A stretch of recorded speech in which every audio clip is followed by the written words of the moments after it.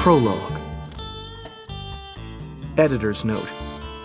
In cooperation with local authorities, Tampa Bay today is seeking the public's help in identifying a serial killer using this unprecedented hurricane season as cover for his string of grisly homicides. The following letter was just received by one of our reporters. Dear Florida, I am the one you seek, born on the curling wisps of ghostly madness that crawl on shore at midnight and seep over the swamp. My glorious evil rages north from the Everglades, the living fury of the land welling up. Flushed birds fill the black sky. Reeds yield as one in genuflection. I stalk across the turnpike as you sleep in your new 6-bedroom abominations with screened-in pools, blissful sheep ignorant of the million alligators beyond ridiculous canals you've scarred into the sacred ground. I am the pressure drop in your soul when you finally accept, bound and gagged, that you are in the place of no hope, with your last breath pitifully whimpering for the impostor that is mercy. My next sacrifice will be offered when the barometer dips below 29 inches. The eye of the storm. Editor's note. In cooperation with local authorities, Tampa Bay today has decided to publish a second letter in connection with the recent rash of homicides. Based on evidence they cannot disclose, police have confirmed that the author is responsible for at least some of the murders.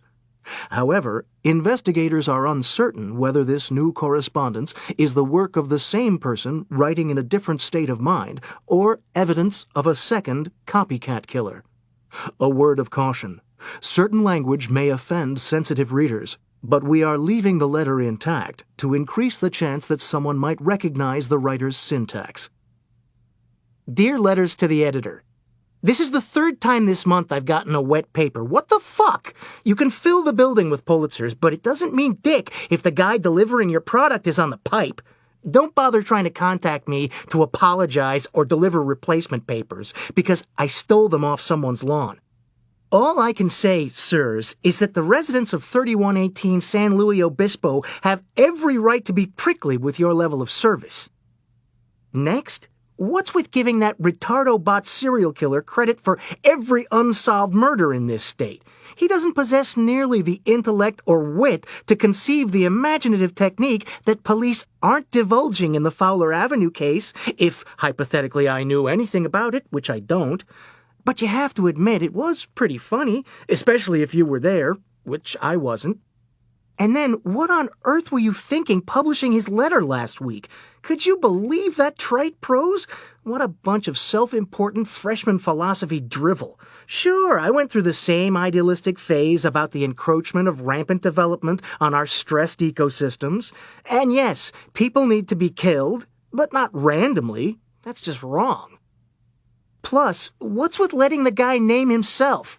Eye of the Storm. Give me a break. The guy's a serial killer. At the very least, his punishment should be he doesn't get to choose his own nickname. On the other hand, it's better than the dumb stuff the media always comes up with. Like a few years back when they started finding those bodies in Yosemite National Park, and you guys called him something lame like the National Park Killer. Hey, there's no law that says you can't go back and improve a serial killer's nickname, so here's my gift to you, what he should have been dubbed in the first place. Son of Yosemite Sam. Finally, why don't you run bridge anymore next to the crossword? When did that stop? Personally, I hate the game and all who play it, but seeing those little hearts and clubs in the paper each morning was a reassuring cultural anchorage. Now I constantly feel off balance, like when you take a really sound nap in the afternoon and wake up just before sunset, and for a brief, terrifying moment you don't know what part of day it is. Jumping Jesus, I've been drugged and kidnapped. And you start checking for signs of anal violation? Know what I mean? Please run bridge. Dissatisfied in Tampa, Serge A. Storms. August, middle of the season, between hurricanes number 3 and number 4. Traffic was heavy on Tampa's main north-south artery. Several cars were flying little satin flags declaring respective allegiance to the Bucks, Lightning, or Gators. A unique flag snapped in the wind from the antenna of one vehicle, a large red square with a smaller black square inside. Storm warning. Bump, ba-bump, bump, ba-bump. Serge and Coleman sat through one of those ultra-long four-way traffic lights at the corner of Dale Mabry and Kennedy. Coleman was driving so Serge could practice his new electric guitar. It was a pawn-shop Stratocaster.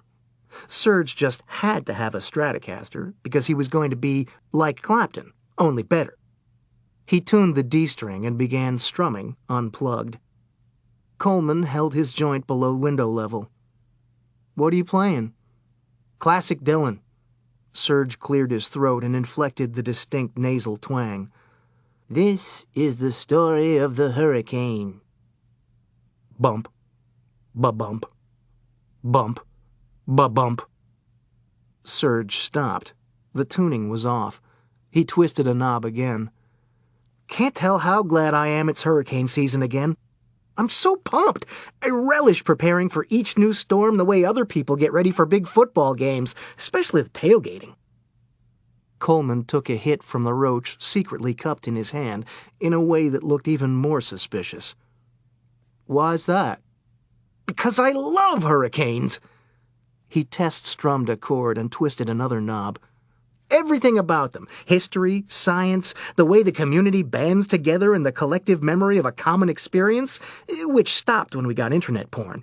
As a bonus, TV provides gavel-to-gavel coverage from those insane weather reporters on the beach. What a scream! No matter how hard you try, you can't stop watching. It's worse than crack.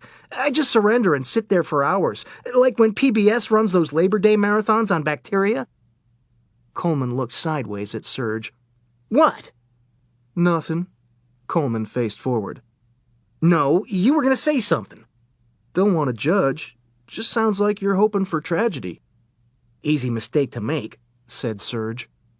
"It appears ghoulish on the surface, but an obsessive interest in hurricanes actually saves lives. The more you know, the easier to react and recover." "You're saving lives?" "When am I not?" Serge tried another chord.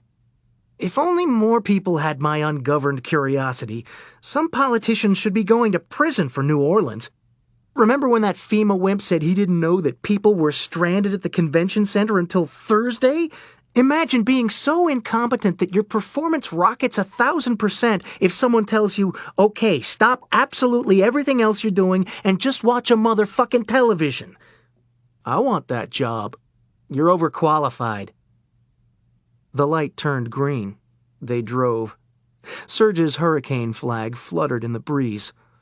"Nope, nothing would make me happier than if every storm this season obeyed my psychic commands and spun harmlessly out to sea."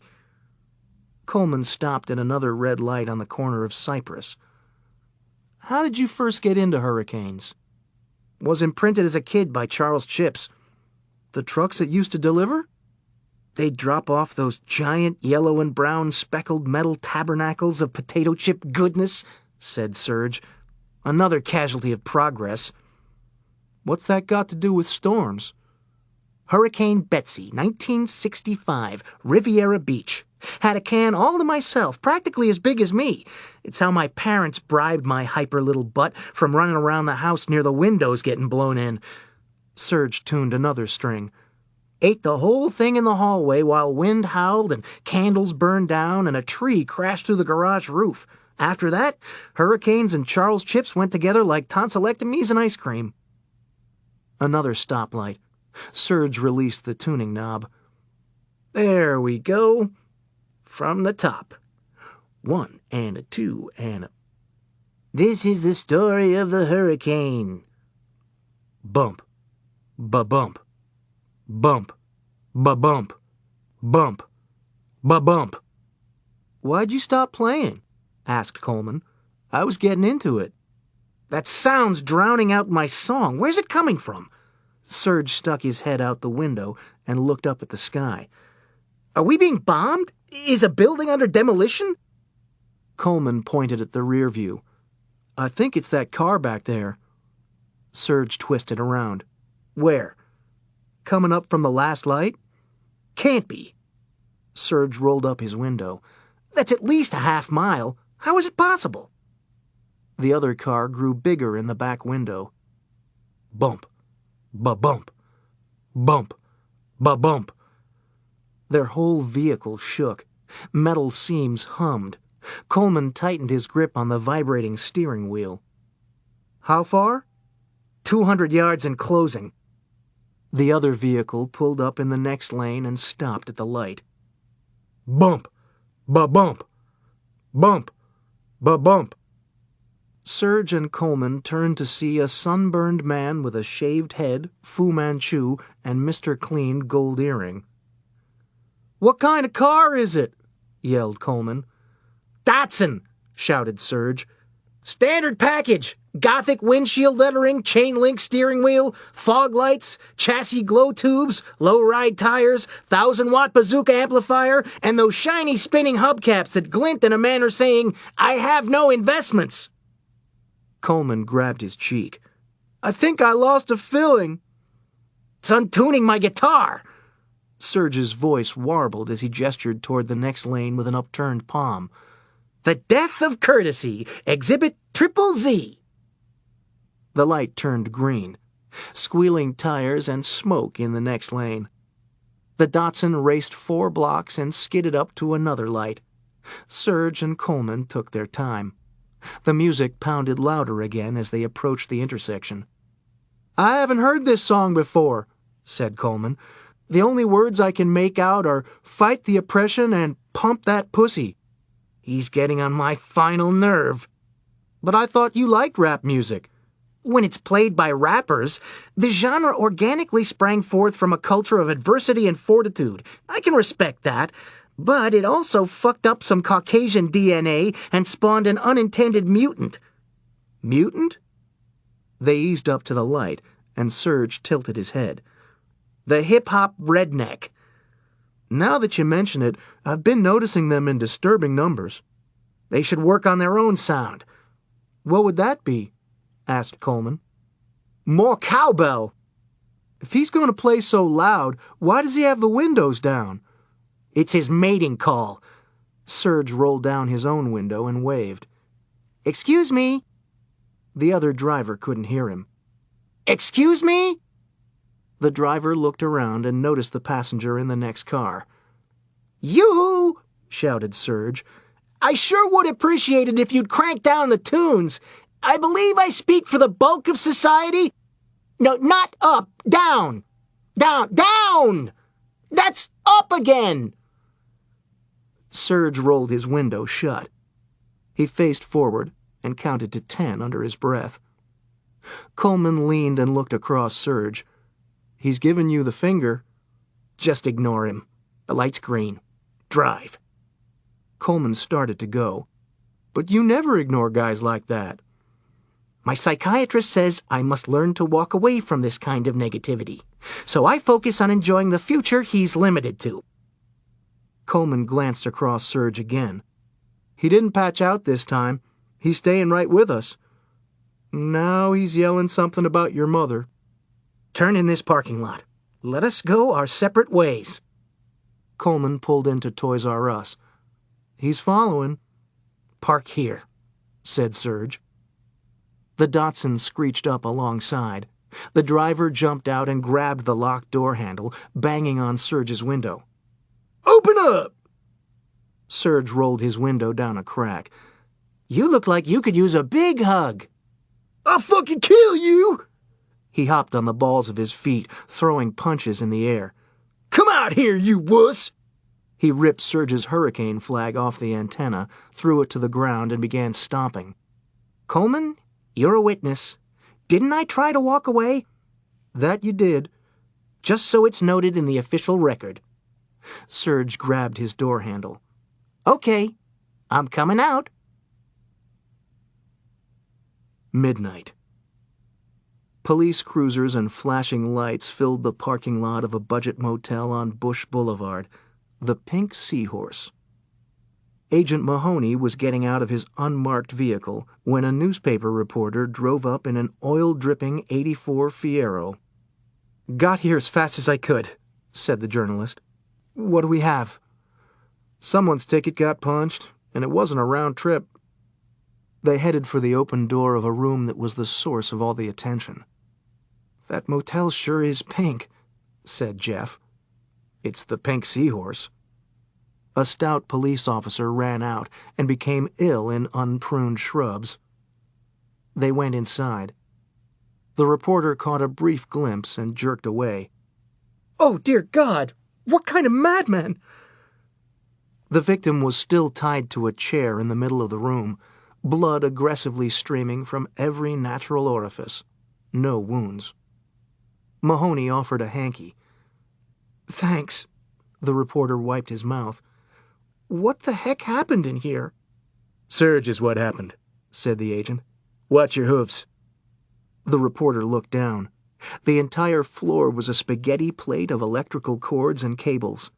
Miles of wire, tangled and snarled, and plugging together an eclectic menu of raw electrical components and cannibalized acoustic magnets bolted to the walls. The lead homicide detective shouted into a cell phone and slammed it shut. Mahoney approached. "What's the skinny?" "A horror show." The detective marched toward one of his subordinates. He signed something official and handed it back. "Usually when we get a hip-hop redneck in a motel room this involved, it's a meth lab, except there are no chemicals, just all these wires and magnets. Doesn't make any sense." Mahoney pointed. "Why's plywood bolted over the window?" "Haven't figured that either," said the detective. "Got our best guy on the way." "Anyone in the other rooms hear anything?" "Everyone. Shook the whole motel. And the strip mall across the street. Dozens came out to rubberneck, but nobody saw anyone leave this room. That's how we know he was alone when it happened." "Explosion?" asked Mahoney. "Music," said the detective. "Music?" "Witnesses said it sounded like the Stones, but their statements differ on the album." Another aide approached with something else to sign. "The press is going to have a field day." The detective happened to notice something over Mahoney's shoulder. "You brought a reporter in here?" "It's copacetic. He's a friendly." "He's contaminating the crime scene." "Jeff's hip not to paw anything." "No, I mean he's literally contaminating it. He's throwing up." A police officer who did not look like the others entered the motel room. He was Dipsy the hippie cop, tie-dyed t-shirt, gray ponytail halfway down his back, sandals manufactured from recycled tire treads.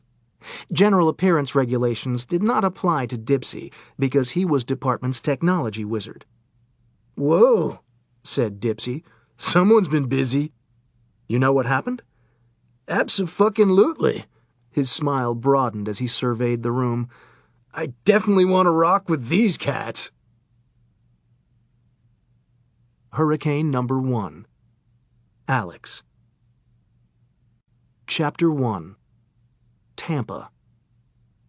The consistently inventive positions of the hurricane-flung bodies validated the chaos theory, particularly those equations involving trajectory, procrastination, and trailer parks.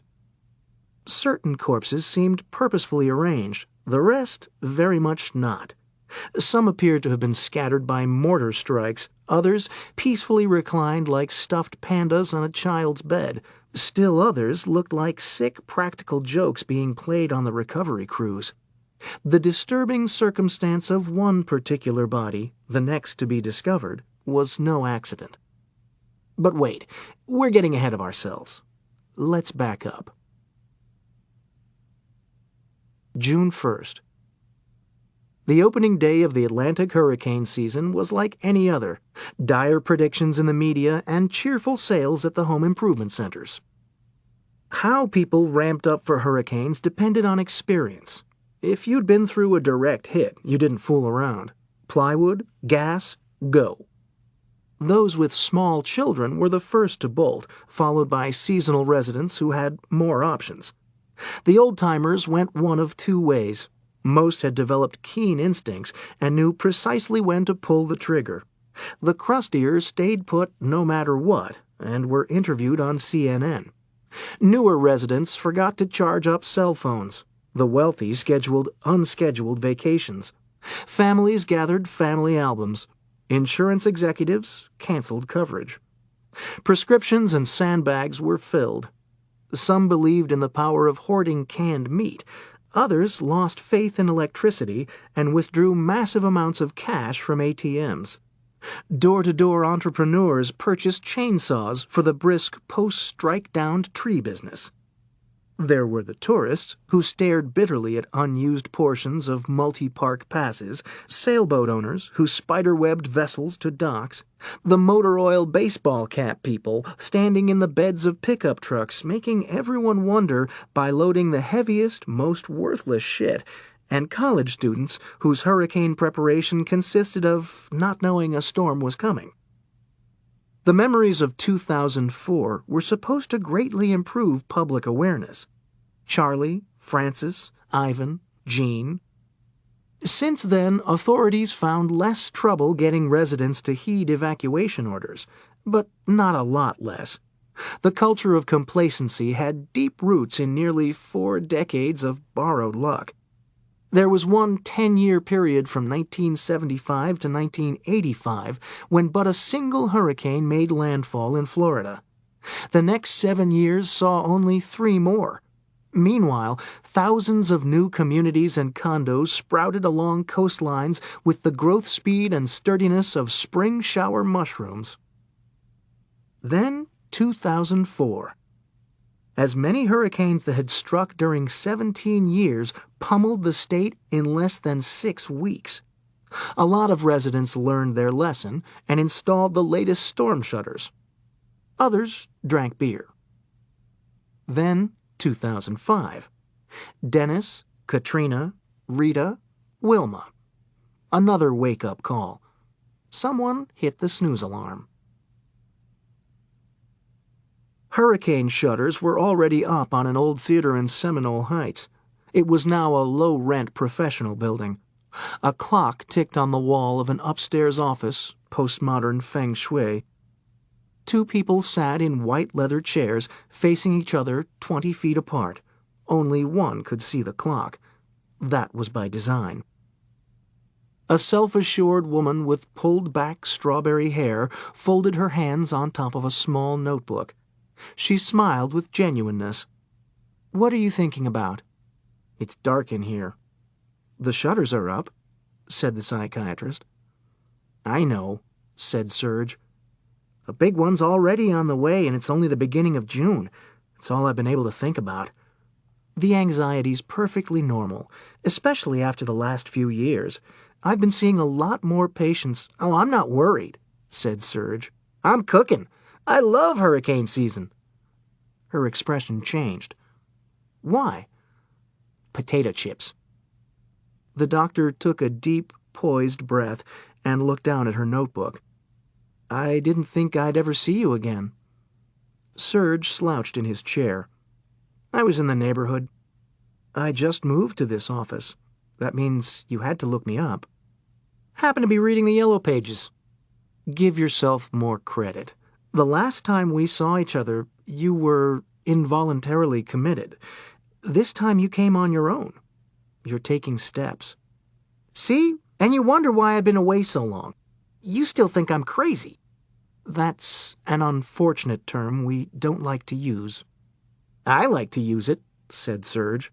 "You want to talk about crazy? I knew this caseworker who was checking on a guy in a St. Pete transient hotel, one of those beautiful old places with the striped awnings over the sidewalk. But that's another tragedy, another day. My friend knocks on the door and doesn't get an answer, so he tries the knob. Unlocked. He goes in, and there's shit everywhere.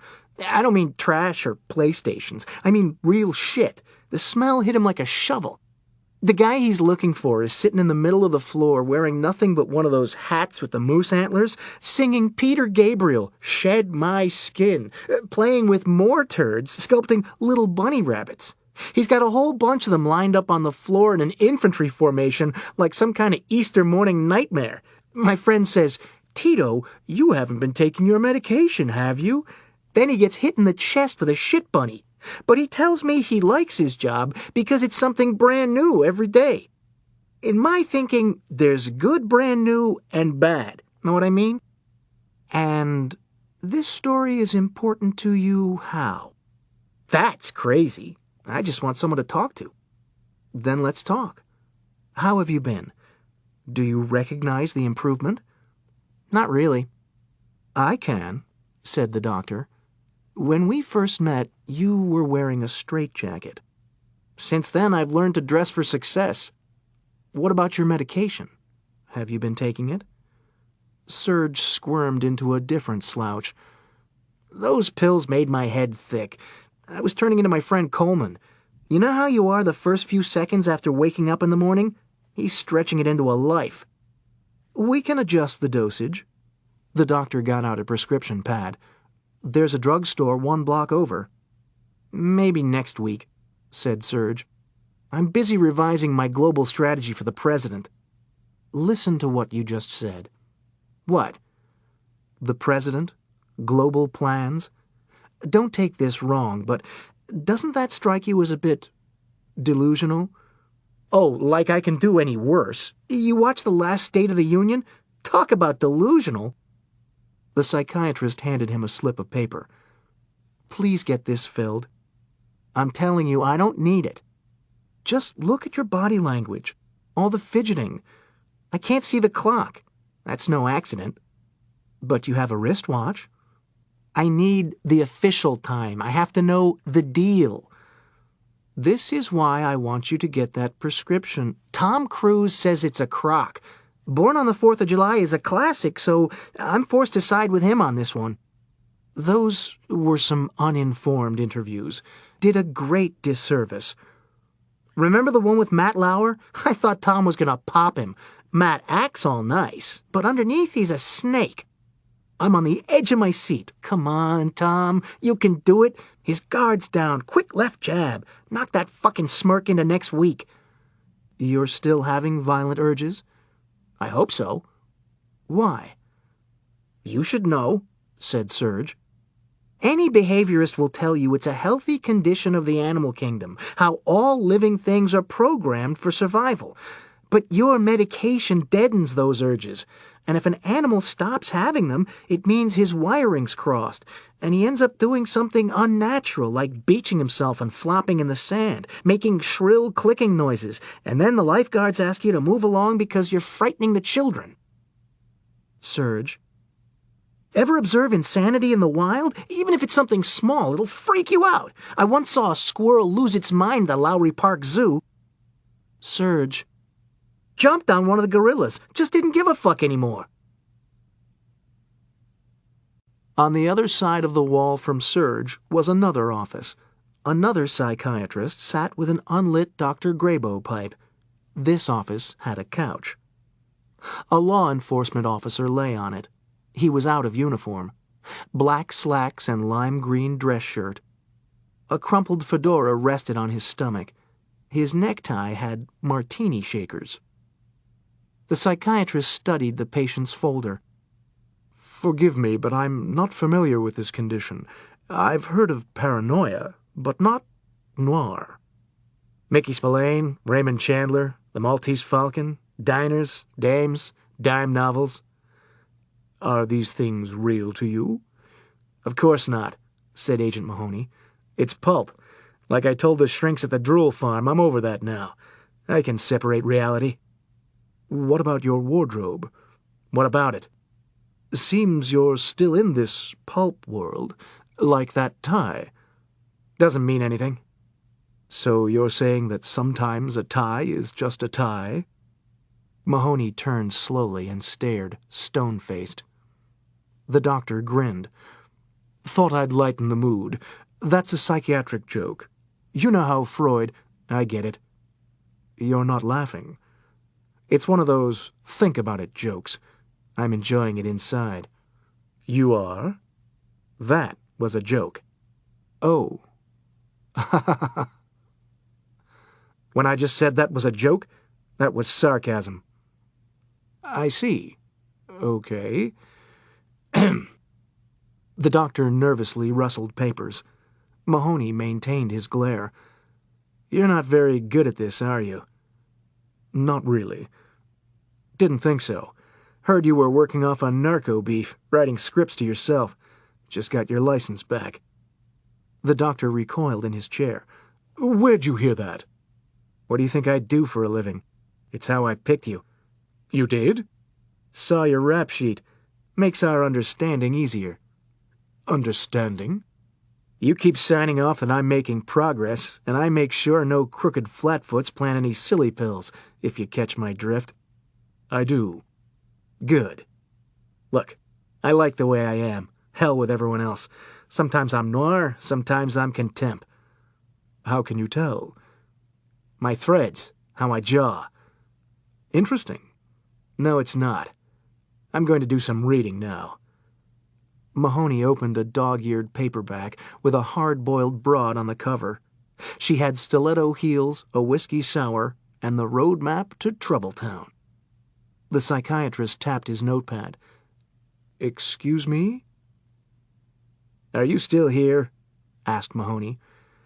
"I'm not comfortable." "Jesus!" He slammed the book shut. "Would this go more Jake if I just gave you the goofballs I was going to plant and you can do up?" "No, I mean, I'm not going to cause any trouble with the progress reports, but it would make me feel less awkward if we at least went through the motions." "Would it?" "It would." Mahoney sat up and cracked his neck. "Shoot."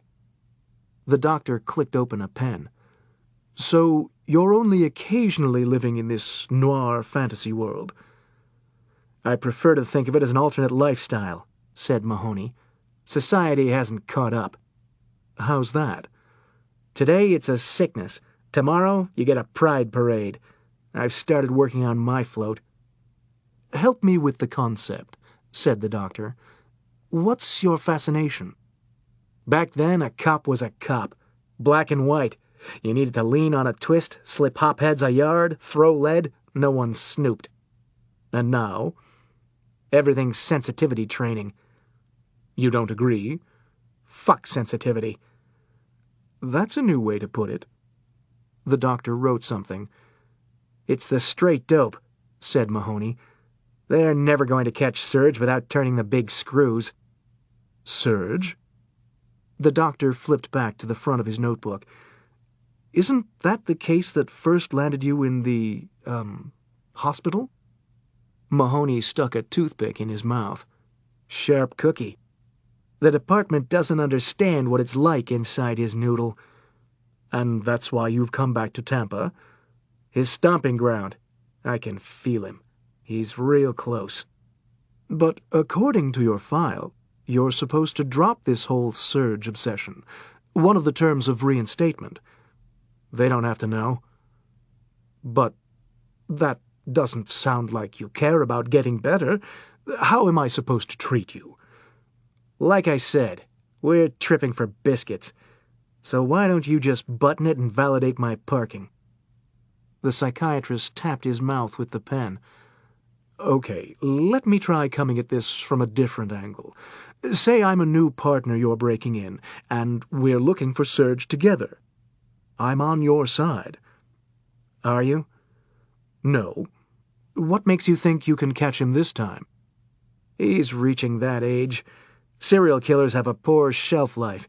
Burn out, slip up, or worse, their personalities split, and we think we're now tracking a second killer when it's the same guy." "What's our first move?" "He's been quiet. Too quiet. We flush him out." "How?" "Go to the fish wrappers." "The what?" "Newspapers. Find a reporter willing to play ball. Then we bait the hook." On the other side of the wall from Mahoney, a third office. Another psychiatrist sat in a chair. His suede jacket had leather elbow patches to make up for an inferior college. Someone was weeping in the chair across from him. A young newspaper reporter named Jeff McSwirly. "I can't take it anymore." The newspaper didn't provide trauma counseling, and it didn't pay much, so Jeff was forced to seek budget mental health care. "You're really on the cop beat?" asked the doctor. The reporter nodded, hands still covering his face. Ever seen a dead body? I always get there too late. Darn. I tell my editors I'm bad with directions, but I'm really doing it on purpose. Jeff raised his head and sniffled. I keep seeing their faces. The dead people? Survivors. Hundreds of them. Even when I dream. What are they doing? Crying. Some grab for me. Hands covered his eyes again. I can't take it. The psychiatrist looked down at a brimming folder of newspaper clips. Death, death, death. The top article was about a landscaper. The psychiatrist whistled. Shoving palm fronds through the grinder and finger got caught, sprayed into the mulch cart. The doctor raised expectant eyebrows. Did you get to see it? I was late. The doctor frowned and looked back down. Here's another landscaper article. Routine in Florida. I've covered 7. He lost composure again. I can't take it anymore. But it's the job you wanted, said the doctor. It's what you went to school for. Not this. I trained to do investigative work, but all the reporters have to pay their dues. They said the cop beat shouldn't last more than 6 months. 12 tops. How long's it been? 3 years. Why don't you request a different assignment? I have. The doctor stroked his goatee. This is clearly taking its toll. You might consider a different line. But it's all I know how to do. Jeff blew his nose. I was hoping to hang on until they transferred me to the government beat, but it doesn't look like they're ever going to let me off cops. Why not? They say I'm good at getting interviews. Are you? Yes. How good? I scoop everyone. People who've slammed doors and all the other faces, I get in. Circulation's way up. Listen, I don't want to suggest anything unethical, said the doctor. But what if you tried not to get interviews? That's how I get them. I don't understand. At the scene of every tragedy, reporters swooped like vultures. Survivors screamed to be left alone. Some even took swings. I detested myself for being a part of it. But I didn't want to get fired. You have to at least ask for an interview, or you'll get in trouble back at the office. So I asked, and that's when the problem started. I guess my anguish made me look sympathetic. Got invited inside while they kept the rest at bay on the front lawn. The more interviews I landed, the sicker I felt, which meant more exclusives. That's when I started the sabotage you mentioned.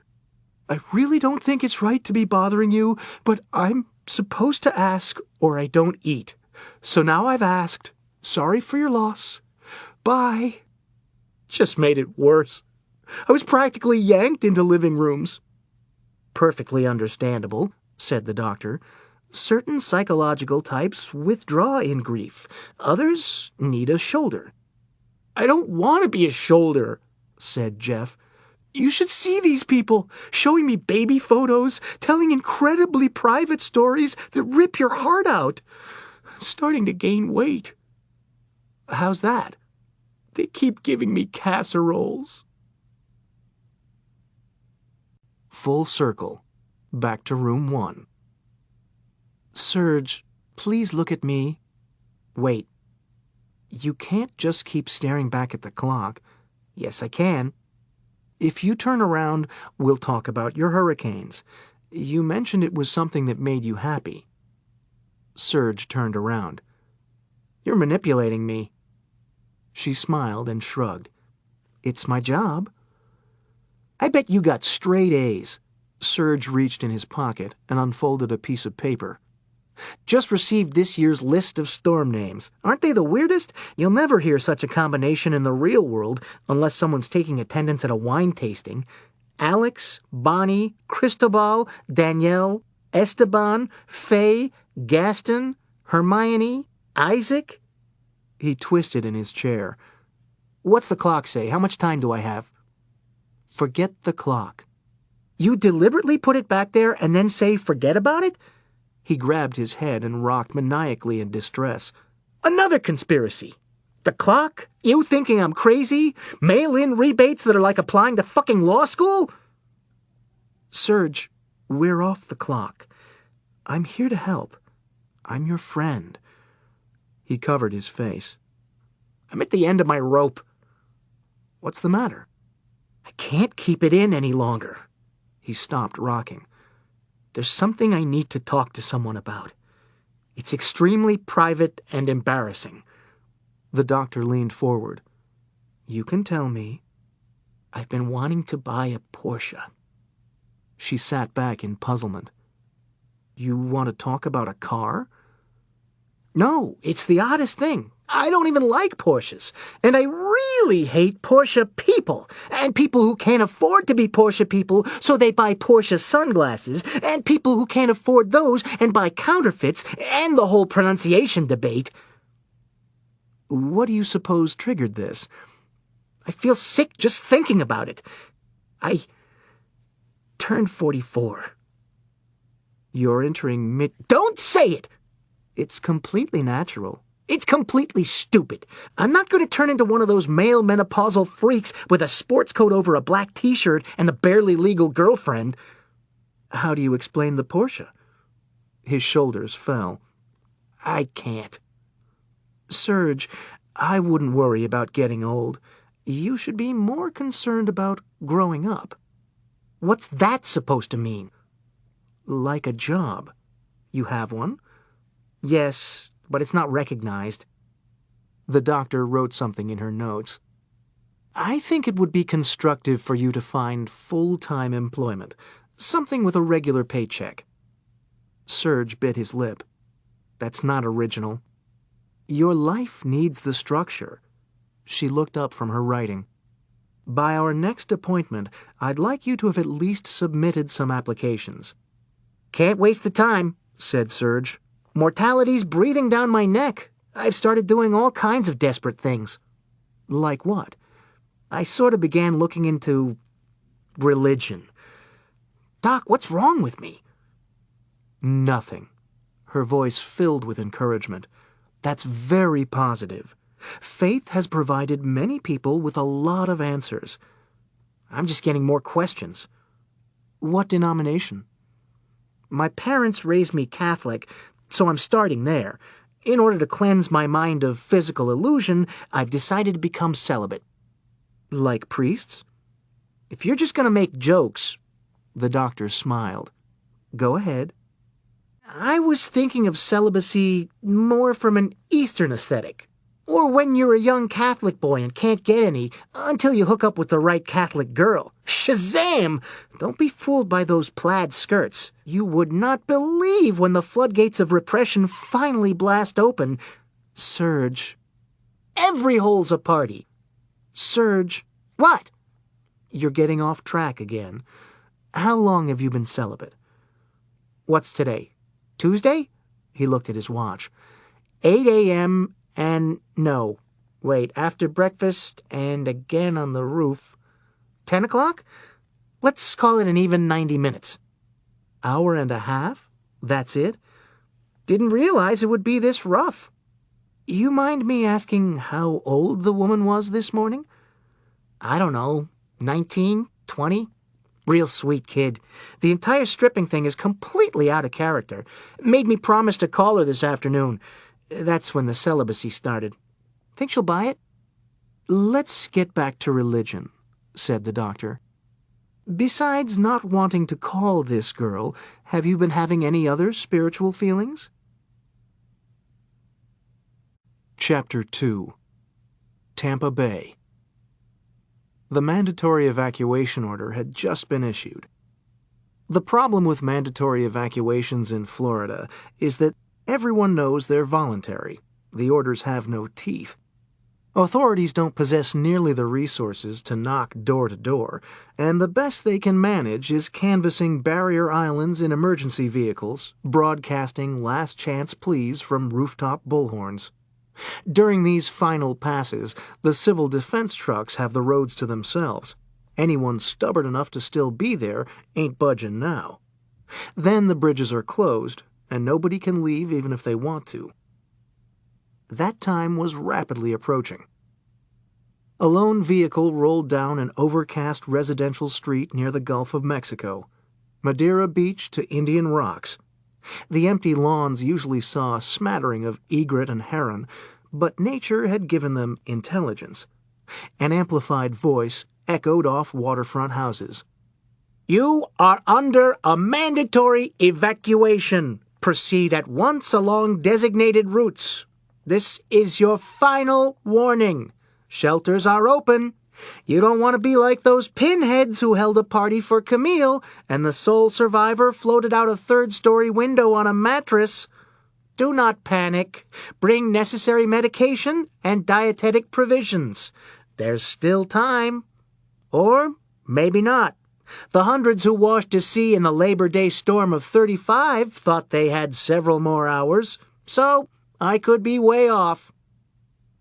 Cars screeched backward out of driveways and raced for safety. The antique bullhorn strapped to Serge's roof continued blaring.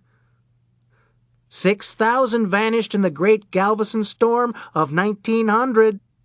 Entire city blocks erased. Serge's disaster fun fact number 53, the word hurricane comes from the Mayan god of wind and rain, Huracan. Another 2,000 lost in the unnamed storms of 26 and 28. Whole houses flicked off foundations like bugs.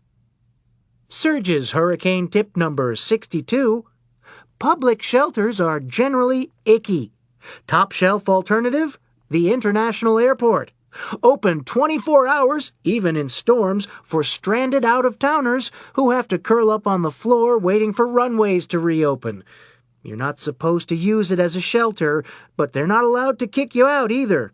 Just pack evacuation supplies in American Tourister and pretend you're from Akron.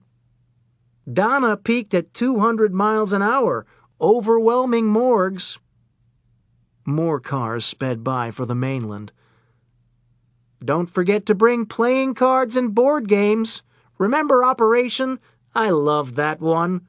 Remove wrenched ankle. Landfall. A cold gray wind howled up the soulless mouth of Tampa Bay. No more time. Direct hit.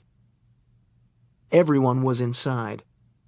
Just the satellite trucks and reporters in bright rain slickers lining the lips of the bay at Fort DeSoto and Anna Maria Island. Their job was to illustrate why nobody should be where they were. If power was still on, so were TVs, color Doppler in repeating loops, Egmont Key under the pulsing orange and red radar blobs. The upper right rotation of the storm's forward path shoved a massive tidal surge toward downtown. Leading rain bands churned straight for the Sunshine Skyway. Rogue waves crashed against the bridge's pylons, sending columns of white spray hundreds of feet. The bands passed, and the bridge broke into the eye. Shafts of deceptive sunlight hit the yellow string-art suspension cables and swept down the bridge's apron to the causeway. An engine started. A dark SUV pulled out from behind the windbreak created by a dense nest of Australian pines. It eased onto the road and accelerated toward the skyway. Ahead, flashing amber lights and concrete barricades. Bridge closed. The vehicle took a service road to Maximo Park in the fishing pier, also blocked off. The driver got out, black scarf concealing his face to the nose arch. Matching black gloves opened the vehicle's back doors and wrestled to remove a device that was cumbersome, complicated, and unrecognizable. He wheeled it to an open stretch of shore near the anti-erosion boulders. A series of levers deployed arrays of spring-loaded kickstands. Other buttons swung out the actuating arm and sighting mechanism. The driver returned to the SUV. One of the passenger doors opened. Black gloves grabbed a pair of rope-bound ankles. The hostage hit the ground sideways on his rib cage. The trailing eye wall passed over the mouth of the bay, and the wind returned. Fowler Avenue. It looked like a river, if you didn't already know it was a street. A lone Jeep Grand Cherokee drove blind through the flood, creating a generous wake. Wide 4x4 tires sent twin cascades of water up past window level. Bang! The driver jumped. What was that? Something hit the door panel again. The front passenger lit a joint. I'm hungry. Still looking for a place. The driver leaned over the steering wheel for a closer view of rain. Bang! Left fender, said someone in the back seat, reaching for the J. Maybe you should turn on your hazards. The driver pressed a button on the steering column. Taillights began flashing. The bumper had a University of South Florida parking sticker. Another passenger took a hit and looked out the side window. Nothing's open. Is it a holiday? Don't think so. The vehicle fought its high-profile tendency to lane drift with wind gusts. The driver slowed at the next intersection. What are you doing? Where's the traffic light? There it is, sitting on that curb next to all those sparks. The driver sped up again. It's almost as if something's going on that we should know about. Smash! Heads jerked back. Large cracks snaked across the windshield. What the hell just hit us? A passenger pointed at a glass repair shop. Another windshield. That's like irony. Shut up. I wouldn't get mad. The joint was offered. There's no deductible for windshield replacement. Insurance companies believe it's ultimately more expensive to let cheap people drive with busted glass. I forgot to pay my premium, said the driver. Then there's a deductible. Bang! Why can't we find some place that's open? There's 100 restaurants on this street. Wait, said the driver, snapping his fingers. I got it. The one place that'll definitely be open. He accelerated. Sure enough, 5 blocks later, light from a yellow and red sign filtered through the sheeting rain. The Jeep's occupants saw the first evidence of life since leaving their dorm. A line of idling vehicles wrapped around the side of the building. It alternated between students ordering takeout and news trucks interviewing the kid in a safety orange poncho working the drive-through window. A radio station van pulled up. A waterproof mic poked out. Why are you still open? The owner wants to make money! The Jeep parked in a handicapped slot a few feet from the front door. They were drenched before they got inside. The driver wrung out the front of his shirt on a welcome mat. I told you they'd be open. And it's a buffet. The buffet was the reason the restaurant was always jammed, being so close to the university. Football weekends were big, but that was nothing compared to tropical storms and hurricanes, when it became the only option. Employees double-timed it, restocking steam trays. Others mopped up student drip trails. More kids arrived. The one at the cash register was paying with loose change organized in separate dollar stacks on the counter. A small frame hung on the wall behind the cash register. The first dollar bill the owners had made. It was that kind of bar. Lots of faded photos over the liquor bottles. A one-time mayor, other semi-famous customers, and the Little League team they'd sponsored in 1983. Shriner's gumball machine. A red lamp with fringed paper shade. The lamp flickered. Then the thunder. Serge turned a limp newspaper page and waved for the bartender. Could you turn up the TV? The man threw a towel over his shoulder and aimed a remote control. Serge leaned forward on elbows.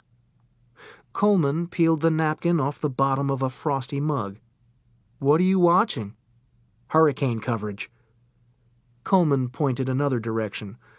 Why don't you just look out the window? Because hurricane coverage is hilarious, said Serge. These idiots stay out far too long. Theoretically, all their clothes get ripped off in a Category 4. Coleman scooted his stool closer. "Do they have that hot chick from Channel 2? Yeah, but don't get your hopes up. Usually they're miles off target and have to act like they're taking a beating." "Who's the other guy out there behind the reporter?" "Where?" "Left side of the screen," said Coleman. "The homeless dude drinking a beer." "Gotta love this state," said Serge. "Once I saw a Geraldo type screaming bloody murder into the camera like his arms were being torn off, and then this old lady from one of the condos strolls behind him walking her poodle." A plate of food sat in front of Coleman. He popped a sesame-battered shrimp into his mouth and chased it with a swig of Jingdao beer. "Serge?" "What?" "How'd you know this place would be open?" Serge cracked an egg roll. "Chinese restaurants never close during hurricanes." "Where'd you hear that?" "Watch storm coverage. Reporters are constantly driving around looking for interviews at the last business still open. And it's always a Chinese restaurant. Always." "Why's that?" "Because the Chinese are an impressive people. They just took up capitalism a few minutes ago, and they're not stopping for anything. Notice how they've already zeroed in on America's fat-ass weakness for buffets?" "Chinese buffets are my favorite," said Coleman. "Everything's fried." "They have our number. We better watch out." Coleman's teeth ripped tempura off a wing. "How come we're alone at the bar? The rest of the place is packed with students." "Because there are no 3-for-1 well specials, beat the clocks, or hand grenades. Just real-world drink prices." "What's that mean?" "We will not be bothered by academia." The TV showed slow-motion replay of a reporter in a motorcycle helmet taking an ugly spill from a pier. "That station's boring." Coleman chomped another wing. "I want to see the Channel 2 chick." Serge got the bartender's attention again. The remote clicked. Next station, a Chinese restaurant on Fowler Avenue. "Why are you still open?" "Keep going," said Serge. The remote clicked again. A beach scene and a woman in a bullfight red parka. The jacket was open halfway down the front to expose her shirt, soaked and clinging, the way it had been since they'd sprayed it with a hose before the rain started. "Steve, the storm's really beginning to pick up. It's extremely dangerous out here now. The only people left are emergency management officials patrolling the streets in amphibious military half-tracks." "Look!" yelled Coleman. "It's the party parrot! It's the party parrot!" A man in a parrot costume had run out behind the newswoman, jumping up and down and waving a WPPT-FM bumper sticker over her head. Network technicians tackled him. The screen abruptly went to test pattern. "The party parrot cracks me up," said Coleman. "Don't you just love him?" "We now return to our regularly scheduled programming, already in progress." The TV cut to a man in a 3-piece suit sitting at the front of a boardroom. "You're sacked!" "What's this program?" asked Coleman. "The Mogul," said Serge. "British knockoff of Trump show." The program segued to another scene.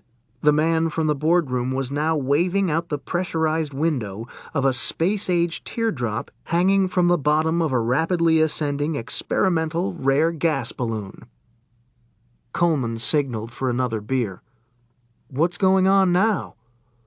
"That's the premise of the show," said Serge. "He fires people, then does an expensive stunt." "Why?" "The direction of society. We worship rich people who buy celebrity." "I don't recognize him." "Neville Gladstone?" said Serge. "He's the media tycoon buying up everything in the state. That's what really pisses me off. Never even set foot here. Then he grabs Florida cable news and slices coverage in half so he can add a bunch of stupid shows. The Mogul, Extreme Poker, Gotcha." "I love Gotcha," said Coleman. "Did you see that one prank where this bum's in a mall and pulls a dirty diaper from a trash can and starts licking? It had been planted with melted chocolate or something. All these shoppers got sick anyway. You have to be really smart to think up stuff like that. This has been a production of Gladstone Media. Stay tuned for Florida's funniest surveillance videos. Chapter 3.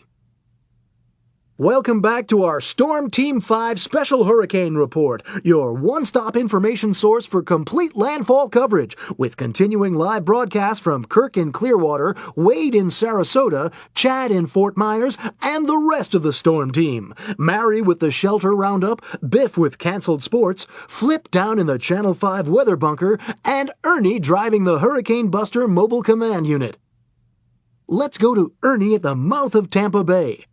Ernie: Alex is really blowing now. Despite our vehicle's heavy armor, he knocked us off the road like a toy and down into this ravine. Can you get a video shot outside the Hurricane Buster? Negative. The wind won't let me open the hatch. We're trapped. Doesn't sound like much is happening. Let's go to Chad. Hank, it's a beautiful day at the beach as the hurricane completely missed this Fort Myers. I was almost in danger. How close were you to death?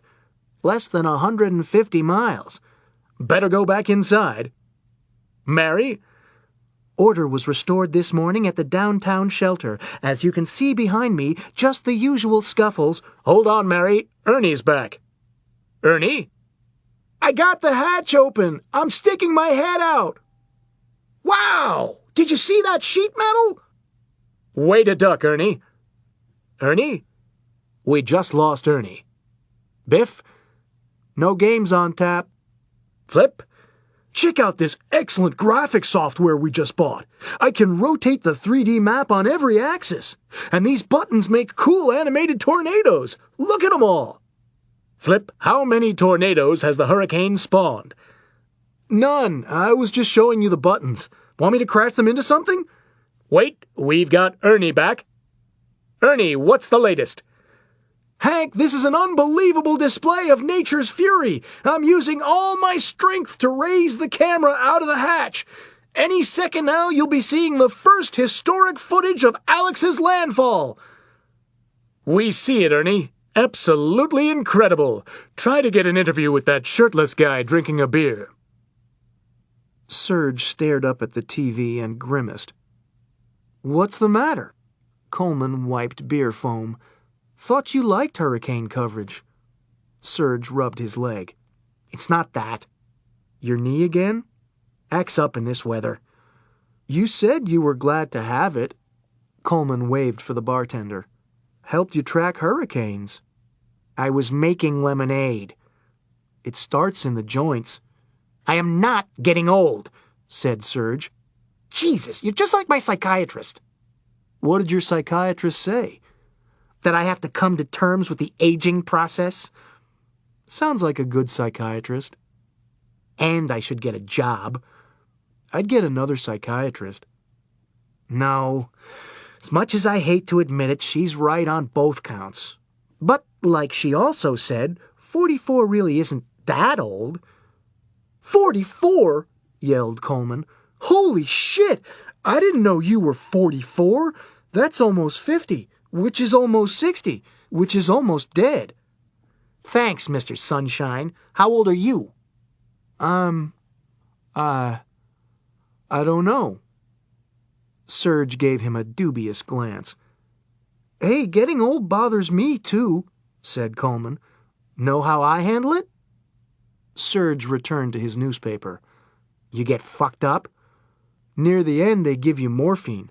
I'm looking forward to that. Serge turned another page. You might want to bottle some of that excess ambition for the afterlife. You're awfully cranky today. Sorry. He closed the paper. Didn't mean to take it out on you. What's the matter, buddy? Everything lately. My birthday, the psychiatrist, the knee, Porsches. Serge gazed toward the buffet in a room full of Sprite youth. On top of all that, they say I'm losing my edge. Who is? I hear talk. What kind? That I'm mellowing out, not killing motherfuckers as fast as I used to.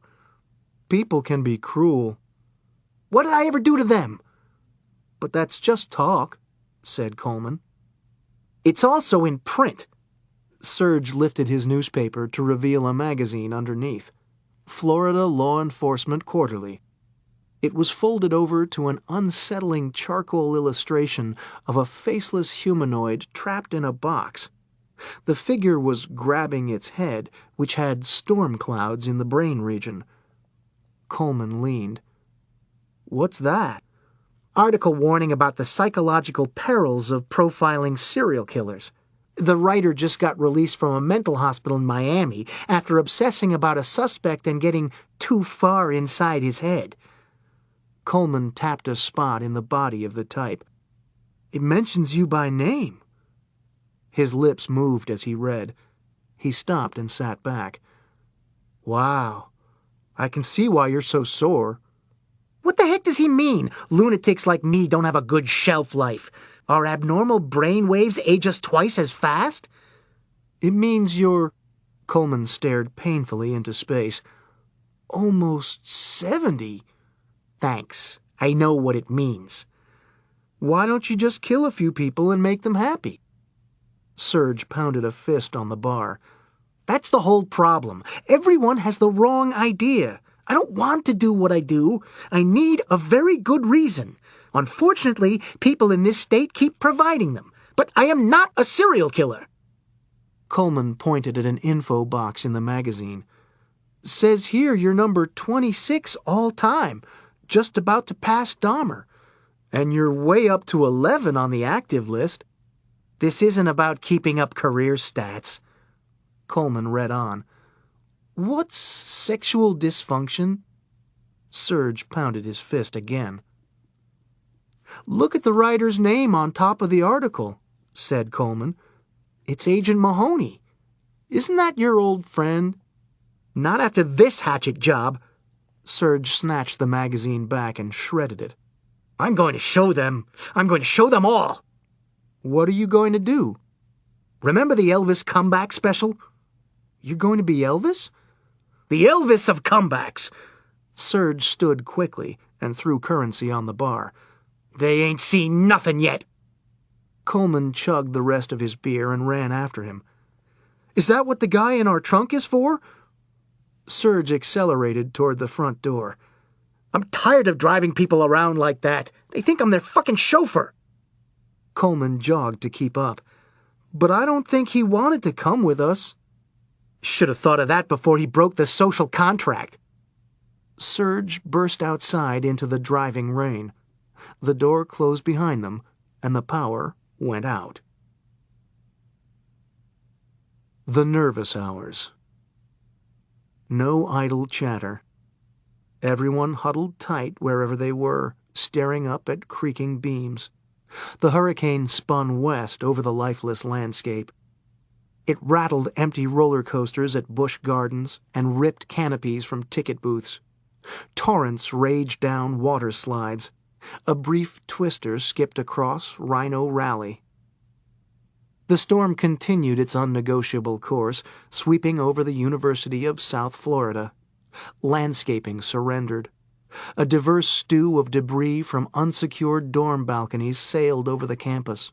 Patio chairs, potted plants, pristine textbooks, name-brand laundry. Fast food signage shattered in chain reaction down Fowler Avenue. McDonald's, Wendy's, Taco Bell, Domino's, the trademarked fonts broken down to individual letters, swirling together and forming a ransom note in the sky. The last to go were the yellow and red Asian characters above a popular buffet.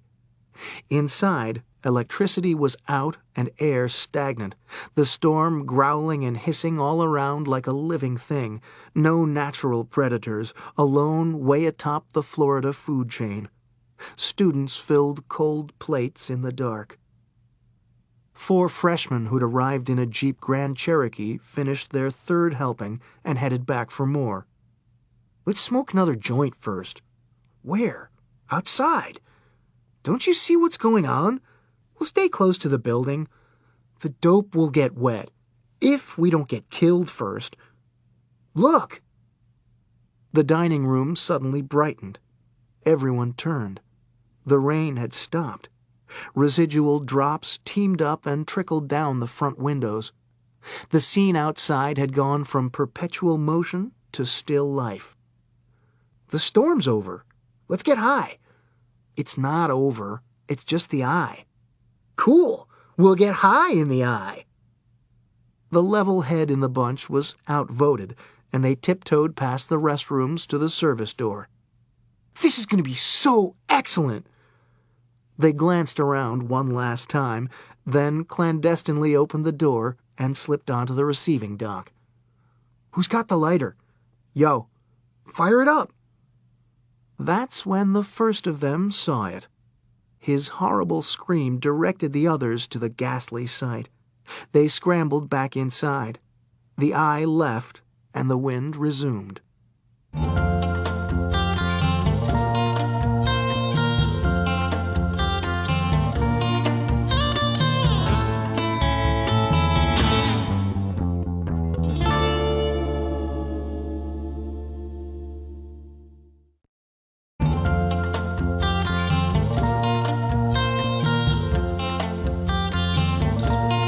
Chapter 4. 5 hours later. The backside of the hurricane was long gone, somewhere out over the map near Kissimmee. The streets of Tampa had come back to life, busier than ever with added emergency response activity like a stepped-on anthill. Urgent, efficient movement in every direction. Police, fire, EMTs, power company people and cherry pickers repaired sagging tension lines. Officers in reflective vests directed sightseeing traffic through lightless intersections. The water level on the flooded side streets continued rising. Someone zipped by on a jet ski. 4 college students shivered on a receiving dock behind a Chinese restaurant. They sat bundled in coarse government blankets. Cops everywhere.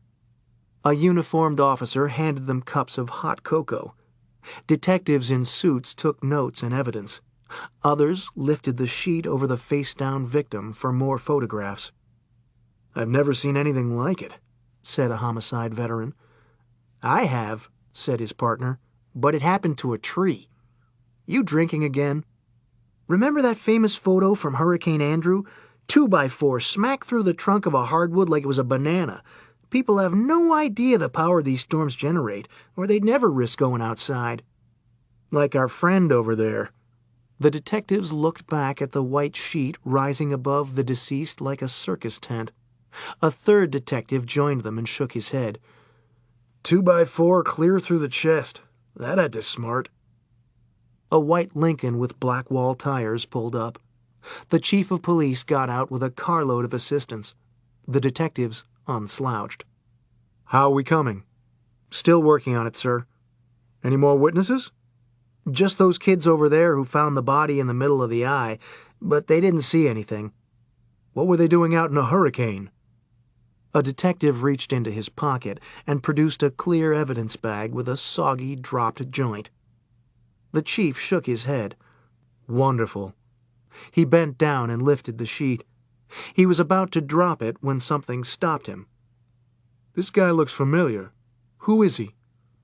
The chief didn't get a response. He looked up. They were all staring away. The chief quickly straightened with authority.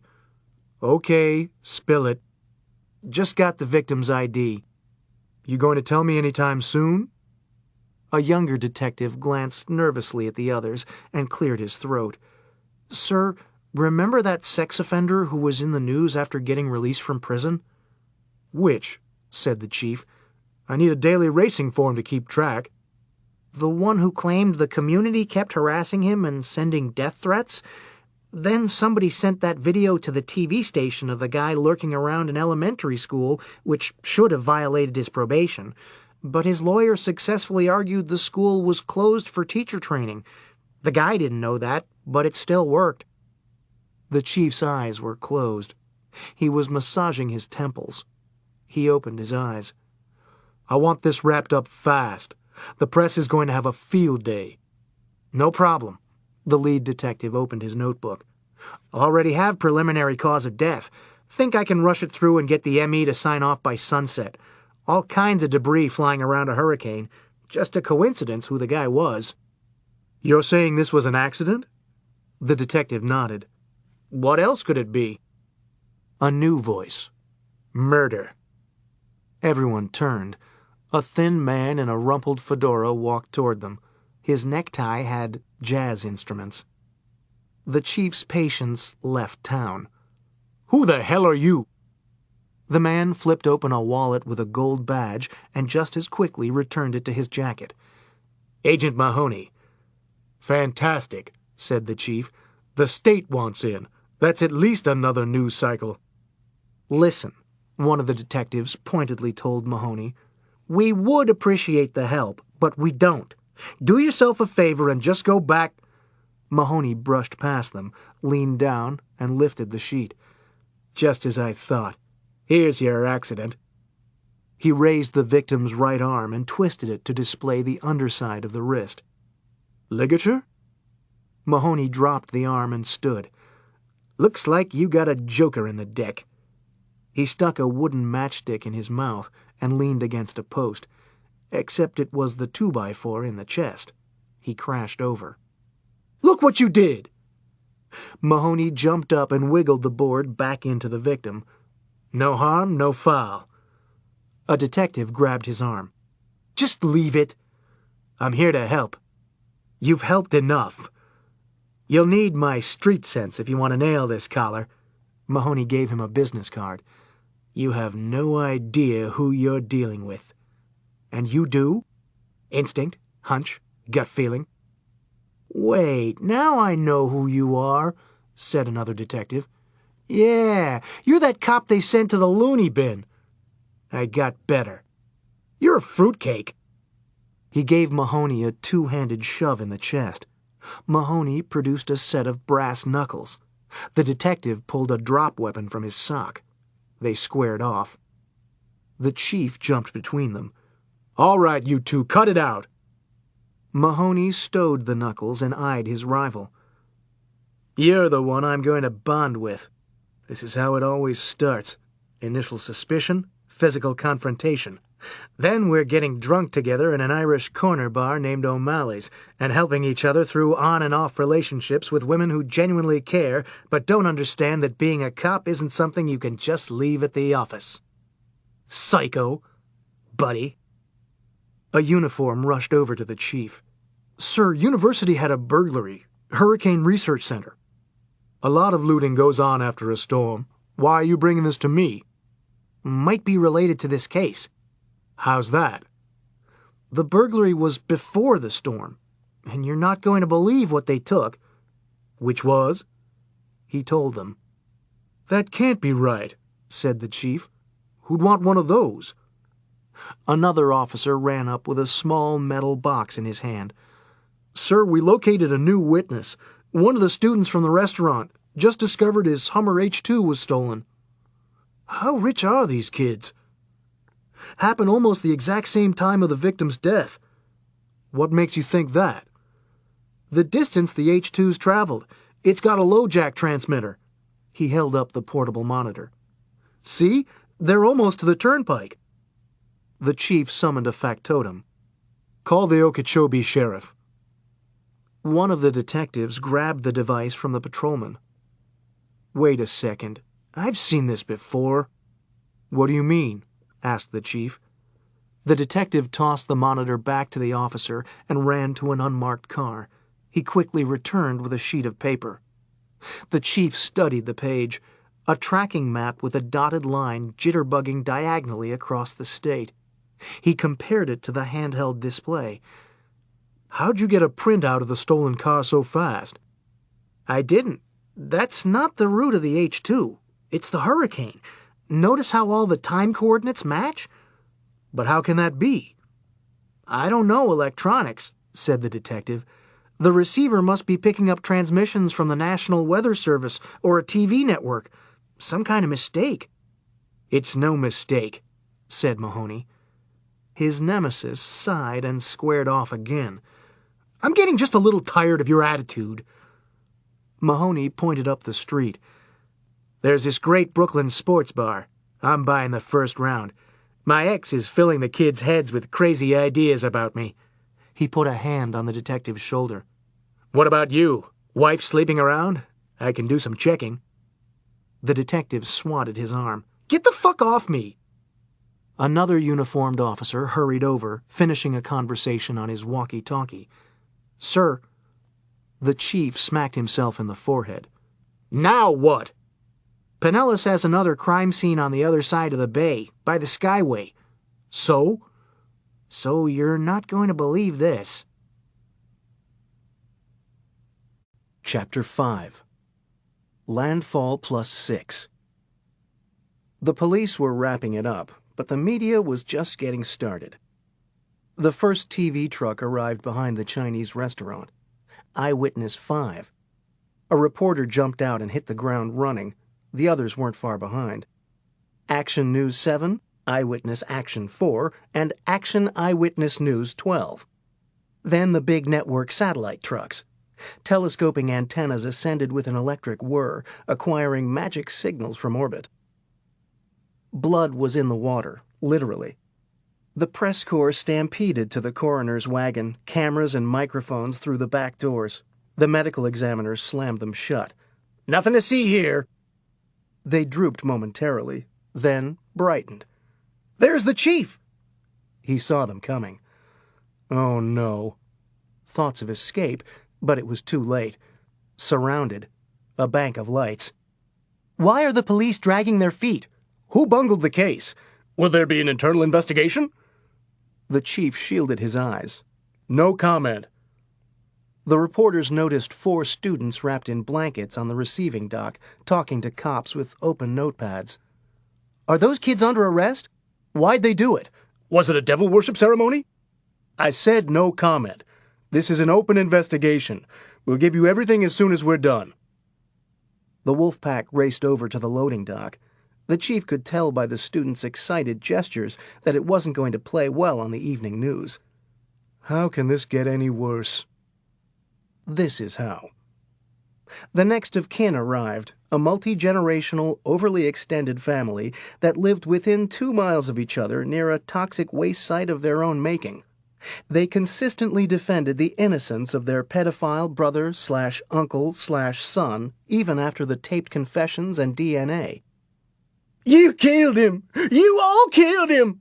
shouted the family's self-appointed spokesman, a self-tattooed second cousin whose resume had been prepared by the Department of Corrections. "You never gave him a chance!" He put an arm around the shoulders of the hysterical family matriarch. "It's okay, Grandma. Don't cry. Here, have a cigarette." The press ran over. TV lights shone in faces. "How's the grieving process?"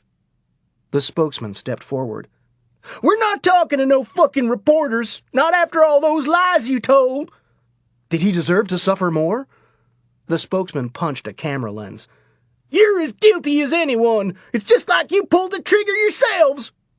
"He wasn't shot. A 2x4 ripped through his chest, bursting major organs." The matriarch wailed. The spokesman lunged. "Why, you son of a bitch! I'll rip your fucking head off!" Police jumped in. He continued taking swings over their shoulders. "I'll kill you! You hear me? Every last stinking reporter!" A luxury sedan rolled up. "Look, it's the mayor! Are you going to resign?" The chief of police threw back aspirin and crumpled a Dixie cup. The department's media liaison officer walked over. They stood together watching the public relations disaster unfold. "We need to hold a press conference," said the liaison. "That's the last thing we need," said the chief. "No, we have to get out in front of this thing. Otherwise, it's a train wreck." More reporters arrived and fed the fray with the relatives. The chief slowly began nodding. "I guess you're right. I'll start courting my contacts. Look," the chief raised his chin. "It's quieting down." The family spokesman had composed himself and told the officers he was okay now. They released him. He lunged again. Cops jumped back in. Great footage. All the journalists surged forward. Except one. A lone reporter stood on the far side of the parking lot, losing his breakfast in a stormwater ditch. The liaison canted his head. Isn't that McSwirly?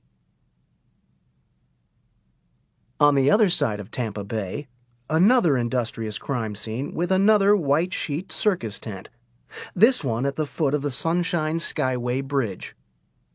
Investigators sipped coffee and milled in small groups. Talk about your shit luck. A detective tapped himself in the breastbone. 2x4 right through the sternum, just like that photo from Andrew. Someone with latex gloves tweezered fibers into Ziploc bags. Someone else from the county CSI unit waited for plaster to dry in a tire track. A burnt orange 61 Coupe de Ville pulled off the highway and drove through the wet plaster. Mahoney jumped out and flashed a badge. Who's in charge here? The Tampa chief of police glanced across the parking lot. Yeah, that looks like McSwirly. I'll start with him, said the liaison.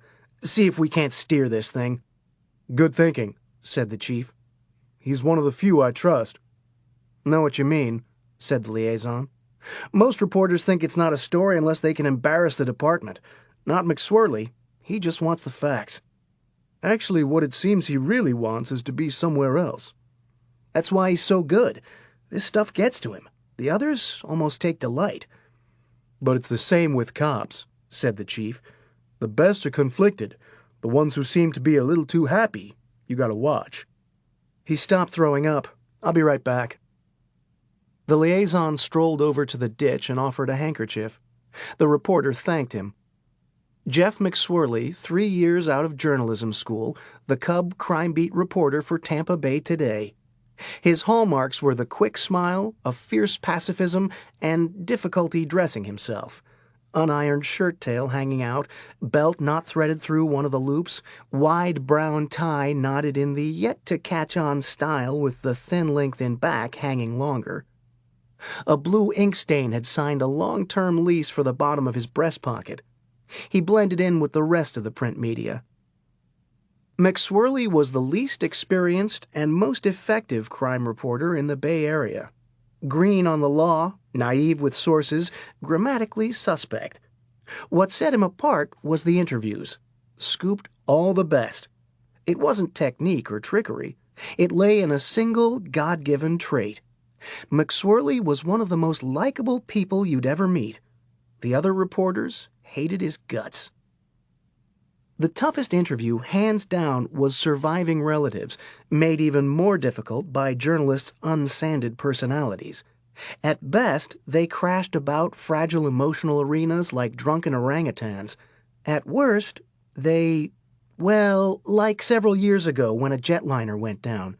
The first reporters in the terminal were thrilled to have beaten crisis counselors to unaware loved ones still waiting at the arrival gate. Microphone and lights. What's your reaction to the plane crash? The what? It was hard to fail against that yardstick, but McSwirly did much more. He excelled. Jeff's specialty was the ultra-sensitive Barbara Walters sit-down. Except in McSwirly's interviews, he was the one who cried, and the next of kin had to console him. Or the job fell to the cops, like now. The media liaison placed a hand on McSwirly's shoulder as the reporter hung back over the ditch. Going to be sick again? McSwirly stood up. False alarm. He wiped his mouth and turned toward the fracas with the victim's relatives. I better be getting over to talk to them. On the other side of the parking lot, the family spokesman broke free again. I'll kill all you motherfucking reporters! The liaison felt obliged. I'm not exactly sure this is the ideal time. McSwirly shook his head. Believe me, there's nothing I want less. But my editor will have my head if I don't at least make the effort. He always asks. The liaison watched sympathetically as the reporter headed over with ungainly strides. Moments later, a typical scene. Police holding other reporters back, while the victim's family gathered around McSwirly, giving him so many quotes he couldn't flip notebook pages fast enough. He was also slowed by having to rewrite stuff because his tears made the ink run. There, said the family spokesman, arm around Jeff's shoulders. But it's just so sad. It'll be okay. Have a cigarette. Don't smoke. The matriarch clutched his hand earnestly. Let me make you a nice home-cooked meal. 2 men watched in the background. I'll be, said the chief.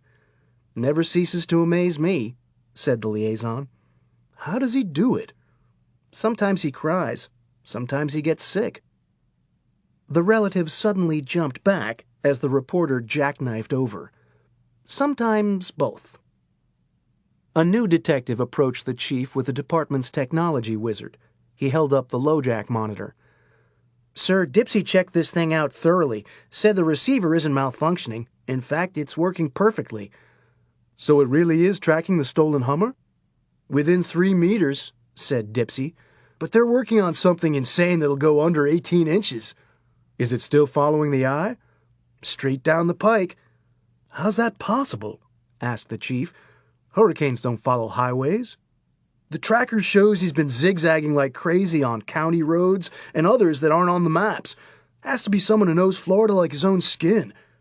Even so, it wouldn't give him enough to stay in the eye, especially in that remote part of the state. He's also crossing fields. The Hummer has 4-wheel drive. The chief reached for the receiver. Where's the storm now? Almost to Jackass Crossing, said Dipsy. Jackass Crossing? Asked the liaison. Real name's Yeehaw Junction, said the chief, studying the display. Truckers call it the other on the CB. How'd you know that? Great-granddaddy used to drive cattle through there. But you're black, said the liaison. You're kidding, said the chief. I mean, the guys who drove the cattle, weren't they called crackers? That's right. Sound of the whips as they ran herd. The name doesn't bother you? Should it? I thought it was an insult. I'm guessing even more so if you're, not a cracker. That's Mississippi. Totally different etymology in Florida. Proud name. My family's 6th generation. Sir, shouldn't we call some of the departments over there? Let them know what's coming? Definitely. Except it's not going to do any good for a while. They can't run out in the middle of this storm, and the roads will be blocked for hours afterward. Have to clear them first with chainsaws and bulldozers. The chief looked down at the display again and rubbed his chin. What on earth are we dealing with? Whatever it is, we need to keep it out of the papers, said the liaison. Can you imagine the headlines? Vividly, said the chief. Not only do we have a psycho killer on the loose, but he's tooling around in the middle of a hurricane. That's the only silver lining, said the liaison. Press doesn't know about the tracking device yet. And we need to keep it that way, said the chief. His eyes followed the slow-moving green dot cutting across southern Osceola County. Who are you? A TV reporter leaned over the chief's shoulder. What's that? Chapter 6. 20 miles west of the Florida Turnpike. Woo-hoo! A late model H2 bounded across an open field of tall swamp grass. Above, a tight hole of clear blue sky.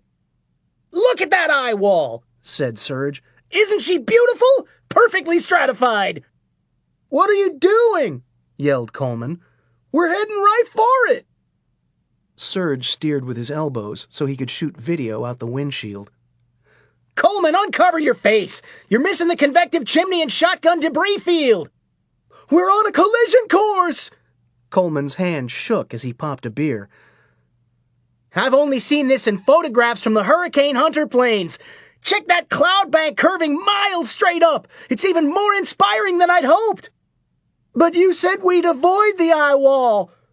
That was just to get you in the car. Sometimes we have to play chicken with the wall in order to pick up the next road. Then, at the last second, we reach pavement, make a hard turn, and pray to outrun. Will we make it? Who knows? She's a fast one, 20 miles an hour, and we're closing at 60 from 40 degrees. Coleman, you're spilling beer on the laptop. Sorry. Coleman wiped the keyboard with his forearm. Is it still working? Coleman nodded. You idiot. Just hold that thing still. Without it, we're dead. Coleman killed the beer and tossed the empty over his shoulder. He squeezed the laptop with both hands to steady it against the severe bouncing. Serge looked sideways at the stolen computer with the live GPS mapping software he'd installed. A tiny cartoon car ticked across the screen on an empty part of the map. A perpendicular black line lay ahead. Serge faced forward and strained his eyes. Come on, where's that road? The vehicle became quiet, both of them realizing the wall was moving in too fast from the right. 1,000 yards, 800, 600. Serge accelerated as fast as he dared in the uneven, spongy terrain, but it wasn't enough. 400 yards, 200. He glanced at the laptop again. The cartoon car was right on top of the black line, passing to the other side. Where's that stupid road? 100 yards? 50? The dense, gray monster gobbling real estate. Uh-oh, said Serge. Grab something! The wall didn't overtake the car as much as crash down upon it, a surfer losing his board in the tube. They took an extra hard bounce, and Coleman bonked his head on the ceiling. Ow! What was that? Just hit pavement! Serge cut the wheel fast to the left, the back end skidding out in an expert quarter spin, lining up with the eastbound lane. He practically stood up on the gas pedal, 4 thick tires blowing steam before gripping the slick blacktop. Seconds later, the H2 punched out of the eye wall and into the clear. They sped across State Road 60, adding cushion between them and the pregnant darkness filling the back window. Finally, Serge released a breath and let off the fuel. We need to find a motel to put up. I thought you wanted to ride it all the way to the coast. Serge pointed at the laptop. Storm's changed course. Very slight, but enough to take this road out of play. At the current rate, that left side of the eye will be on us in 10 miles. So turn on another street like you've been doing. Or a field. Can't. We're in swamp country now. This is the only road. Just lakes and deeper bogs on both sides. But it's the middle of nowhere. Where are we going to find a motel? In the middle of nowhere? The eye wall was almost to the road again when Serge swung into the parking lot of a lifeless inn with lost power. It was hard to tell whether the motel had been abandoned for the hurricane or in general. Serge grabbed a crowbar and ran to the door of room number 3. Coleman brought up the rear, toting a cooler. Why don't you just use a credit card? Locks are too old. The door popped, and he ran back to the vehicle, grabbing a duffel in each hand. Help me get our stuff inside. We don't have much time. Coleman looked at the sky over the motel roof. Oh, shit! They made several unloading trips at battle speed. Almost done. Coleman stood at the back of the SUV. Serge, what about this, whatever you call it, that you stole from the university? Serge's hair blew straight back, and the sun went out. He looked directly up into the act of God. Too late! We'll get it in the morning! A sudden gust whipped through the parking lot, and Coleman went tumbling. Serge grabbed the luggage rack, working his way along the side of the vehicle. Give me your hand! Coleman crawled and reached up. Serge leaned acutely into the wind. Stay low! Not a problem. Stinging rain and sand. Nearly there. A tree gave way with a loud crack. Only a few more feet now on their bellies. They slithered across the threshold, slammed the door, and uprighted mattresses against the window. Seriously dark. Serge used waterproof matches to light a candle, and Coleman used the candle to light a joint. Tampa Police Department. Shortly before midnight. The chief sat at the head of a long conference table for a closed-door meeting. He checked his watch as the last arriving division heads took chairs. Looks like everyone's here. Let's get started. We've got the Pinellas sheriff on the speakerphone. Sheriff, you there? A faceless box in the middle of the table. I'm here. Good. The chief looked sideways. "You all know Collins. I'm going to turn it over to him." The department's media liaison finished reviewing his talking points. He pushed back his chair and stood. "We've all had quite a day. Tomorrow gets worse. Chief scheduled a press conference for noon. He wants me to make sure we're all on the same page." A premature hand went up from Robbery Division. "I heard a crazy story about the cause of death behind the restaurant." "That's why we're meeting." Collins looked to his left. "I'm going to let Homicide explain the forensics. It's a little technical. Gillespie?" The head of Homicide laid it all out from the confidential, eyes-only report. It wasn't a pleasant task. He finished without fanfare and took his seat. Murmurs shot around the table. "What kind of sick bastard?" "That's not all," said Collins. "We have the additional complication of an identical crime scene on the other side of the bay." He looked down at the speaker on the table. "Sheriff?" "Our lab boys arrived at the same place." More murmurs. "Gentlemen," said Collins, "there's more. It looks like we have a serial killer." The talk grew louder. "Maybe two." Open revolt. "Pipe down," said the chief. "Collins, show him the tape." The liaison walked to a rolling media center at the front of the room. He turned on the VCR. "This is from a surveillance camera at the university. It's down the far end of a hallway outside the Hurricane Research Center where the murder weapon or weapons were stolen. 12 frames a minute. And they had an old tape. That's why the quality's so bad. Okay, here's our first guy." A vaguely human figure walked across the hallway in choppy time-lapse. Now he's busting out the window in the door and reaching through to unlock it. The figure disappeared from view. I'll fast forward. And here he comes back into the hall with a hand truck before leaving the building. "That's not much to go on," said Robbery. "Get stickier." Collins advanced the tape again. Another blurry figure came back into the hallway. The screen went static. "What happened?" "He shot out the camera," said Collins. "That doesn't make sense. It only helps if he shoots it out at the beginning." "Makes sense if it's a different person," said Collins. "Is it?" "That's our problem. Two crime scenes on opposite sides of the bay, far enough apart that it's unlikely the same person could cover the ground, especially in that kind of weather." "But not impossible?" "Right," said the liaison. "And it might be two people on the tape. Or one." "You mentioned weapon or weapons," said Weiss. "How many of those things did the university lose? That should tell us." "They think two." "Think?" "Or one," said Collins. "They don't keep good records." "Jesus," said Narcotics. "Did anything break our direction?" "No," said the chief. "Either way, it's a nightmare. We got one serial killer, or two working as a team." "Or dueling serial killers?" suggested Robbery. "Don't even think that," said the chief. "The press will be asking a lot of questions," said Collins. "We need to no-comment this all the way. Active investigation. Sheriff?" "I just gave the instructions." The chief finally stood. "We might be wrong, and can't have this city in a needless panic.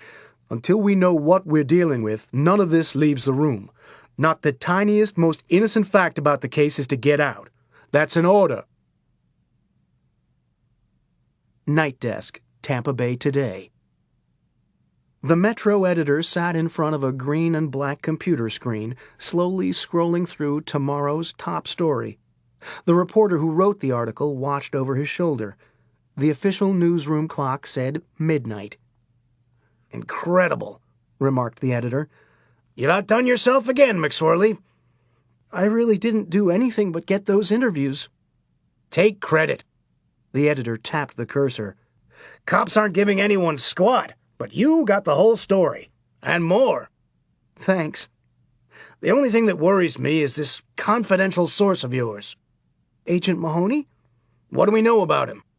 "Florida Department of Law Enforcement," said McSwirly. "He's a profiler." Get his badge number? McSwirly nodded. I can't see you nodding back there. I got his badge number. The editor scratched his head.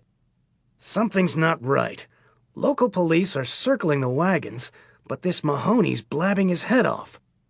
I recorded him, said McSwirly, patting a micro device in his pocket. What about that video from the university break-in? We get a copy? No, said the reporter. Department's not releasing it, but he let me watch the whole thing. It's just like I wrote. You're solid on this Mahoney? 100%. That's good enough for me. The editor kept tapping down through the story. It just gets better and better. He really gave you all this? He did. The editor whistled. I need to get in early tomorrow to take the calls. Chief's going to be pissed. Chapter 7. Yeehaw Junction. The storm roared around the motel and shook the trusses, a counterpoint to the stillness inside. Serge's luminous expeditionary wristwatch said midnight. The candle on the dresser had melted to a stub. He lit a new one, turned it over to drip wax, and then held the base in the hot pool until it hardened. Coleman lay on the bed with the red tip of a joint. Serge opened a well-worn hardcover to a bookmarked page. He sat down at the dresser and began reading by the flame. THC adjusted the tint, contrast, and brightness knobs on Coleman's eyesight. He looked across the room at a dim portrait of Serge's face in the wick's warm orange glow. Serge? He kept reading. What? This is eerie. I'm getting scared. You should be. He turned a page. We're riding out a major hurricane. No, I mean the dope. It makes everything eerie. Once I had to run out of Shrek 2. I'm trying to read. Sorry. Pause. What are you reading? Serge showed him the book's spine. I can't see it in this light. Florida Guide written by Roosevelt's Works Progress Administration. This edition was published in 1939. Serge? What? How'd you know this motel would be out here? We would have been doomed. Rule number 1, wherever you are, always know the coolest local hurricane shelters, not to be confused with official. Besides, this is the Desert Inn. I've always wanted to stay at the Desert Inn. National Register of Historic Places, since 1880. That's almost before people. Originally a way station for early timber railroads, Indian traders, and cattlemen driving herds south from Kissimmee, now just a remote trucker crossroads with 2 gas stations, this motel, and a theme park ticket hut trying to lure tourists off the turnpike. A few times a year they have excellent biker rallies and a bluegrass festival. He pointed east. Still serving turtle and gator tail in the restaurant. But what town is this? Not a town. Yeehaw Junction, a.k.a. Jackass Crossing. It's what I'm reading about right now. We're in the old stomping grounds of Kuakuchi, the great chief during the Seminole Wars.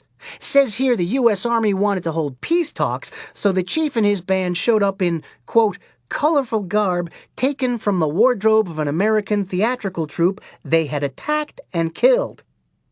Coleman tapped an ash. Talk about your harsh reviews. Serge closed the book. He picked up a clipboard and handed it to Coleman. Checklist time, said Serge. Coleman uncapped a pen. Ready. Checklist? Check. Serge began unloading duffel bags with precision. Candles and waterproof matches? Check. Weather radio, flashlight, batteries? Check, check, check.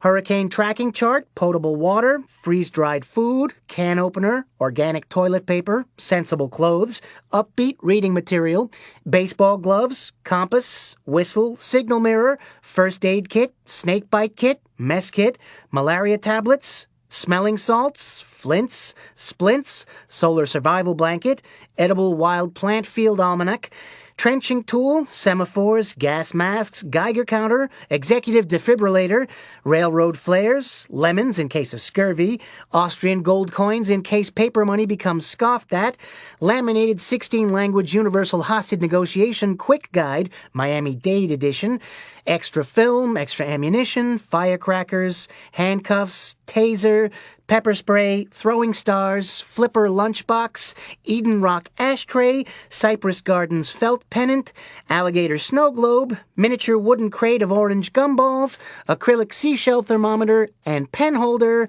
can of Florida sunshine. Check, check, check. What about my inflatable woman? Natural enemy of the trenching tool. You popped it? She was just holding you back. Serge, I can't write anymore. The paper's all damp. From the hurricane. But we're inside.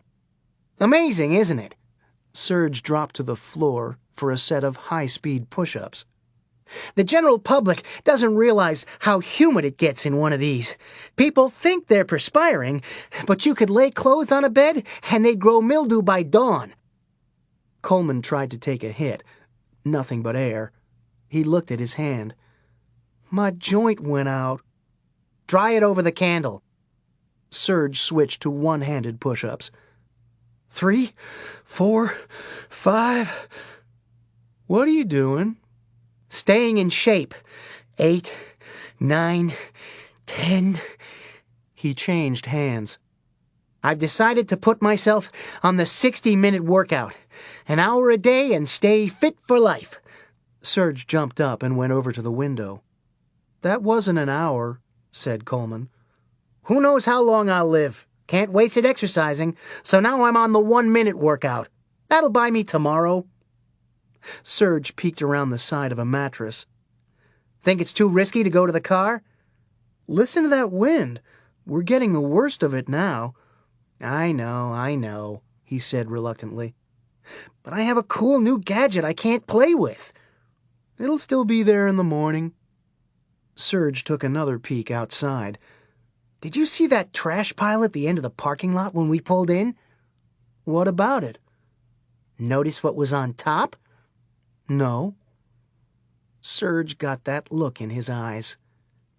2x4s. Night Desk, Tampa Bay Today. McSwirly hovered over his editor's shoulder. The front page scoop had already been vetted. Just housekeeping left. Pronoun agreement, transitions, inverted pyramid, fact flow. The editor cut and pasted a paragraph. You need to get the first quote up higher. Bring it alive. I keep forgetting. Newsrooms have open floor plans. A sea of desks with no partitions for instant shouted communication. A large official clock hangs somewhere visible to the entire room, so there can be no argument over whose watch is right. Because every minute counts in this business, especially on the night shift. The clock in this newsroom had red digital numbers. Now, 12:10. 20 minutes to first deadline. 50 to press start. No nonsense time. Earlier in the cycle, a different story. Newsrooms are notorious daycare centers for adults. Hijinks and all-purpose farting around. But you wouldn't have to see the staff in action to figure that out. The big tip-off was workplace decor. Toys everywhere. Slinkies, fortune-telling 8-balls, plastic palm trees with Christmas lights, radio-controlled race cars. A life-size promotional cardboard Batman looked down over the movie reviewer's computer. One of the columnists had an HO gauge train set circling his desk. But on deadline, everyone grows up. Foolishness gives way to a rapid-fire clattering of keyboards. 12:12. The front wall of the newsroom held a large washable map of the state. Grids for latitude, longitude. A wobbly red line traced the current hurricane's path from landfall at the mouth of Tampa Bay to the turnpike exit at Yeehaw Junction. Someone walked up to the map with a fresh printout from the National Weather Service. He uncapped a marker and made dashes toward the Atlantic Ocean, stopping shy of Vero Beach. 12:14. The copy staff's desks formed a large, interconnecting H configuration. The Metro editor sat in the center, typing last-minute polish. A second reporter joined McSwirly in hovering. The editor reached the end of the article. The last line said, 30. McSwirly, how come you keep typing 30 at the end of every story? In J-School, they said it was tradition. We don't do that anymore. He tapped the delete key and hit spell check. Fine work, McSwirly. You did it again. Thank you? Don't say it like a question. The editor added an R to embarrass. Sorry. And don't apologize. The editor hit file and swiveled around to face them. He leaned way back in off-deadline posture. On second thought, forget that. Stay the way you are. It's how you succeed. Excuse me? Said the other reporter. What is it, Justin? I think I should get a byline too. I gave you a contributing tagline at the end. He pointed back at the screen. See? Right here. Justin Weeks. But sir, it's my story too. I worked just as hard. Get over yourself, said the editor. McSwirly landed both main interviews, the confidential source and the victim's family at the Chinese restaurant. The editor adopted a sarcastic edge. You do remember that family, don't you? Weeks didn't say anything. His black eyes did. Plus, McSwirly even stopped to get great footage with his camcorder for our sister cable network, even though I still think that idea stinks. Sir, said Justin, there's still time to put my name at the top. Justin? What? Shut up. Let's talk about tomorrow. It's our story now, but we'll have to hit the ground or someone will take it away from us. The editor reached for a slinky on his desk. Obvious follow-up is talking to the family of the victim at the Skyway, the guy who ran the internet scam for Katrina relief. I'll go, said Justin. Let Justin go, said McSwirly. Not a chance. The editor undulated the slinky between his hands. This is McSwirly's strength. You need to let those shiners fade. Sir, I don't want to go, said McSwirly. He doesn't want to go, said Justin. And that's exactly why he is going. The editor put the slinky down and picked up a slingshot. Don't think I've forgotten how you handled that plane crash. He stuck a gumball in the slingshot's pocket and fired absent-mindedly in the direction of the photo lab. Had to run a front-page apology. But you've got to give me something, said Justin. The editor thought a moment. Jeff, what was the name of that suspect Mahoney kept yammering about? You mean Serge? Someone came out of the photo lab, rubbing his arm. He looked around, went back in. Justin, check the archives and call Tallahassee, said the editor. See if you can't find out more about this Serge character. Chapter 8. The morning after. Hurricane Alex left the state overnight. The exit wound was Vero Beach. The rising sun flirted with the Atlantic horizon. The storm was somewhere below it. Looking seaward from the calm shore, you'd never have known there'd been one. Looking inland, there was no doubt. Cops directed traffic as heavy equipment cleared trees from major roads.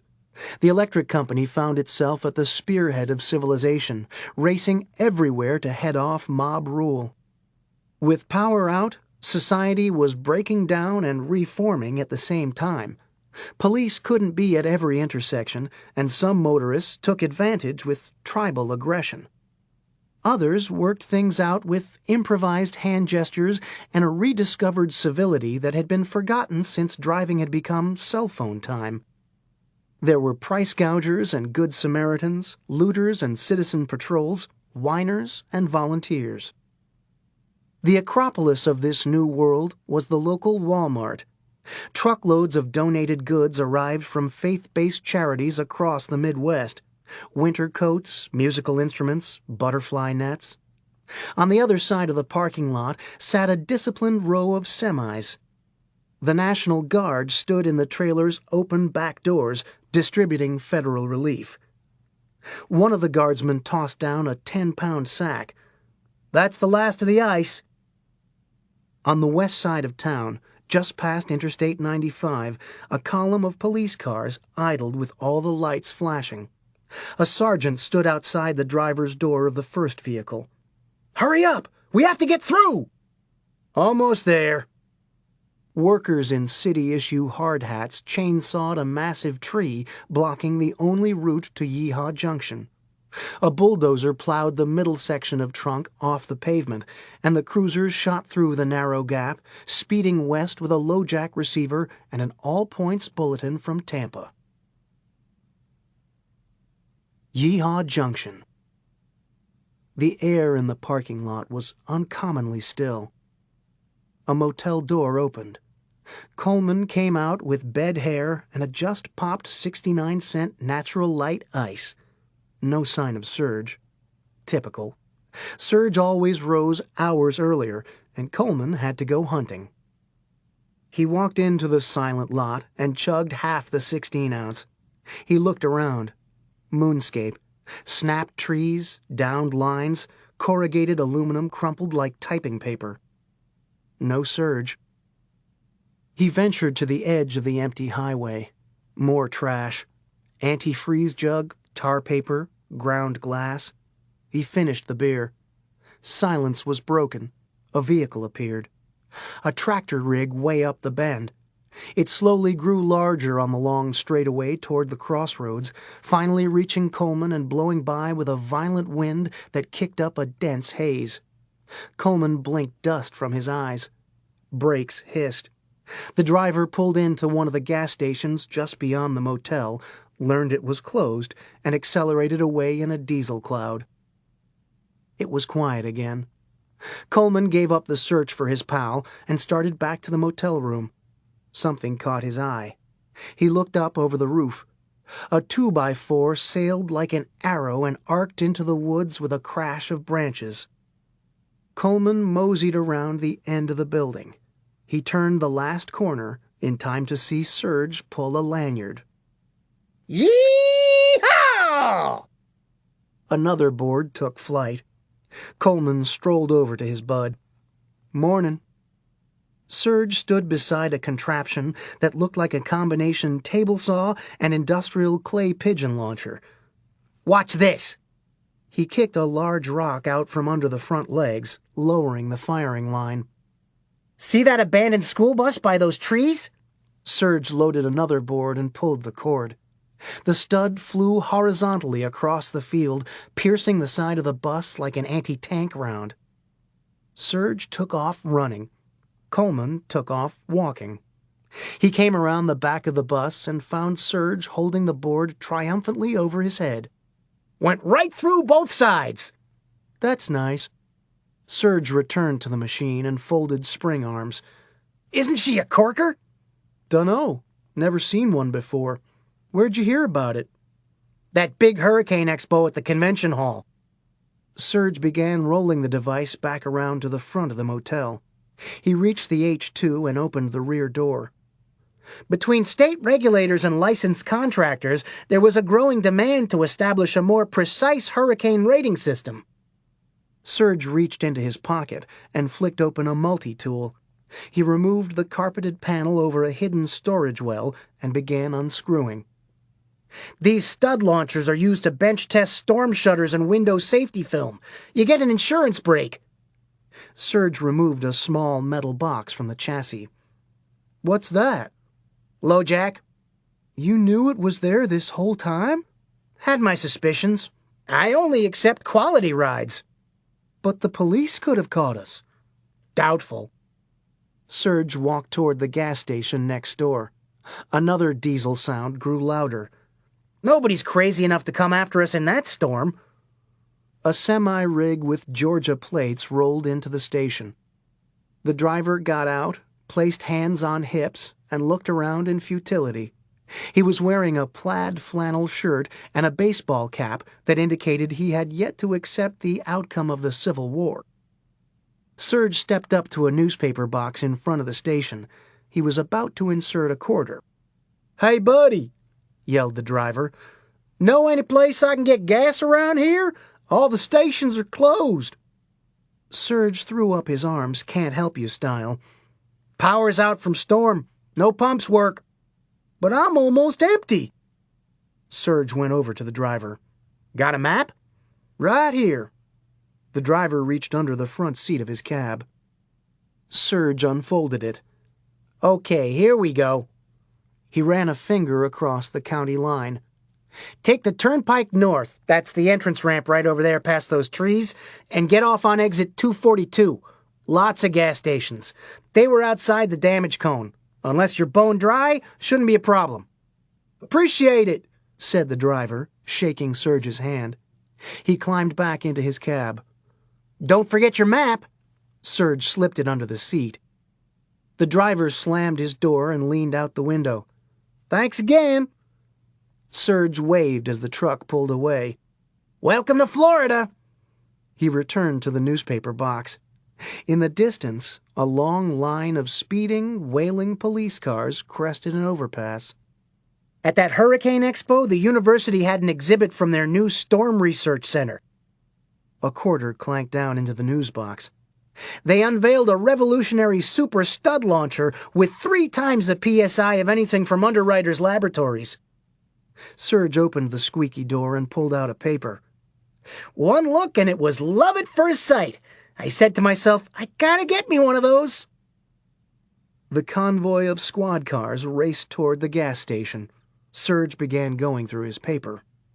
"It has to be in here somewhere." Flashing blue lights flickered off Serge's shirt as the first cruisers screeched into the parking lot. "What are you looking for?" asked Coleman. "Coverage of my comeback." He turned pages quickly. How could they ignore it?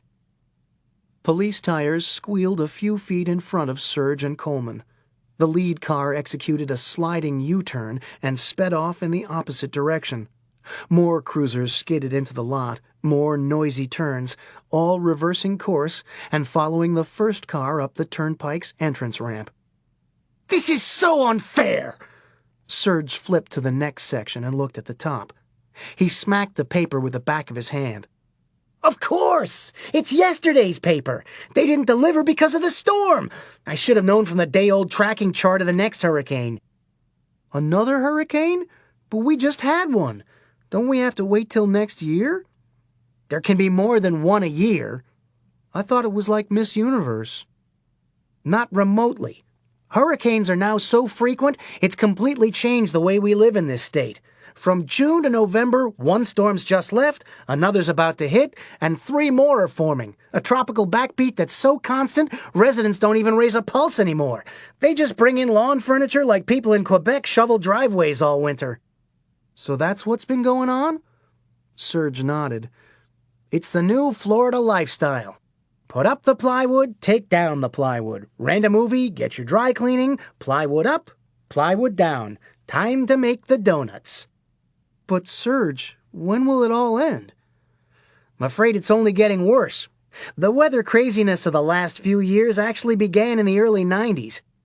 Meteorologists are split between a permanent upward trend and interdecadal cycles. The 20s and 30s were particularly bad. So were the 60s. Unfortunately, most of Florida's population and construction came during the last down node." "I have no idea of what any of that means." "It means back off the weed. There's a Category 2 bearing down fast on St. Augustine. That's why we have to hurry." Serge threw the newspaper in the trash. "I'm sure there'll be a big spread about me when we reach the coast. Let's rock." Coleman looked around. "What did you do with the LoJack?" "What? Oh, I slipped it under that trucker's seat with his map." Chapter 9. Vero Beach. The chief of police stood next to a semi-trailer in the Walmart parking lot. He was on the phone. "No, we don't think the truck driver was involved. The killer must have slipped it under his seat. Who knows? He could be anywhere by now.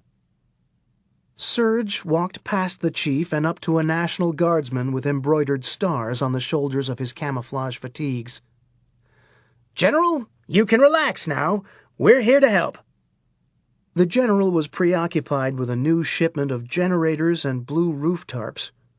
Serge coughed. Nothing. He tapped his arm. General! The general noticed Serge for the first time. Did you say something? Serge saluted and clicked the heels of his sneakers. I place myself and Coleman under your command. More distraction. Someone handed the general a clipboard. He signed quickly and handed it back. I'm sorry, what did you say? When do we get uniforms? I'm very busy, please. The general began walking briskly. Serge ran up alongside. The whole problem with society today is me, but not the National Guard. My hat's off to the whole operation. You've really bounced back since Kent State. The general ignored him, barking orders as he passed the headquarters tent. Yes, sir, the Guard's got a whole new image, said Serge. Thanks to Bush, you're on the front lines with the real soldiers, whether you want to be or not. Completely different mindset since when the president was AWOL. He's transformed the Guard from the door to a draft dodge to a backdoor draft. I thought that up all by myself. I could write your press releases. The general continued ignoring him and marched purposefully. Serge kept pace. I hear there's been looting. I can save manpower there. Just loan me a sniper rifle. The general stopped and turned. What? Or a machine gun if you're in a hurry. Shut up! Serge stopped. The general was rubbing his forehead. What's the matter? Asked Serge. Pressure headache? The general took a deep breath and signed another clipboard.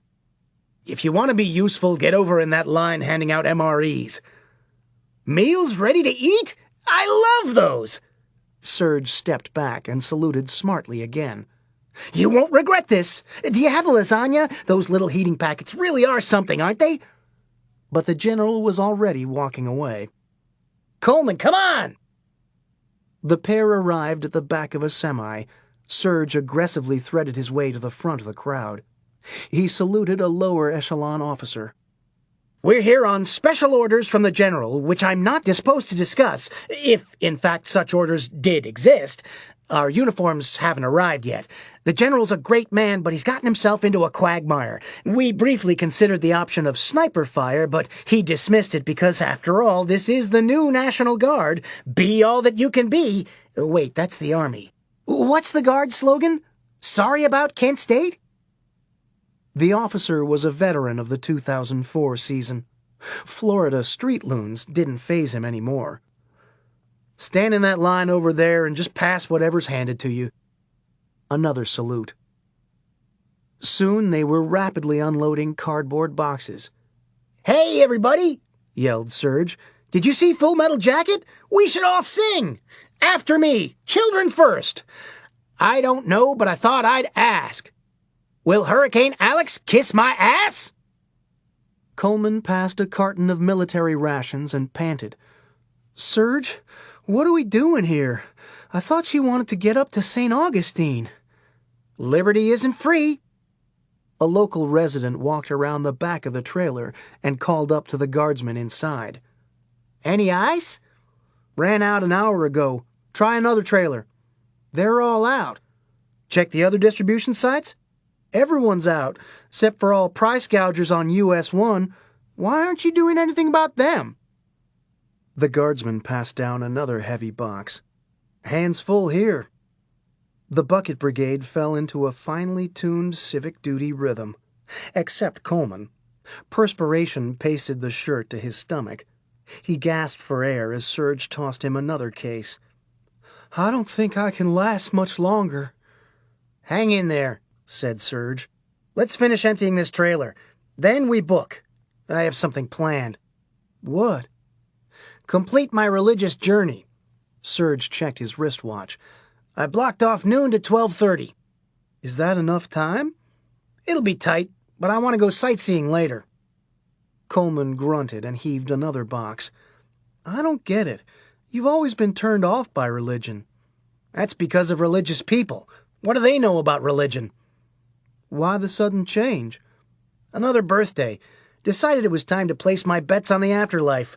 But there are so many choices. You got your Catholics, Protestants, Hindus, Buddhists, Zoroastrians, Wiccans, your Santeria, your voodoo, your tarot cards, that guy on the corner of Highway 92 and the sandwich board with his day and night diatribe on all things great and small, plus every kind of cult you can imagine. They're the spiritual microbreweries. I'm sure I'll find a brand I like. Coleman passed another case of rations. You should drop acid. That's not a religion. Oh, it's a religion, all right. I've seen God many times. Another case.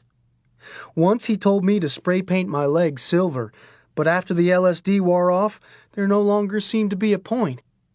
He was giving you a test, like Abraham. Serge held out his hands for another box, but it didn't come.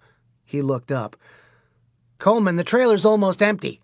He walked to the bumper. A guardsman was climbing down. Serge pointed. What are those last cases? Lasagna, said the guardsman. Everyone hates it, even in disasters. Lasagna's my favorite. You want 'em? They're yours. Don't move. Serge ran to the H2 and backed it up. They loaded the cases. Serge had just begun pulling away when he noticed a row of news boxes. He threw it into park. Coleman, wait here. Tampa. The historic neighborhood juke joint sat on the backside of Palma Sea Liquors. It was called the Crow's Nest because it used to be upstairs, but now it wasn't. McSwirly stopped crying. He grabbed a bar napkin from the Cutty Sark promotional dispenser and blew his nose. That's the way. Get it all out. Mahoney slapped him hard on the back. Ow! I'm here for you, said Mahoney. We're going to be inseparable. This is how it starts. Natural adversaries, the tough-as-nails cop and bleeding-heart reporter who come to respect each other and share problems from home. My daughter's a tramp. Jeff picked up his ginger ale and sagged on the high-mileage bar. He gazed out the propped-open back door at a quiet residential street. There was a sudden spike in noise from the opposite direction. Someone entering the bar from the package store. Jeff turned and squinted at bright fluorescent light and a brief glimpse of heavy traffic on Dale Mabry Highway. The door closed. Coziness resumed. "Barkeep!" yelled Mahoney, pointing at a crock-pot next to the cash register. "Boiled peanuts for my compadre. Another Bombay Sapphire here." McSwirly broke into light sobs again. A bowl and cocktail arrived. "Thanks, Al." Mahoney pointed up at the TV. "Anything besides Celebrity Justice?" The bartender aimed a remote control. Channels changed. Courtney Love was replaced by a card game. "Gladstone Media presents another breathtaking round of extreme poker." 4 people sat motionless around a green felt table. "It's high-stakes card action like you've never seen before, taken to the edge and beyond." The people sat still. "It's extreme!" Mahoney raised his drink and nodded down toward the bowl. "Jeff, get some of those up in you. Boiled peanuts always stopped me from crying. Of course, I was 5. McSwirly tore open a soft shell. I don't think I can do this anymore. Never thought I'd say it, but I'm seriously thinking of quitting." "You can't do that," said Mahoney. "We need each other. You help me catch Serge, and I'll make your career." The TV? "Coming up next, a wild shootout from the bad boys of Scrabble." A bearded man in a black cowboy hat placed a small wooden tile on the table. Fungible. "I'm having nightmares," said Jeff. "It's so sad."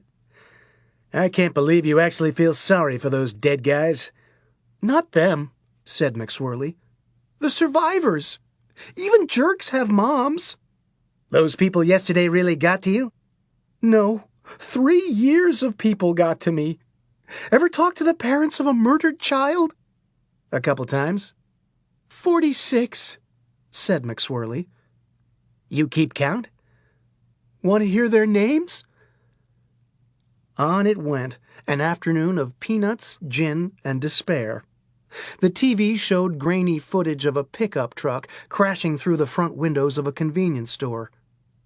Mahoney rattled ice cubes around the glass in front of his face. Then my daughter moved in with a Portuguese punk band and got the clap. TV. The pickup's occupants leaped from the truck to steal beer, but the vehicle was still in gear and pinned them against the cooler until police arrived. Hey, look! Mahoney pointed at the television. It's Florida's funniest surveillance videos.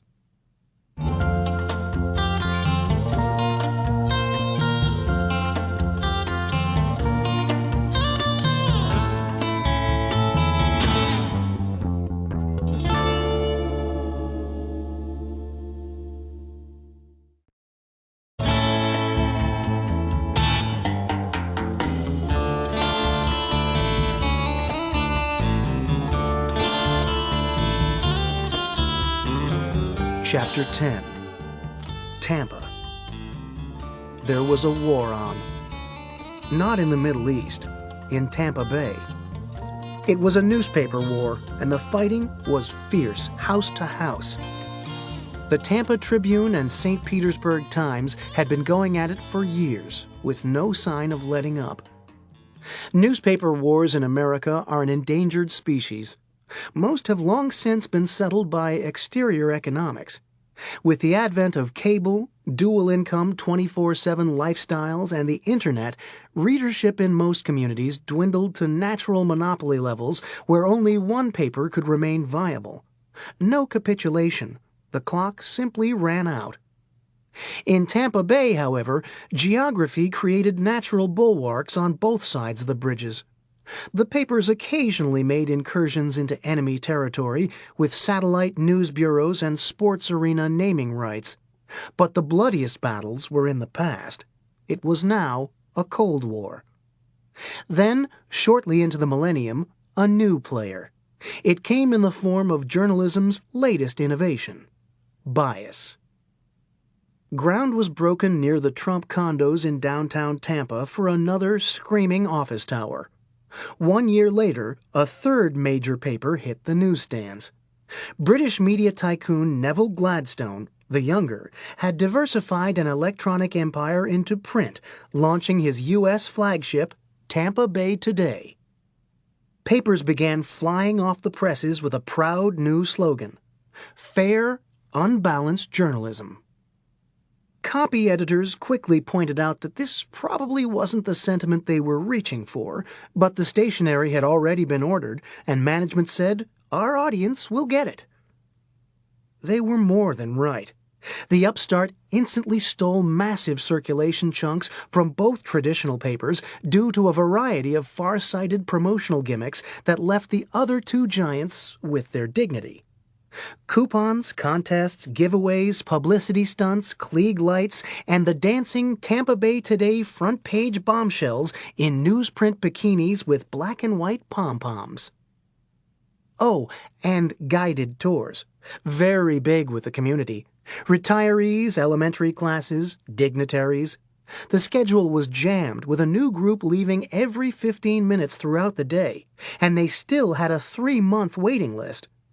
Because this wasn't some arm's-length experience, it wound right through the heart of the newsroom, every department, all hours, circling desks for close-up snapshots and eavesdropping. A rare opportunity to view the inner gears of a daily metro at work. But mainly it was the complimentary hot dogs, sodas, coffee mugs, and umbrellas. This particular morning, a combined group of seniors and second graders assembled in the rotunda. "Please keep together." The spunky tour guide distributed visitors' passes and binoculars. They headed down the main hallway, a long line of frames on both walls. "Please note the famous front pages of Tampa Bay Today from key dates throughout history." The group was impressed. Pearl Harbor, the JFK assassination, Man on the Moon.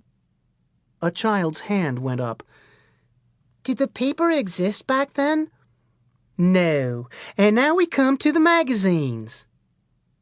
They stopped to admire blown-up cover photos of Neville Gladstone. Newsweek, Forbes, editor and publisher, Military Diorama Monthly.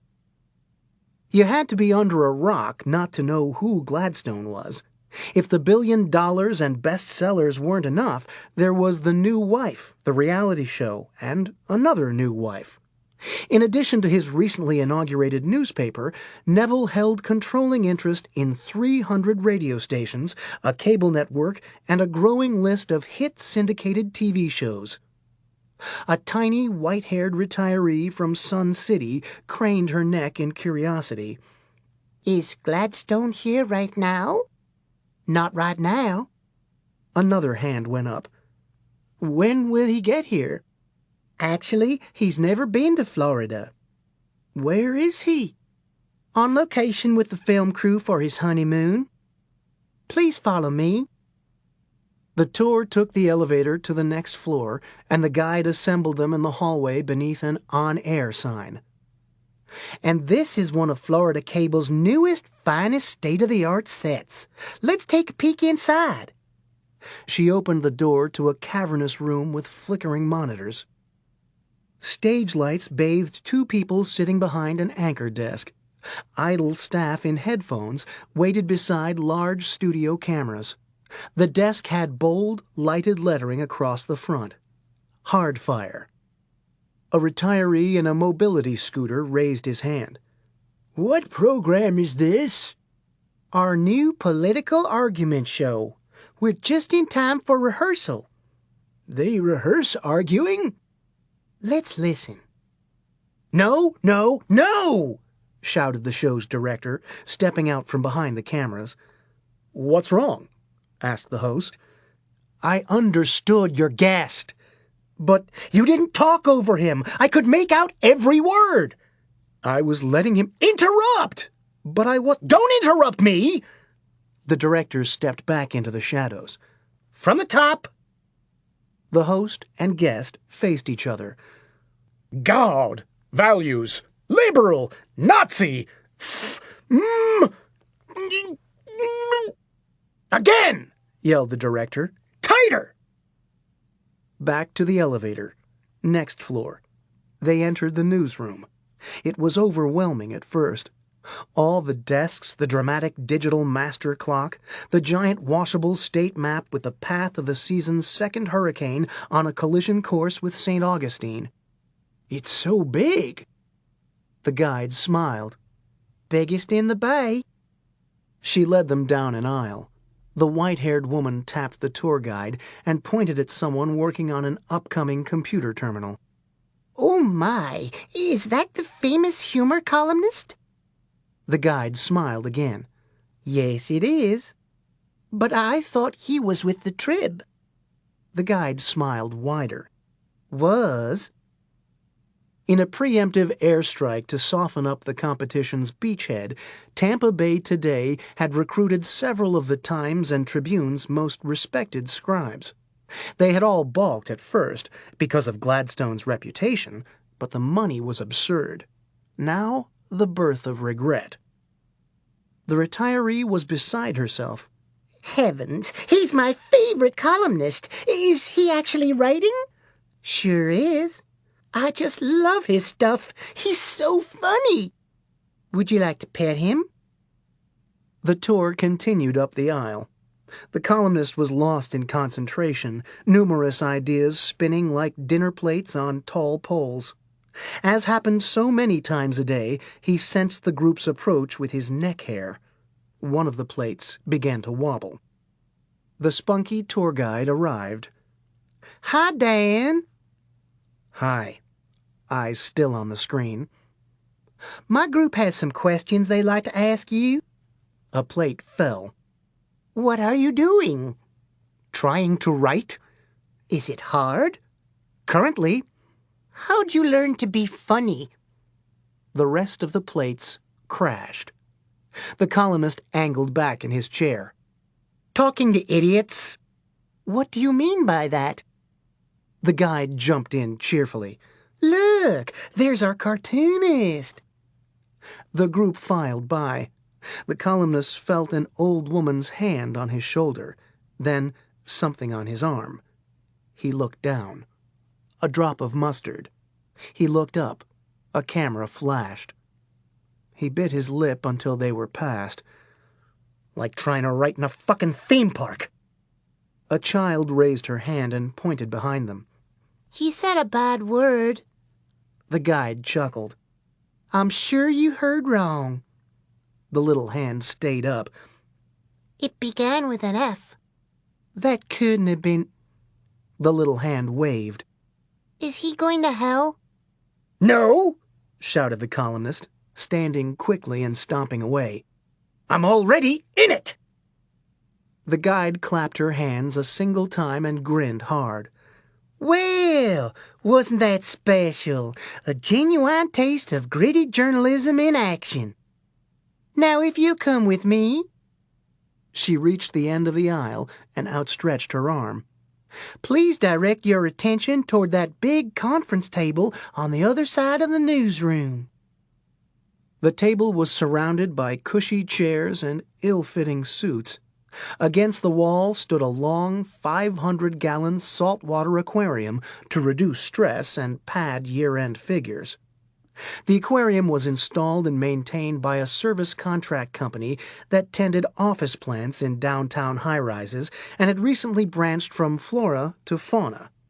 But the firm was still new to coral reef species compatibility, and the tank had become a daily source of small-scale drama. That's the budget meeting, said the guide. They're talking about money? The guide laughed politely. No, it's a newspaper term. The meeting where all the top editors decide what stories will go in the paper. What do you say we pay them a visit? Vero Beach. Woo-hoo! Serge ran back across the parking lot, waving the local/state section of a newspaper. It's in here! I made it! What's it say? Asked Coleman. My big comeback. The wire service picked it up from Tampa. I'm all over the state, probably the country. They're calling me an insane genius. Wait, what the heck's this?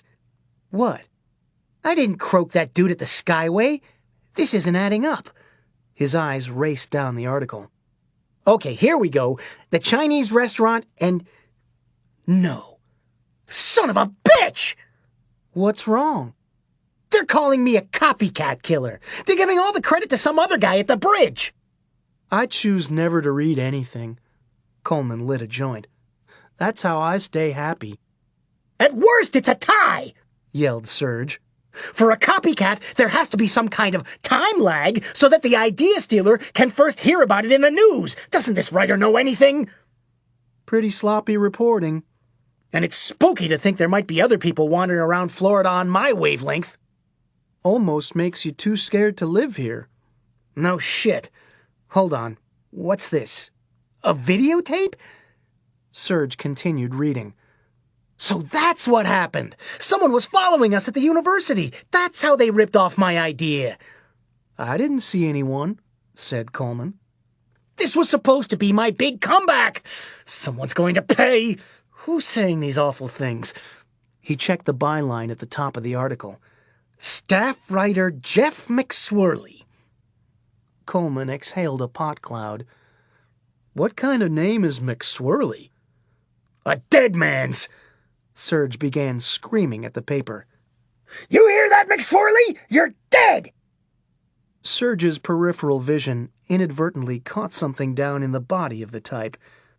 Of course. Now it all makes sense. What does? Serge punched the paper.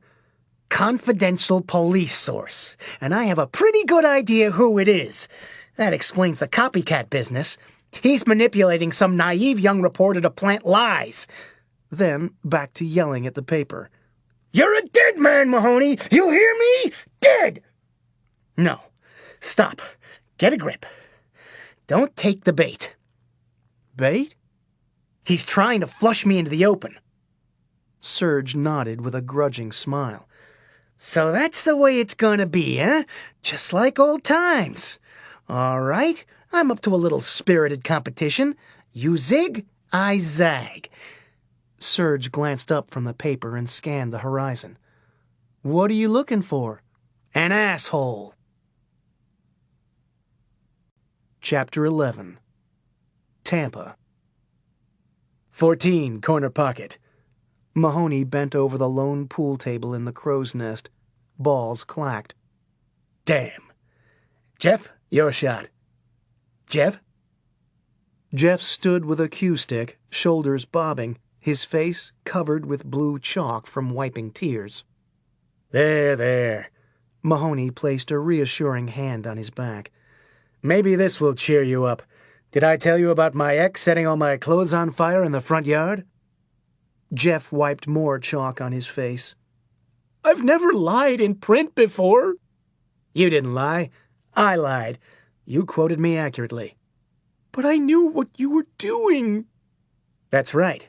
I'm catching Serge. That copycat stuff we planted must be driving him nuts about now. Mahoney circled the table, considering balls and trigonometry. Someday you'll look back and tell your children all about this. Unless they won't accept collect calls from bars after midnight, the ungrateful brats. So you really don't think there's a second killer?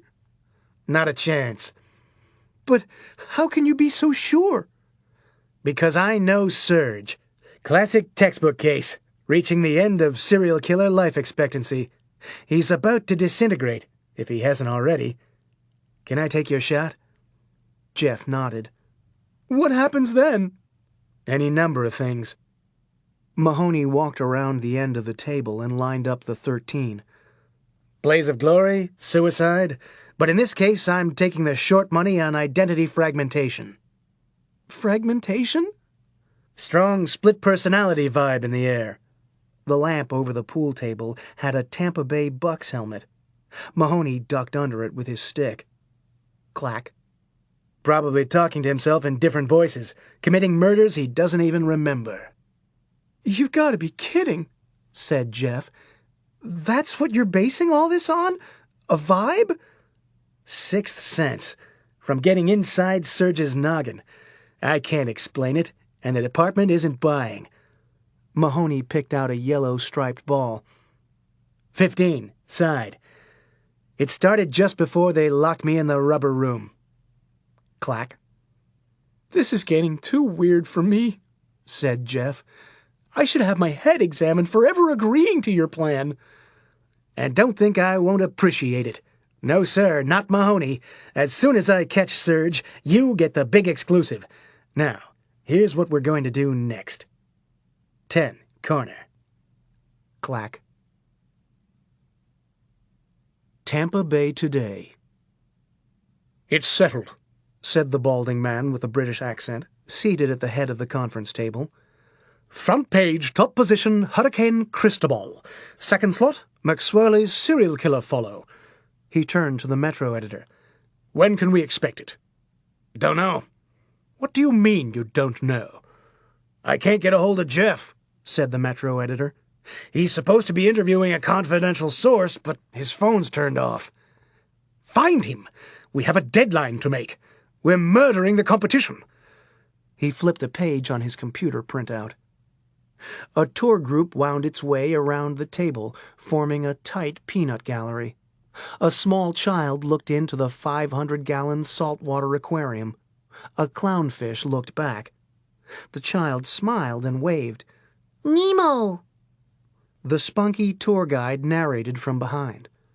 And this is the budget meeting I was telling you about. Cameras flashed. Actually, it wasn't the meeting. There were several throughout the news cycle as stories' respective stock rose and fell. The paper had started with 3 meetings a day, but was now up to 6. 2 cultures were present: hardcore newspeople who had no use for meetings, and higher-up corporate types, which meant they only attended meetings. The second group prolonged the meetings with discussions to add more meetings. The balding man at the end of the table jotted something quickly and raised his head again. Let's take it around the horn. The title of the person in charge of the meetings traditionally would have been managing editor. Managing editors were the boots on the ground that actually put out a paper, while publishers accepted plaques at United Way luncheons. Except at this conference table, the top cheese was now called maximum editor. The complete title was Maximum Editor for Life and Vice President, Gladstone, Florida Media Group. The broader label was required to command a more tentacled operation. After Gladstone finished hammering together his diverse media holdings, the enhanced budget meetings coordinated Hydra-headed coverage from print, TV, radio, and the Internet. The goal was to share scoops and cut costs. Gladstone had personally chosen the perfect man for the job, Maxwell Begley, the hugely popular British television personality whom the tycoon enticed across the pond to launch his stateside juggernaut. Begley had risen to fame a decade earlier as host of numerous daytime confrontation shows, London's own Jerry Springer. The success would have continued too, but after a third guest was murdered in the green room, it was time for a change. And that's how he came to be sitting at the head of a table in Tampa, Florida. Maxwell Begley. Max Ed Max. International desk? Said Max. A man with a green eye shade read from notes. Foreigners hate us. People blow themselves up far away. 2 Americans die in plane crash in Indian Ocean, and 300 other people... National desk? Borders aren't secure. Congress hates one another. President solves botched hurricane response with National Day of Prayer. An abrupt splash in the aquarium. Nemo? A large fish had replaced a smaller fish. A child began crying. State desk? Drug, shark attack, riptide, bodies stacking up in funeral homes because they can't bury in hurricane-soaked ground. Update on the feeding tube case. Metro? Vaseline-covered guy with 60 empty jars arrested for $10,000 damage to Vaseline-covered motel room. Special sections? 16-page blowout. 1 year later, family begs media to be left alone. Features?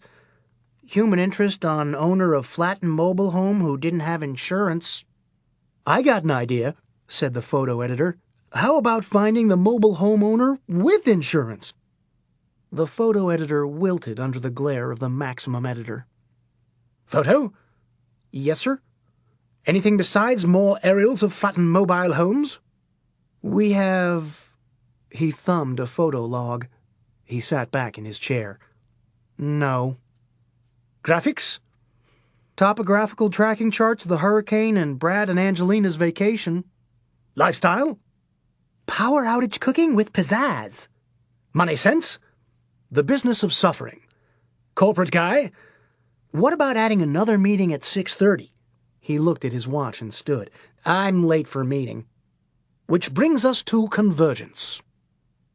This part was something new. Convergence was free lunch seminar jargon that stood for the previously mentioned media fusion. As the electronics age unfolded, many newspapers were forced into partnerships with local broadcasters through either outright ownership or arranged marriage. Neville Gladstone again set the pace by teaming his newspaper with both TV and radio. He already owned a pair of heavy players in the market, Florida Cable News and WPPT-FM, which were promptly relocated into the newly christened Gladstone Tower. They gave the broadcast people laptops to write stories, and they gave print reporters camcorders in case they stumbled across telegenic misery. The budget meeting continued. Florida Cable News? Asked Max Ed Max. Sir, I have a complaint, said the FCN programming director. What is it? It's WPPT Radio. Every time we try to do a live broadcast, they sabotage it. How do they do that? The damn party parrot. He keeps running out on camera. We are the party parrot, said the WPPT station manager, wearing a Hawaiian shirt and blinking sunglasses. Our partying will not be denied. You're screwing up all our remotes. yelled the cable director. Hey, hey, hey! Party, party, party!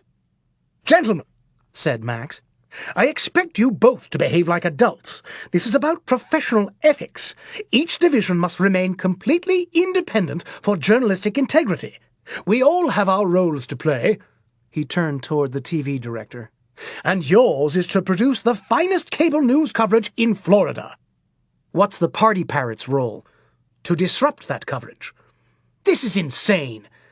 Comes from the very top. New ratings just arrived. Everyone's tuning in to see what the parrot will do next.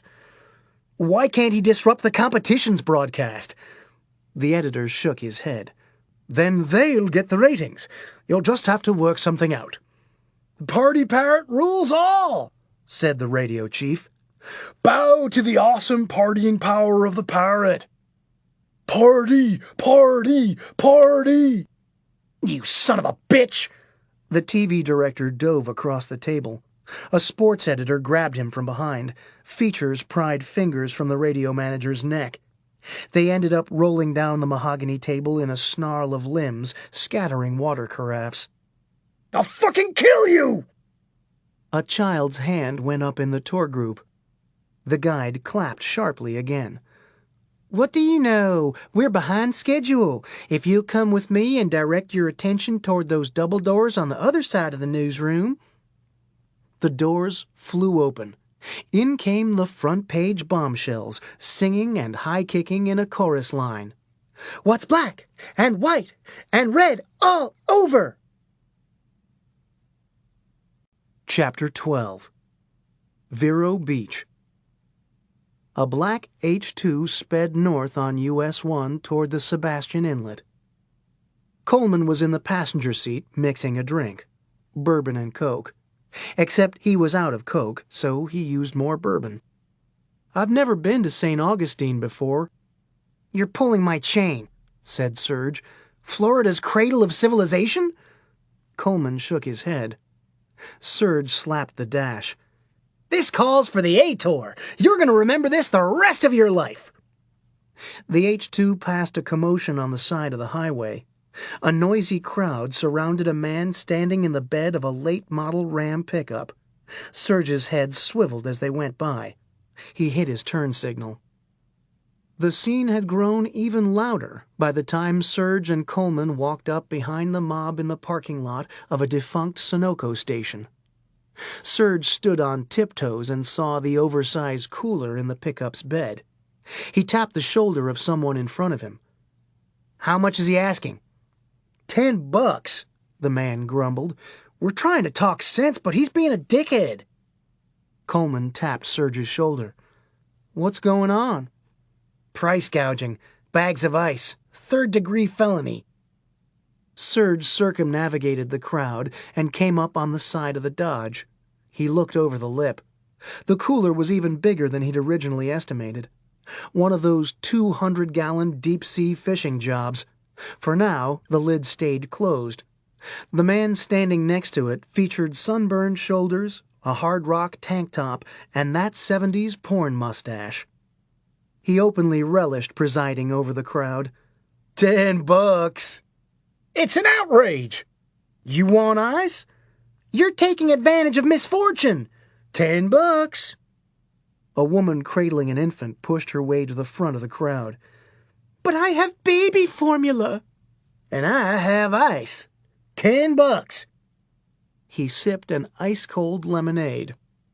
Excuse me, said Serge. I'd like to buy some ice. How much you want? Serge pulled a thick roll of bills from his pants. All of it. The crowd jeered. The sunburned man stepped back and narrowed his eyes. You a cop? What's it look like? Like you're a cop? I'm not a cop. Then what are you going to do with all that ice? Drive up the road and sell it for $12. The sunburned man laughed. You're my kind. Serge handed over the money. The mob became a lynch mob. Shouts, elbows. Someone shoved Serge into the side of the pickup. He caught his balance and spun on the crowd. Hey, free enterprise! They weren't having it. Serge slammed into the truck again.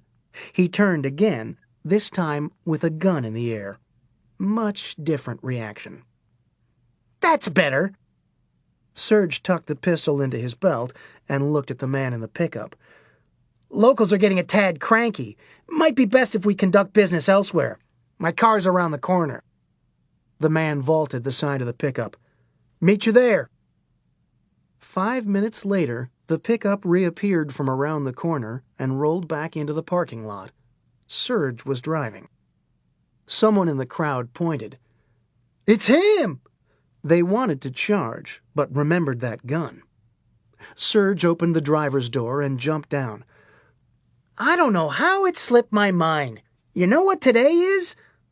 No answer. "Why, it's Free Ice Day!" Confused expressions.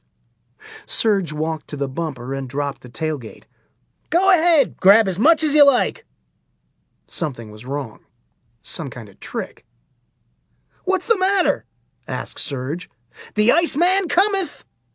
He climbed up into the bed and opened the cooler, hoisting a sack with each arm.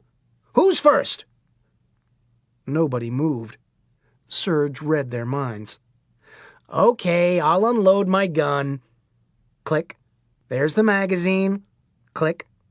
"And there's the one in the chamber. Happy?" He'd barely gotten the words out when they swarmed. "Take it easy," said Serge. "Plenty to go around.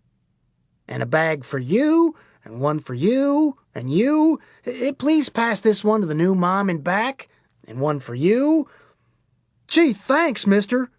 "Really appreciate it." "Mighty neighborly." "Where'd the other guy go?" That night, a table sat under the dim blue glow of a television with the sound off.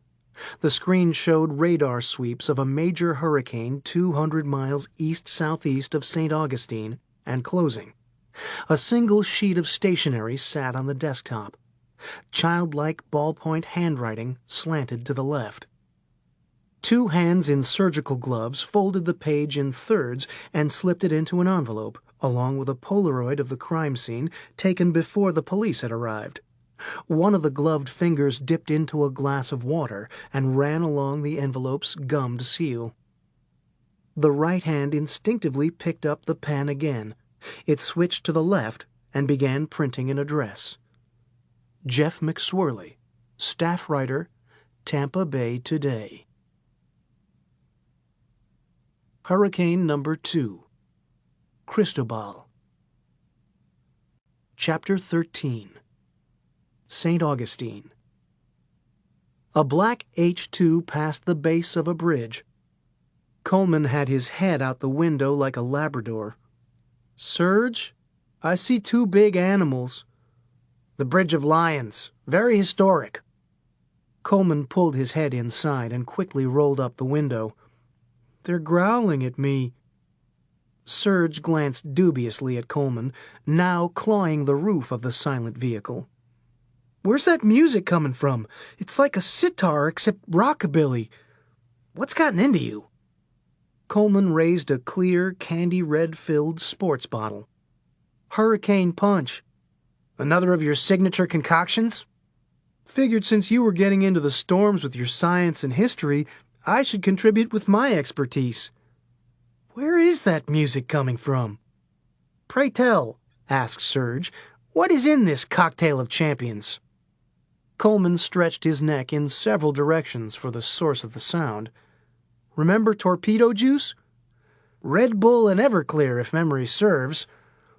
"Thought that was a little bland, so I added cranberry juice, grapefruit juice, pineapple juice, light rum, dark rum, amaretto, blue curacao, orange passion fruit, a wedge of lime, a leaf of mint, a squirt of triple sec, a splash of Grand Marnier, a dash of grenadine, a pinch of coconut, a sprinkle of sugar, shaved ice. Oh, and a whole bunch of mescaline. You really can't hear this song?" "No, but I think I remember the words. You're going to fuck up our trip." Coleman set the sports bottle down and popped a Schlitz. Then another. "2 beers," said Serge. Coleman looked at the can in each hand. "Wow, I had a feeling I just opened one. Or was it an hour ago? He began chugging. Now you're gonna get wasted, said Serge. You'll miss all the history like every other time. Coleman finished one beer and raised the other. I'm just taking the edge off. I think I OD'd again. We're driving down the back of a big black snake. In these parts, it's called a road. It has snake qualities. The passenger window rolled down again. A bulbous head went back out. St. Augustine is cool. Look at all this rusty shit. Every sign says it's the oldest everything. Oldest house, oldest store. Listen to my voice. It's like the thunder of the gods. I am the great Coleman, king of the funky people. The H-2 continued north on US 1, Coleman waving and hollering out the window. He suddenly retreated back inside and curled up in his seat. He timidly peeked over the dash. He ducked back down. Serge, there's a big conquistador fuck out there swinging a sword at us. It's just a billboard. They turned into a parking lot and passed the entrance sign. Fountain of Youth. Serge led the way to a ticket window and opened his wallet. 2 adults. I say that loosely. The man in the booth made change. Don't know how long we're going to be open, and the train's not running because of the storm. That's okay, said Serge. I naturally absorb history at an advanced rate. They went inside. Serge was true to his word. He already had the attractions map and attack plan preloaded in memory sectors from past study. His 35mm wide-angle Pentax continuously fired on motor drive as they whipped through exhibits in quick succession. Indian burial ground, salt cellar, spring house, Timucuan artifacts, cross of 27 stone slabs Ponce de Leon laid to mark the spot. Serge bellied up to a concession stand and changed film. Coke, please. Souvenir cup? Asked the girl inside. The souvenir cup is required. The girl smiled and began filling a plastic tumbler under the CO2 spigot. Hate to say it, but you might have to cut your visit short because of the storm. Actually enhances my visit because St. Augustine is all about hurricanes. One completely changed the course of this city. All of Florida, for that matter. I speak no lies. France established a foothold at Fort Caroline just north of here. The girl topped off the cup. Never heard of it. Serge slapped the counter and made her jump. Because of the hurricane! France wanted control of the peninsula, so they set sail to attack that Spanish fort just up the road from the Circle K. But the Spaniards could read Florida's weather. The Great Hurricane of 1565 wiped out the French fleet, while a Spanish division circled inland and sacked Fort Caroline, securing dominance over the entire state. Serge pointed at the sky. I was going to take advantage of this storm to employ the same military tactic, but I decided the U.S. was too entrenched. She smiled politely again. Serge appraised her for the first time. Zappa t-shirt, Weasels Rip My Flesh, far-off emerald eyes, sandy blonde hair, decorated with a single innocent wildflower over her right ear. Serge recognized the bloom as a rare state species illegal to pick. He decided not to report her. "Where are you from?" asked Serge. "Earth." "How old are you?" "Now." Serge rolled his eyes. "Nice talking with you." He walked away and dumped his drink in the first bush. Coleman ran up from behind.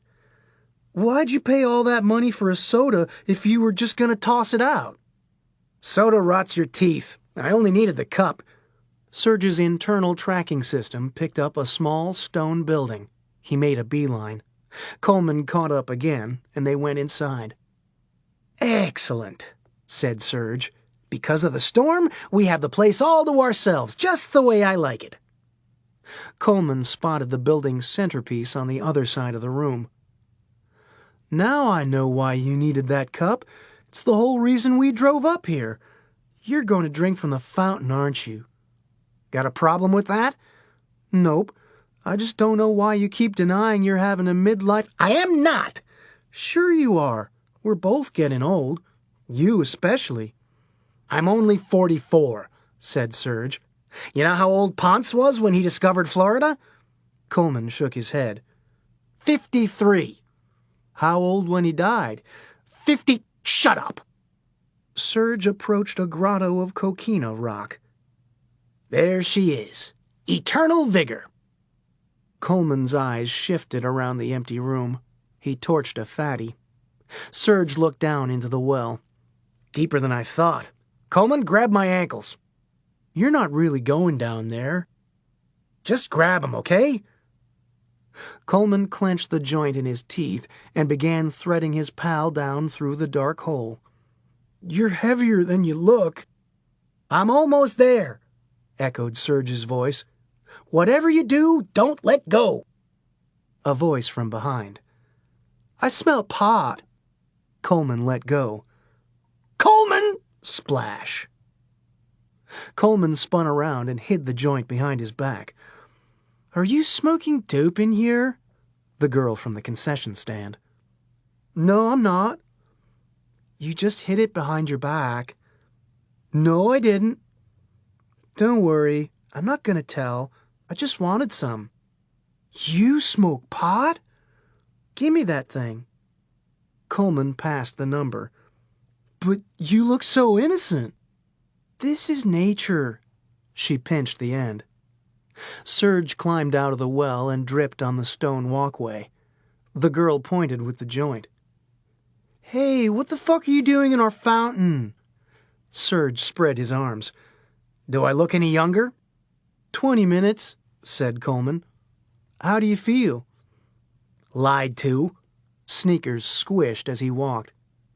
I didn't want to say anything and jinx this, but natives putatively told Ponce to seek the well at Bimini, which some scholars argue is Bimini in the Bahamas. The girl tapped Coleman on the arm and handed him the stub of a burned-out roach. You smoked the whole thing. Got another? Coleman fished one from his wallet and grabbed his bick. She snatched both. I'll blaze it. Serge and Coleman watched in amazement. She finally passed the half-gone bone, holding her breath. Here. Serge looked down at her bare feet. You're a regular wild child. It's society that's wild. I actually have very strong beliefs about the planet. And I noticed you got a little tattoo like all the other kids, said Serge. So you're a conformist. A smiling green gecko poked out the neck of her shirt. Thunder rumbled in the distance. That's the Outer Bands, said Serge. They're going to close the park, said the girl. She grabbed the joint from Coleman and began walking. The guys followed. So, said Serge, I never caught your name. Tampa Bay Today. The Maximum editor was running late. He rushed in and took his chair. Let's get started. Wait. He noticed a new person at the table. The guy in the crumpled fedora and a necktie with bongo drums. Who the hell's he? The Metro editor whispered and pointed at the visitor's badge clipped to Agent Mahoney's shirt pocket. Confidential source. I see, said Max. New slant on the story? You could say that. The Metro editor angled his head toward the center of the table. A single sheet of paper in a clear evidence bag.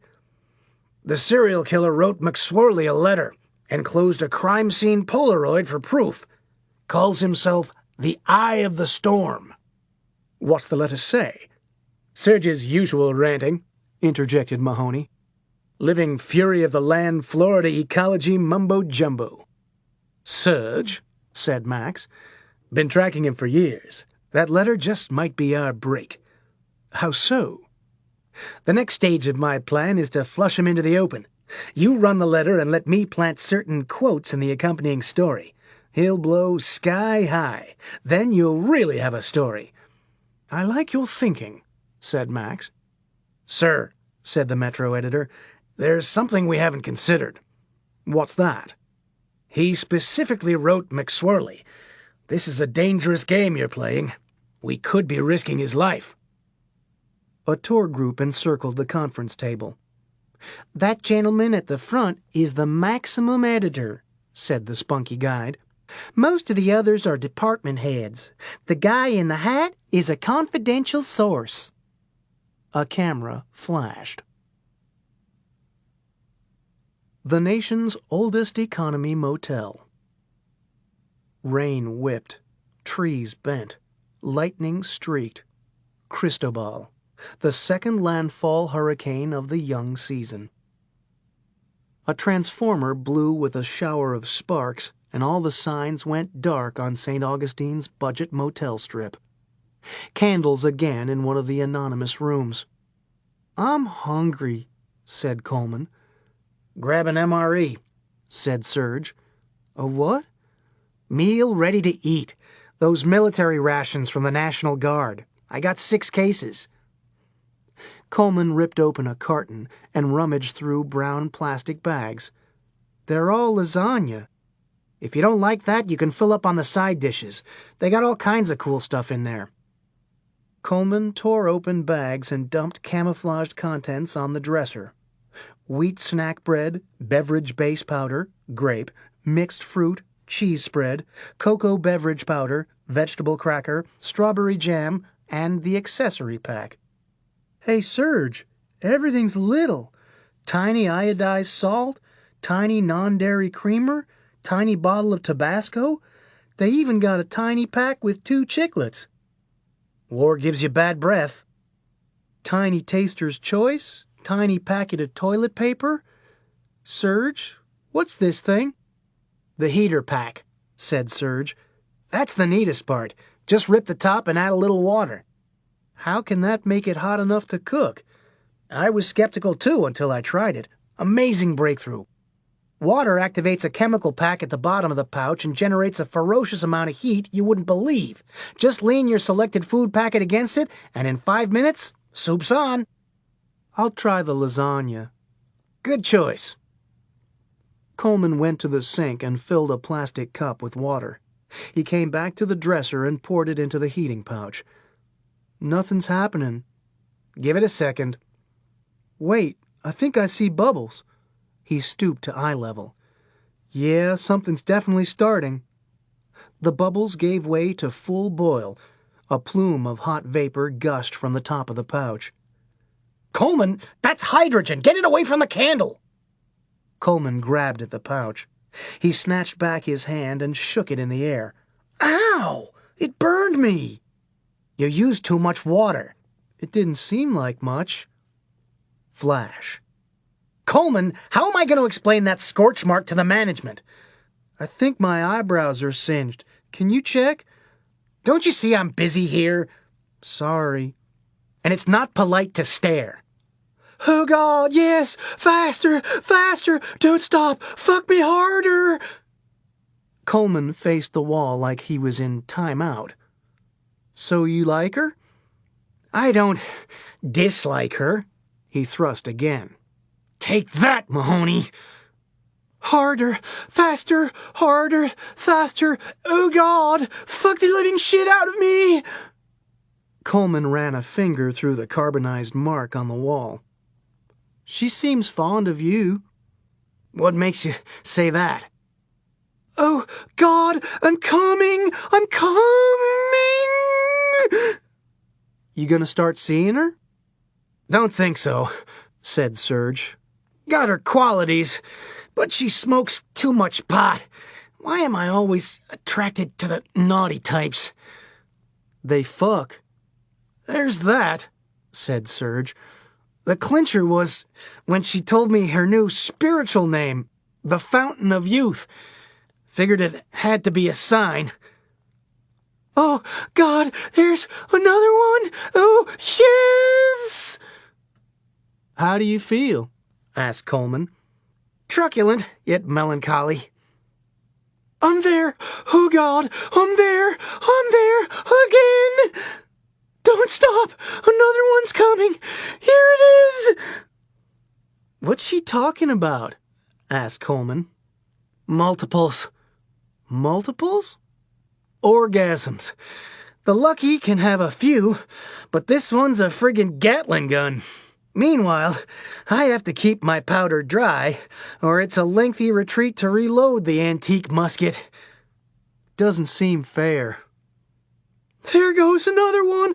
Oh, sweet God, that's 17. Dude, stop! Serge kept thrusting. Now she's just rubbing it in. How old?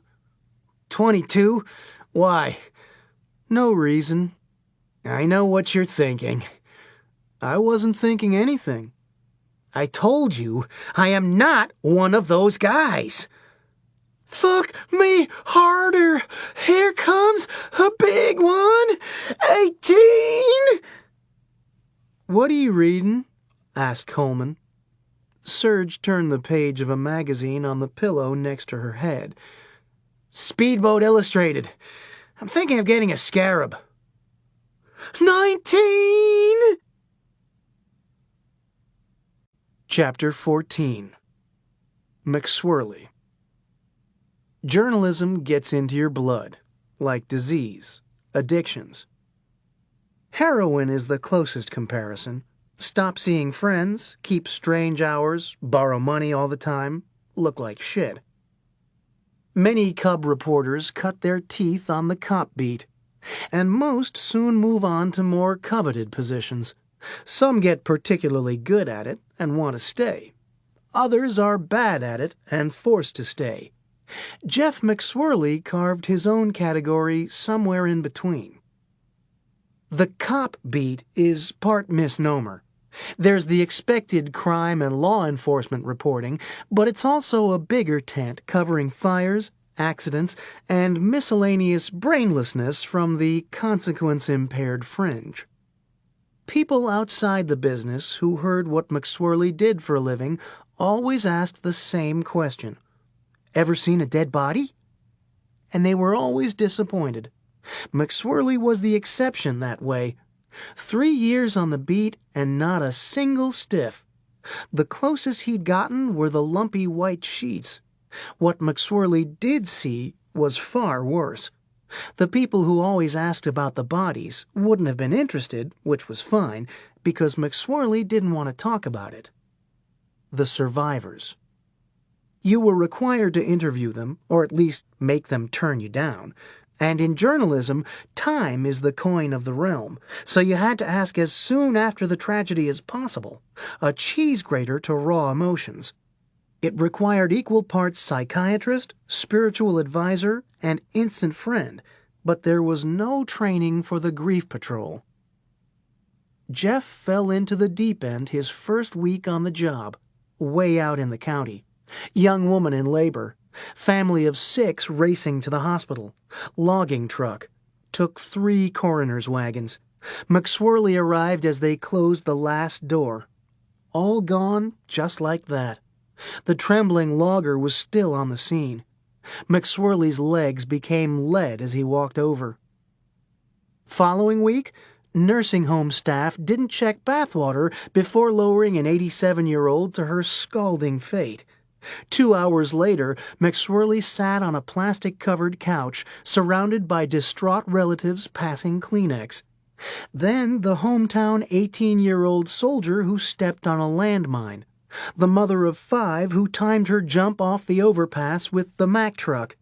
The picked-on high school student who immolated himself in the middle of the basketball court. Infants left in hot cars. Pit bull maulings, prom night collisions, rave club overdoses, and murders. Absolutely the worst, especially children. After 3 years, they were too numerous to count, and McSwirly remembered every one.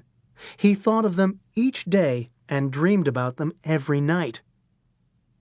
Jeff got an expected number of doors slammed in his face, but the others sincerely wanted to talk. They believed a newspaper article meant loved ones hadn't lived and died without the world taking notice, even if the interest only resulted from a stray bullet, smelting accident, or water skiing in an unmarked channel at night on cocaine. They needed McSwirly as much as he needed them. It was an expensive emotional transaction on both sides of the ledger. The previous cop reporter, Justin Weeks, was a cocky piece of work who had perfected the technique of being run off property. He was yanked from the beat following enough screaming complaints to the newspaper's switchboard. After that, McSwirly was unexpected fresh air. Not only were there no gripes, but the paper actually began receiving positive calls. Half thanked them for genuine concern.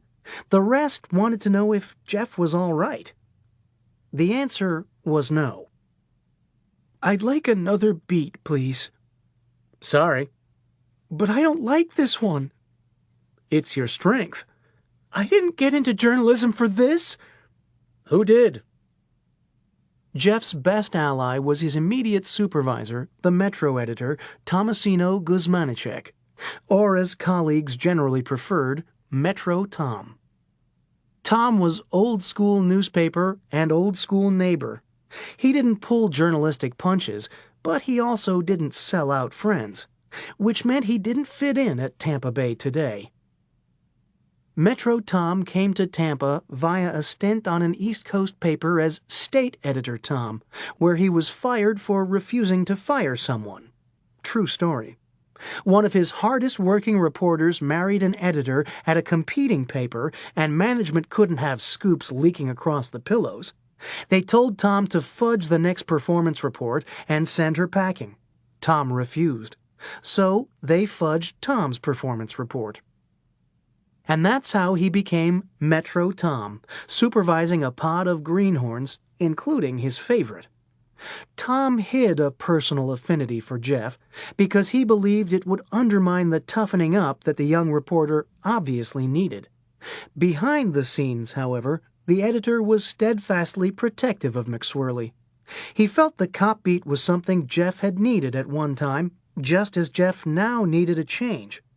Each week, McSwirly dutifully filed his standing transfer request, which Tom promptly signed and personally delivered. "Anything for Jeff yet?" "Not yet." They were now at 157 weeks and counting, so a transfer was the last thing on Jeff's mind when they summoned him to the budget meeting. "You wanted to see me?" "Jeff, have a seat," said Max. McSwirly grabbed the empty chair. He looked around for his editor. "Where's Tom?" "Doing something. Listen, how'd you like to get off the cop beat?" "Really? Yes. When?" "I'm speaking conceptually," said Max. "But we have an idea that could go a long way in that direction." "Anything," said Jeff. "That's the spirit," said Max. "We'd like you to do an exclusive interview. Could be your biggest yet." "Who?" Mahoney removed a toothpick from his mouth. "We're inserting a coded message in the paper. Arrange contact." Jeff turned back toward the head of the table. "I don't follow." "Your pen pal," said Max. "We might be talking Pulitzer." "You want me to interview a serial killer?" "We're hoping you can submit written questions," said Max, "but he may insist on meeting face-to-face. What do you say?" St. Augustine. The current hurricane season seemed to have a thing for bays. Cristobal blew straight up the mouth of the Matanzas. He was a real mover. 5 to 10 miles an hour's average. 15's fast. This one briefly flirted with 25. If you're on the right side of the counterclockwise swirl, add it to sustained wind, and you bump up a category. That's where most of the town was. The coastline correspondents didn't even go through the motions. After a few minutes in the strike zone, they got religion and booked. The storm raked Flagler College, pummeled Ripley's, and pounded the Alligator Farm. The Museum of American Tragedy had recently closed down, or it would have been tragic. The only remaining citadels of confidence were the lighthouse and Castillo de San Marcos. The 16th century masonry fort had been Serge's original choice to ride out the hurricane, but the girl from the Fountain of Youth developed a sudden personal rule against catacomb sex. "But catacomb sex is the best," said Serge. Lost cause. That was 10 hours ago. The wind howled around the quiet, dark motel room. Coleman stared down at the motionless body on the bed. "Is she okay?" The girl stirred with a loud snore. "Just pooped," said Serge. "That was the plan. I poured it on at the end because I got a lot on my mind and didn't want to chat afterward." The room flickered, then stayed bright. "Power's back!" yelled Coleman. "TV! We're going to live!"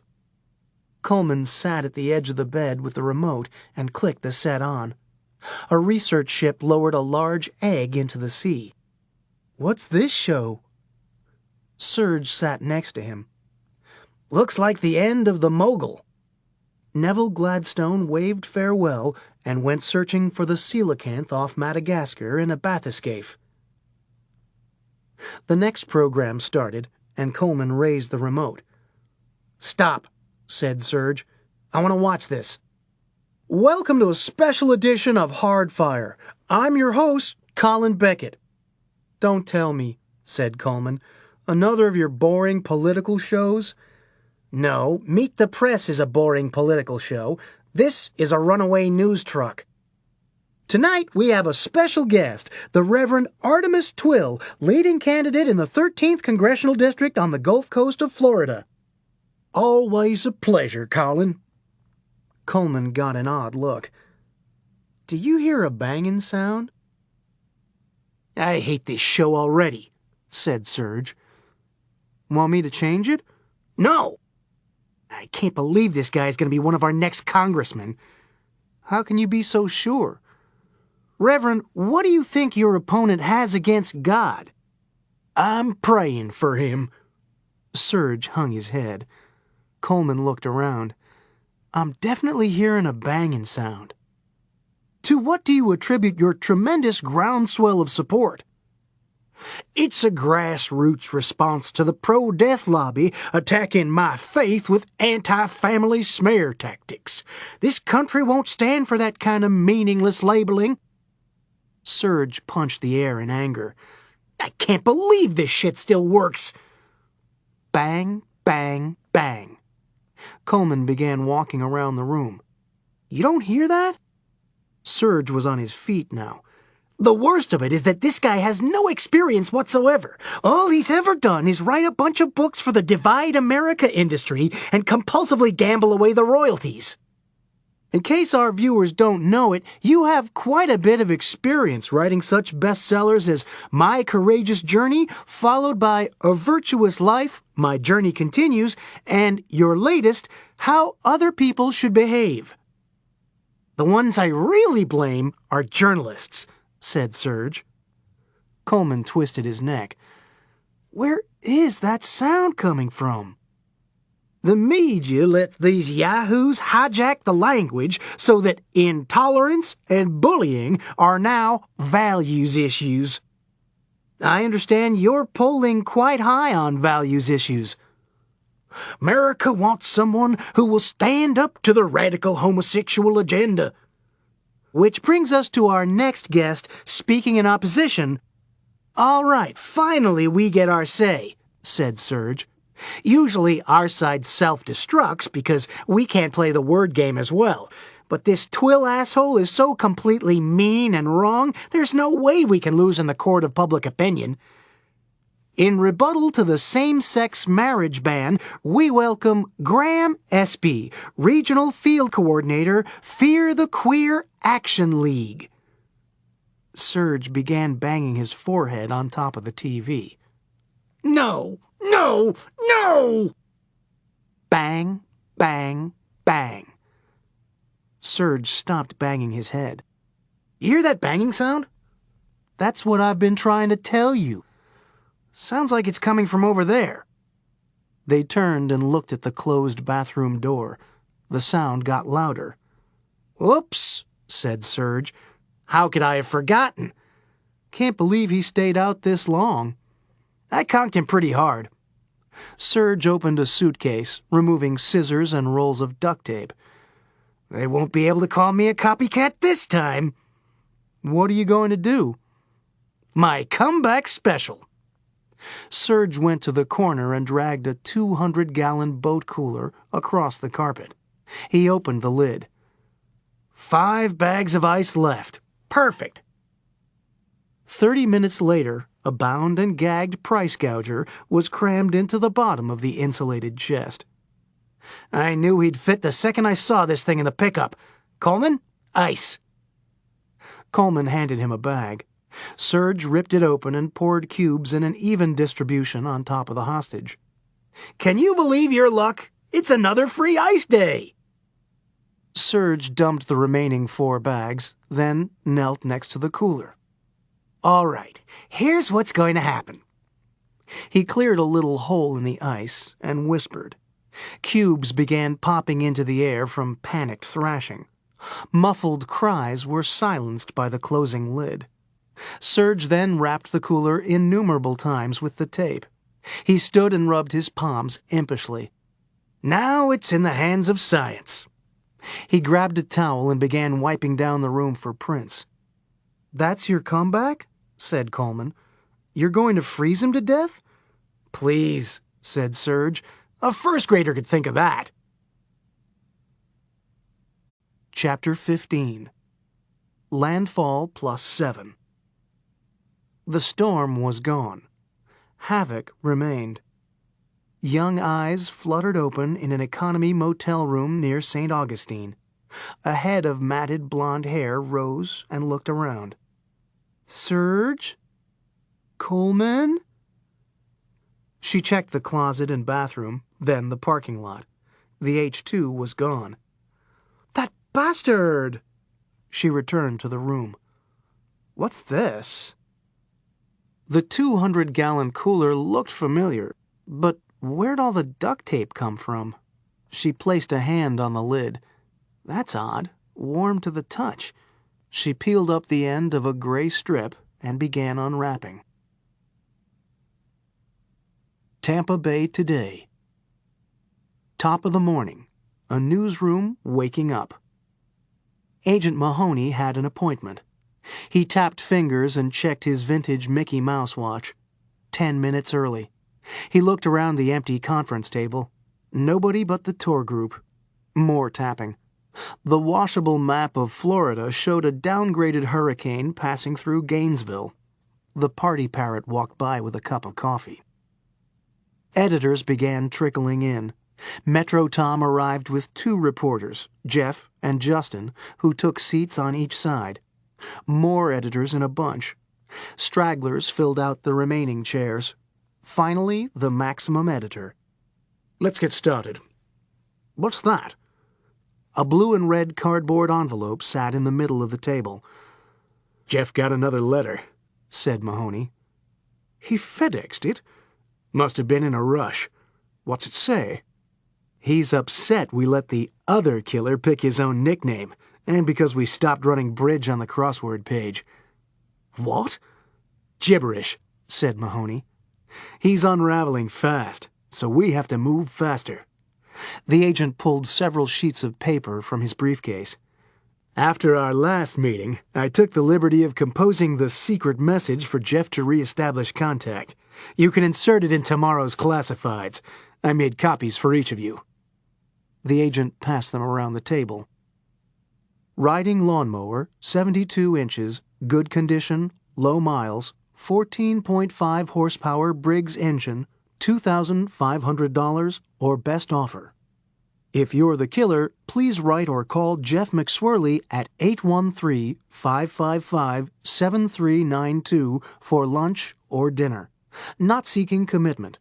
I like walks on the beach and Turner Classic Movies. Pets, okay. Metro Tom fell back in his chair. I don't even know where to begin. When Jeff first told me about this, I thought maybe you were playing some kind of joke on me. Max handed his sheet to an assistant. Get this in the next edition. No. Metro Tom extended a protective arm across McSwirly's chest. I'm not going to let you put one of my reporters in that kind of jeopardy. I'm sorry to hear you don't like your job, said the maximum editor. Justin piped up. I'll do the interview. Let him do it, said McSwirly. Tom and Max in harmony. No! We'll have a SWAT team standing by, said Mahoney, and I'll be using my ninja cloaking technique, never more than 10 feet from Jeff. You've both lost your minds, said Metro Tom. Listen, said Max, we're just as concerned for his safety as you are. So Agent Mahoney and I have devised a fail-safe backup plan to get him right out of there if anything starts to go wrong. He turned to Jeff. First sign of trouble, run. That's it, said Tom. You want him not to run? I don't want him to go at all. He'll be wearing one of our bulletproof vests from the photography department, said Max. Actually, bullet-resistant. We got a break on the price. You really don't get it, said Tom. You have no idea what you're dealing with. I had Justin look into the background of this Serge. Justin, tell them what you learned. Justin beamed in the newfound spotlight and opened his notebook. Incredible stuff. Goes back a decade. Serge A. Storms actively sought as a person of interest in at least a dozen homicides. At least, said Mahoney. Police have been close many times, but he always manages to escape. Meanwhile, there have been sightings all over the state, from the Keys to Jacksonville.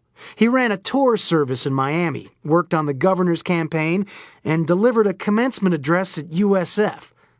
Justin looked up. Apparently, they didn't do the proper resume check. But with all that visibility, how is it possible he hasn't been caught? Asked Max. The odds must be incredible. Mahoney took a swig of mud coffee. He beats the odds by being so crazy he doesn't even know there are odds. At any given moment, 1 out of 5 stupid criminals is still at large by sheer luck. And Serge isn't stupid. He usually slips away in plain sight, camouflaged with utter confidence. Remember the ray gun fight in Star Wars when R2-D2 and C-3PO stroll unscratched across the spaceship's hallway through intense crossfire? That's Serge, except he's the one with the guns. You see now, said Tom. Is that what you want to send one of your reporters up against? We're all aware of the hazards in this business, said Max. Everything is done to minimize physical risk, but we also have to weigh the other side. What other side? Sweeps Week. A cell phone rang. The theme from Dragnet. That's mine. Mahoney reached into his pocket. Hello. What? Where did this happen? I'm on my way right now.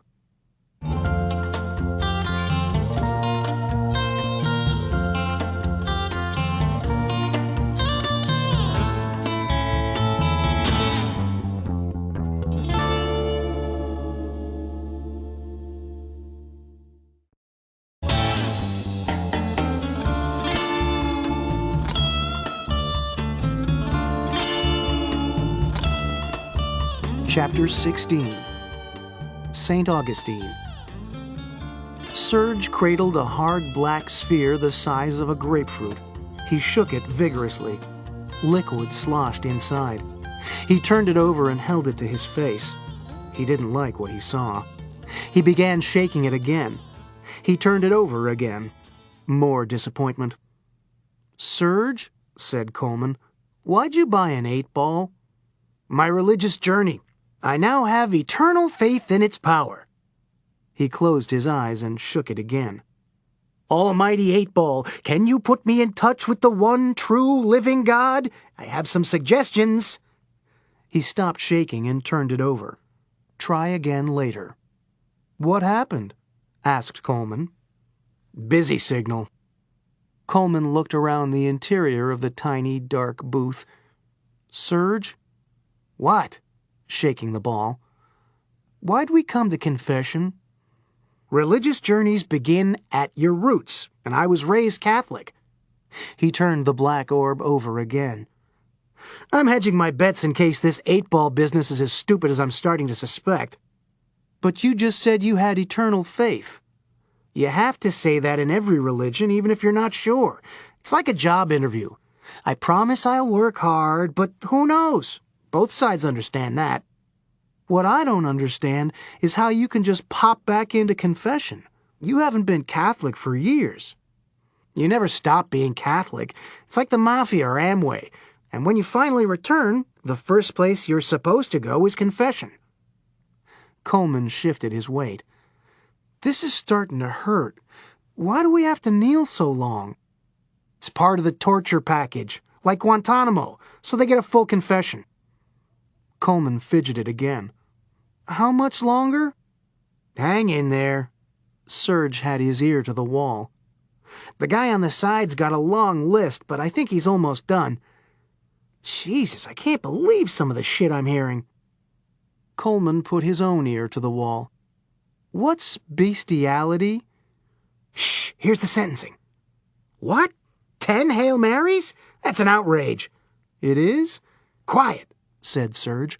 I think he's coming. The other side of town. A local 911 operator had fielded the hysterical call from an economy motel. Slow down, I can't understand you. 6 minutes later, the room was crawling with police. A young girl sat on the curb outside, clutching herself tightly. A cop filled out a report. She wiped her nose. Fountain of youth? No, not where you work, said the officer. Your name. Inside, photo flashes, evidence bags, disgust. Someone took scrapings from a scorch mark on the wall. Detectives sported large perspiration stains on the backs of dress shirts from leftover hurricane humidity. The homicide chief dabbed his forehead and stared down into the open cooler. That poor girl's messed up for life. A forensic tech came over. Looks like they wiped down the room. Damn, no prints. I wouldn't say that just yet. They wiped the room, but they didn't wipe what they wiped it with. He looked toward the dresser. You can lift prints from a bath towel?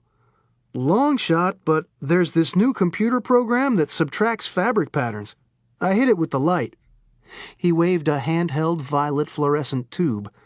Something's there. I called for an epoxy vapor kit. A man in a rumpled fedora entered the room and flashed a gold badge. Who the hell are you? The badge closed. Agent Mahoney, Tallahassee. He walked to the cooler. Well, well, if Serge isn't back to his old tricks. You know who did this?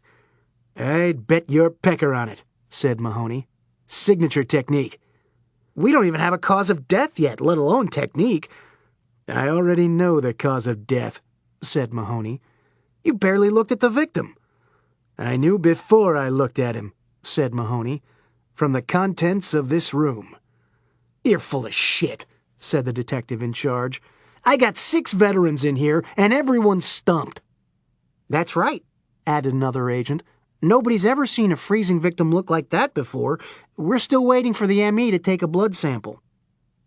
Mahoney leaned down for closer inspection. Going to be kind of difficult. Why do you say that? Because he didn't freeze. He cooked. Mahoney stood back up. Hard to draw blood, but plenty of juices. You can carve him like a Thanksgiving turkey. You're wearing out your welcome, said the lead investigator. Shoot straight or get the hell out of here. Mahoney moved across the room.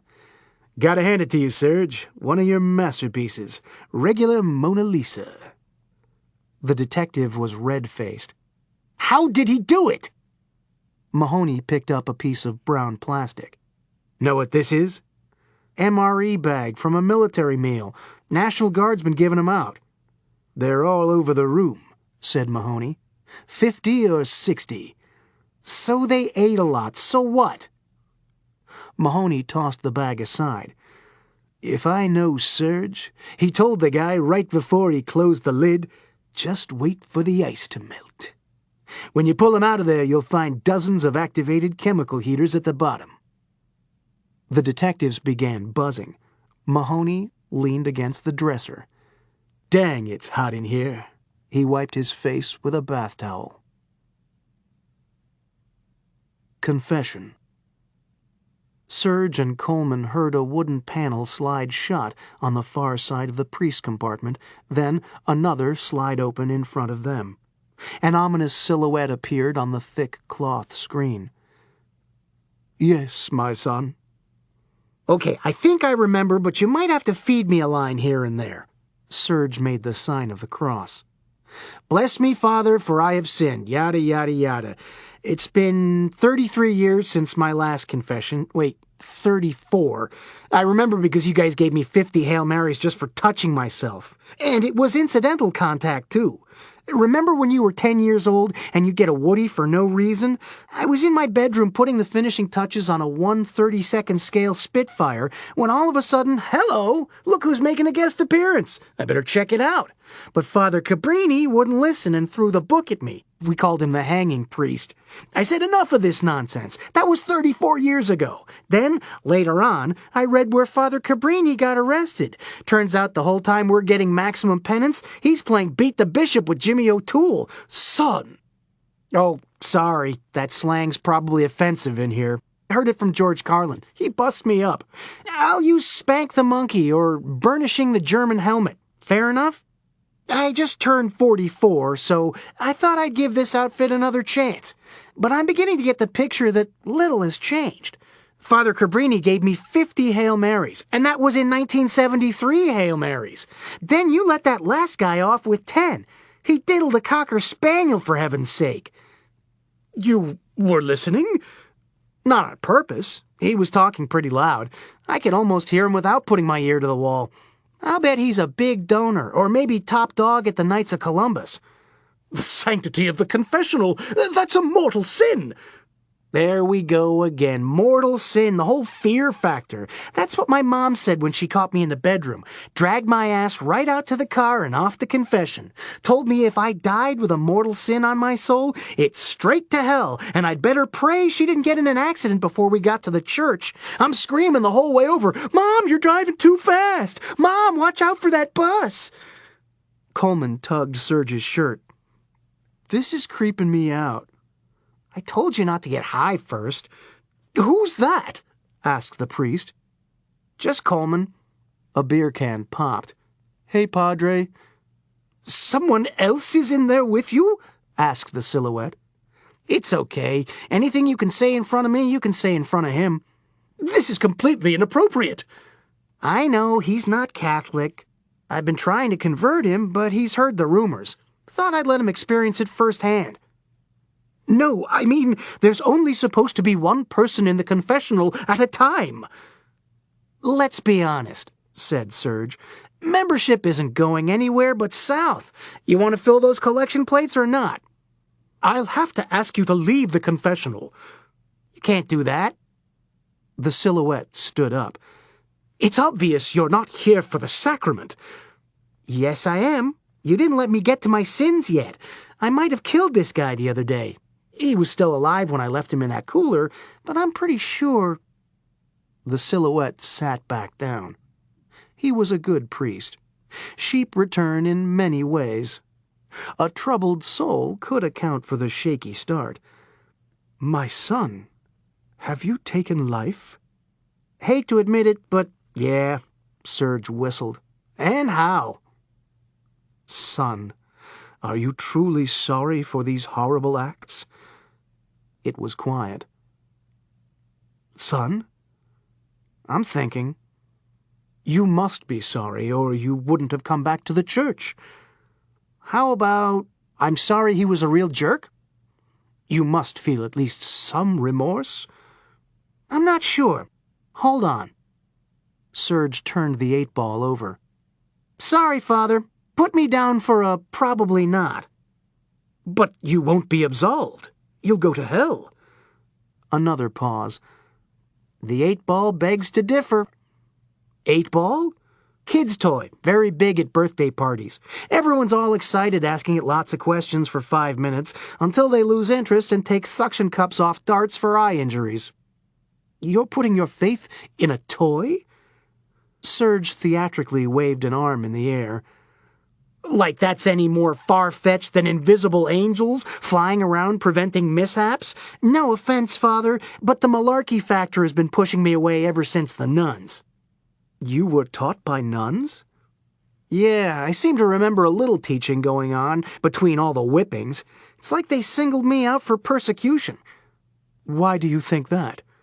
Because nuns are messed up. Horribly sadistic to little kids and way too sensitive about the nicknames. My first-grade teacher really hated the one I gave her. Which was? Cunt. What? Beat me all the time for no reason. Serge suddenly became quiet and leaned forward with a different voice. Say, you're not going to tell anyone about the dead guy. I mean, just because I ain't sorry. Not making any threats, but I can't be around all the time to stop every accident from happening, if you get my meaning. The priest began stuttering. He quickly got up and opened his door. Serge opened his own door. They faced each other behind the last pew. The priest was ashen. Just joshing you. I'd never heard a man of the cloth. Serge poked him in the stomach with the 8-ball. But don't forget the sanctity of the confessional. You'll go to hell. The priest ran for the rectory, and Serge and Coleman walked out the back door into the sunshine. Chapter 17. Justin Weeks. Public opinion polls consistently tout Walter Cronkite as the most trusted man in written history. Yet, curiously, those same polls place journalists as a class down with politicians, attorneys, used car salesmen, and ex-cons. The media has no one to blame but themselves. They're the media, after all. They're in the image business. It's like a chef dying from food poisoning. Still, the burden is largely undeserved among rank-and-file beat reporters. They fulfill an indispensable civic function, casting light where the rich and powerful would prefer to transact by slippery feel. In a fair world, these journalists would be rewarded with parades or one of the minor holidays where everything stays open. It was occasional bad apples, if you will, that made the going rough for everyone else. Pollsters weren't altogether wrong about several questionable individuals at Gladstone Media. In one particular case, they were right on the money. Journalists have many reasons to be called to the profession. Justin Weeks had his. He liked to inflict misery. He truly liked it. Weeks began his journalistic career as a small child in his backyard, interviewing lizards and frogs and bugs. No comment? I set you on fire. As he moved through grade school, Justin embraced the roles of hall monitor, crossing guard, and fascist. But it wasn't until joining the high school paper that he fully appreciated the joy of provoking from cowardly distance. This continued, more or less, through college and his early professional years, bouncing around a series of entry-level community newspapers in the Florida Panhandle and South Georgia. The community part meant small town, which meant positive stories about the paper's biggest advertisers. To Weeks, however, it wasn't a real story unless there were fire code violations, civil unrest, sexual perversion, and hopefully all three. Unfortunately for Justin, small town also meant small town power structure. Mayors and sheriffs and newspaper publishers getting drunk together. Weeks made the healthy decision to move on. He headed south and got his big break. 3, in fact. The first 2 were with the Tampa Tribune and the St. Petersburg Times, very reputable papers on constant alert for the Justins of the profession. Their early detection radar sounded both times. He was summarily fired for absence of accuracy and presence of malice. Justin took a short drive across town to Gladstone Tower, where the same stories that had gotten him dismissed prompted the hiring editor to remark, "Nice clips." A new style that had no place in the business found a home at fair, unbalanced journalism. The paper needed an attack dog, and they got a pit bull. All the biggest stories were his for the picking. Justin's smirking face was featured prominently in TV ads and Florida cable news special reports. He was getting famous, and he was getting laid. It wasn't enough. Weeks had to lord it over the rest of the newsroom. For important phone interviews, Justin not only used his loudest voice, but actually stood on top of his desk. He harassed the female reporters and demeaned the males. But his best was saved for the path of least resistance. All day long, humiliating McSwirly. Joke after belittling joke. Jeff just smiled and went back to work. Nobody approved of what Justin was doing, but an interesting psychology started to develop. Many subconsciously began resenting McSwirly. His submission made them uncomfortable about something in themselves. Why didn't he stand up for himself? One person, however, finally had heard enough. Metro Tom yanked Justin into a private office, literally by the arm. "Leave McSwirly alone!" "Fuck off, old man! "What's he ever done to you?" "I can have your job." Weeks stormed out and slammed the door. The editor steamed in silence. He knew that Justin was right. There was rank and there was revenue. Weeks was untouchable. Then 2 things happened. First, the airport. A Florida cable news cameraman scrambled through the terminal to keep up with Justin, who raced past the grief counselors. "What's your reaction to the plane crash?" Plane crash? An avalanche of complaints poured in. Phones rang nonstop. Even a viewing public responsible for the rise of tabloid TV couldn't stomach this. Gladstone Media wasn't sorry, but they said so anyway. They lowered Justin's profile. They told him it was temporary. Coincidentally, McSwirly picked this serendipitous time to nail his first big interview. Then another, and another.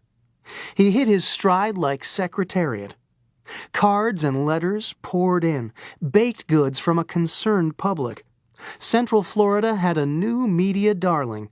More and more exclusive interviews leading up to the seemingly impossible, a living room full of plane crash relatives whom McSwirly persuaded to accept the career-rehabilitating on-air apology from Justin.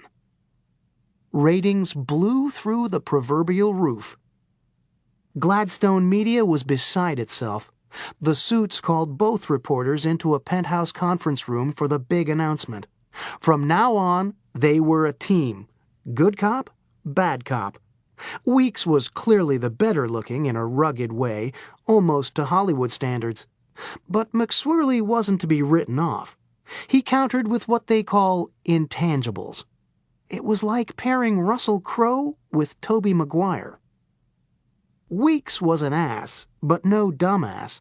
He smiled and shook McSwirly's hand. "Sorry about the stuff I said before. Looking forward to working with you." "Thanks," said McSwirly. "Really appreciate it." Weeks smiled again. "I'm going to fuck you so bad." He was still thinking that as he sat next to Jeff in the budget meeting. The next letter had just arrived, the one responding to the classified ad setting up a meeting with the serial killer. Weeks stared down at the evidence bag. "How can I screw Jeff with this?" He thought some more. An energy-saving light bulb went on over his head. "It's all set," said the Maximum editor. "Midnight, Hillsborough River State Park. Tactical team and sharpshooters standing by," said Mahoney. "He's not going," said Metro Tom. "I'll go," said Justin. "Shut up," said Tom. "Jeff," said the Maximum editor, "we wouldn't ask this if we didn't think this was perfectly safe, but it's your call. Could get you off the cop beat. Will you do it?"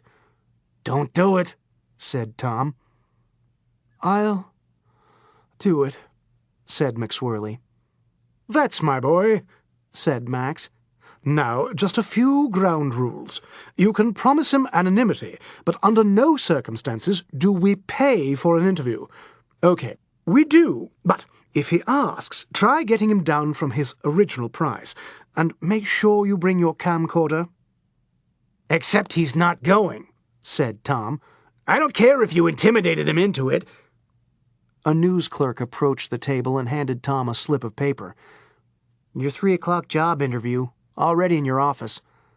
The editor checked his watch. Shoot, we ran long. He looked up. I have to take this. I'll be right back. Jeff, no matter what they say, don't go anywhere without talking to me first. Serge and Coleman sat side by side in a pair of chairs. The chairs faced a desk. The puzzled man on the other side read a single sheet of paper. The Metro editor took off his glasses and set the page down. You do realize that job interviews are usually one-on-one? Usually, said Serge. But Coleman and I are a team. Like Evans and Novak. I know people expect to start at the bottom, which is why the competition is most crowded down there. That's why we're shooting straight for the top. Our groundbreaking column demands your attention and begs for syndication. It's all things to all people. Poignant, humorous, informative, now. Give us 10 minutes, we'll give you Tampa Bay.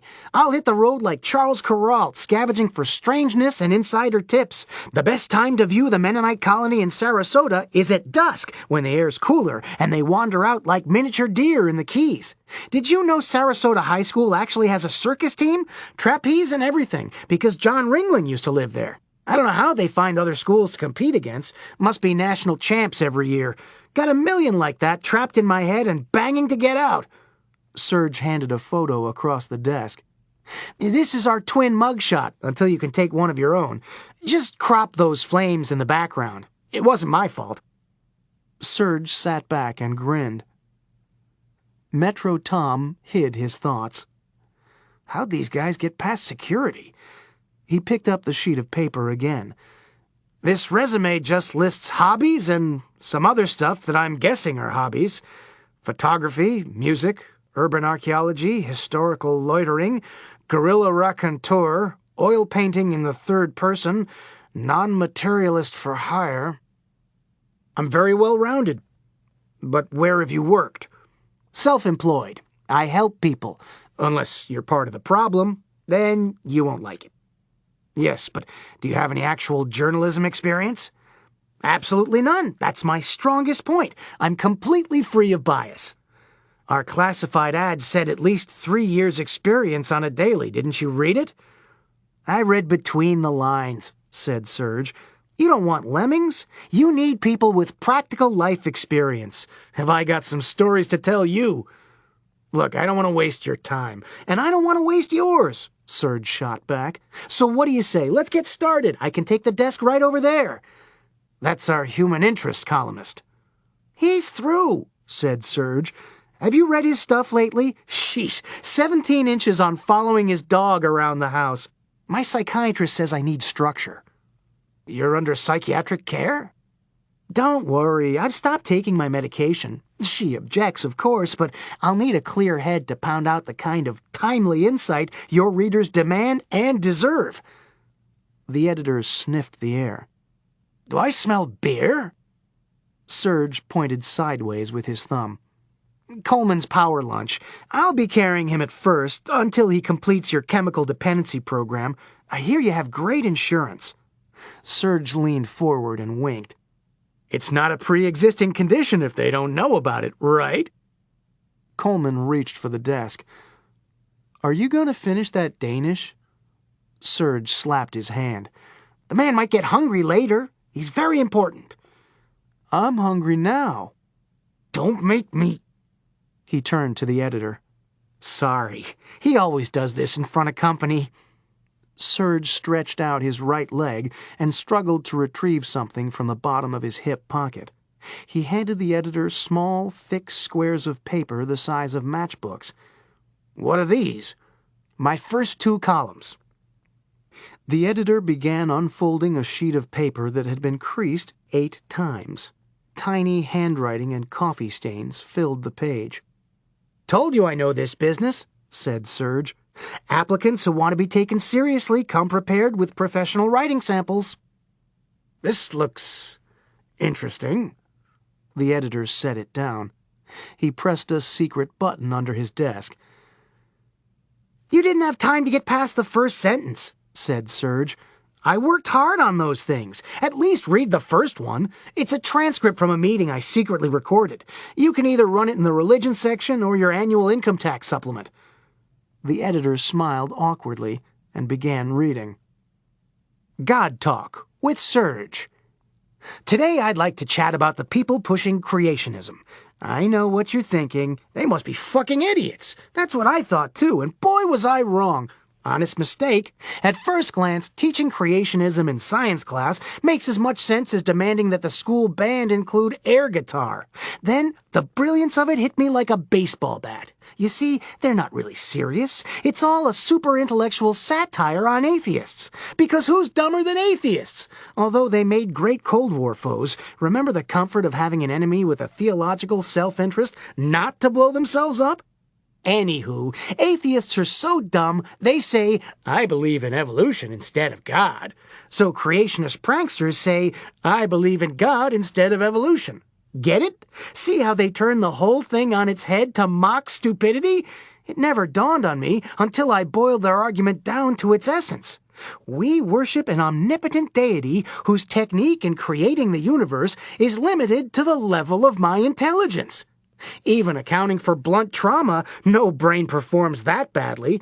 That's how I realized it was all a put-on. That's when I saw the genius. Because what thinking person can look out upon the infinite palette of churning life and not be blown away? I actually have to force myself to stop marveling at God's work, or else I'm endlessly wandering fields, running fingers through blades of grass, and tripping on the interrelationships all around. Oak trees, flocks of crows, raccoons, yeast, telemarketers, and then it's weeks later, and I'm waking up in another state without identification.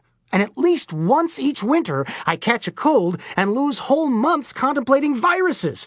Aren't they ridiculous? So small, but a bitch. If there's no receptive host organism, they just mutate and change their own DNA, like evolution's drive-through window. Fuck that recombination. So before each flu season, I spend a few days in meditation changing my DNA. Why should the doctors get rich? Then I blinked, and it was the new millennium, yet another of God's wonders. Time! 1 minute you're at the prom, the next you haven't filed tax returns for 10 years. And that's why I'm sitting in your office today, just a little nervous, because working for the IRS like you do, I'm sure you've heard every batshit excuse in the book. And normally 10 years would be way out of line, except in my case, I've been booked solid working on big truths. But if I can comprehend it, it can't be the answer, because God's infinite. In other words, I have to comprehend something I can't comprehend. Am I getting through? Stop writing in my folder and listen. Okay, let's try this. About 10 years ago, I started my own church, which I don't need to point out is tax deductible. It's based upon intellectual curiosity and vigorous self-questioning. So much so, in fact, that you're supposed to think it's the stupidest religion in the world. It seems to be working too well because I'm still the only member, and Coleman won't let me baptize him. Despite his aggressive lifestyle of constant impairment, he's a slippery fuck when you try dunking his head in the sink. Just keeps splashing and screaming crazy talk like, "Why are you trying to kill me?" I tried explaining that I only wanted to make sure he went to heaven, but looking back, this apparently just reinforced his initial misconception, and he broke off the faucet and water's gushing everywhere, which is how they found out the building's fuse box was out of date, and the owner drives up right after the fire engines and screams, "My apartments!" I pat him on the shoulder. God's will, and that's why I haven't been able to file those returns. So what do you say about an extension? Next week, pimp my dogma. Tom set the page down and manufactured a smile. Shows promise. How about I keep your resume on file in case anything opens up? That means, no, I'm going to throw it away as soon as I get these bozos out the door. Serge pumped his eyebrows. See, I don't need experience to be a good journalist. I can spot bullshit over the horizon. We get the job? I can't make a decision until I've interviewed all the applicants. Let you in on a little secret, said Serge. We went to the Times and Tribune first, but don't think you were our last choice. More like saving the best. And they weren't nearly as polite. Actually, they threw us out. I learned there's a secret button they can press. 4 bulky security guards arrived in the doorway. Serge looked back at the men, then the editor. You must have a secret button, too. Hey, let go of my arm. The guards rushed them down to the ground floor and out the back of the building. They added a final insulting shove because of unrelated personal issues. Serge stumbled and caught his balance, but Coleman sprawled into shrubs framing the corporate sign. He got up and pulled sand spurs from his palms. That could have gone better. I didn't realize how hard it was to become a syndicated columnist. Serge produced a scrap of paper from his pocket and crossed something off. What do we do now? Work our way down my list. He tapped a spot on the page. Next best thing to being a syndicated columnist. Chapter 18. Tampa. 5 minutes before midnight. McSwirly was drenched in the perspiration of dread. He had trouble commanding his legs to move down a dark, remote hiking trail in Hillsborough River State Park. A nearby bush. Jeff, it's me, Mahoney. I'm right here. I won't let anything happen to you. Silent commandos in black uniforms and face paint filled the woods. Tactical rifles swept the perimeter with night vision scopes. Jeff continued walking like a child just learning to. Bushes rustled alongside. This doesn't make sense, said Jeff. He has to know the police will be waiting. I told you he was getting sloppy, said Mahoney. Darn it, said Jeff. What is it? What's the matter? My camcorder battery's almost dead. Better turn it off and save the last few minutes. Forget the camcorder, said Mahoney. You need to stay on your toes. Serge may be getting sloppy, but he's still Serge. McSwirly came to a trailhead. He checked the Xerox with the killer's instructions. Right at fork, 40 paces. He began counting. 1, 2, 3. Bushes rustled. Night scopes panned. 38, 39, 40. The reporter stopped and looked around, straining his eyes against the darkness. He suddenly jumped. What is it? Whispered Mahoney. My cell phone's vibrating. He pulled it from his pocket. Hello? Uh-huh. Mahoney leaned his head toward a pinhole microphone on the shoulder of his camouflage jumpsuit. Condor's getting an incoming call. You picking up anything? A half-mile away, 2 police technicians with headphones sat in a black, windowless van down one of the park's service roads. They glanced at each other. Condor? What's this guy's problem? One of them looked over at a green oscilloscope. It was flatlining. He picked up his own microphone. Negative. Condor must be in a dead spot. Roger. Tell the unit something's going down. That's a big 10-4, mongoose. The van guys cracked up. Jeff, whispered Mahoney. What's happening? Jeff waved for him to shut up and held the phone closer. Yes, I'm still listening. But that's not the plan we agreed. He stopped and returned the cell to his pocket. The bushes? What'd he say? Changed locations, said Jeff. 1/4 mile from the next fork. Then he hung up. Trying to get surveillance to reveal themselves, said Mahoney. Not as sloppy as I thought. I guess that's it. Jeff started walking. Where are you going? Back. No, we're going to the new location, said Mahoney. You just said... You'll still have me, said Mahoney. And maybe a couple of the snipers if they can flank. But I'm scared. We don't have much time. Let's get moving. Mahoney led the way, quickly rustling unseen along the side of the trail. Jeff suddenly realized he was alone. Don't leave me! He ran to catch up. 20 minutes later, they were waiting at the new rendezvous point. Jeff, whispered Mahoney, everything okay? I want to go home. Just a little longer. The reporter checked his watch. He's late.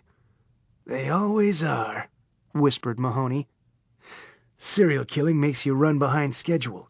Or he might already be here, watching us right now to make sure you came alone. Act like you're not whispering to me. Precious time passed. An owl hooted. He's not going to show... A twig snapped. Their eyes swung to the other side of the trail. A dark form appeared. Jeff, behind you! Watch out! Mahoney leaped from concealment, brandishing one of those heavy metal flashlights. He swung with all his strength. The form thudded to the ground. Jeff looked down at the motionless person sprawled across the trail. Is he dead? Just cold-cocked him. Mahoney bent over. So, Serge has taken to wearing disguises. Let's get this thing off your head and see what you look like now. Mahoney pulled the top off the disguise. He jumped back. It's not Serge. What's he doing here? Said Jeff. You know him? Jeff nodded and got out his camcorder. Chapter 19. The next morning. Serge and Coleman sat across from each other with sharpened number 2 pencils. Serge raced through his employment application. He reached the end and signed boldly. Coleman was still at the top of his own form, tongue out the corner of his mouth in concentration, printing his name. He was almost able to stay inside the boxes. He held it up to Serge and smiled. "How's that?" Coleman, your name doesn't have a 3 in it. "Where?" Coleman turned the page around. "The E goes the other way?" "Most of the time. Why don't you let me finish it for you?" Coleman slid the page across the table. "Thanks. That was too much pressure." Serge licked the top of his pencil and whipped through Coleman's form in record time. He got up and went looking for the man. Soon they were seated again, this time in a cramped office that doubled as some kind of storage. Actually, that seemed like the primary function. A man in a white short-sleeved dress shirt and thin black tie sat behind a cluttered desk and reviewed their applications. He scratched his chin. "You sure you're in the right place?" "Definitely," said Serge. "I was this close to being a syndicated columnist, but it's all who you know. I told my partner, Coleman, that this was the next best thing. Does your insurance cover substance abuse?" The man raised his eyes over the top of the forms. "Not us," said Serge. He made quote marks in the air with his fingers. "Hypothetically, we have a friend who's trying to straighten his life out, but he's not trying very hard. Can barely spell his name anymore." "Who's that?" asked Coleman. Serge elbowed him. The man went back to the forms. "We would prefer he complete a program first." "Of course," said Serge. "I understand perfectly. OSHA regulations. The last thing you need is some new guy ripped out of his skull and burning down the building, with everyone inside, horrible screaming, pounding on illegally locked exit doors. 'For the love of God, let us out! The skin's flaking off my body!' Who needs it?" The man placed the applications in the middle of his desk and shrugged. "I still don't get it. You're the most overqualified applicants I've ever seen. Why would a pair of tenured college professors want to work here?" "The economy," said Serge. "Everyone's taking a beating out there. It's summer recess, so we thought we'd pick up a little extra scratch. My psychiatrist says I need structure." "You're under psychiatric care?" "Everyone at the university is. It's a career move. You're supposed to talk about it at the cocktail parties. Ever work in academia?" "No."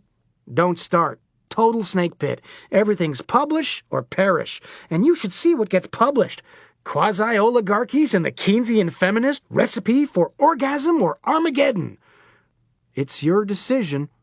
The man began marking up a timesheet. "You can start this afternoon if you'd like." Serge jumped up. "You're kidding!" "We can wait till tomorrow if you have plans." No, said Serge. I mean, I was just imagining a more complex process.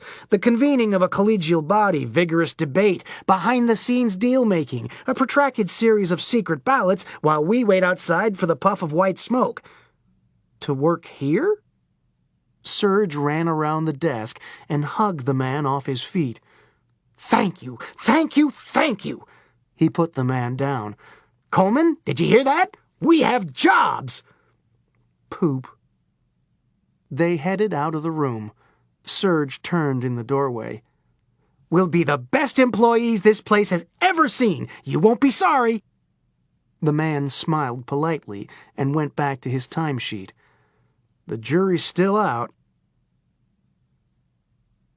Nick Shavers. Everyone has a role to play. That's what they said about the new journalism, and it was never more true than in the case of Nick Shavers. He definitely had a role. It kept changing. You haven't heard about Nick yet, at least by name, but he's been around. Nick was a pioneer and, later, one of the first casualties of a virulent industry movement that swept to prominence in the late 20th century. Convergence. Media conglomerates were already in an acquisition frenzy, so why not pool information? The problem began when they also started pooling personnel. TV stars writing stories, newspaper reporters appearing on air, and everyone scooping themselves on the web. At least that's how the mergers worked in concept. But after all the spot welding was done, the results looked more like an abstract sculpture with no moving parts. The only apparent benefit was cost savings. It was judged a smashing success. Nick Shavers was one of the most recognized faces in the Central Florida market, where he'd enjoyed a long, steady run as midday anchor at Florida Cable News, just a heartbeat from the primetime anchor slot that was the obvious career progression in his mind alone. Nick's problem lay in a universally denied but well-known secret of television news: age discrimination. Shavers was the best argument in its favor. As they say, certain people grow old gracefully, but there was something a little too Vegas in the way Nick went about it. His rug was too dark, dentures too white, lapels too lounge-act. He came off like one of those guys in a late-night infomercial for a sports book offering the guaranteed LSU lock. In fact, that's how Nick moonlighted until the station told him it wasn't dignified for a future prime-time anchor. "Okay," said Nick. "When do I get the position?" "Be patient. Your time's coming." He was patient. The station moved into Gladstone Tower. They came to see him. "We've got good news." "Prime time?" "Better." They explained what they had in mind. It didn't sound better. He'd leave the anchor desk and return to the street for live remotes. Then he'd race back to the building and write stories for Tampa Bay Today. "But I don't know how to write." "That's what editors are for." The station's director glanced around and lowered his voice like it was just between him and Nick. "You know, those anchors who are convergence ready will be the most attractive for advancement. This is the future." "Why me?" "You're the best candidate." Because the future was unknown, and Nick was expendable. And that's how Nick ended up back on the beat. It wasn't so bad once he got there. People began recognizing him from TV. "Hey, Nick! What are you doing out here?" "Did you bang the boss's wife?" He nodded and waved cheerfully. Thank you very much." The recognition awakened something in Nick, and it showed in his work. He tackled every assignment with the same fresh zeal before rushing back to write articles that hit the copy desk like sacks of rotten fruit. What the hell's this? Asked an editor. "My downtown redevelopment story. It's unreadable. That's what they said you were here for. Irregardless isn't a word. It isn't? The editors resigned themselves and rolled up sleeves. Nick watched over their shoulders as they unconvicted suspects and fixed names of major streets. Penultimate doesn't mean the ultra-ultimate. It doesn't? The editors grumbled to higher-ups. It wasn't just Nick. It was all the TV personalities. Their stories took more time to fix than if the paper's regular reporters had written them in the first place. Then there was the big increase in corrections. Please disregard Tuesday's home tips. The described wood stripping method releases a fatal vapor. But it worked the other way, too. TV management was livid. Print reporters didn't translate to the small screen. Stiff, caught in headlights, out of their element, like watching a painfully obvious transvestite trying to pass. Except transvestites know how to dress. The countless reshoots and extra time in the editing room was killing them. This can't go on! The suits responded that it would indeed go on. The respective editors were instructed to do whatever it took to make it work. So they hired more staff to handle the increased efficiency. Corporate bean counters noticed the hemorrhaging bottom line and passed up the word. An urgent all-hands memo came back down. Unconverge! But it was too late. The inbreeding had already fucked up the bloodlines. Some freakish journalism hillbillies were wandering around. Like Nick. They pulled him off the street, but his old midday anchor chair now held a buxom Florida State intern. The TV station told the newspaper they could keep him.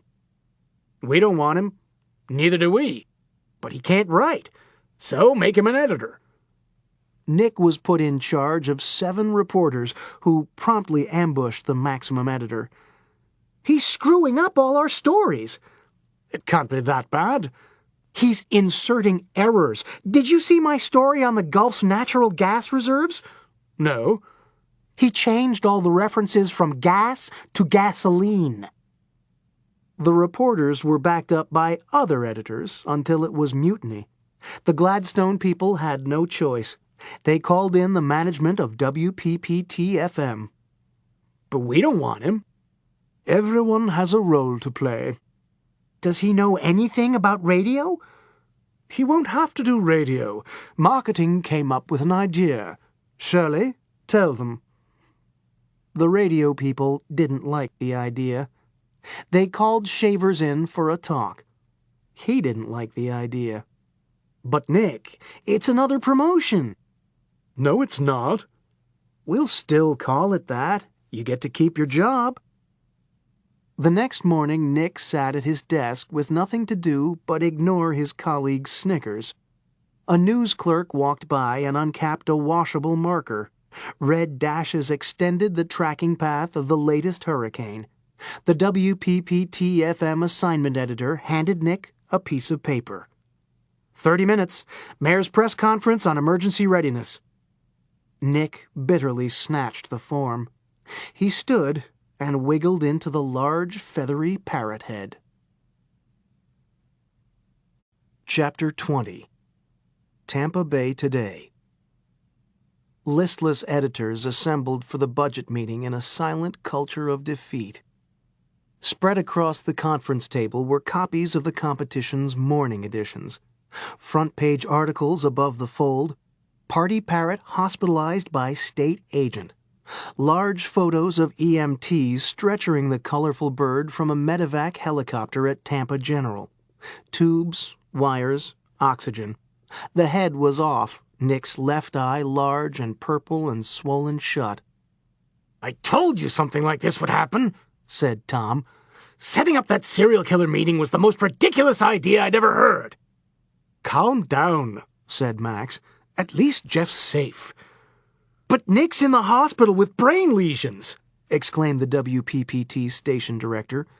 They say the extra padding in the parrot head is the only thing that saved his life. Tom stared daggers across the table. What on earth were you doing sending the parrot in the first place? Me? The station director shouted back. It's all your fault!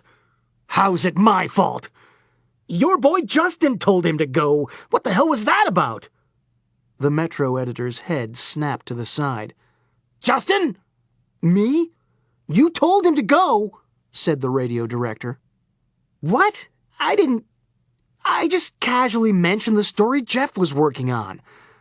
That's not how Nick put it at the hospital before going into a coma, said the director.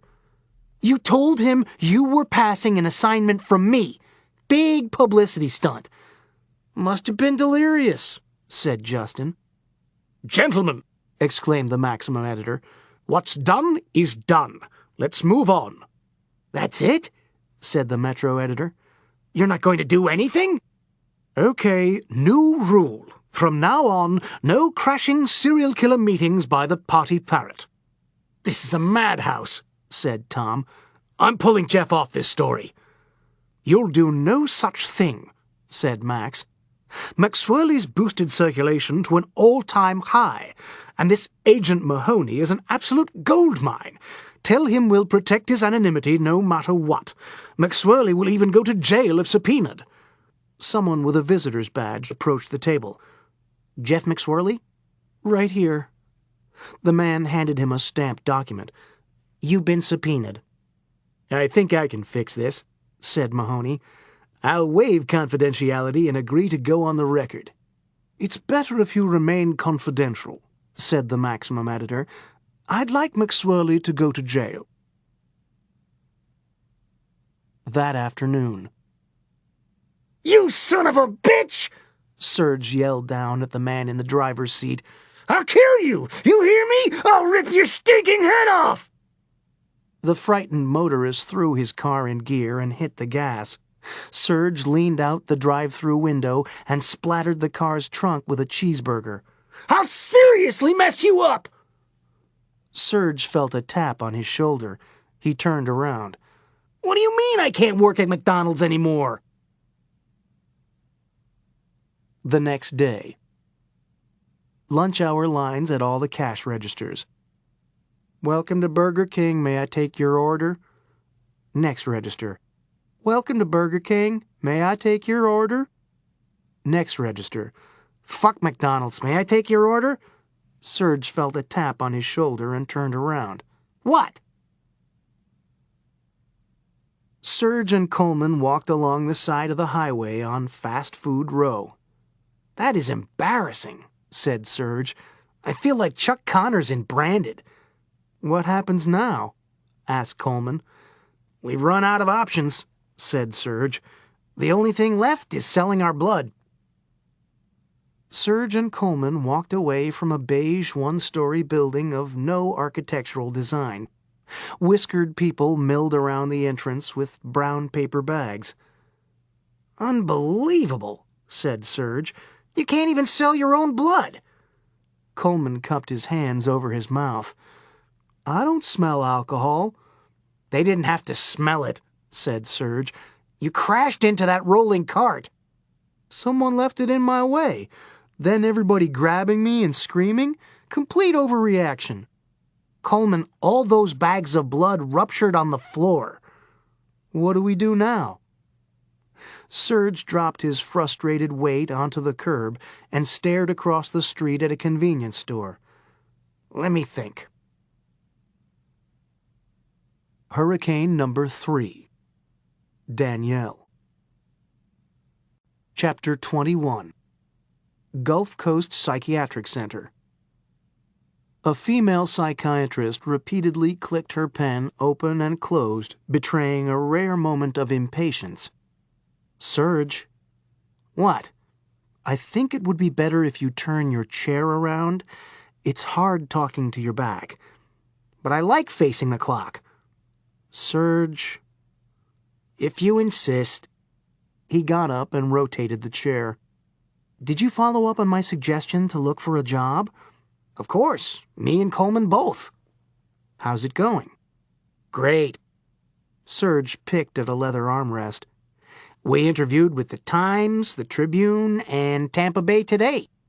Which one hired you? Almost all of them. They promised to keep our resumes on file just before we were thrown out. It's such a clique." The psychiatrist frowned. "So you haven't been hired at all?" "Oh, no," said Serge. "We've been hired twice. McDonald's and Burger King." "You're working 2 jobs?" "No, I resigned from both over creative differences. What I'd really like is the job where that guy flies the ultralight each year, leading those endangered migrating cranes with a defective onboard navigation. I saw a picture of it in the newspaper. This giant V formation following the kite plane like it's a big papa bird. That's the job for me, except I don't know where to apply. Do you?" "No. Listen, I'd like to—" "Nobody seems to know. But I'm starting to think something's fishy about that gig because all the people I ask about it downtown just want to get away from me, except the arrogant lawyer types with their Guccis and $4 coffees who think I'm panhandling and tell me to get a job, like in that Bruce Hornsby song. And I say, 'Hey, fella, I got a job. It's called stalking.' I'm kidding, of course. Well, half kidding, because I can't tell you how mad that kind of cruelty makes me. But then it gets funny, because I start following them around and they get all jumpy, walking faster and faster, checking over their shoulders while I make wacky faces, until they finally toss the coffee in the street and run into a building where they don't even work. This is what I'm up against out there in the job market. It's enough to make you chuck it all and live under the overpass with the other guys, except that's a clique too." "So you've just given up?" "When have you ever known me to give up?" said Serge. "That's when I read about these big patriotic corporations dedicated to a drug-free America. I said to myself, that's a worthwhile calling because I see the damage every day. Coleman. Must be 1,000,000 job openings for people to watch in the bathrooms so nobody cheats. I started phoning companies to inquire about their policies, and a consistent trend began to emerge. It's mainly hourly wage employees that get tested, never the board of directors, and definitely not shareholders. I asked if someone made a mistake. They said, "What?" I said, since I'm sure they were sincere about the drug scourge, there must be some kind of slip-up, not including shareholders, but they all reacted like I was some kind of crackpot. I said, if it's a manpower issue, I'd be happy to volunteer and even spring for the paper cups at the annual stockholders meeting. And then the line usually went dead. Boy, did I feel disillusioned. Turns out they weren't interested in principles at all. It was really about insurance costs and the ability of wealth to make working America dance like organ grinder monkeys. We may not have a drug-free country yet, but we're well on the way to a dignity-free country. After I realized that, my next move became a no-brainer. Which was? Be an employer. Coleman and I started our own consortium. Then we hired ourselves. I began reading the Wall Street Journal and watching Lou Dobbs to see how it worked. Naturally, my first move as CEO was to outsource both our jobs. As wage slaves, it was either move to Indonesia or get fucked up the ass again. But as majority owners of voting stock, we couldn't have been happier at how our company was keeping the boot down on labor. "I know I'll regret asking," said the doctor, "but what exactly does your company do?" Nothing at all. It's the Enron model. Can you tell me what they did? No. Can you name one store where you could buy an Enron gizmo? I think not. Serge crossed a leg and leaned back smugly. That's something else I learned from the financial shows. If you're impatient and want to shoot straight to the top, that's me in spades, make sure your company doesn't lift a finger. Factories, office buildings, customers, just slows you down. You're doing nothing? And better than anyone else. Growth is off the chart. Another week, we do a little insider profit-taking, dissolve the company, and make off like bandits with the retirement accounts of our former employees, which is also us, so the big gains cancel out. I'm still trying to figure a way around that last part. You didn't fill your prescription, did you? Bet you couldn't tell. I'm writing another one, and I'm sorry to say I'm more than a little disappointed by your lack of vigor seeking employment. Worry not. I've got something lined up. Make-believe jobs don't count. This isn't like the others. We landed real jobs. What is it? Convenience stores, delivery and pickup work. Actually, just pickups. When do you start? Next week. Gulf Coast Psychiatric Center was located far from the coast in an old part of central Tampa called Seminole Heights. For mystic reasons, certain parts of every city attract clusters of new car dealerships. Lincoln Mercury, Chrysler, BMW, all bunched together in a row, duking it out every Saturday morning with balloons, snapping pennants, blaring radio station vans, and the aroma of grilling hot dogs. Not here. This was the string of bad credit, no problem, used car lots with barbed wire and a clientele of recent graduates from the bus stop. Also, used furniture stores, used appliance stores. One place just sold used doors. Another rented TVs and wrote bail bonds. They occupied the ruins of undesignated historic buildings falling down around the middle of a previously thriving garden district sliced open by the interstate. Lower-rung yuppies who couldn't afford the Hyde Park section of town were fixing up circa 1925 bungalows with mixed results. The neighborhood's only professionals were the good doctors practicing out of the psychiatric center, which rented the second floor of an Art Deco movie house on Florida Avenue.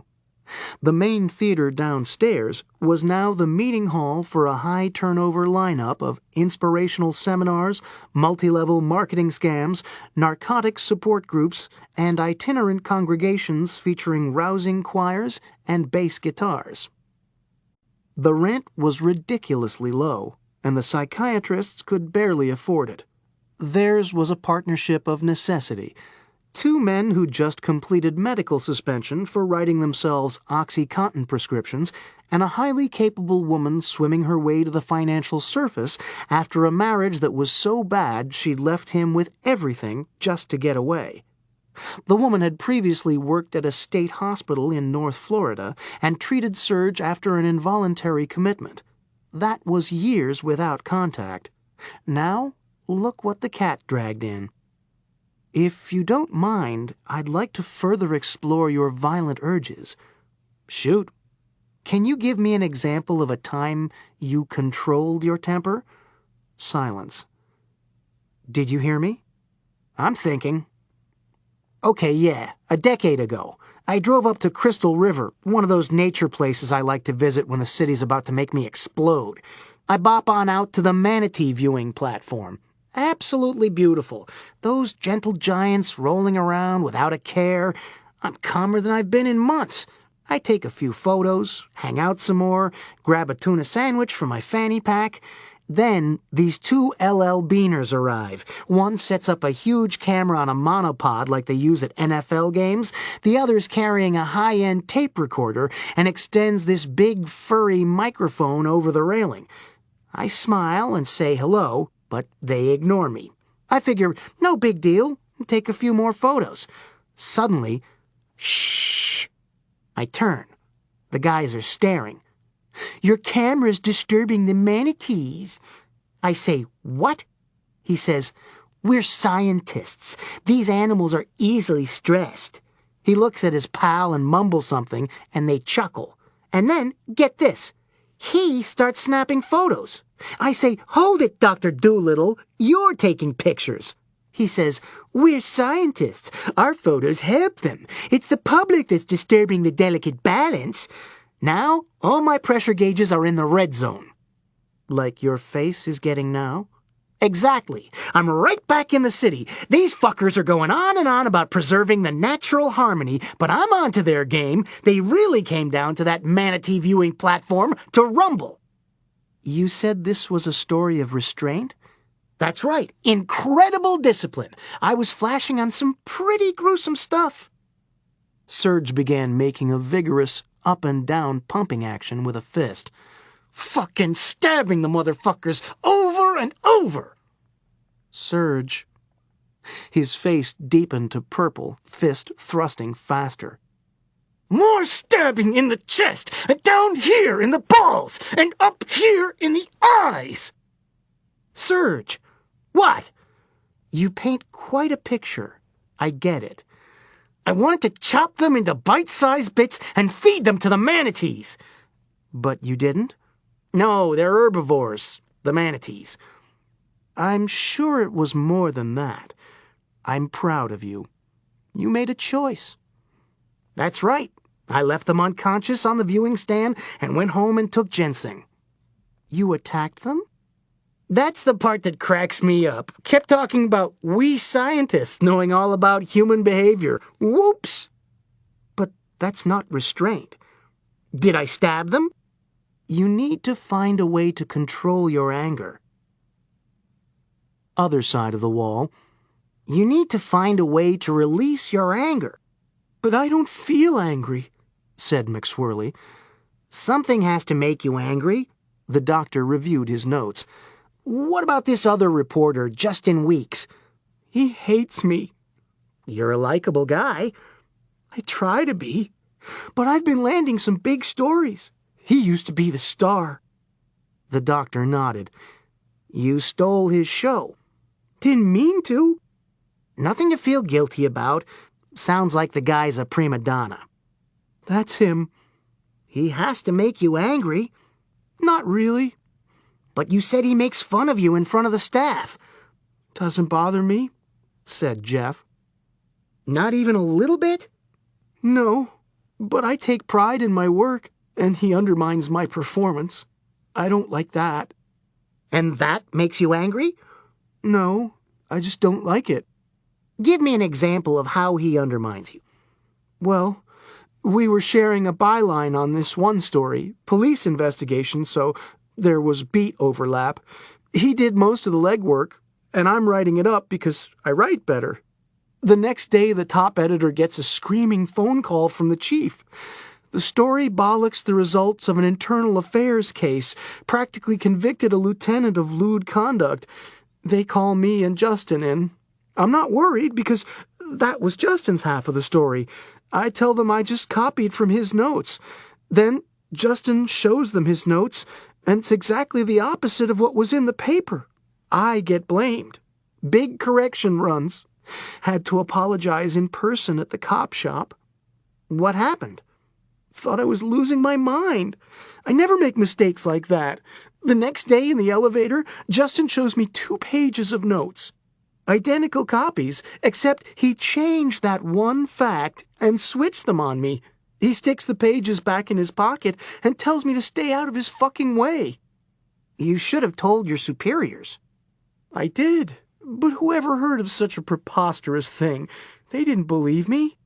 I didn't believe me, and I saw the notes. What happened? Got in even more trouble. Said they were surprised at me, lying to shift blame out of professional jealousy. That made you pretty mad, didn't it? No, just frustrated. But you must have been at least a little angry, like in the elevator. Probably wanted to slug him. Not really. No anger at all? I don't think so. That's not good. I thought keeping your temper was positive. Usually, but under the proper provocation, it's perfectly normal to get angry. In fact, it's quite abnormal not to. You want me to lose my temper? That's not what I'm saying. It isn't about acting out. It's about having the appropriate feelings for the circumstance. Then you deal with them in the proper way. If you let it bottle up inside, it can lead to problems down the road. You've probably written articles about people who one day just detonate. Many times. Neighbors always say how nice and quiet the guy was. You think I'll go postal?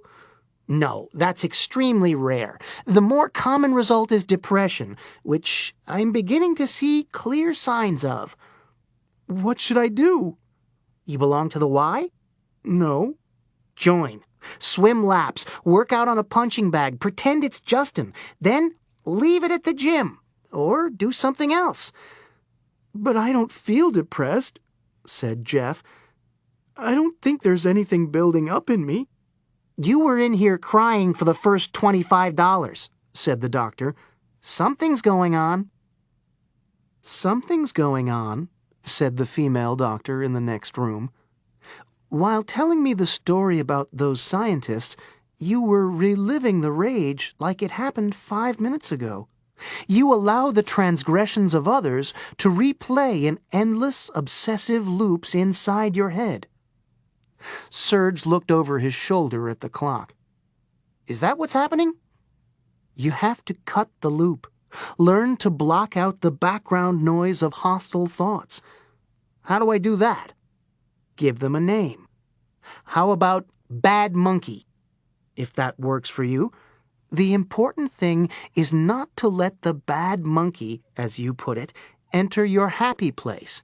I'd like to try an exercise. Go for it. Are you mad at anyone right now? Yes. Who? We don't have that kind of time. Pick one. Those scientists, they're still pissing me off. That's the loop I'm talking about. Here's what I want you to do. Are those thoughts of rage in your head right now? Loud and clear. Take control. Tell them to get out of your happy place. What? Just say it. Get out of my happy place? Use the name.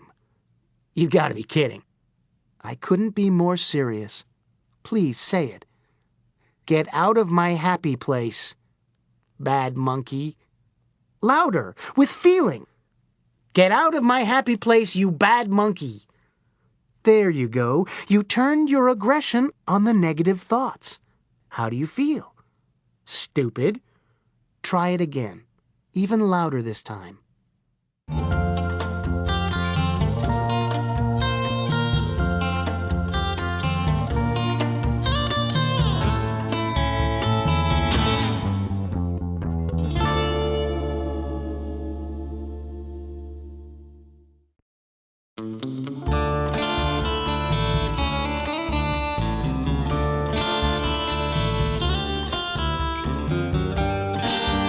Gulf Coast Psychiatric Center, Office Number 3.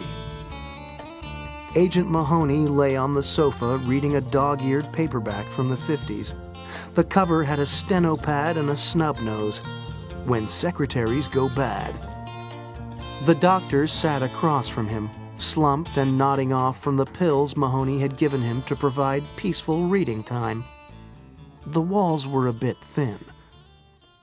Bad monkey! Mahoney sat up quickly and looked around. It began to rain. He lay back down and opened his book. Office Number 2. The psychiatrist raced around setting out pails. Sorry, roof leaks, but the rent's so low. He hurried back to his seat. Where were we? Justin. That's right. You mentioned these things he does to you. That's just Justin. It's not Justin, it's you. I want to find something he did that actually made you mad, and then we'll try an exercise. But he's just obnoxious. There has to be something. Let me think. Oh, yeah. How could I forget? I almost got mad. Almost? Yeah, he really went over the line this one time. We have these tour groups that come through the office. Reporters rotate and give little goodwill speeches in the auditorium. You know, civil service of journalism, duty to the community. I hate public speaking as it is. Most people do. Common fear. The auditorium's packed to capacity. I'm already soaked with sweat. Then I get diarrhea. But there's no time. I'm up right after Justin. He's at the podium, and I'm holding my speech, trying to get in some last-second rehearsing. I start mouthing the words, and suddenly I can't believe what I'm hearing over the sound system. Jeff stopped and looked around. Did you hear that? What? Like someone yelling, "Bad monkey." Office Number 1. I don't want to play bad monkey anymore, said Serge. But you were doing so well. I feel silly. Can we please talk about something else? All right, but I want to return to this later. She reviewed notes from earlier sessions. You mentioned last time an interest in religion. How's it going? I went to confession. Genuine surprise. You're kidding. That part didn't go so well. In fact, I was just about to give up on the whole faith thing when I decided to research its history. Am I glad I did? I almost made a serious mistake. I love religion. You do? Unbelievably violent. I can't get enough. They practically have to kick me out of the library every night at closing time. Take murder. Most of the major brands have a regulation against it. But when it's cage match time against another denomination, let the party begin. Serge. The key is to yell how excellent God is when you're waxing dudes. That's the get out of hell free card. And the methods? I'd heard the terms drawn and quartered, burned at the stake, disemboweled, but it was so long ago it's like bubonic plague. We can all laugh about it now. Then I saw the pictures in some of those library books. Holy shit! Well, not real pictures because they didn't have photography back then, but apparently the easel used to be as ubiquitous as the camera phone because all the painters just happened to be strolling by. Dum-de-dum, what a rough night. Mental note, never drink with Vikings and... Oh my God! What are they doing to that guy over there? I have to get this on canvas. Serge... I saw this one painting of some poor schlub who was probably just sitting in the park feeding the birds one day and happened to look up. Wait just a minute. Could it be that it's the earth that revolves around the sun? But some devout people were standing nearby, and 2 minutes later the guy strapped down. Leave my intestines in there! Sorry, God is stupendous! Serge! What? She turned to a fresh page on her notepad. Maybe you need to take a break from religion. Why? It seems to be having a violent influence on you. Isn't it supposed to? So Justin's finishing up his speech, said the doctor. What happened? It's really embarrassing. Probably not anywhere near as bad as you think you remember. Please continue. Okay. He's still talking, and I'm looking at the copy of my own speech that I'd been rehearsing, and suddenly I realized Justin's saying the same words. He stole my presentation out of the computer system. Then he finishes, and on his way off the stage, he hands me the speech. Want an extra copy, asshole? How'd you deal with it? Threw up on the podium. Wow, that's embarrassing. And made in my pants. Jeff covered his face. I felt so humiliated. And angry? Just humiliated. That's not good. You're fighting yourself on the inside. You have to find a way to get the fight out. You want me to get in fights? Absolutely not. But it's dangerous if you keep letting the internal pressure build. It's like not being able to perspire. There are actually people like that. Weird condition. I can perspire. The doctor looked at the clock. Hour's up. Before we meet next week, I want you to go to the gym like we discussed. In the meantime, I'll write you a prescription. He clicked a pen open. They make anger pills? No, this is the good stuff. He handed Jeff a slip of paper. McSwirly read the script. Isn't this what Rush Limbaugh was taking? Give me half and I'll comp you a session. But that's illegal. Don't worry. My code of ethics doesn't allow me to tell on you. Across the hall, a door opened. Serge thanked the doctor and bounced down the stairs in excellent spirits. He left the building and headed up the sidewalk full of hope. Hey, look, everyone. It's a crazy guy coming out of the shrink's office. Serge turned and saw a gang of day laborers taking the day off. He pointed at his chest. Me? Yeah, you, Looney Tunes, yelled the biggest. Bats in the belfry? Serge took a quick skip step like a cricket player, weight and velocity behind the first punch. Bad monkey! Wham, wham, wham. Out of my happy place! Chapter 22. Landfall +2. Coleman grabbed the dashboard. Watch out! I see it, Serge said evenly, cutting the wheel. Screech! Coleman bounced off the door panel and turned around quickly to look out the back window. What the hell's a washing machine doing in the middle of the road? What about a hurricane do you not understand? The part where we were supposed to stay in the eye, like you promised. If you didn't smoke so much dope, you'd have better judgment and not listen to me. Even I don't know what I'm going to do next. Caveat emptor. What's that mean? Non-Latins bite. Serge executed more evasive maneuvers around mid-road debris, briefly two-wheeling. The H-2 lurched back down onto its suspension. I can't take it anymore, said Coleman, trembling to light a joint. If you want to get out of this, you need to pay attention to the laptop. What's our position? Coleman's hand still shook as he pointed at the screen. Looks like we're near the east side of the eye. Or is it the west? Which is it? I can't tell. Jesus, Coleman. Is it the right side? My right or your right? Just turn it toward me. Oh, that's not good. Serge! Might as well turn that thing off and save the battery. We're going to die! Look at that wind! Forget the wind, said Serge. There's all kinds of stuff you never heard of that you should be worried about. Like what? Like some hurricanes we've had in the past, most of the death toll was from snake bites. Dang it, Serge! Why'd you have to tell me that? Because it's a fun fact. Serge held out an empty travel mug. Coffee me. Coleman unscrewed a thermos and poured. Serge chugged the entire mug in one long pull. He began tapping the steering wheel. His head bobbed. God damn, this is a great hurricane. I'm really starting to groove on the baby. Can you feel it? I can feel it. Coleman, feel it! Coleman grabbed the dash again. Refrigerator! Woohoo! Screech! They came out of the wild swerve.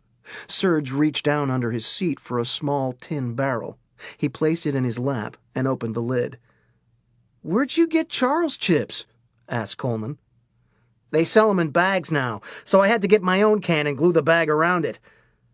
He popped a chip into his mouth and bobbed his head. I'm ripped on this cane. Isn't she great? This is the best moment of my life. I couldn't be in a better mood. Muffled noise from the back seat.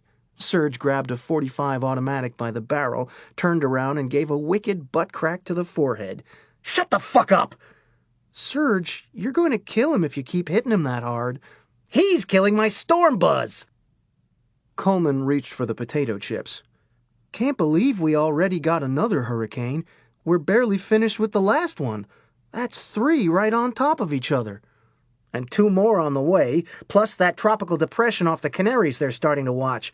Living here has turned into some kind of demented Lucille Ball skit where cream pies come down the conveyor belt too fast. Mumbling from the back seat. Shut the fuck up! Crack. Serge turned back around and wiped blood from the pistol grip.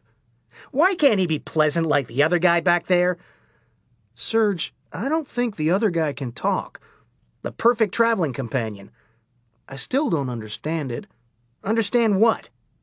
Whenever I'm on road trips with other guys, we usually lose people and possessions along the way. So? Coleman pointed at the back seat. You always gain shit. There's those 2 new guys, your guitar, portable amp, that old bullhorn you strapped to the roof, the electrical equipment, and all that other stuff that I don't even recognize. Hurricanes are unpredictable that way. Serge extended the empty travel mug toward Coleman. Coffee me. But you just had a cup. Do I count your joints? Coffee me. Yeah, but you know how you get... Coffee me! Coleman nervously opened the thermos and poured. Serge chugged the mug dry. Coleman saw veins pulse in Serge's neck. Uh-oh. He fastened his seatbelt. The vehicle began accelerating, Serge punching the wheel. I love this hurricane! I know all about her. Want to know all about her? You really don't have a choice. She bloomed a low-pressure trough near Trinidad, went tropical over Kingston, in the Caymans hit the magic 74 miles per hour maximum sustained winds to be classified a Category 1. Category 2 starts at 96, 3 at 111, and so on. You have to know the numbers. Do you know the numbers? I know the numbers. But now I have to learn the Greek alphabet, too, even though there are plenty of perfectly good names left, like mine, but they never use it. Scientists. Blow their brains all over their precious fucking viewing platforms. She weakened briefly, crossing the mountains of western Cuba, then hit warm Gulf waters and howled back to life, barreling straight for the Keys. You've never truly been Florida-initiated until you've had to evacuate from the Keys. I did 5 years ago. Mandatory. Kicked out of my motel, then I hear this music. Trying to reason with hurricane season. I go next door to a Buffett convention. Fucked up sight. Panicked hotel staff running everywhere, fastening shutters and pulling in pool furniture, dodging parrot heads, getting utterly hammered, dancing to calypso bands and taking flying palm fronds to the face. I'm thinking they're nuts to stay. Of course, I was staying because I was determined to witness history. Yes, sir, there was absolutely no way anyone was going to drag me off that island. A few minutes later, I got bored and left. I was the last car out before they closed US 1 behind me. What a rush! 100 miles, all to myself, racing fate. Then, more surrealism. I'm crossing the 7-mile bridge, and you know picturesque Pigeon Key under the old span? No. Very popular with weddings. Guess what? They're holding a wedding. I can't believe it. The white tent had torn loose and was floating up Moser Channel, but there she was, the anti-runaway bride, leaning sharply into the wind, veil whipping horizontally, determined to get hitched at all costs. Good for her. I reached Homestead and the Turnpike. They always suspend toll collecting during evacuations, and the woman in the booth is windmilling her arm, frantically waving me through like a third-base coach sending a runner home. Another Florida rush. Backseat mumbling. I'm talking up here! Crack. Sofa! Screech! But the storm never hit Key West, veered at the last second for the dry Tortugas, which wouldn't have meant anything, except for wet foot, dry foot. What's that, you ask? I'll tell you. Hey, I'm out of coffee. Fuck it, we're going anyway. The Tortugas are a scattering of 7 tiny islands 70 miles west of Key West, home of Civil War-era Fort Jefferson and a migratory tern rookery. Only accessible by boat or seaplane, so nobody's there except a few park rangers and camping ornithologists. Until wet foot, dry foot, the federal immigration policy on Cuban refugees. Get picked up at sea by the authorities, you're repatriated to Havana. Set 1 foot on dry U.S. land, it's celebration time with the Miami relatives. For years, the human-smuggling boat captains and Coast Guard had been playing cat and mouse the entire length of the Keys. Then, brainstorm. Nobody was guarding the Torgs. Most Americans don't even know the islands exist, let alone that they're part of Florida. But the captains did. The little island's filled with refugees who had to be evacuated to the mainland ahead of the storm. Wonder if like a gust of wind blew one of them into the water, if they'd have to be taken back to Cuba. I should have been a lawyer. Anyway. The Black H-2 continued speeding west on State Road 72. Danielle had made her walloping landfall 2 hours earlier in Sarasota, only getting worse. Monsoonal rain manhandled the vehicle. Debris everywhere, Serge practically in a constant slalom.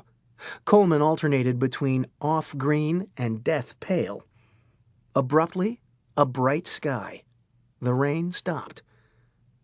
Coleman, look! We're in the eye! We made it! Serge punched him in the shoulder. Be happy! Backseat noise. Shut your fucking pie hole! Crack. Serge, you really can't keep hitting him like that. Serge put the pistol down. You're right. Then I won't be able to have any fun with my special plan. He began scanning the side of the road. I know there's a pullover somewhere along here. 2 miles later, they reached the locked entrance gate to Myakka River State Park, and Serge eased off the highway. He opened his driver's door. Coleman, come on. Help me unbolt this seat and back. What do you have in mind? Serge told him. But that's crazy. It's been a crazy day. Crazy day. 8 hours earlier. A black H-2 sped south on the Tamiami Trail and crossed the Sarasota County line. Perfect interception path with the next hurricane, 6 hours from projected landfall. Coleman shotgunned a bush. Serge, you've seemed down ever since you left that synagogue. Because I had such high hopes. He changed lanes around a wide-load manufactured home. Most faiths are on high-pressure membership drives, but back there it was just question after question. Like what? Asked Coleman. Like why I wanted to convert. I said, because there are no rabbis on TV asking for all my money. The rabbi said, that's it? I said, and I have most of Lenny Bruce's albums. What happened? Asked Coleman. He smiled and gave me some books to study and said I was welcome to come back if I still felt moved. Coleman glanced at the pile of hardcovers between them. Looks like they weigh a ton. They did. And you know me, I love to read, except when it's assigned like in high school and the Bronte sisters almost made me slit my own throat. I asked the rabbi, don't you have some kind of emergency fast track? Maybe we can substitute titles. I've read Portnoy's Complaint, can that count? But he said not really. I'm so bummed. Coleman looked out the window at trees beginning to bend. Does this mean you're giving up the religious search? Just the opposite. Serge patted a King James Bible in his lap. I now realize what my soul's been yearning for. What's that? Fundamentalist Christianity. Now you've really lost it. See? Said Serge. Typical reaction to liberal bias. The Holy Roller's only sin is bad PR, which stems from an underdeveloped sense of humor. There's where I come in. I've been working up some jokes. I'm going to get huge laughs at one of their revivals. They pulled off the highway. Why are we stopping? Serge parked in front of a pawn shop. I just realized I need an electric guitar. 20 minutes later, they headed back to their vehicle, pushing a pair of brimming shopping carts. I thought you just wanted a guitar. I can't control myself in pawn shops, said Serge. The product line is irresistibly bent. Magician bouquet, beekeeper hat, bagpipe patch kit, Third Reich gravy boat, world-class dragonfly collection. Once I saw a Super Bowl ring. That was back when crack was big. He opened the rear of the H2 and began unloading the carts, mostly boosted car audio components and raw ingredients from gutted speaker systems. He finished packing and slammed the doors. Only one thing was left in the carts. Serge grabbed the used Stratocaster and thrust it triumphantly over his head. Coleman, you drive. I need to practice for my tour. He climbed into the passenger seat, cradled the instrument, and began strumming. Coleman looked at Serge, then the guitar, then Serge again. What? Coleman reached for another beer. I didn't say anything. You were going to mention the age thing. No, I wasn't. I'll have you know I've been into the guitar for years. Used to borrow my friends all the time. Serge twisted a tuning knob. Decided it was finally time I got one of my own. Ain't she a beauty? I didn't know you played the guitar. Are you kidding? I can play with my teeth and behind my head and duck walking like Chuck Berry. What songs do you know? Oh, I don't know any songs yet. You have to start with the basics. Serge cut himself off. He couldn't believe what he saw on the other side of the parking lot. Sweet mother! What is it? Asked Coleman. I thought it was just an urban legend. Serge was out of the car in a flash, sprinting across pavement. No! Stop! Stop! Stop! A Mercury Cougar backed out of a parking slot. On the roof, an occupied baby seat. Stop! The Cougar headed for the exit. 5 miles an hour, 10, 15. But the acceleration was smooth, and there was no braking.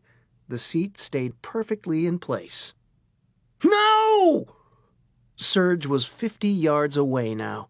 The Cougar had eased up to a stop sign, waiting for a pause in traffic. Serge just had to make it, pouring on the speed, calves cramping from oxygen depletion. Wait! A space on the highway opened up. The car began to go. Serge reached the Cougar and lunged. He snatched the baby seat off the roof and fell backward with it safely in his arms. The driver got out. He looked kind of familiar, but Serge was still panting too hard to speak. He finally caught his breath and unwrapped the pink blanket in the child seat. A mechanical voice. Mommy. Serge stared puzzled at the lifelike doll, then looked up. The driver was grinning. Serge stood quickly. What the hell's going on? The side panel of a nearby van flew open. A camera crew jumped out. The Cougar's driver pointed derisively at Serge, and smiled wider. Gotcha! Now Serge recognized him. The talentless host of the prankster series Gotcha, one of the most popular shows on Neville Gladstone's cable network. Coleman drove up in the H2. "Way to go, Serge. For a second I didn't think you were going to make it." Everyone else laughed. Someone slapped Serge on the back. Coleman became confused. "What's going on?" "It was all a joke," said Serge. A camera zoomed in. "And the joke's on you. Gotcha!" "Yeah, you got me good, all right," said Serge. "But I'm kind of busy, so if you'll just give me that videotape." "What?" "The tape you shot. I'd like to have it, please." The crew laughed louder. "Are you crazy? It's the property of the show. We gotcha!" "I'm sure your parents are proud." Serge walked over to the H2 and reached inside. He returned with a large automatic pistol. "Now, if you wouldn't mind, I'd like the tape." It instantly appeared in Serge's hand. "Thank you." He waved the gun. "Over there." What are you going to do to us?" "Nothing. You're free to leave." They made a break for the van. "No, not you," Serge told the Cougar's driver. "What do you want me for?" "I'd like to pitch an idea for an upcoming episode. Hilarious prank. Won't take long." The rest of the TV crew watched in shock as Serge forced the show's host into the Hummer at gunpoint. Coleman climbed into the passenger seat. "Where to now?" "The City of the Arts." Chapter 23. Sarasota.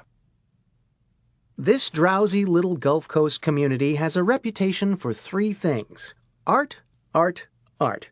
On every downtown corner, museums, galleries, opera houses, theaters. The city seal even has a statue of David. You've probably heard about it because of protests from residents upset that the doors of their police cars have nutsacks. Then they elected Katherine Harris to Congress. But none of that could impede this city of the future, currently in the throes of a construction spree. And not just mansions and country clubs. Due to the advanced average age, Sarasota can never get enough hospital rooms. So it was no surprise when the ribbon was cut on a new state-of-the-art medical complex just east of the interstate. And it was even less a surprise when 1 month later, cops had to hold back the mob of picketers. That's right, a second feeding tube case. It could just as easily have happened somewhere other than Florida, but then again, no. "Serge," said Coleman, "who are you talking to?" "I wasn't talking." "Yes, you were."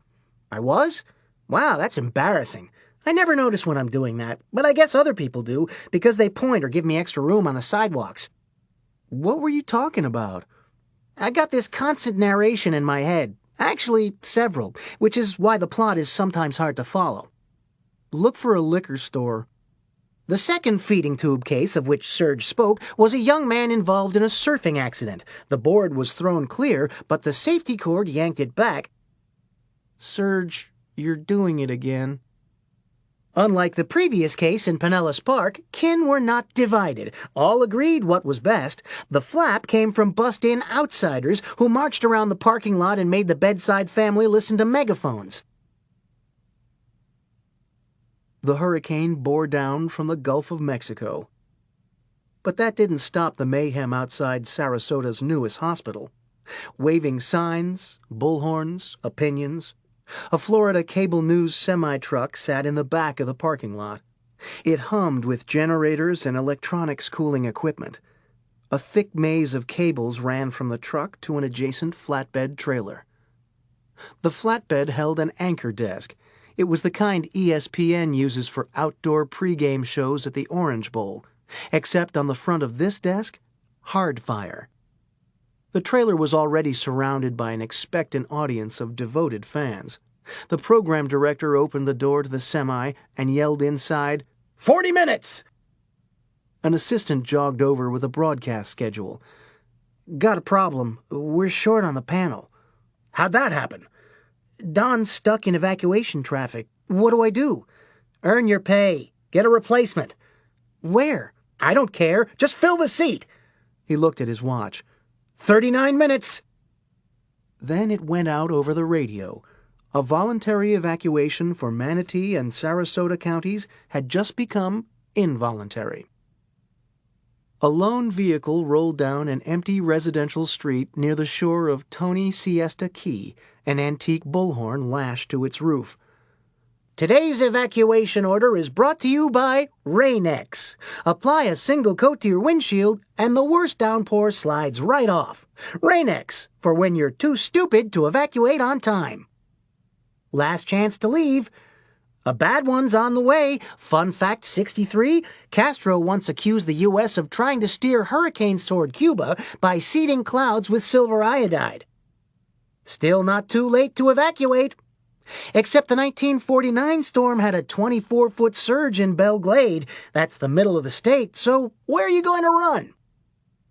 Serge continued working his way across town, sounding the alarm, until he reached the packed parking lot of a spanking new hospital, megaphone still blaring. Praise the Lord! Praise the Lord! Did you know that hurricanes are called Willy Willies in Australia? Praise Jesus! He's the only one who can save us now. I see a bad moon a-rising. Wow, said Coleman. Look at the size of that protest. This is my comedy forum. You're going to try your jokes here? Serge took off his tropical shirt and slipped into the custom t-shirt he'd made just for the occasion. Let's rock.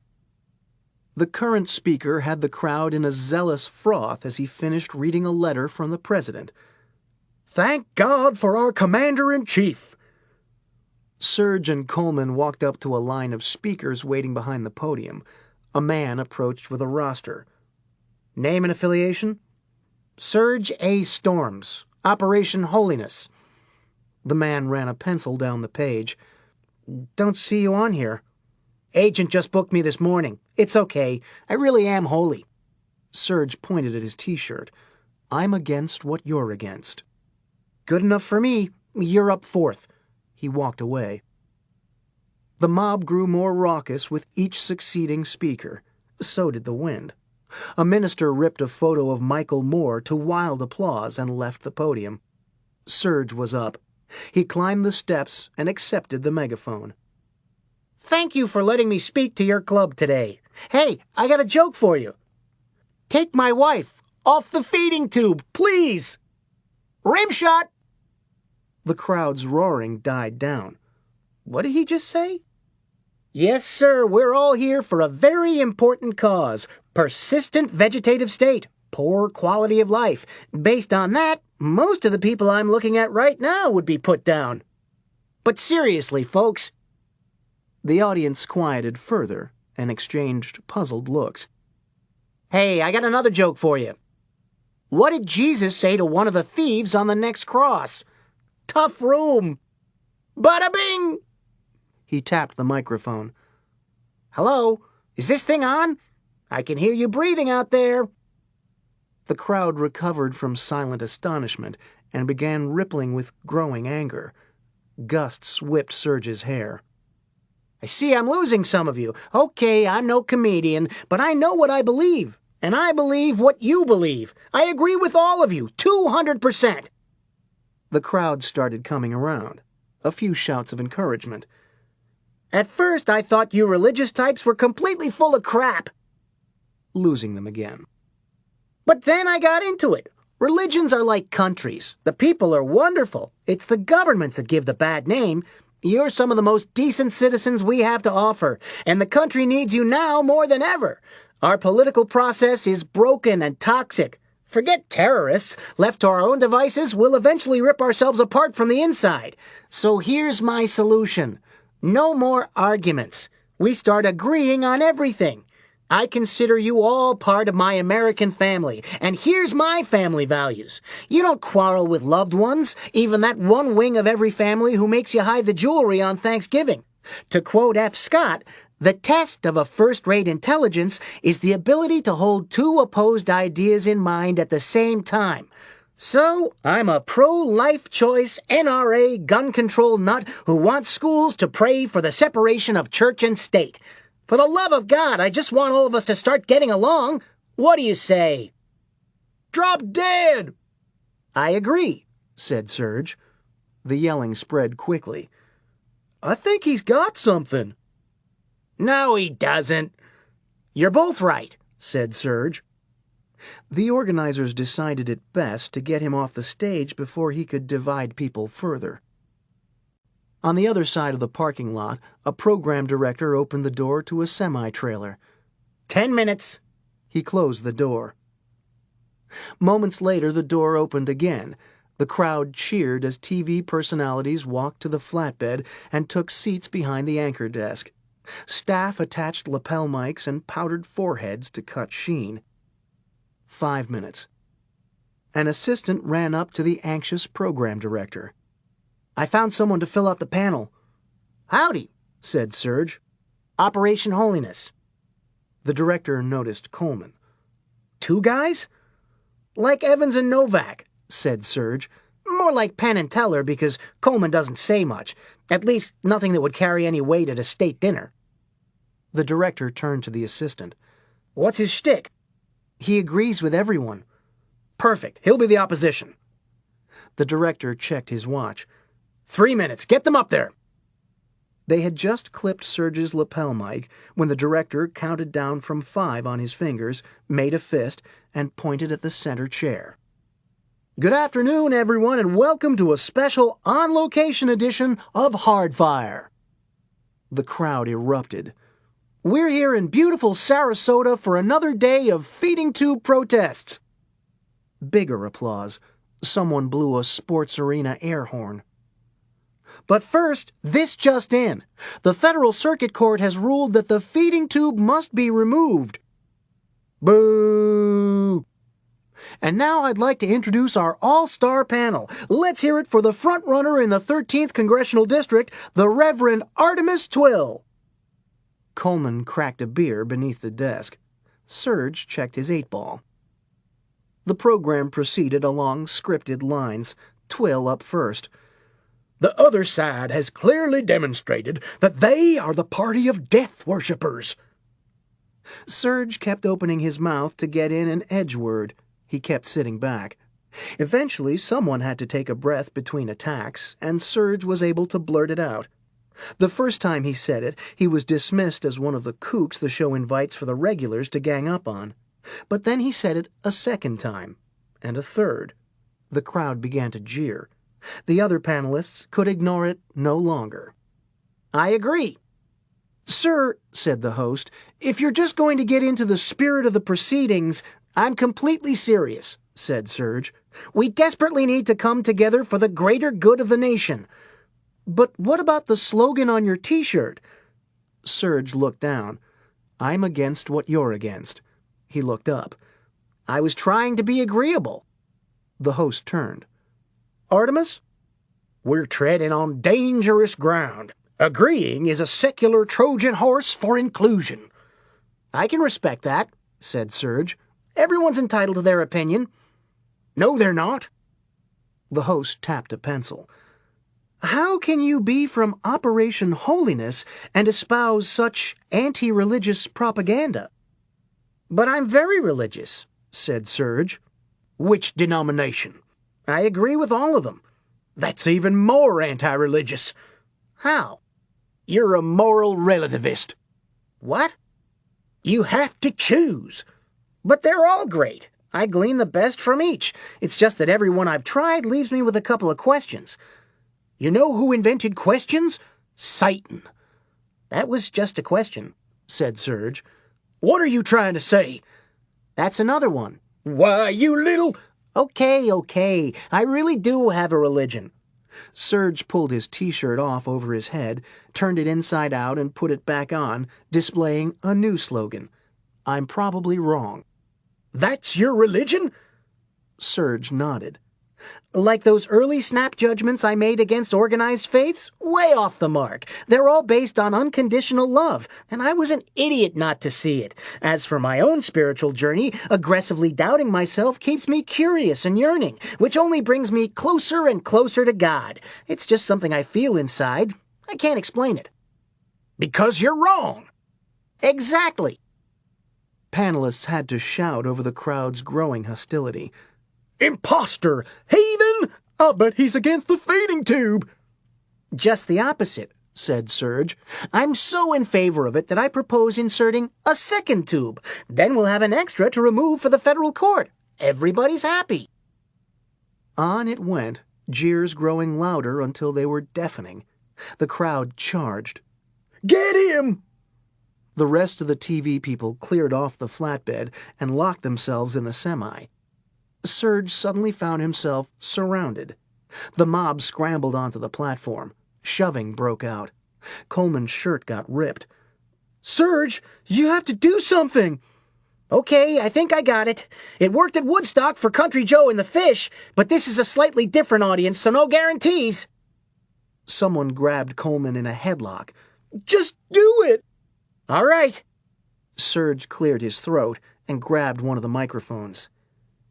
"Give me an F!" Up in the hospital room, a growing roar came through the walls. The protesters were even noisier than usual. One of the relatives from the bedside vigil peeked through the blinds. "Something's going on out there." "Look," said another relative, "it's on TV." "That guy on the flatbed is leading the crowd in some kind of chant." "What are they saying?" "I can't make it out." Down in the parking lot, Serge had reversed his fortunes 180, whipping the crowd into a revivalist fury. Serge repeatedly pumped a fist skyward in rhythm with his new mantra. "Fuck the devil! Fuck the devil!" A camera from Florida cable news caught a chanting 80-year-old woman off guard. She covered her mouth and giggled. Normally I'd never condone such language, but the devil just won't listen to reason. The wind snuck up. People lost hats and picket signs. The crowd parted for Serge and Coleman, but it was slow progress back to their vehicle with all the handshakes and autographs. Then the clouds let go, and everyone scattered for safety. Some were able to make it to their cars. Others took refuge in the emergency room. Serge crawled the last few yards to the H2. "We can't drive in this," said Coleman. "I know." Serge threw the vehicle in gear. "We need to park against the leeward wall of the building. It'll block most of the wind." On the hospital's 7th floor, an attorney appeared in the doorway. He didn't have to say anything. The 11th Circuit had spoken. The family stepped aside for the doctors. It didn't take long. The presiding physician spoke quietly. "It's in God's hands now." In scientific terms, that meant 7 to 14 days. 20 minutes later, a hospital administrator entered the room. "Storm's here. It's time to go down to the shelter." Orderlies transferred the patient to a stretcher and wheeled him down the hall to a special, oversized elevator. Police escorted the family down a regular one. The power went out, and the emergency batteries kicked in. The head nurse joined the family hunkering down in the shelter. She looked around.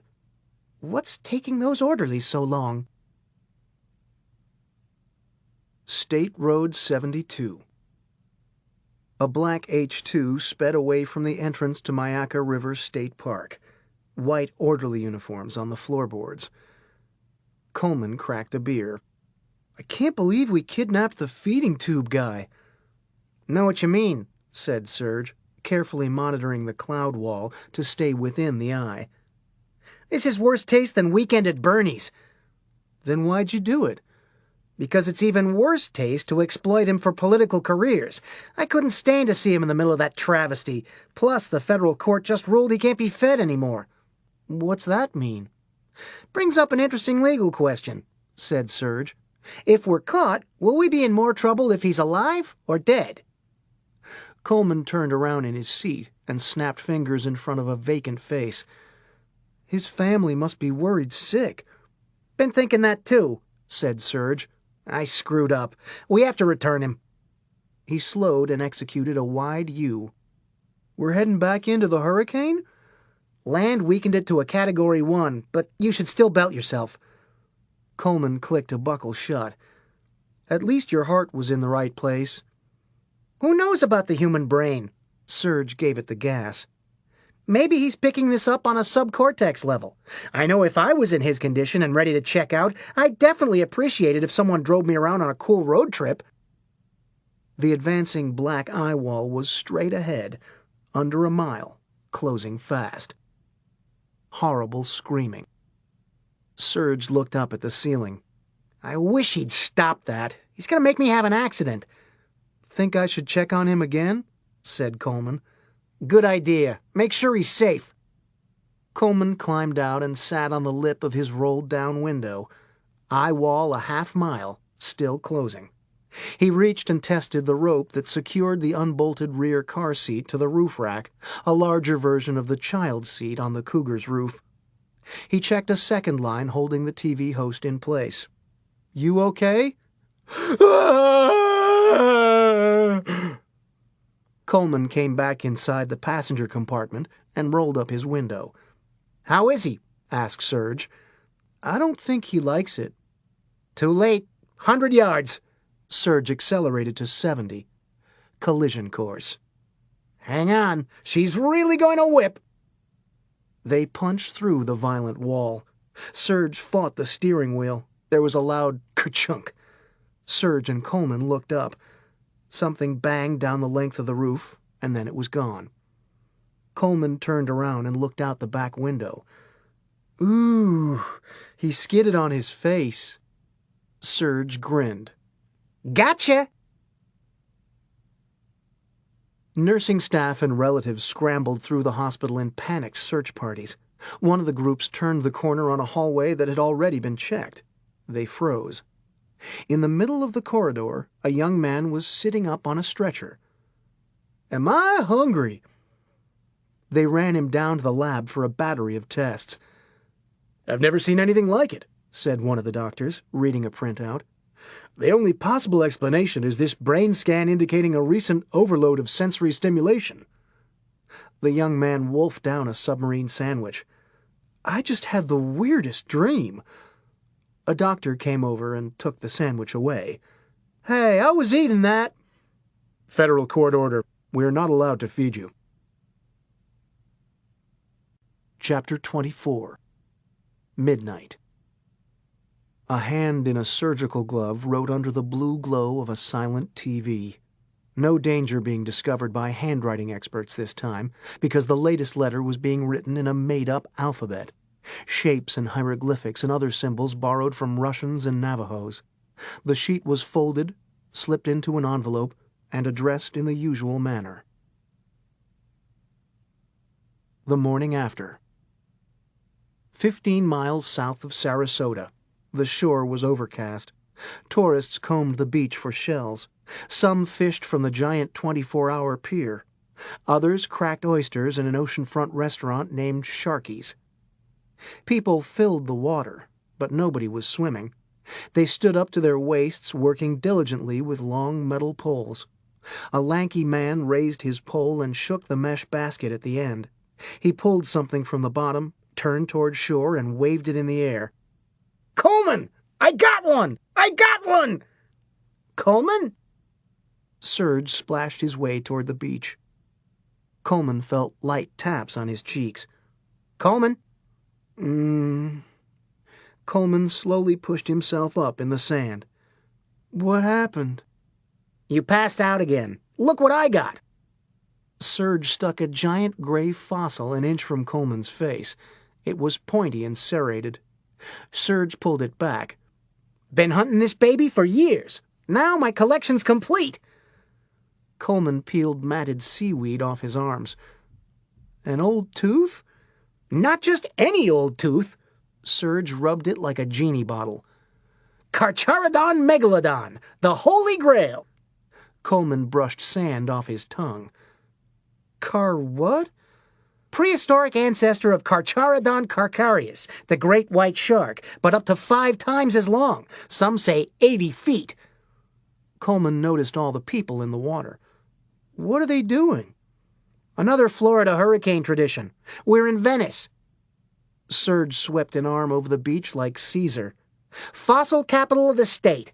I've filled coffee cans with all kinds of tiny teeth. Mako, tiger, bull, blue. Once I stepped on a mastodon vertebra. But until a few minutes ago, no megalodon. Why not? It's the fossil capital, which means it's pretty much fossiled out. Everyone rents these metal tooth hunting baskets from a concession on the side of the restaurant and picks the place clean.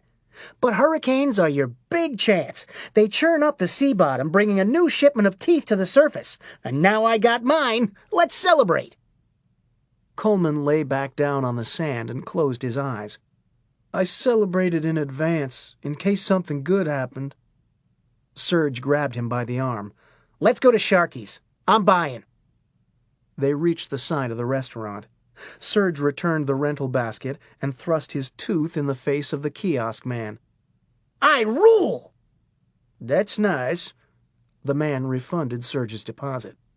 Can I get quarters? I'd like to buy a newspaper. A lot is going on in our times. Miss a day and you could go years thinking Buddy Hackett's still alive. What if you ran into his family and said something inappropriate? Serge received his change and grabbed a paper from the row of boxes next to the rental fishing poles. They entered the restaurant from the beach side, and a waitress led them to a patio table in the wet bathing suit section. I got my tooth! The waitress smiled politely and handed out menus.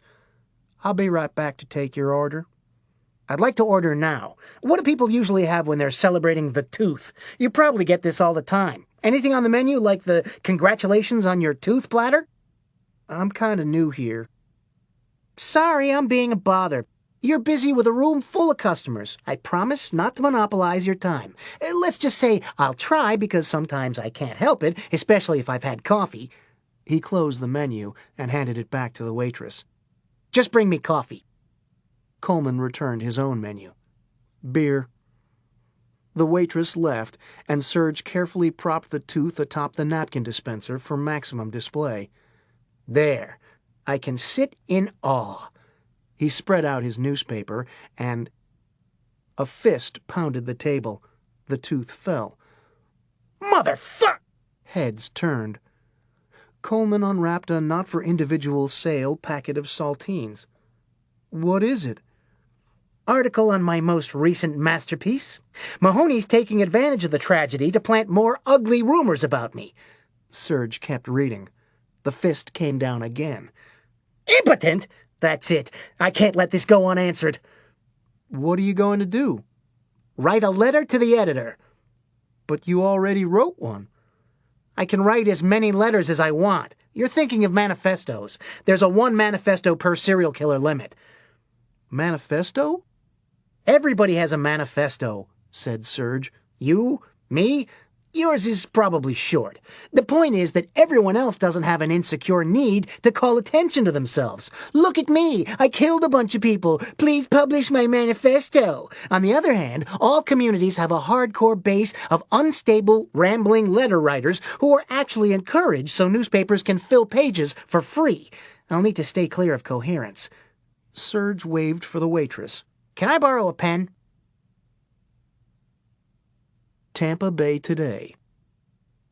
The first budget meeting of the morning. Editors dribbled in. An identical Xerox lay on the table in front of each chair. The Maximum editor arrived. Another letter? He picked up his copy. What are all these weird symbols? An alphabet Serge made up, said Mahoney. We've already sent it to the FBI. Their top cryptographers are working round the clock. And? No luck. We'd like you to publish it in case one of your readers can crack the code. But if the best experts can't... That's how they untangled messages from the Zodiac Killer, said Mahoney. These 2 teachers figured it out at their breakfast table. The Metro editor pointed at a spot near the bottom of the page. A straight line intersected a squiggly one. This symbol's bigger than the others. Probably his logo. The Zodiac did that, too. A news clerk approached the table with an envelope. Sir, this just came. Another letter? Drop it on the table, said Mahoney. Nobody touch it. He reached into his jacket for tweezers and a clear evidence bag.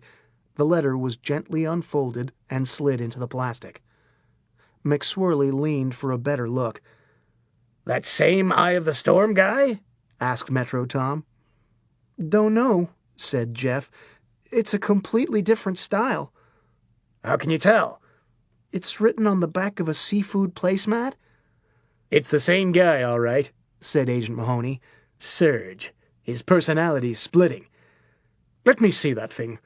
The Maximum editor pulled the bag toward him and pushed reading glasses up his nose. Dear letters to the editor. Impotent? Why, I'll have you know this cock still gets hard enough to bash your fucking skull in. By the way, nice redesign job with the sports section. Much easier on the eyes. Look, I know the confidential source is Mahoney, and I understand you have to play ball to keep the leaks coming, but is name-calling really necessary? Speaking of names, a word to parents. Stop using alternate spellings for your kids. AIMEEERYNBILDERIK. You're only costing jobs. The whole customized coffee mug and keychain industry. An entire generation is being robbed of their roadside Florida souvenir heritage. Daddy, why don't they ever have my name? I see something close, but it's spelled different. Sorry, honey. We decided to be pricks. Next, state government. You know that official hurricane preparedness program last year when all storm supplies were exempt from sales tax? The first 2 weeks of June. Preparedness. The first 2 weeks of hurricane season. The answers are all right in front of you, but Americans tend to overanalyze. Like during the space race, NASA spent $50,000 developing a zero-gravity pen that didn't skip. Know what the Russians did? Pencil. Think about it. S. Chapter 25. Sarasota. A few miles above Venice, the Tamiami Trail takes a pair of jogs as it swings past Marina Jack's and the bridge to Bird Key, home of lifestyle pace car and AC/DC frontman Brian Johnson. The road continues north toward the international airport as part of something designated Florida Scenic Highway, a route singularly characterized by a dense concentration of endangered mom-and-pop motels clinging from the 50s. Many had already been demolished, while others were converted to a variety of mixed-density operations selling live bait and sex toys. The most tenacious kept the neon buzzing. The Seabreeze, the Sundial, the Cadillac, the Galaxy, the Siesta, the Flamingo Colony. Serge, said Coleman, you're doing it again. In the middle of this stretch is a small, easily missed concrete building set back from the road in a nest of palms and island vegetation. Above the front door, in Tahitian lettering, Bahi Hut. What do you say we take a peek inside? Serge, we're already inside. You're talking to yourself at the bar. The lounge's interior was aggressively dark and Polynesian. Wicker, bamboo, tiki gods, wooden surfboards. The kind of place criminals might hatch schemes in early episodes of Hawaii Five-0. I advised Coleman to try the hut's signature drink. He ordered 2. 10 minutes later, Coleman had paper umbrellas in his hair over both ears. He caught the bartender's attention and held up an empty glass. Another Mai Tai? Sorry, you've already had 2. So? That's the rule. Coleman turned. Serge? Shh!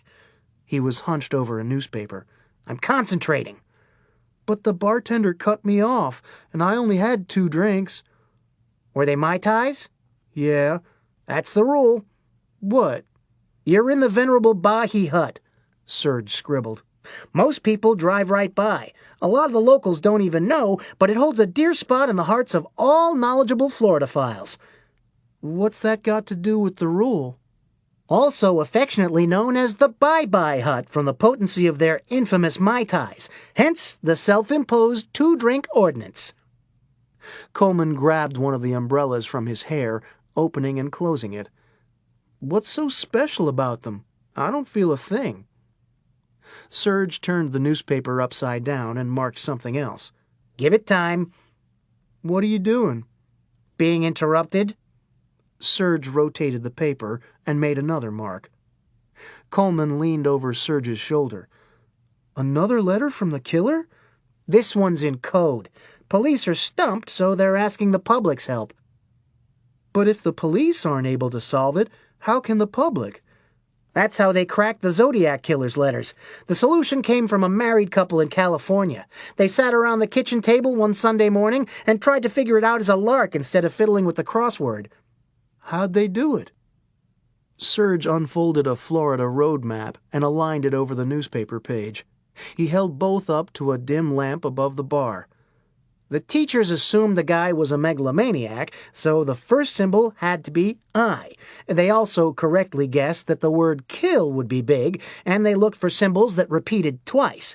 Sure enough, the symbol for I preceded most double characters. Now they had 3 letters, which they plugged in everywhere else, and it quickly unraveled from there. That's what you're doing? Don't need to. I've already cracked it. Serge used the lamp as a guide and carefully slid the map across the newspaper. Now I'm just working on this big symbol at the end. How'd you solve it so fast? Asked Coleman. The second I saw it, I immediately recognized the length of each stanza.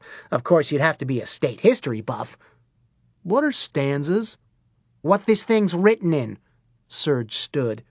Get your shit together. We have to head back to Tampa. What for?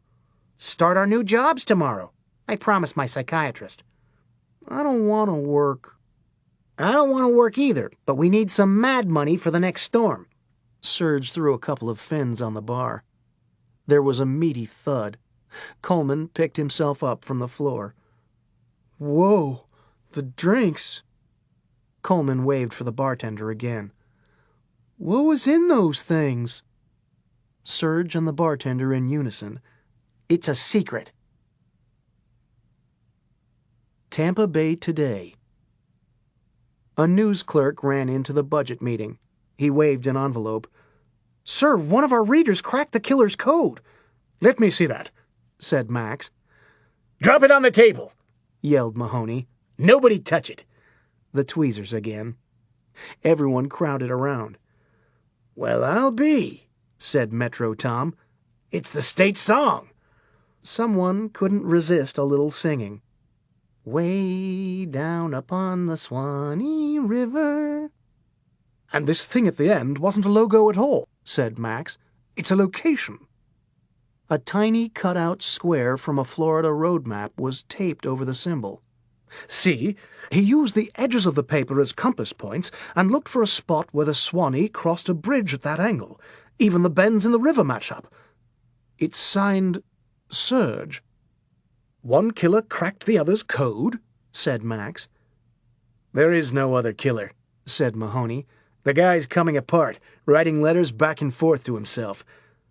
How can you be so sure? Asked Tom. You think this is all a big coincidence? Said Mahoney. What are the odds that nobody could decipher the code except the other lunatic sending us letters? Now that you mention it. But what does the message mean? My gut says the location of the next body. Chapter 26. Tampa. I hate work, said Coleman. That's why they call it work, said Serge. The buddies had gone blue collar. The collars were attached to uniform shirts with red cursive stitching over the pockets. Coleman said Eddie, Serge's said Willie. They walked across the parking lot toward a convenience store. It was one of those places where the architecture and shape of the sign told you it used to be a 7-Eleven. But the neighborhood had evolved, and not in a direction sought by the 7-Eleven people. So it was now one of those freelance convenience stores that sold Hustler and rolling papers and was called something like Zippity Grab and Dash. They had been on their new job for 20 minutes, and Coleman had been griping for 30.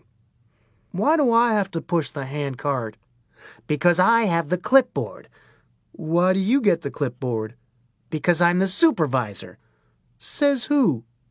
Whoever has the clipboard gets to be the supervisor. Coleman pushed the cart a few more feet and stopped. Wait. Are you saying that if I had grabbed the clipboard this morning, I could have been the boss? Yes, but the question's academic. That's the difference between us. You didn't know to grab the clipboard. I did. It shows I have managerial skills. It's just a clipboard. Therein lies the irony. You can buy them anywhere, but they possess magic powers. It's like a camera. Walk around an airport or bank lobby taking lots of pictures. People lose their minds. They think you're up to something unauthorized, and then it's confrontation time again in Serge world. A clipboard's the same, but different. You attract an equal amount of attention, except this time the employees keep their distance because a clipboard means you could be someone important from the home office. Sounds like bullshit. Try it sometime. If you ever need a psychological edge, walk into a place and start writing on a clipboard. Messes up the staff. Their minds retreat to the fear corner. Are they cutting back on personnel? Did they see me take that money from the register? Sometimes a bolder employee might come up and ask rhetorically if he can help you. You say no, then read his name tag and write it on the clipboard. Serge opened one of the glass entrance doors to the convenience store. After you. Coleman pushed the handcart inside. How'd you first discover the power of the clipboard? By accident. Serge stopped to inhale crisp air conditioning. Started carrying one around all the time because I was constantly having breakthroughs that would slip my mind before I could reach a writing surface. Was in a quickie lube getting my oil changed, and I'm staring absent-mindedly and jotting stuff. The manager walks up and asks, "Can I help you?" I say, "You already are. You're changing my oil." He points, "You have a clipboard." I say, "Correct." He says, "What are you writing?" I say, "Societal observations." He says, "What kind of observations?" I say, "Like people who work in lube shops get all the supermodels." He says, "What are you, some kind of wise guy?" So I wrote down his name and snapped his picture. Then I was asked to take my business elsewhere. I said, "Fine," and walked away. What about your car? Oh, I wasn't really getting my oil changed. I was casing the place for a robbery. Serge approached the convenience store's front counter. An immense woman with drawn-on eyebrows and 10 piercings around the rim of each ear restocked an overhead cigarette rack while talking on her cell phone. Serge smiled big. The woman purposefully looked away and laughed into the phone. "Greetings," said Serge. "Hate to interrupt a business call." The laughter stopped. Into the phone. Hold on, someone wants something. No, someone else. I know, it never stops. Yeah, I'm at work. Serge continued smiling and tapping fingers on the counter. No, he's not going away. She reached up and slammed the plastic Winston rack shut. Give me a sec. She covered the phone and gave Serge an inconvenienced look. Who are you? The new guys. I haven't seen you before. We're new. Serge looked back at Coleman. Take note. That's why she's behind that counter. What did you say? I was telling him I can see how you got to be back there. What's that supposed to mean? It's a neutral statement, personally subjective, like a psychiatrist's butterfly ink blot. If you feel bursting with success, take it as a compliment. If not, consider it a cultural intervention. She squinted with cranial discomfort. What are you talking about? Exactly, and that's the question you have to answer for yourself. He set the clipboard on the counter. I need you to sign this. What is it? I don't know. They just said you're supposed to sign it. You don't have to, but then I'm forced to tell them you wouldn't cooperate. She scribbled her name. I don't want any trouble. Serge took the clipboard. Sometimes it just finds you. He headed toward the back of the store. Coleman pushed the handcart past an end-cap display of 2-liter Mountain Dews. Where am I going? Serge rounded the last aisle. Over there. Rubber wheels squeaked across the unwaxed floor. Why do we have to work anyway? Said Coleman. We were doing just fine.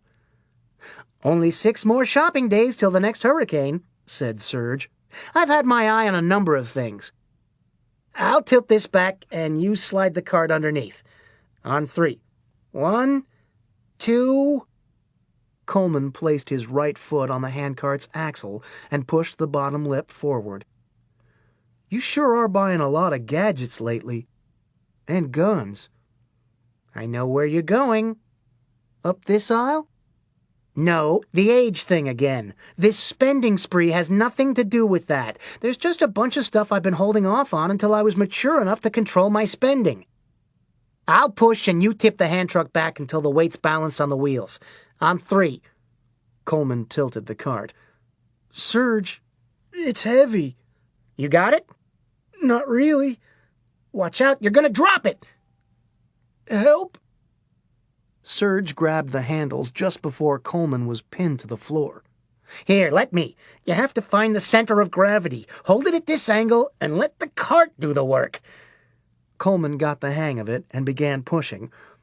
I'm not criticizing. You deserve your new stuff. We're back on that? I'm just amazed at it all.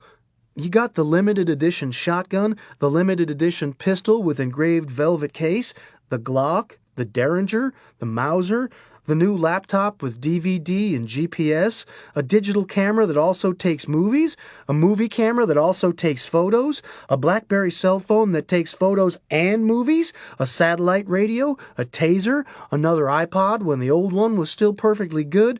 The new model has 20 more gigs. I require maximum memory allowed by law. Plus all your hurricane stuff. Titanium flashlights, crank-operated weather band radio, 50-in-1 pocket tool, personal executive defibrillator, foot pump siphon in case you need gasoline from someone else's car. Hold up! How can you remember all that? Asked Serge. And you're over your syllable limit. I'm higher than a fuck. Wonderful. You're going to be a real prize to work with. Why'd you go and do that when I told you what we had to do today? Because you told me what we had to do today. I always get high before work. I hate work. It makes it go easier for the first minutes. Then it intensifies how much I hate it for the rest of the day. You know anything with 5-minute shifts? West Side blowjobs. I hate work. Everyone hates work. That's why they do it. They think the more they work, the sooner they get to stop. But it's all a big lie because they don't figure inflation. And someone keeps raising the Social Security age. But I'm under no illusions about my deal with the devil. I need stuff, therefore I work. It's a paradox beyond my control. What's a paradox? Like, we sentence you to death because thou shalt not kill. I thought you were for the death penalty. I am, said Serge. So instead, I'm against public displays of the 10 Commandments. I just might be the only person in America with a consistent position on those two. Coleman uprighted the cart. What are you doing? Taking a break. We just started. You haven't gone halfway across the store. I'm winded. Shouldn't have stayed up so late last night. I know, but I got really stoned and started playing with some of your new shit. Now I understand why you dig it. Serge became deadly earnest. You didn't break anything, did you? No, it was all working fine when I was done, especially the taser. You used my taser? It's pretty cool. What on? What do you mean? You said you used my taser. What did you use it on? What do you think? Myself. You tasered yourself? I couldn't find my pot. That's how I came across the taser. I was going through your dresser looking for my weed. Wait, why were you looking in my dresser? You'd have to be a pot smoker to understand. When you lose weed, it could be anywhere. Then I found the taser. You know me, I'll try anything once. Zap! Good thing I was sitting down. After I stopped twitching, I had to wipe all the foam off the front of my shirt. At least you learned your lesson. Actually, I kind of liked it. And I thought you couldn't surprise me anymore. Killer rush, bright flashes, sonic hallucinations. So I decided to give your defibrillator a whirl. What? Fucking great. But that's for heart attacks. If you're not having one, it can cause one. I was responsible. I kept it on the lowest setting. Coleman, you're special. Really? As in Olympics. Serge approached the counter again. The clerk was still on her cell. She saw them coming and turned away toward the window. Those boobs are not real, because I just know. You're right, they can't afford it, But they'd already planned on declaring bankruptcy, so first they maxed out the credit cards on home theater and tits. No shit. Pretty sophisticated financial planning. Yoo-hoo, said Serge. I'm back. She covered the phone. What do you want now? You have to sign. I signed before. You have to sign again. One in, one out. The old guys never made me sign twice. We're the new guys. She cradled the phone against her shoulder and wrote quickly. Serge took the clipboard and pushed the front door open. Coleman grunted against the weight of the handcart. I get the clipboard tomorrow. Midnight. A nondescript pickup drove quietly through the interbay section of peninsular Tampa, just north of the Air Force Base. It turned onto a dark residential street featuring more pickup trucks with bumper stickers announcing political grievance and morning radio preference. The truck passed the padlocked chain-link fence around a rented two-bedroom ranch house with brown water stains and absentee landlords. The house was dark, except for the blue glow from a back window. The room was a fire hazard. Stacks of yellowed newspapers almost to the ceiling. Under the window was a desk, and in the chair sat a man with surgical gloves. The latex appeared luminous in the dim light of a 12-inch TV with snowy picture tube and no sound. The hands folded a single sheet of stationery and creased it smartly. It was slipped into an envelope that was already addressed. Jeff McSwirly, staff writer, Tampa Bay Today. The envelope's adhesive flap was moistened from a finger bowl and pressed shut. The man stood and walked to the back wall, completely covered, a floor-to-ceiling bulletin board of taped and thumbtacked items. It started with faded newspaper clippings, hundreds of them, variety of topics, but one thing in common, the byline, Jeff McSwirly. Most were heavily marked up in ballpoint, triple underlining, emphatic circles, intense marginalia. The articles progressed chronologically, left to right, eventually reaching the present, Tuesday's report on Serge. More circles than usual on that one. Then came the photographs. Hundreds again. McSwirly again. The big blow-ups were from his newspaper tenure, but others went back years to grade school. A blue light flashed. It was the glint off a rising meat cleaver that caught the TV's reflection. The blade came down heavy through the middle of the biggest photo, splitting McSwirly's face and wedging into the drywall. The man walked back across the room and sat again in the chair. Gloved hands reached down and tightened Velcro straps on his sneakers.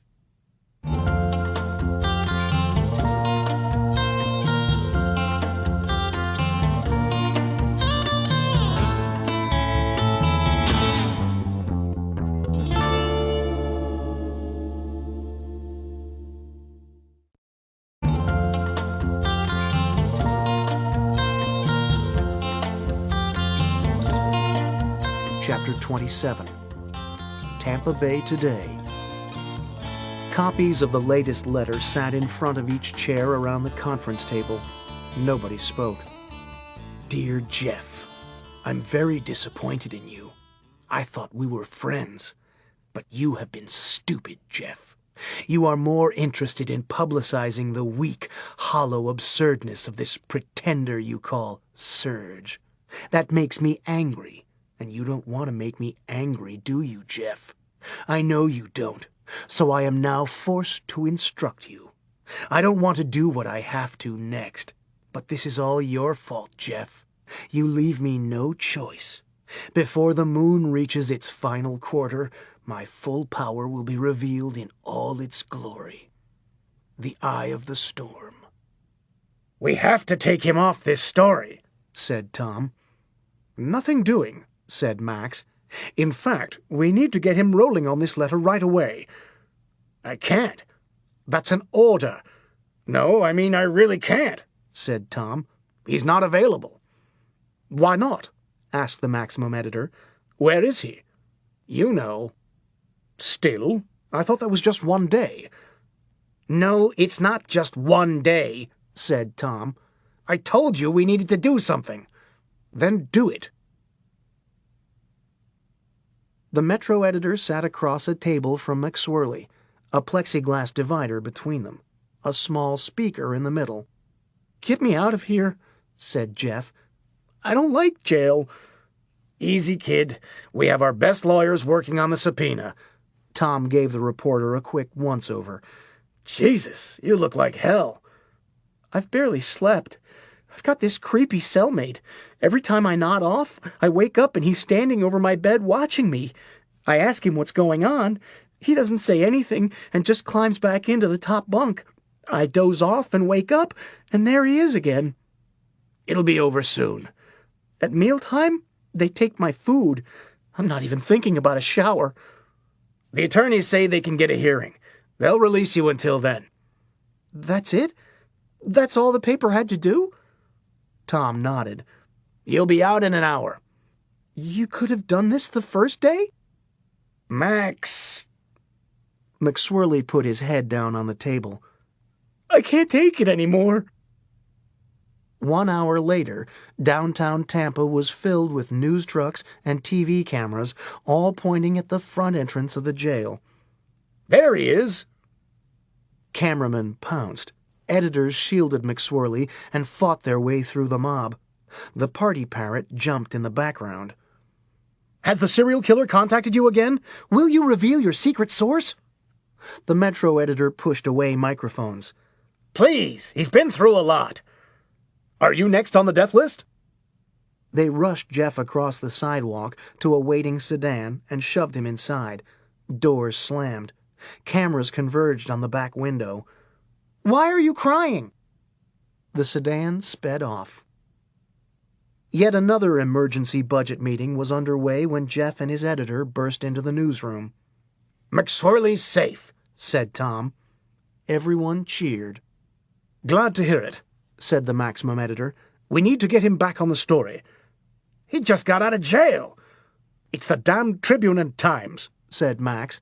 "Have you seen their websites teasing to tomorrow's editions? Both have scoops on Serge and an accomplice applying for jobs. They're running sample columns, he wrote." The editor stood and began pacing. "Why didn't they apply here? What are we, chopped liver?" "Actually," said Tom, "I think they did." Max slammed both palms down on the table. "What?" "Week ago. Pretty sure it was them. One was nuts and the other was drunk. Had security throw them out." "Damn it! You should have hired them." "Just when I think I've heard everything."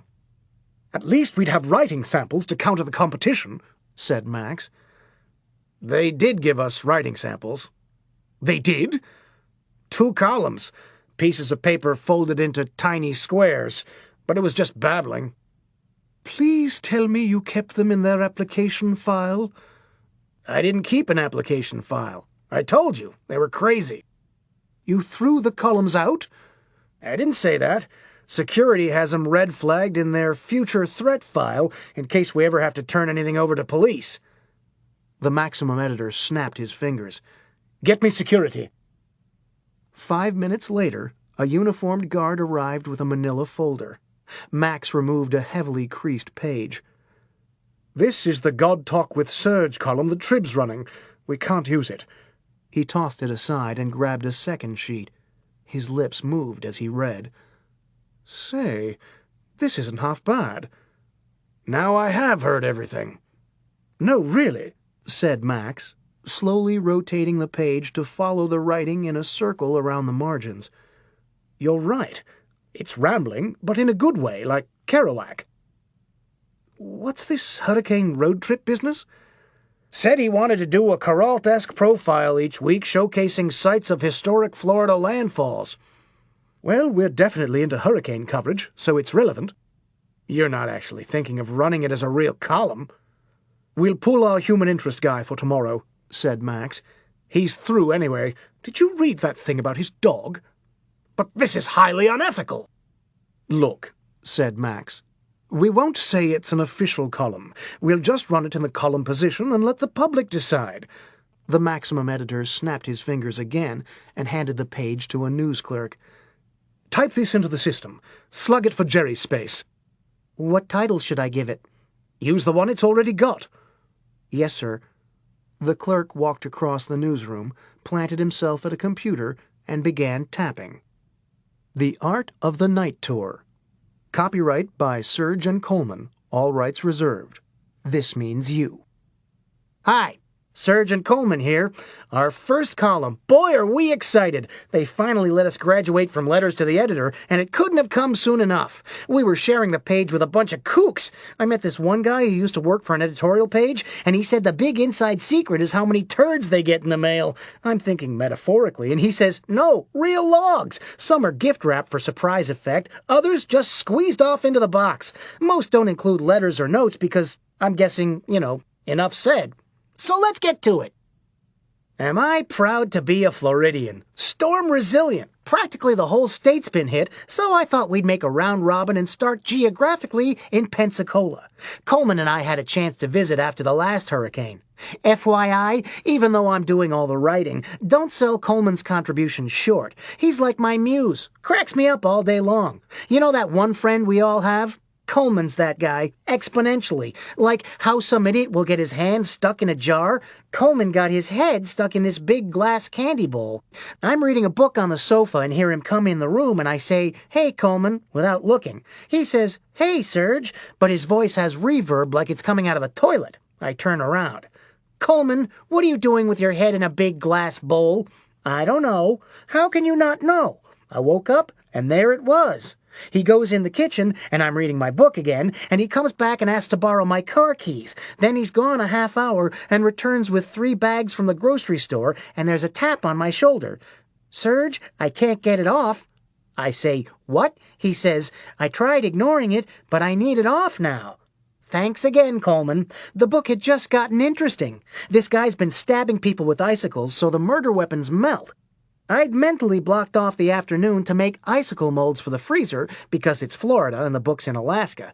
I tell Coleman to sit at the kitchen table, hold still, and close his eyes. He says, "What are you doing with that hammer?" Then it's a big chase around the house, and somehow he slips out the front door, and we're running down the middle of this busy street in downtown Pensacola.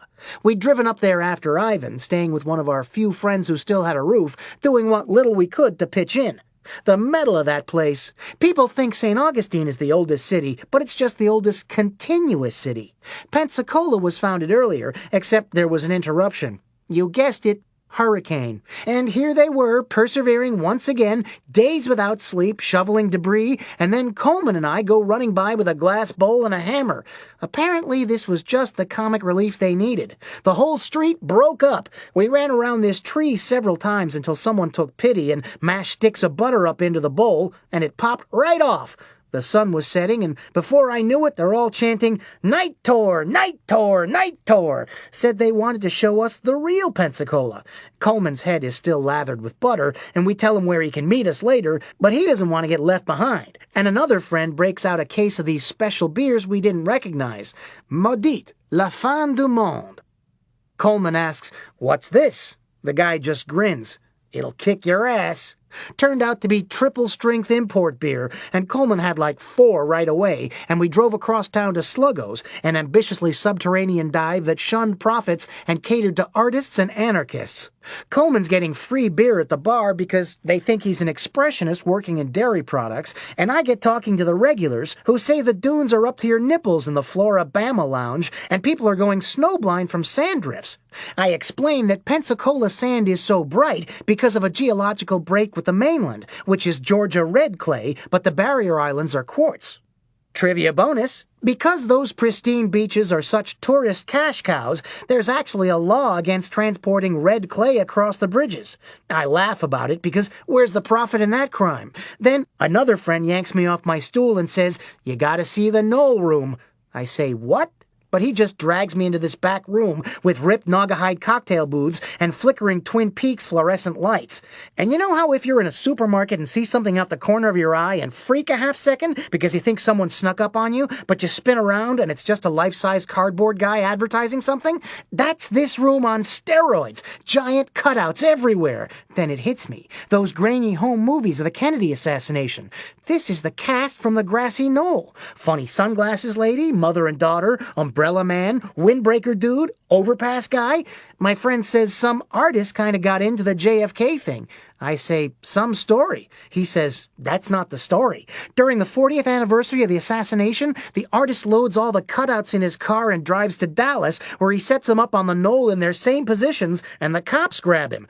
I say, what was the charge? He says, I don't think there was one. Sometimes society just steps in when the weirdness level gets too high. Then we go back to the main bar, where everyone's collecting empty paint buckets and assembling search parties to look for red clay because, they're anarchists. We grab Coleman and split and find ourselves driving along the railroad tracks in the middle of bombed-out nowhere, and the only light is coming from this bohemian coffee joint called the End the Line, which is popular on the hobo telegraph because all these people keep jumping off boxcars and coming in, and on the other side of the tracks is a giant field and a civic center where they hold the big rock concerts, and after gigs, Judas Priest apparently likes to walk across fields and railroad tracks because there's a picture of them on the wall playing an impromptu set by the Cappuccino Machine. Everyone in our group but me is completely gassed, shouting, "Night tour again!" So we leave on foot, and our group has grown by several hobos, and we walk for miles past the cemetery and all the way to Palafox Street to see if anything else might be open. But nothing is. Then, where's Coleman? We retrace our steps. Coleman? Coleman, where are you? A door opens, and these young people are helping Coleman and one of the hobos keep their footing. Coleman, where'd you go? He says he and his newest buddy found the only open downtown bar where they sat at the counter and ordered beers. The guy behind the counter gave them strange looks, but served anyway. Then Coleman notices these two hot chicks on a sofa staring at them. Not in a good way. He looks around, and it's one of those chic, foo-foo minimalist bars with no cash register and a theme he's never seen before. It's almost like somebody's apartment. They were so fucked up, they just walked into these people's pad demanding beer, and got it. Then we hitched a ride with unlicensed contractors out to the beach, where police lights flashed and people were getting handcuffed with pails of red clay, and then we're trying to find a way back, and the gang got scattered, and me and Coleman spot a pink neon open sign a mile away, and finally reach the strip club to use a phone, and there's only one customer and 4 dancers sitting around a card table eating pizza. We wait outside a half hour, and when our taxi finally gets there, he drives right by. The lone customer comes out and stands next to us. I say, I hope you're not waiting for a cab, but he says he has his own ride, and do we need a lift? Then we're in a station wagon with his mom, and a cockatoo jumps on my shoulder and starts squawking, "Eat me," in Spanish, and we came home the next afternoon. And that's pretty much the hurricane history of Pensacola. Chapter 28. Tampa.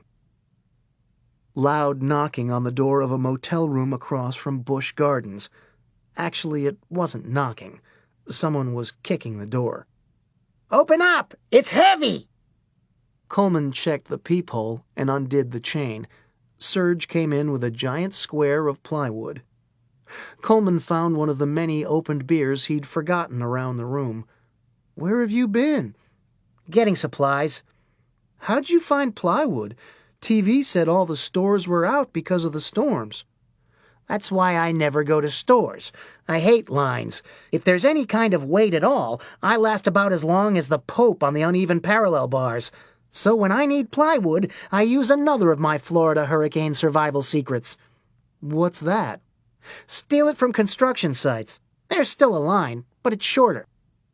Serge ran back out the door and returned with a portable drill and car audio components from the pawn shops. He made another trip, and another, more and more components. Amplifiers, equalizers, signal boosters, and pieces of speakers. Serge hoisted the plywood and placed it over the room's single window. Coleman, grab this side. But I'm drinking a beer. Coleman, I can't hold this whole thing and drill at the same time. Okay, I'm coming. He drained the rest of the can and gripped the edge of the wood. Heavier than it looks. Had to go with 3/4 inch or she'll crack for sure.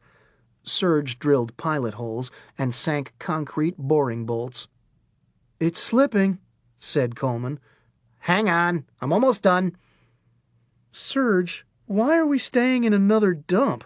I understand when money's tight, but we got all that cash from our new job. You just want a mini bar. No, really. I wouldn't mind staying at a fancy place for once. Me too, but I'm making a stand against hypocrisy. Serge revved the portable drill. Luxury hotels are like keyhole views into the secret world of conservatives. What do you mean? Who owns the most expensive hotels? Who stays there? As a rule, super rich conservatives. Another bolt countersunk into the concrete. And what do wealthy neocons like to do more than anything? Stick their noses in our bedrooms. Wait, that's number 2. Take our money's number 1. What's that got to do with hotels? They all act sophisticated and elegant in the lobby. Then they get to the privacy of their rooms. Serge fed another bolt. You should see the pay-per-view adult movies. Not even an attempt to change the titles for appearance. They all watch dirty movies? Only some, but the rest aren't complaining, even though they know about it. They're too busy interfering with our sex lives. Remember Ed Meese? No. Reagan's attorney general, who strong-armed the Southland Corporation.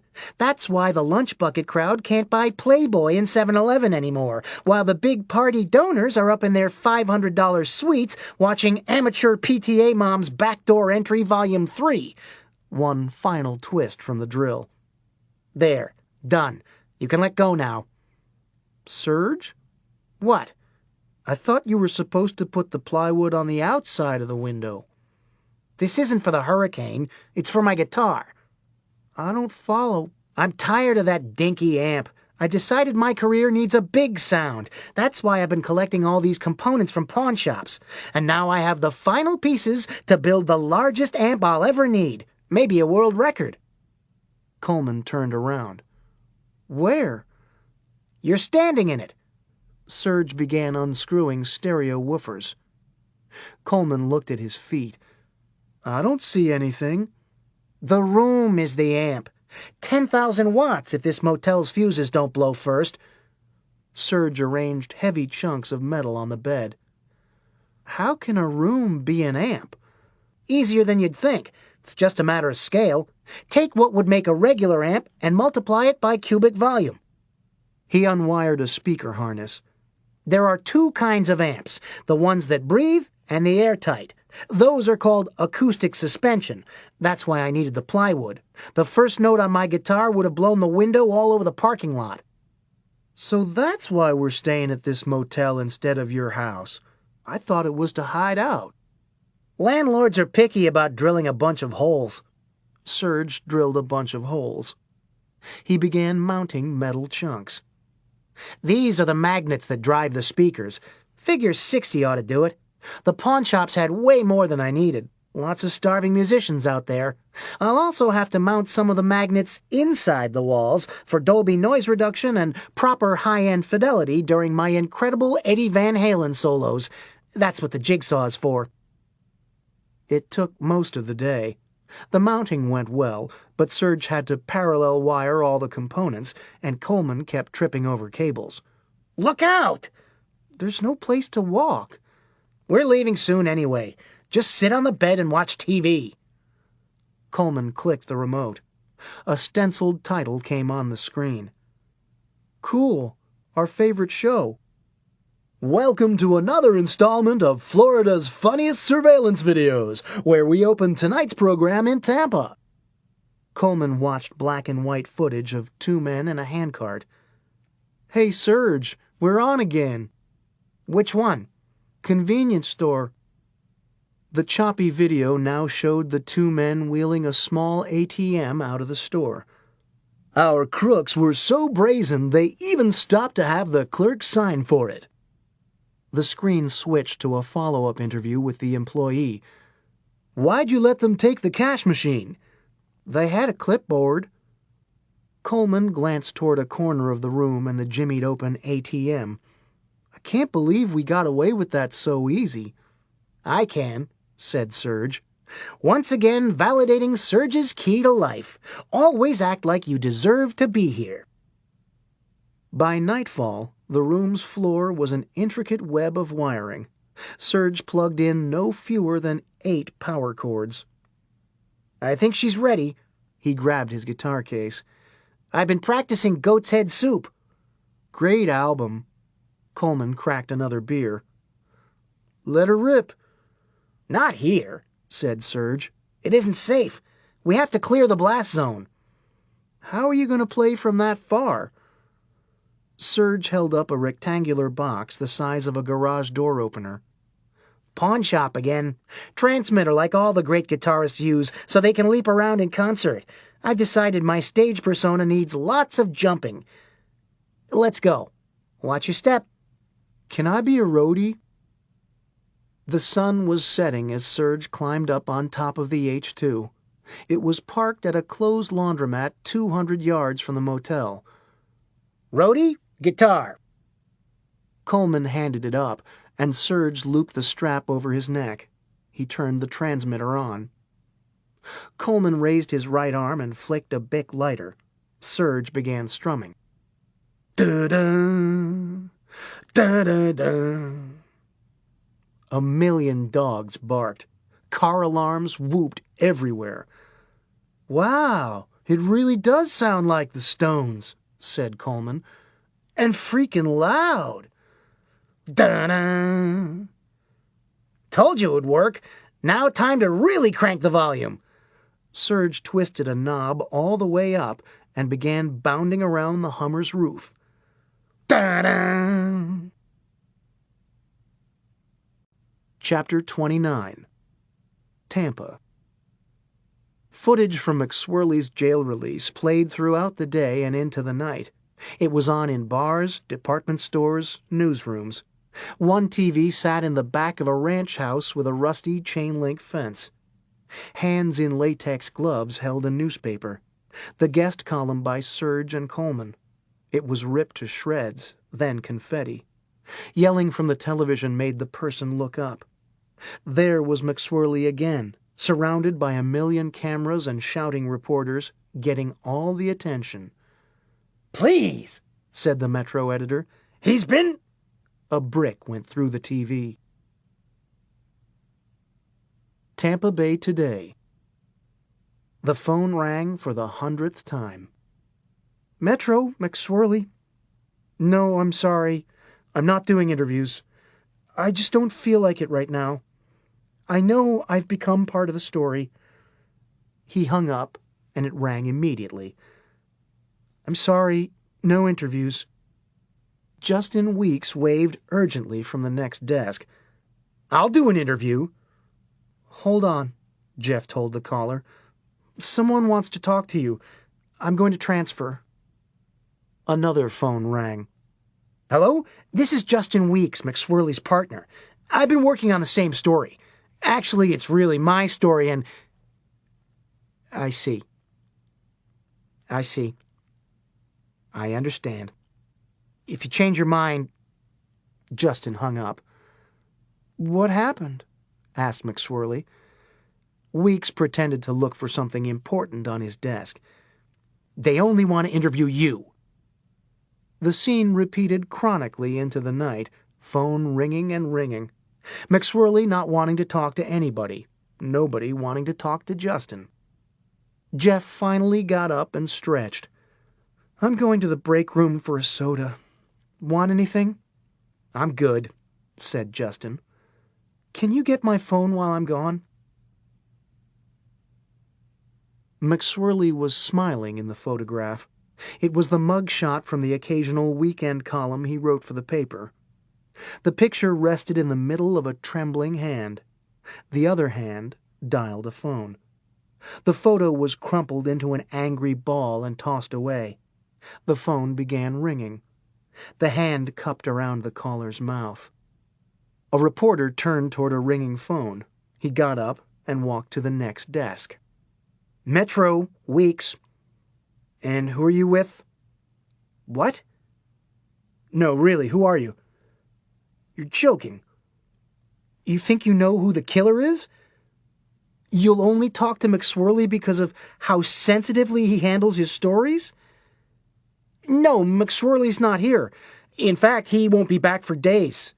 Wait, don't hang up. I'm his partner. I'm even more sensitive. He learned all that from me. Why don't I meet you instead? Okay, wait a sec. Let me grab a piece of paper. McSwirly rested with an arm braced against the front of a vending machine. He scanned selections. Little red out-of-stock lights next to everything he wanted. Only one flavor left at the bottom. No wonder it was still available. Darn. McSwirly smoothed out a dollar bill and stuck it in the machine. It whirred and came back out. He stuck it in again. It spit back out. Justin grabbed a coat and switched off his computer. McSwirly returned to the newsroom, sipping a grape Fanta. "Where are you going?" Out. Justin slipped an arm through a coat sleeve. McSwirly looked toward his desk. "Anyone call while I was gone?" Nope. The phone rang. Justin tensed. "Metro, McSwirly." "Where?" He grabbed a pen and began writing. "I'll meet you there." Who is that? asked Justin. Jeff grabbed his own jacket. "Agent Mahoney." Justin relaxed. "On his way back from the Suwannee River, found 2 more bodies." At the river? "No, one there and one here. I'm on my way to the second location." The reporters rode the elevator down together and left the building in opposite directions.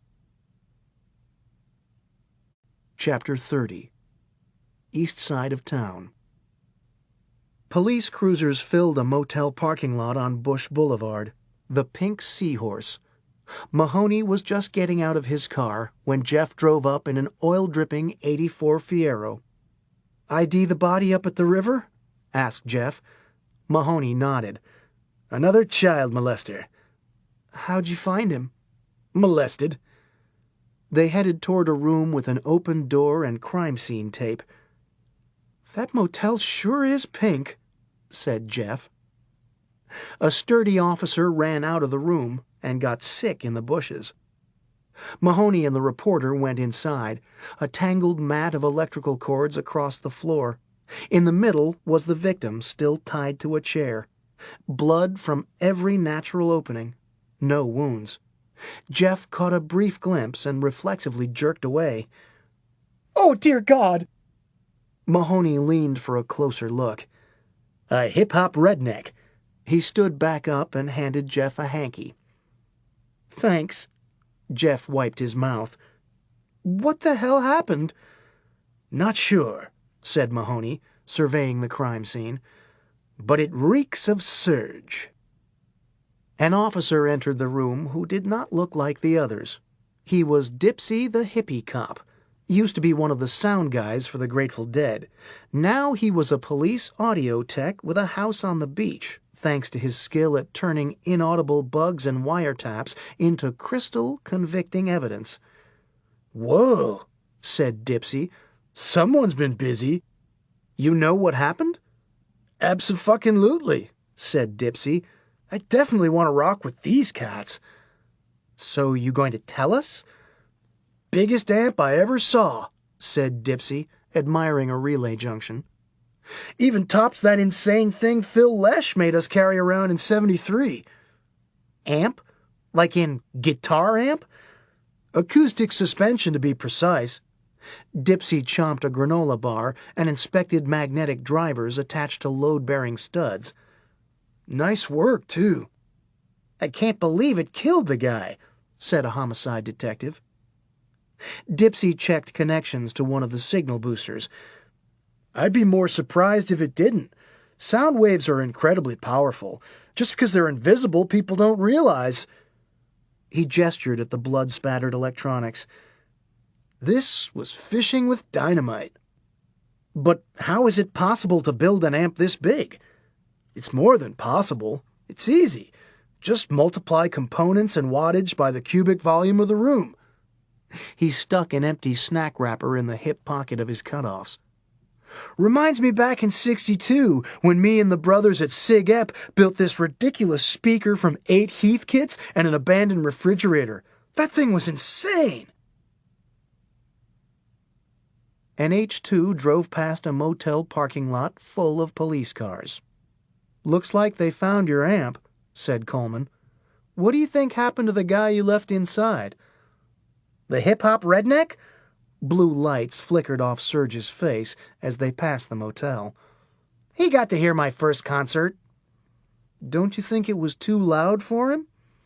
Normally, but you heard his car stereo in traffic. He'd already established that he prefers his music too loud. The H2 reached the corner, and Coleman looked back. They're wheeling a stretcher out of the room. It's covered with a sheet. Another pioneering feature of my upcoming tour, said Serge. Forget the front row and backstage passes. For the right price, you can sit inside the amp. Of course, you hemorrhage to death from the sound concussion, but it's only rock and roll. Meanwhile, on the south side of town, Justin Weeks drove slowly through a decaying neighborhood. Potholes, growling Rottweilers, no streetlights. He squinted at dim house numbers. His car neared a dead end. It stopped in front of a rusty chain-link fence. He checked the address on his scrap of paper. Matched the mailbox. Darkest house on the block. Justin got out. He opened the squeaky front gate and walked stiff-legged to the front porch. Knock, knock, knock. "Hello? Anybody home?" No answer. Justin glanced around and tried the knob. Unlocked. He just had to scoop McSwirly. The door creaked open. "Anyone here?" He kept calling as he walked through the unfurnished living room, then the empty dining room. In the kitchen, he found a light switch. Roaches made a jailbreak from a pile of spent TV dinner trays. Justin worked his way around the rest of the mounting garbage. Empty tuna tins and Chef Boyardee cans, jagged lids bent up, some still with forks inside from when they'd been eaten cold. Jesus Christ. Weeks continued canvassing the house, with no sign of life. Only one room left in back. The door was closed. A sign. No trespassing. Anyone else would have split right there. No, they never would have gone inside in the first place. But that was the thing about Justin. He was smarter. Knock, knock. "Anyone in there?" He knocked again.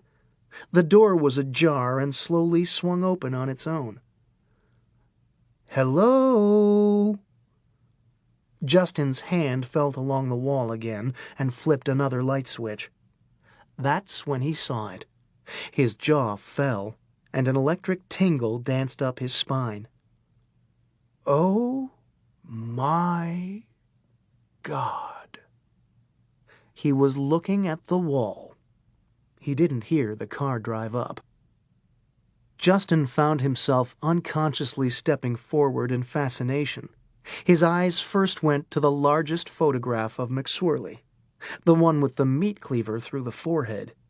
Then the others, college, high school, family. He turned to the newspaper clippings, moving through the years until the most recent coverage of Serge. One had a double byline, McSwirly and himself. The article was covered with handwriting. Bold, all caps, in thick, blood-red marker. "We don't like Justin. We like McSwirly." The door behind him creaked shut. Justin spun. The door was open. I'm sorry. I have to go." Quick footsteps toward him. Justin raised his arms to fend off the crowbar. Then the lights went out. There was a stereo on a shelf in the corner. Latex hands inserted a CD and turned the volume all the way up. The music brought Justin around. He stirred and raised his head. Talking about the Midnight Rambler. Justin raised his arms again in defense. No! The chainsaw roared to life. The business end hung in the air for a breathless second. Then it came down with an unmistakable gnarling sound. This was clearly the work of a madman. Everyone knows it's not safe to run a gas engine indoors. Hurricane number 4. Esteban. Chapter 31. Tampa Bay Today. 1 hour before sunrise, a lightning storm of xenon camera strobes lit up the main entrance to Gladstone Tower. Photographers from the crime lab and the newspaper elbowed for shooting space. The chief of police was on scene with all the brass. Only a couple gawkers so far, winos crawling from alleys. But that would seriously change with the morning rush hour. "Get a sheet round the whole thing," said the chief. "We don't need everyone seeing this." All across town, sleeping newspaper editors rolled over in bed and fumbled for ringing phones. Hello? 20 minutes later, unshaven journalists streamed into the newsroom, every coffee maker in service. It started getting light outside. The earliest emergency meeting yet at the Oval Conference table. "Where's McSwirly?" demanded the Maximum editor. "We need him on this." "Don't you care at all about his safety?" said Tom. A news clerk held a phone receiver. Still getting his answering machine. "What about his cell?" The clerk shook his head. "Must be off." "Keep trying." Features raised a pen. "Is it true there are pieces of Justin all over the sidewalk?" Sports raised a pen. I heard the parts were arranged to spell hi. A pen from Business. Did they really dot the I with his head? The news clerk. Still no answer. Max's face fell into his hands. "Let's not overreact just yet," said Tom. "There's still a good chance Jeff's on his way in right now. You know how he likes to get here early." A green '84 Fiero exited the Leroy Selman Expressway in the pre-dawn half-light. It rumbled over the metal grating of the Brorine Street Bridge. An Ivy League rowing team had clandestinely pulled up to a seawall on the Hillsborough River and begun spray-painting their school name below the Radisson. McSwirly didn't see them. He was distracted by the countless red and blue lights flashing through the downtown canyons. Jeff came off the bridge and began zigzagging across the grid of one-way streets to Gladstone Tower. The closer he got, the brighter the lights. He made a final turn onto Kennedy Boulevard, and the police barricades forced him to loop around the block to get to the parking garage. A cell phone rang at the conference table. Metro Tom pulled it from his jacket, immediately recognizing the numeric display. "It's McSwirly." Everyone hushed. Tom pressed a button. "Jeff, where are you?"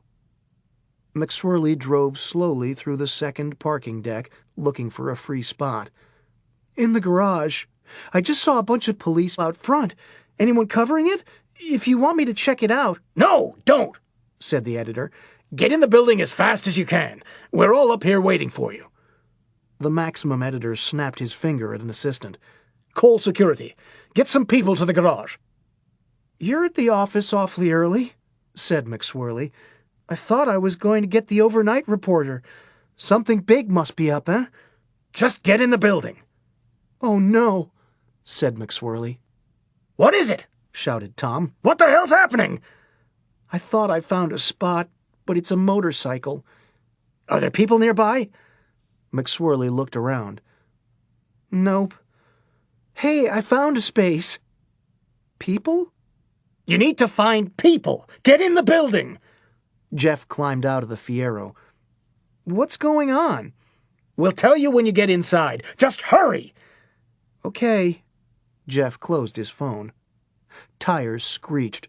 Jeff turned around. Serge jumped out of a black H2 waving a pistol. "Hurry up! Get inside!" Jeff stumbled backward. Serge rushed forward, excitedly gesturing at the reporter with the gun barrel. You're not safe here! Jeff kept backing up. What's your problem? Serge lunged and grabbed the reporter by the arm. We have to get you out of here! Something bad's happened! Just heard it on the radio! Jeff went limp, and Serge had to drag him the rest of the way. Coleman opened a back door. Up you go! Serge boosted the reporter inside and slammed the door. He climbed into the driver's seat and peeled out. They screeched down the exit ramp. 2 security guards strolled into the quiet garage, looked around, and shrugged. Max stared at his wristwatch. What's taking him so long? It's only a couple minutes from the garage. Sports raised a pen. Something bad must have happened. A news clerk held a phone. Security just found his car abandoned in the garage. The driver's door was left open. A cell phone rang. It almost flew out of Tom's hands as he answered. McSwirly, where are you? What? What is it? Asked Max. The Metro editor covered the phone. He's been kidnapped. The killer jumped him in the garage. He uncovered the phone. Are you all right? Thank God. How are you calling? Are you locked in the trunk or something? Serge told you to make the call? Why would he do... He wants everyone to know you're all right? What? Could you repeat that last part? Okay, I'll hold. Tom covered the phone again. He's putting Serge on. Tom uncovered the phone. Serge? Listen, you touch a single hair and I swear I'll kill... Huh? What do you mean you're taking over Justin's old job? You're McSwirly's partner now? No, wait, don't hang up! The Metro editor slowly closed his phone. What's going on? Asked Max. The Metro editor turned with a blank face. They're working on a story. Chapter 32. 4 days later. Editors sat solemnly around the conference table at Tampa Bay today. Hope fading.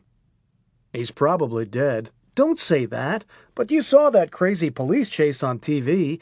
I still can't believe they got away from all those helicopters. Someone staggered through the newsroom's entrance. It's McSwirly! He's alive!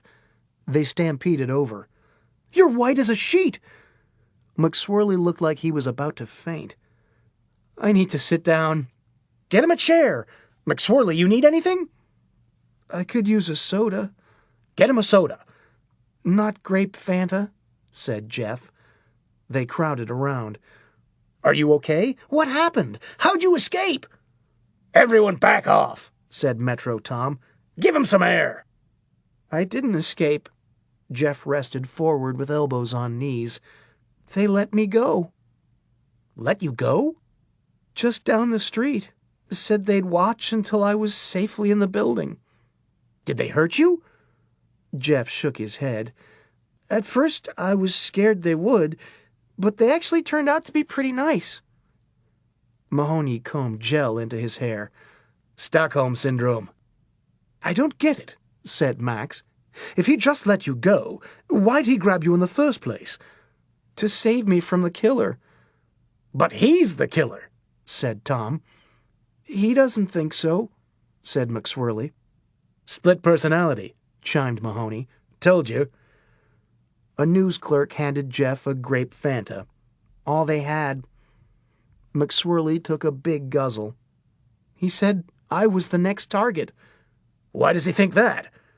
Recently watched the Mean season again. He has this thing for Florida movies. I don't remember that one, said Tom. Me neither, said McSwirly. But Serge knew all about it. He flipped open his spiral notepad. MGM, 1985, based on In the Heat of the Summer by John Katzenbach, son of former Attorney General. Serial killer contacts reporter. Filmed at the Miami Herald, but they called it the Journal. Climactic location shots in the Glades. McSwirly, said Max. freeze frame, and you can see Pulitzer Prize-winning crime reporter turned novelist Edna Buchanan as an extra in one of the newsroom pans. He turned a notebook page. And Mariel Hemingway shouldn't have shown her knockers. Maxwelly! What? That's all very informative, but how does it make you a target? The killer goes after Kurt Russell in the end. Completely cracking up, said Mahoney. Not much longer until he makes the crucial mistake. Serge told me your plan to flush him out won't work, said Jeff. I got the feeling he doesn't like you. I'm crushed. Mahoney opened his own notebook. Did he mention anything else about me? He said fuck a lot, and cocksucker. Just thank God you're safe, said Tom. He wants me to write an article, said Jeff. Article? Set the record straight. Even stopped at a Walgreens to buy me supplies so I could get it all down. He held up the bulging spiral book. Craziest story I ever covered. You're not going to believe what happened. So what happened? It all started after they grabbed me in the garage. After they grabbed him in the garage. A black H2 sped north on the Nuccio Parkway. Serge looked back over the seat. Honor to finally meet. I'm a huge fan. My name's Serge, although you probably guessed that, being a crack reporter. McSwirly's color drained. Serge pointed across the front seat. I'd like you to meet Coleman. Coleman made a quick salute with a joint. Yo. They turned right onto 7th Avenue. McSwirly found his voice. What do you want from me? Want from you? Said Serge. Nothing. Then why'd you kidnap me? We didn't kidnap you. We saved you. Coleman exhaled a big hit. We're like your heroes. He offered the joint to Jeff. McSwirly shook his head. Saved me from what? You seen TV this morning? Listen to the radio? McSwirly shook his head again. I just got up and came right into work. Oh, my God, said Serge. That partner of yours, Justin? Dead. Real nasty, too. Justin's dead. Chopped up good. Chainsaw. Serge sped up to run a yellow. Lots of pieces. Blood splattered all over the place. His severed head... Coleman finished another hit. Serge... What? I think you're upsetting him. Serge looked in the rear view. What are you crying for? You're safe. We rescued you just in time. McSwirly's blubbering got worse. Don't cry, said Serge. Please don't cry. How about this? Justin only got a boo-boo. Happened to be inoperable. Through sobs, Jeff finally managed heaving words. I can't take this anymore. Then, more wailing. Of course you can take it. Serge began playing with one of his new guns. You're a great reporter. I've read your stuff. Pithy, precise, incredible turns of phrase, a human touch most could only dream of. I hate to speak ill of the dead, but you were carrying that Weeks guy, so I wouldn't be that upset. McSwirly sucked in sniffles. It's not him. What is it then? Everything. All those people I've interviewed. They're sad faces. Listen, said Serge. I'm sad too. I just don't cry. Except at the end of $1 Million Baby. Who didn't? Coleman, how are you after that movie? Coleman exhaled. Torn the fuck up. There you go, said Serge, cocking his pistol. A lot of people are sad. There've been a bunch of murders lately. Absolutely gruesome. Not to mention everything else in the world. Watch CNN any length of time and you'll slash your wrists to your shoulders. The important thing is appreciating what little you've got for the short, miserable time you're sharing this godforsaken hellhole of a planet with those motherfuckers, waving the gun near the ceiling. Douchebag scientists and their fucking manatee viewing platforms! Bang! Serge looked up. Dang, now I'll have to patch that. See, Jeff, we all have our problems. Serge, said Coleman. What? He canted his head toward the back seat. Why are you crying again? said Serge. I'm trying to cheer you up. Look out your window. There's a birdie. Isn't he cute? Just chirping away, happy to be alive, blissfully unaware he's someone else's meal if the mercury poisoning doesn't get him first. Then it goes right up the food chain. Brain damage, blindness, coma, and slow death. The key is not to think about it. Don't look at the birdie. I'd like to get out now, please. And let you fall into the hands of the killer? Said Serge. We're more loyal than that. Hey, look again! There's the landmark Columbia restaurant. Try the paella or the 1905 salad. That virgin olive oil they use. Serge kissed his fingertips. Know why it's called the 1905 salad? That's the year they first opened. Very historic. Over 100 years in the same spot. And you know what that means? Everyone who ate those first salads? All dead. The H2 made a left at the corner and accelerated for the interstate. Please, said Jeff. If you want to save me, just take me back to the paper. They have guards. That was my first plan, said Serge. After I saw the pre-dawn TV report on Justin, I said, Coleman, you know what this means? But Coleman's a slow starter in the morning, so I was essentially talking to myself. I said, McSwirly must be next. We have to get to him before the killer does. So we staked out the garage, because it was the logical place for a psychotic to lie in wait, but luckily we got to you first. Then I was going to drop you off at the front door and watch until you made it safely inside. But the place was crawling with cops. Never seen so many flashing lights. That's why I don't chop bodies. Raises eyebrows. So you really didn't kill Justin? There you go, said Serge, slapping the dash. I knew you were tough. Ever the reporter. Notice how you tried to slip in that investigative question? Good for you. No, I didn't kill Justin. That was disgusting. Whoever did that is screwed up. Go ahead, ask all the questions you want, except the ones where, if I answered, I'd have to kill you. Can I get out now? Already answered that one. Next question? Where are we going? Don't know. Where do you want to go? Back to the office? But it's a beautiful day. Besides, you need a secret place to hole up now that you're a target. Why don't you stay with me? I can be pretty hard to find when I want to. I don't think so. I'll put you down for a maybe. Give it a few days. Doesn't work out, we shake hands. But in exchange for our free trial period of protection, I'd like to ask you a favor. Only reasonable. I thought you said you didn't want anything from me.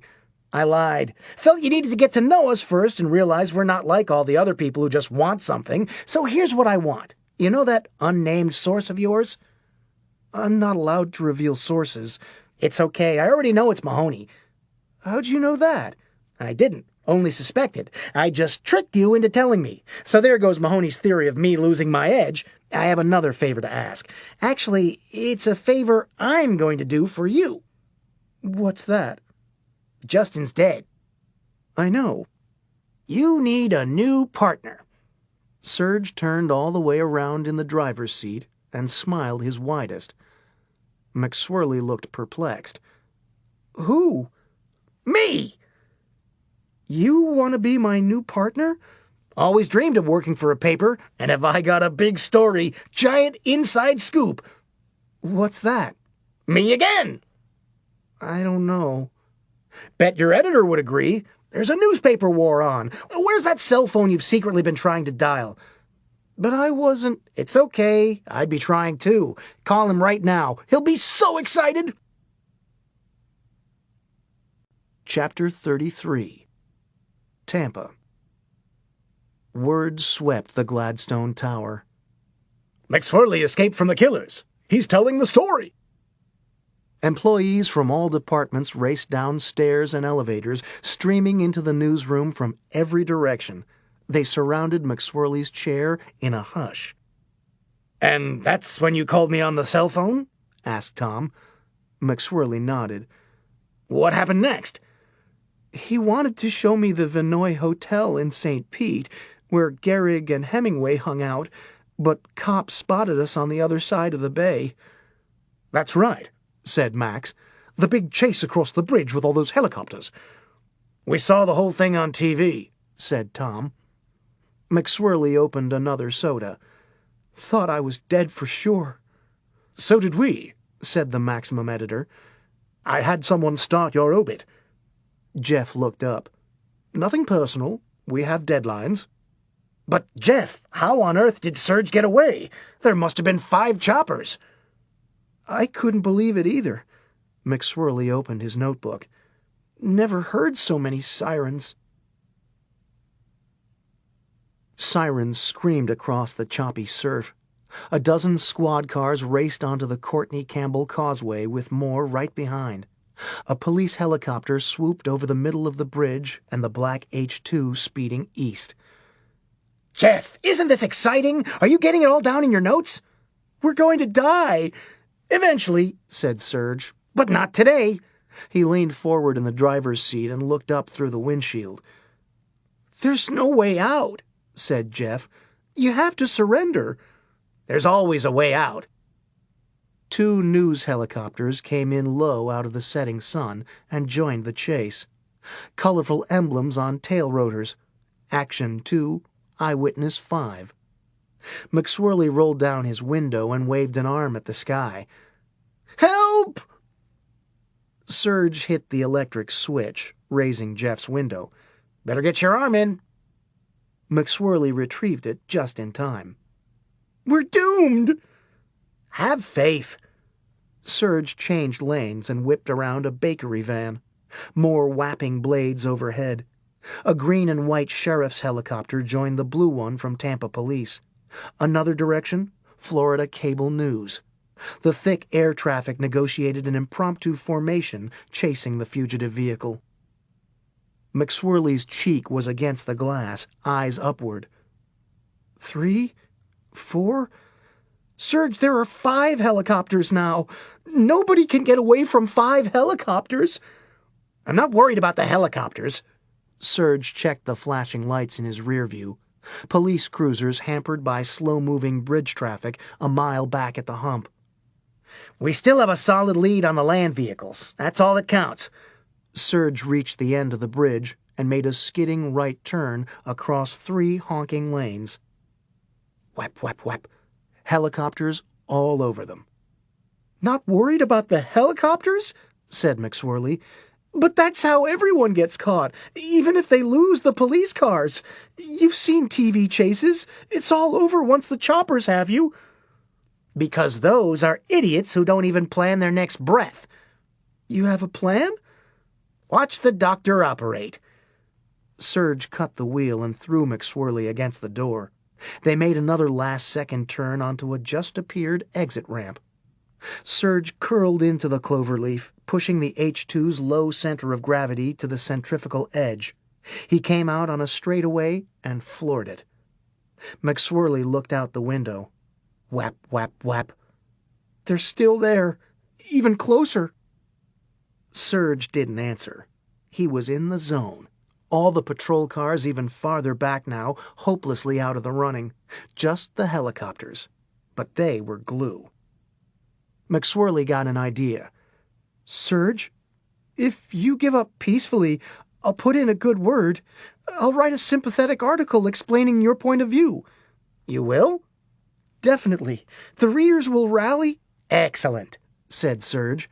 Trying psychology. I hate people who just accept their fate, even when they have to. You'll be a lot happier if you started accepting yours. Whap, whap, whap. Serge, trust me. This will work. I'll write a whole series. All the hardships in your life that led up to this. I've had a great life, said Serge. What about you, Coleman? No stems, no seeds. I'm a pig in slop. McSwirly tried the slightly different strategy of abject panic. You'll never get away with this. You'll get the death penalty.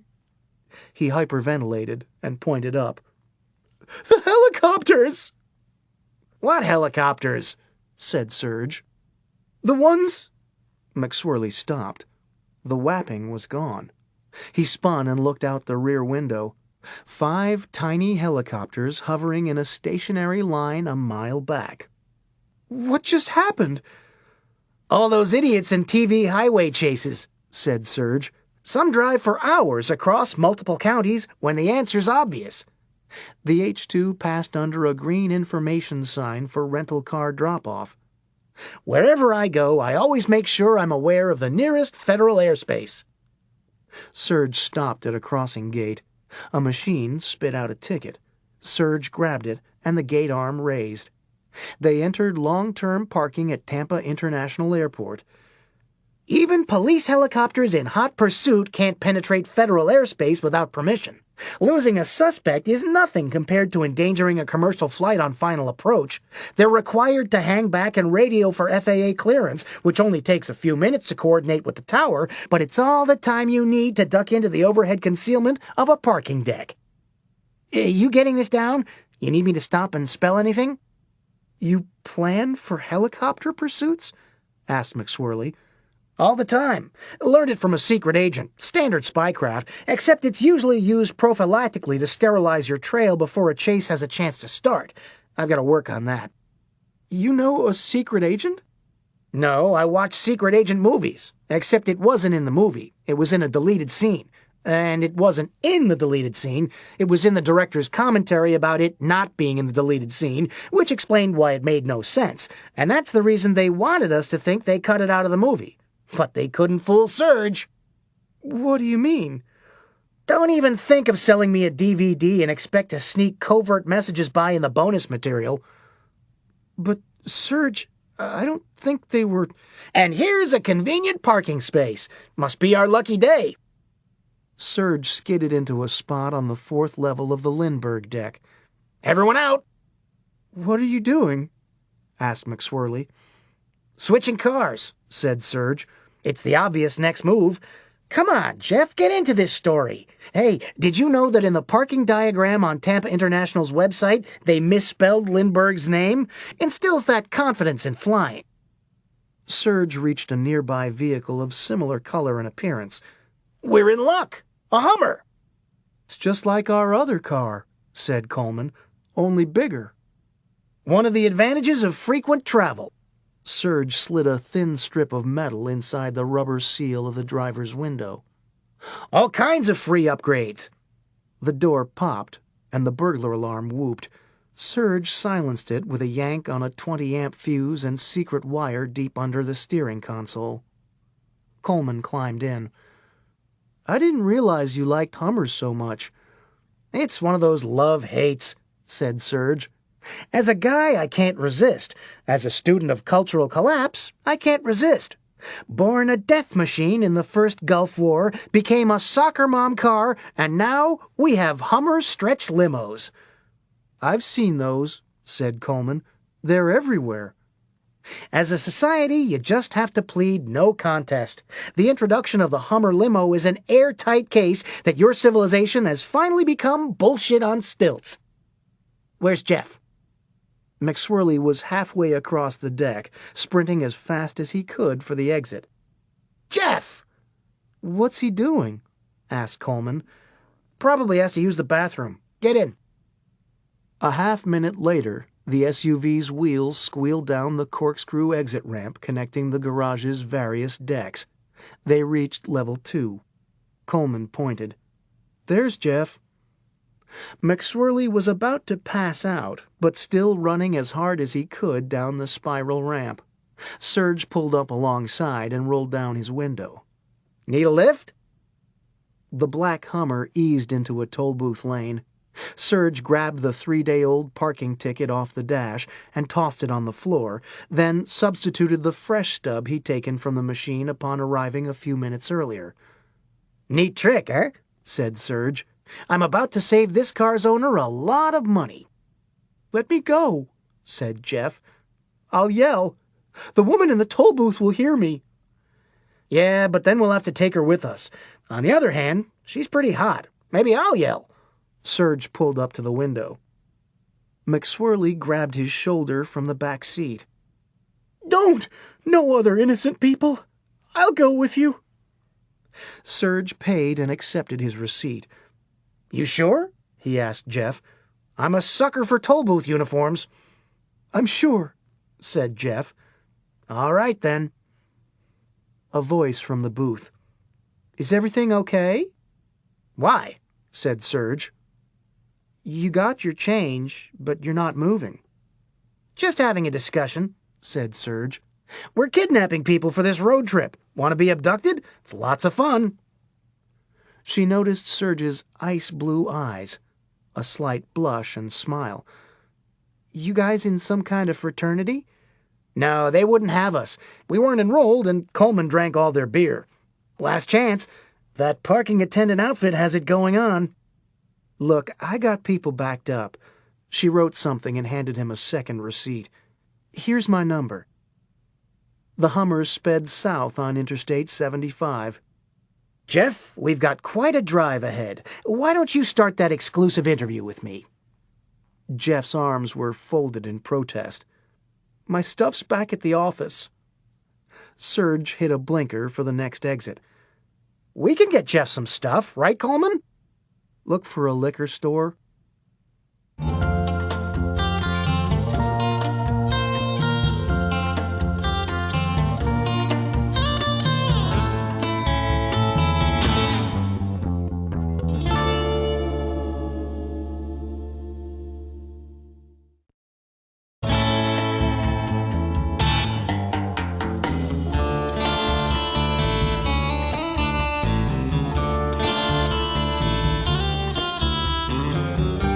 Chapter 34. Gladstone Tower. The newsroom mob around McSwirly was bigger than ever. She really gave Serge her number? He's not bad looking, said Jeff, but mainly there's this charisma. It's amazing. Women just... you'd have to see it. Did he ever call her? Actually, the Maximum editor suddenly noticed the size of the audience. Doesn't anyone have anything to do around here? Get back to work.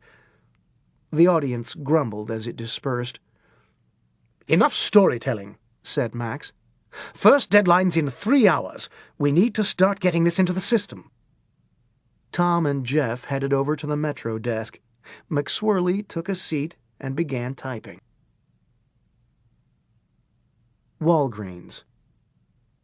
Jeff had his pens and notebook in a shopping bag, and Serge had Jeff by the arm. Will you please stop trying to signal people? I know you're just showing initiative, but it's getting old.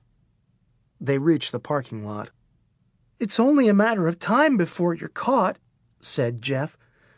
This may be a different car, but it looks too similar. I won't get caught. Serge reached into his own shopping bag for a can of shaving cream. A black Hummer raced south across the Manatee River Bridge, shaving cream down the door panels. Just married. Serge glanced sideways at Jeff, now sitting up front in the passenger seat for prime-time interview access. Ready when you are. Jeff just gazed out the window at the raised span of a railroad bridge. What's the matter? Asked Serge.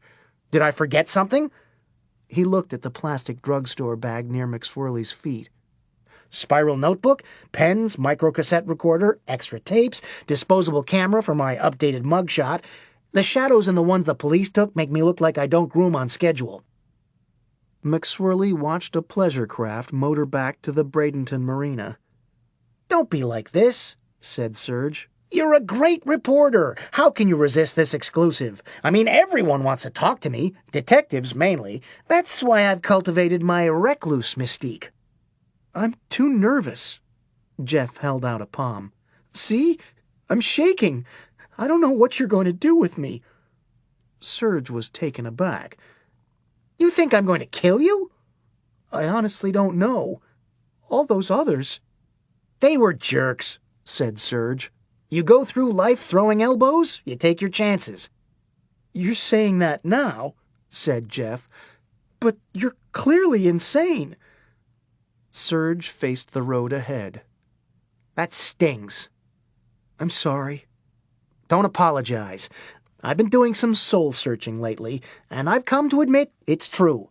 But you have to understand, mental illness is like cholesterol. There's the good kind and the bad. Without the good kind, less flavor to life. Van Gogh, Beethoven, Edgar Allan Poe, Sylvia Plath, Pink Floyd, the early Piper at the Gates of Dawn lineup, scientific breakthroughs, spiritual revelation, utopian visions, zany nationalism that kills millions. Wait, that's the bad kind.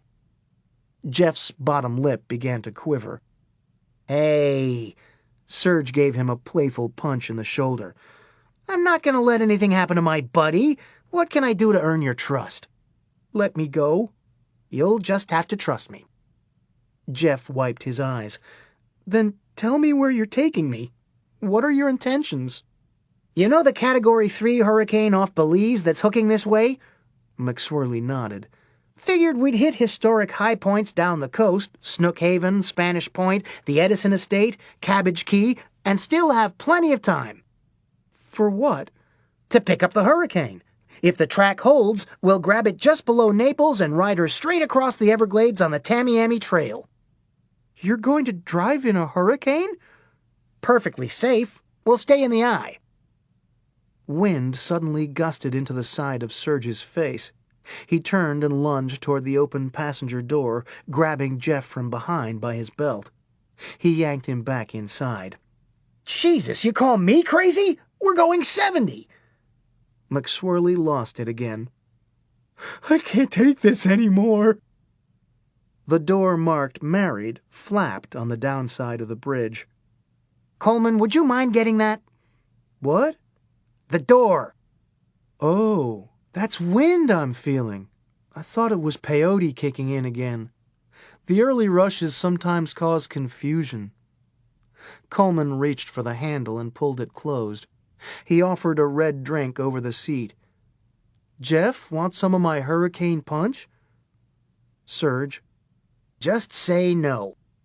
Yikes! Coleman dove onto the back seat floor and covered his head. Tell me when the dragon people are gone, especially the one with the pincers.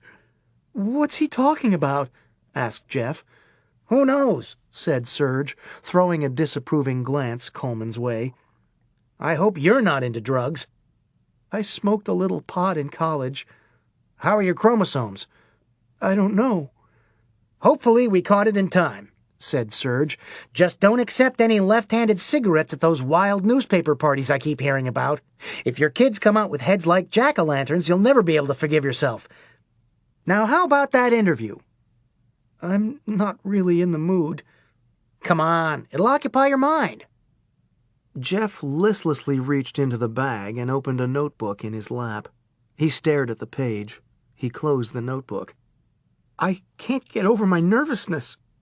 You just need to warm up properly, said Serge.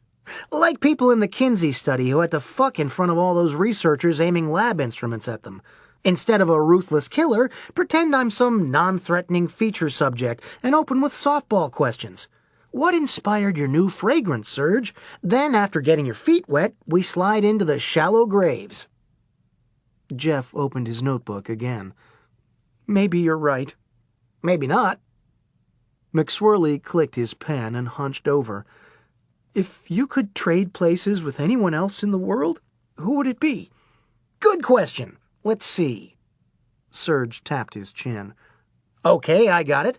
I remember an Easy Rider where someone asks Peter Fonda the same question, and he says, I never wanted to be anyone else. So I guess my answer would be Peter Fonda. Jeff finished writing. Question number 2. Miles and hours flew by. The interview continued. Childhood memories? Said Serge. Let's see. The Captain Jack fishing show from the Blue Heron Pier, Sunrise Semester, Miller beer ads in Spanish. They were only on before 7 a.m. The Spanish we had back then got up early.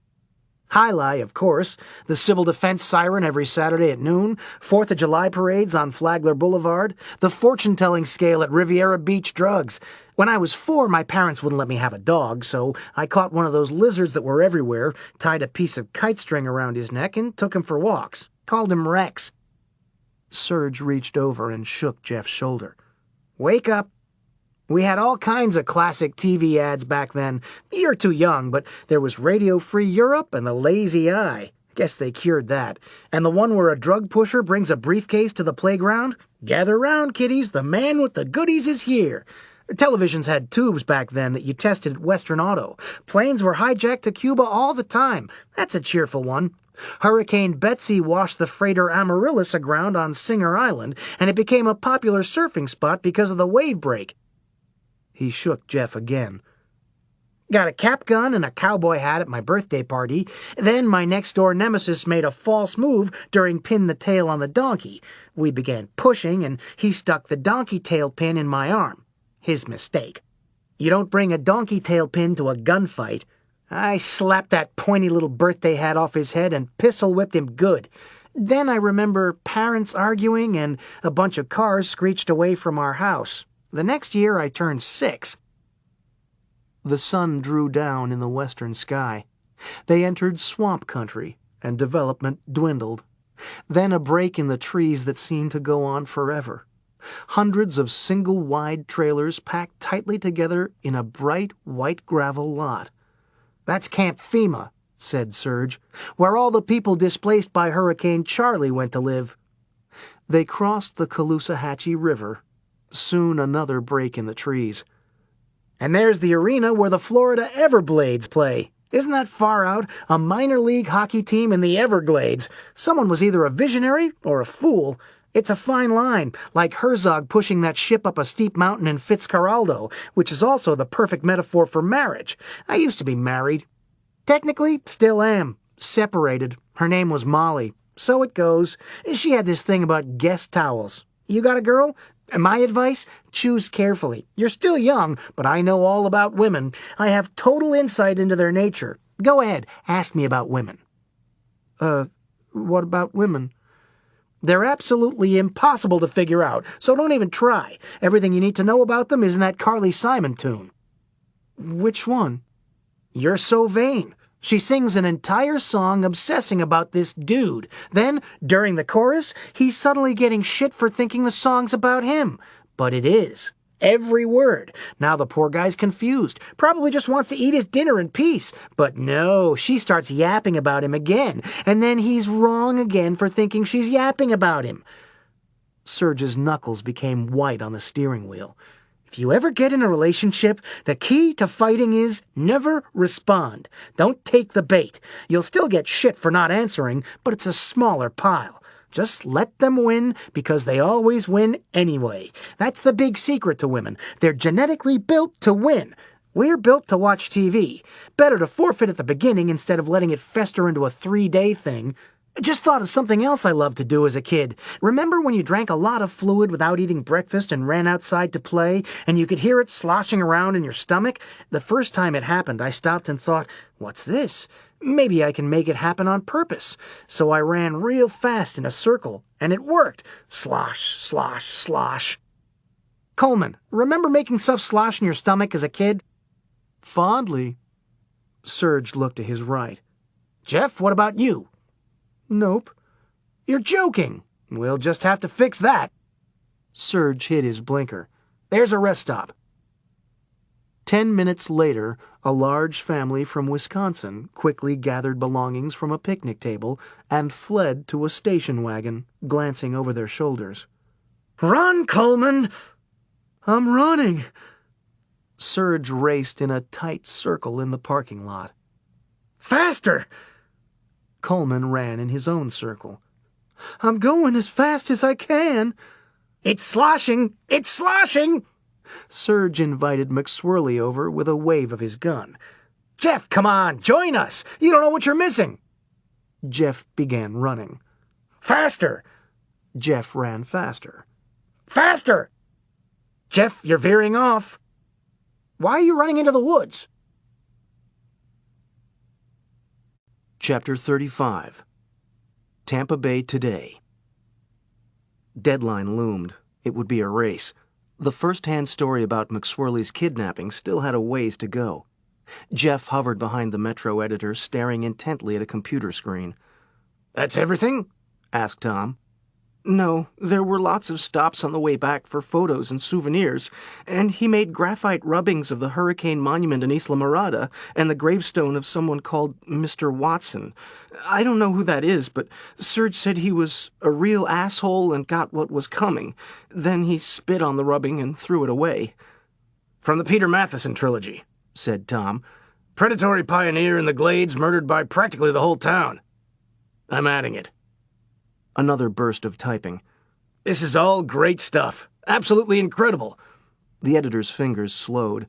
He defined a paragraph and pasted it closer to the top of the article. Just some minor reorganization and we're done. I'm moving up the part where they tortured you. When? Asked Jeff. Making you drink a huge amount of fluid and run in circles. I think that was supposed to be for fun. The editor typed, alleged. That covers us. A blinking cursor scrolled down the screen. I love this next part. Thought someone was dead for sure. So did I. Everglades City. A black Hummer exited I-75 just before the toll booths at Alligator Alley. It picked up the Tamiami Trail and drove deeper into the swamp. A flashing amber light lit up the caution sign with the silhouette of a panther. Vultures collected on the side of the road, pulling long things from the belly of a 14-foot gator squashed by a mosquito truck just before dawn. "Note the fence on both sides of the road," said Serge. "That's to keep wildlife out of traffic. Except people keep underestimating gators. You haven't lived till you've driven through the Everglades during mating season and seen one climb an 8-foot chain link. Gives you a new perspective on those roadside gator attractions with little petting zoo fences. Jeff, you getting this down?" Serge looked sideways at McSwirly. The notebook was closed. He looked back at the road. Fingers tapped the steering wheel. "Jeff, you're going to have to stop trying to escape." "So you can kill me?" "Why do you keep saying that?" "Because you keep pointing that pistol at me?" "Because you keep trying to run. This is going nowhere. What about the interview?" "Don't feel like it." "I was just trying to teach you how to have a little fun." "By forcing me to drink a bunch of water and run in pointless circles at gunpoint?" "For your own good," said Serge. "Like parents make you eat foods they know you'll love. Far too quickly we grow into jaded adults and lose our appreciation for silliness." "Coleman threw up on me." The circle thing doesn't work as well with beer. Here's our turn." The Hummer hooked south on Highway 29, a sparsely traveled route even deeper into the swamp. A half-hour later, they came to the end of the road, the end of the state. Everglades City. "Jeff, Fact-A-Whirl time. Turn on your tape recorder." Serge pointed out the windshield. "Everglades City is possibly the only place in America to get arrested. The whole city. Blame geography. The Thousand Islands region of southwest Florida is perfect smuggling country. You don't even have to try to hide in the endless mangrove channels. You have to try not to get lost. And back in the day, those channels were busy. There's but a single land route in and out, the one we were just on. A couple decades ago, a convoy of sedans with Blackwall tires heads down that road. The Coast Guard blockades from the sea. Federal warrants. Of course, nobody does that sort of thing anymore." The Hummer pulled onto the grass. The air was eerily still. They got out and stood in the middle of a wide-open green space that marked the center of the isolated community. Too quiet. All animal life had headed for higher ground. That included people. Serge made a slow pirouette in the field. His eyes started at the radio tower, then the boarded-up Sportsman's Inn with yellow and white striped awnings, a pioneer bank of Federalist architecture, Gator Express convenience store, extra mooring lines on the few yachts still at the pier, brilliant azaleas, fiery poincianas, the radio tower again. He stopped. "Where'd everyone go?"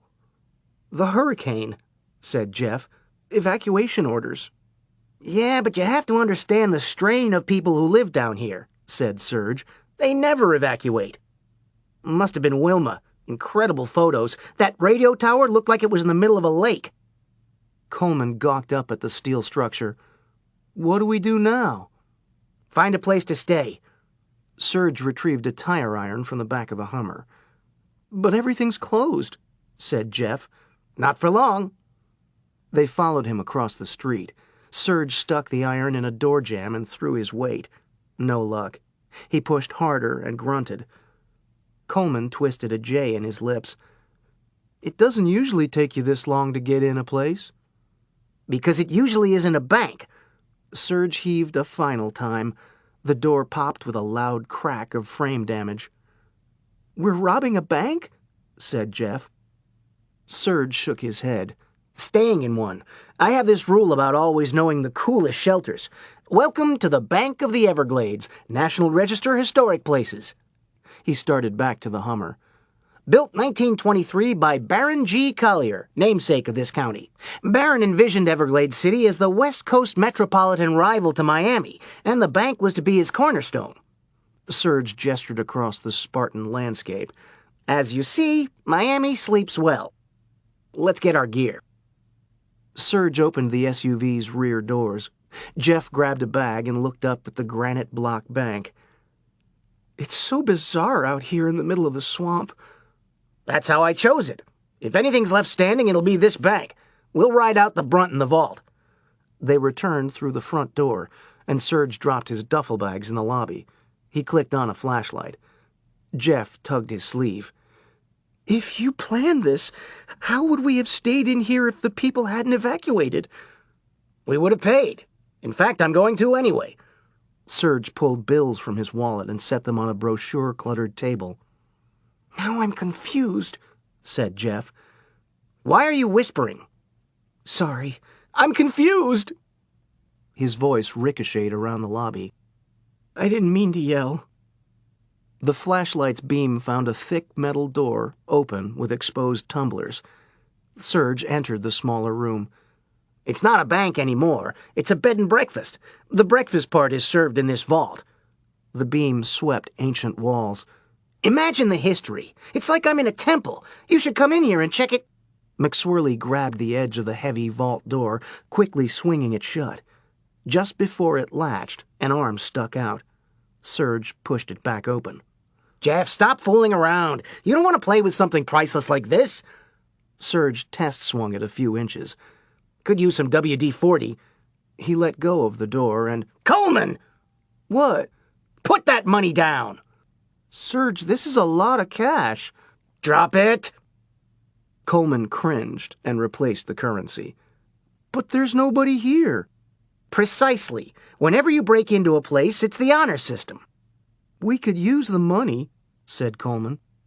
So can the innkeepers. This is about historic preservation. Who knows what will happen to the bank if they go under? Serge marched everyone back outside again. The sun was now deep orange near the horizon. He reached into the Hummer and grabbed a long leather case. What's that? asked Jeff. Serge unzipped the end of the bag, exposing a fine wooden stock with zebra grain. My new shotgun. Isn't she beautiful? Remington 12-gauge limited edition. He pulled it the rest of the way out of the padded case. Can't tell you how much I've been dying to try her out. Coleman? Think I'll hang back in the bank and unpack. You sure? It's lots of fun. I'm kind of tired. Okay, but don't take the money. Coleman winced. Serge rested the shotgun's barrel on his shoulder. Well, Jeff, looks like just you and me. Come on, this is going to be a real treat. Where are we going? Serge racked the first shell into the chamber and began walking. See those isolated mangroves next to that channel leading into the swamp? You can really get lost in there. Serge stopped. No second set of footsteps. He looked back. Jeff, what are you doing? Get up here. I don't want to go. What's not to want? Nature? Playing with big guns? Jeff remained paralyzed. I get it, said Serge, poking toward Jeff with the end of the barrel. You think I'm going to dump your body out there just because it's the perfect place? Serge turned back around and resumed walking. Don't be silly. Now come on, we're losing light. They reached the shore, countless stalagmite roots sticking out of the muck from black mangroves, jungle gym roots grabbing down from the red. A stout, refreshing breeze bent branches. The disappearing sun flickered through green and yellow leaves. Are we hunting? asked Jeff. No, I never kill animals. That's mean. The wind steadily increased, disrupting their hair. That's the beginning of a low-pressure system. This is so excellent. He raised the shotgun 45 degrees and pulled the trigger. Kaboom! Serge cupped a hand around his right ear to enjoy the flat Everglades echo. Kaboom! Kaboom! Kaboom! Kaboom! I love the sound of shotguns at sunset. He raised it again. Kaboom! Serge repeated until the 5-shell magazine was empty. He reloaded and handed the gun to Jeff. Now you try. But hold her tight. You got a tiger by the tail. The first one's gonna surprise your shoulder. Jeff awkwardly raised the barrel. Like this? You got it. Serge stared up at the sky. Let her roar. Serge waited. No kaboom. He turned. The Remington was aimed at his face. I told you to stop screwing around. Serge grabbed the barrel and swiped the weapon out of McSwirly's hands. First rule of gun safety is never point at anyone unless you're gonna blow their head off. Jeff looked at his shoes. Sorry. Serge demonstrated again. Kaboom! Like that. He handed the gun back. McSwirly raised it a second time and, after a period of summoning will, slowly squeezed the trigger. Kaboom. The gun fell to Jeff's side. He rubbed his shoulder. Ow! Told you. Try again. It gets easier. He tried again. The bonding continued for the rest of the ammo box. The wind blew harder. Leaves filled the air. A small branch let go. We better get back, said Serge. She's picking up. A stinging rain arrived just as they reached the bank's front steps. Serge closed the door behind them and braced it with an antique roll-top desk. More furniture was piled at the windows, leaving only a small slit for storm monitoring. Knock, knock. What the hell was that? Serge leaped and grabbed his pistol. You guys expecting anyone? They shook their heads. Serge peeked out the slit. Damn, how could I have forgotten? He set the gun down. Jeff, remember our little secret. You don't want to endanger any innocent people. Knock, knock, knock. Serge began sliding the desk. Hold on, give me a minute. Tampa Bay Today. The Metro editor stood and yawned. This is the perfect place to stop. Great job, McSwirly. Stop? Said Jeff. But there's more to the story. Max wants us to stretch it into a series. 5 parts, maybe more if Serge gets back in touch. Then we'll call it an occasional series. The editor turned off his computer. This is the ideal spot to leave the audience hanging. We'll tease to the sex in part 2 to keep them reading. Chapter 36. The next morning. You know how in old movies or the Superman TV program, they'd seg to dramatic news hitting the street by showing the front page of a newspaper spinning out of the darkness? Then a brass section crescendos as the paper stops spinning, a gigantic headline across the top? Okay, picture that. A copy of Tampa Bay Today spins out of the black. Kidnapped reporter interviews murderous monster. An epidemic of empty news racks. Store clerks all day long. We're out. Everywhere in town, everyone standing, sitting, walking with newspapers, quickly flipping pages gripped by every word of Jeff's account. They couldn't get enough, so they got more Jeff on Florida cable news. He wants the job of that guy who flies the ultralight to lead endangered cranes back home. Citizens on the frayed edge of society wrote letters to the editor like never before. One particular message was being composed by shaking hands in latex gloves. Volcanic anger over the attention he should be getting instead of Serge. The paper's operators were swamped with calls over the series, registering offense over the sex in Part 2 and high approval for the murder in Part 4. Part 2. Serge quickly closed the door behind the newest member of the hurricane party. "It's really blowing out there," said the tall brunette. She pulled a scrunchie from her ponytail and dropped an overnight bag. Jill, the gang, said Serge.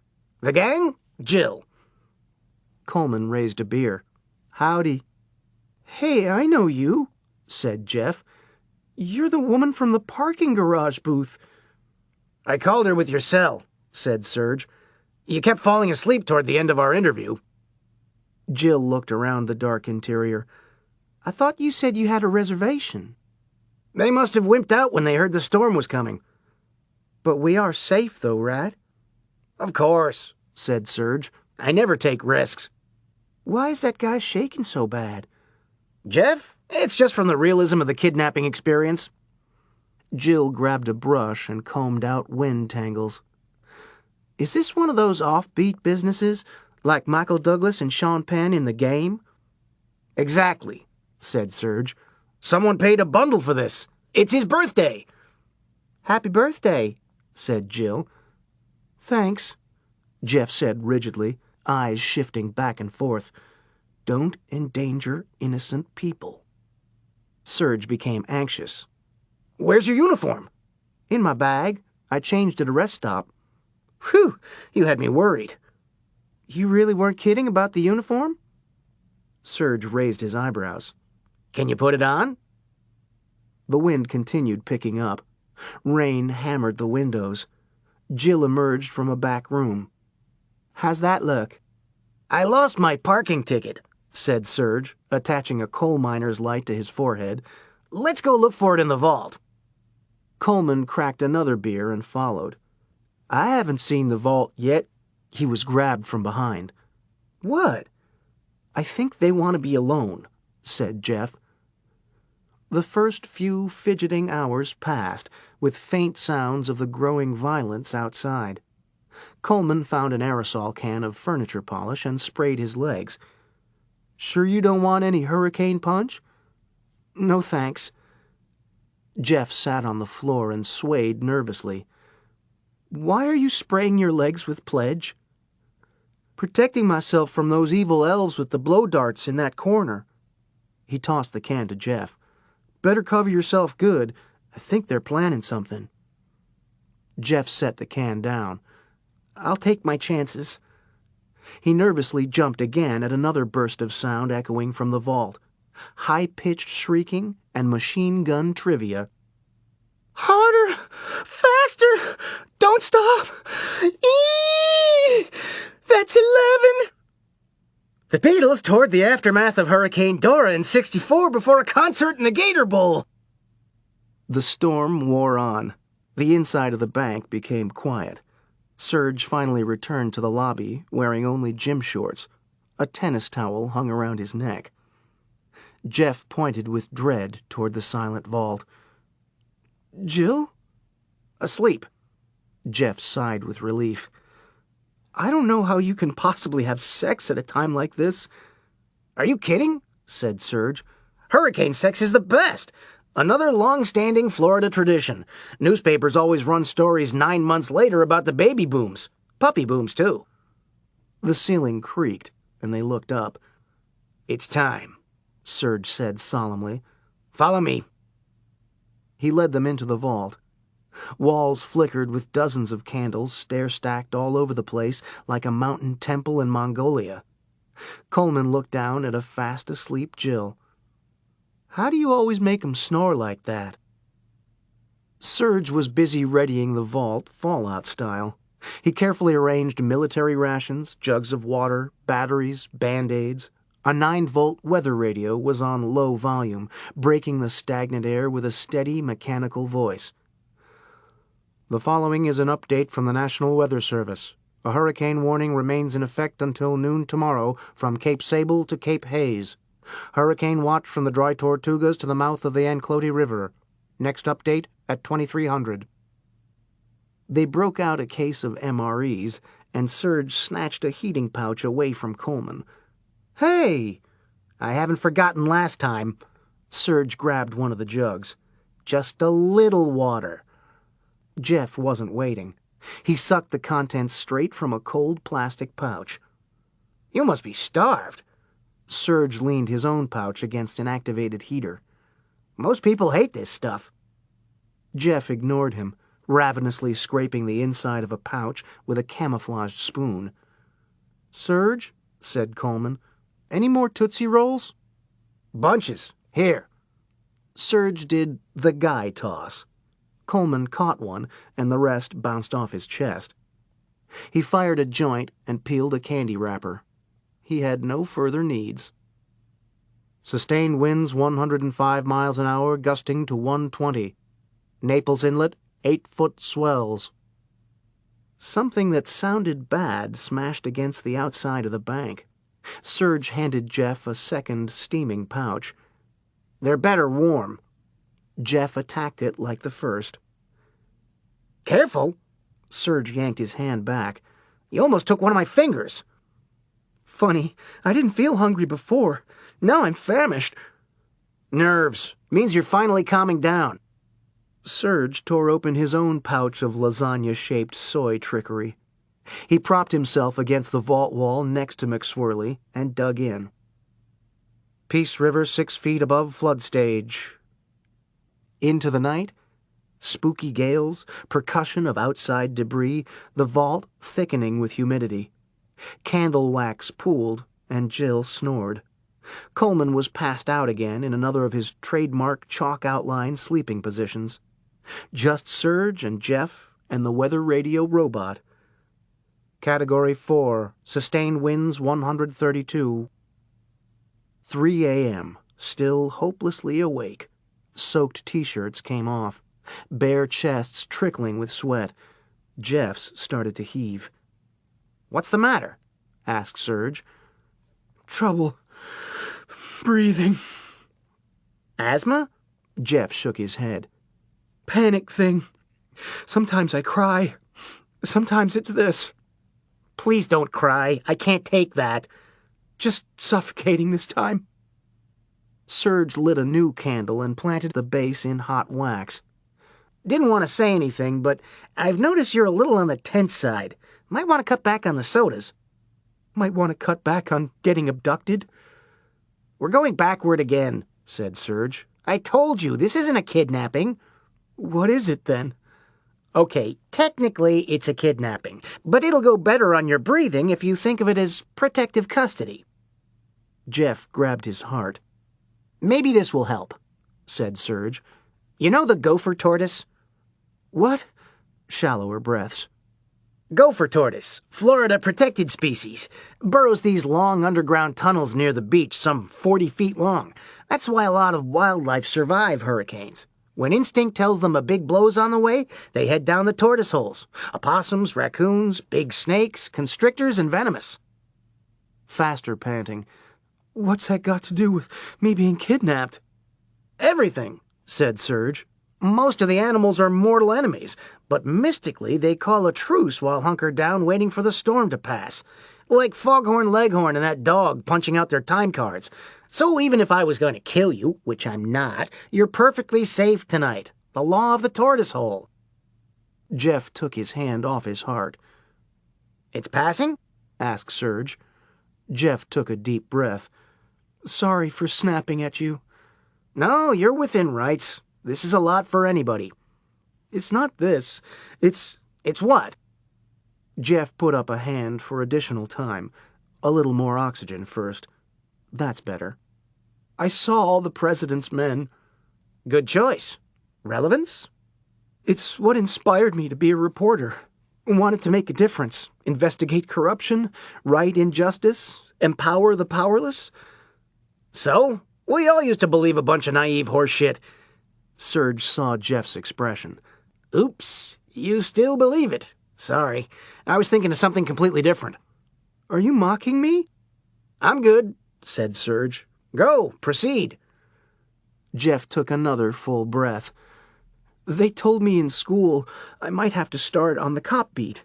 Didn't give it much thought back then. But after a couple of months, all the death." "I get it now," said Serge. "You saw too many bodies. Understandable." "No," said Jeff. "I haven't seen a single one." "Then what's the deal?" asked Serge. "No bodies? No problem." "The survivors. They're even worse. I wish I saw bodies." "Transferred grief," Serge nodded. "You struck me as empathetic." "I think about them all the time. A lot of them scream." "I'm sure they do. Very traumatic finding out." "Not when they find out." "When?" "When they answer the door and you say you're a reporter. Runs about 50-50. Half want someone to talk to, the rest feel like they're being victimized again, and you feel like you're doing it to them. You feel like shit." "They ever take a swing?" asked Serge. "That's one of the first things you learn. Right after knocking, off the porch." "Hard way to make a living." "Supposed to average 3 months. It's been 3 years. This mom jumped off an overpass. Very public, very messy. I argued against the assignment. Her husband was too distraught when he answered the door, just shook his head. But some teenager inside heard me and started shrieking hysterically. Her daughter. That's a tough one, said Serge. The wife of a park ranger washed away in floodwaters trying to save a kid's dog. They were still hoping, but mainly it was recovery detail. She's waiting at home for the call, either way. Instead, she gets a call from me. I had to hold the phone at the end of my arm. Half the newsroom heard her. Kids who couldn't get out of burning houses. Others beaten to death by live-in boyfriends. What are the moms thinking bringing these guys home? The medical reports don't pull punches. Too strong to print, but you have to read them. Jeff, maybe you should stop. 5-year-old who accidentally killed himself? Shotgun left loaded in a closet? 3 hours later, I'm standing in this cabin out in the country, Lego still on the floor. Serge decided it best to let him vent. On and on. Serge had never heard such a cavalcade of sorrow. A forum, apparently, was what Jeff needed. He eventually tired and stretched. Serge looked at his watch. You should get some sleep. I'm too awake. You were yawning. I know. I've been having trouble sleeping ever since taking the cop beat. Completely tired and completely awake at the same time. Ever happen to you? All the time. Like now. The air is still. Still air freaks me out. Still air? To sleep, I need air movement and white noise. A fan or AC.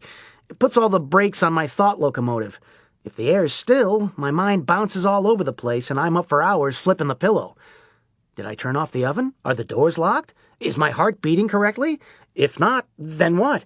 Was I impolite to that clerk? What exactly is a hubcap diamond star halo? When did I forget that cinnamon toast was an option? Then I'll notice a bright dot inside my eyelids. But when I try to focus on it, the thing drifts to the side. So I'll rotate my eyeballs and coax it back to the center again, and it drifts again, and... Jeff? Jeff? He was snoring.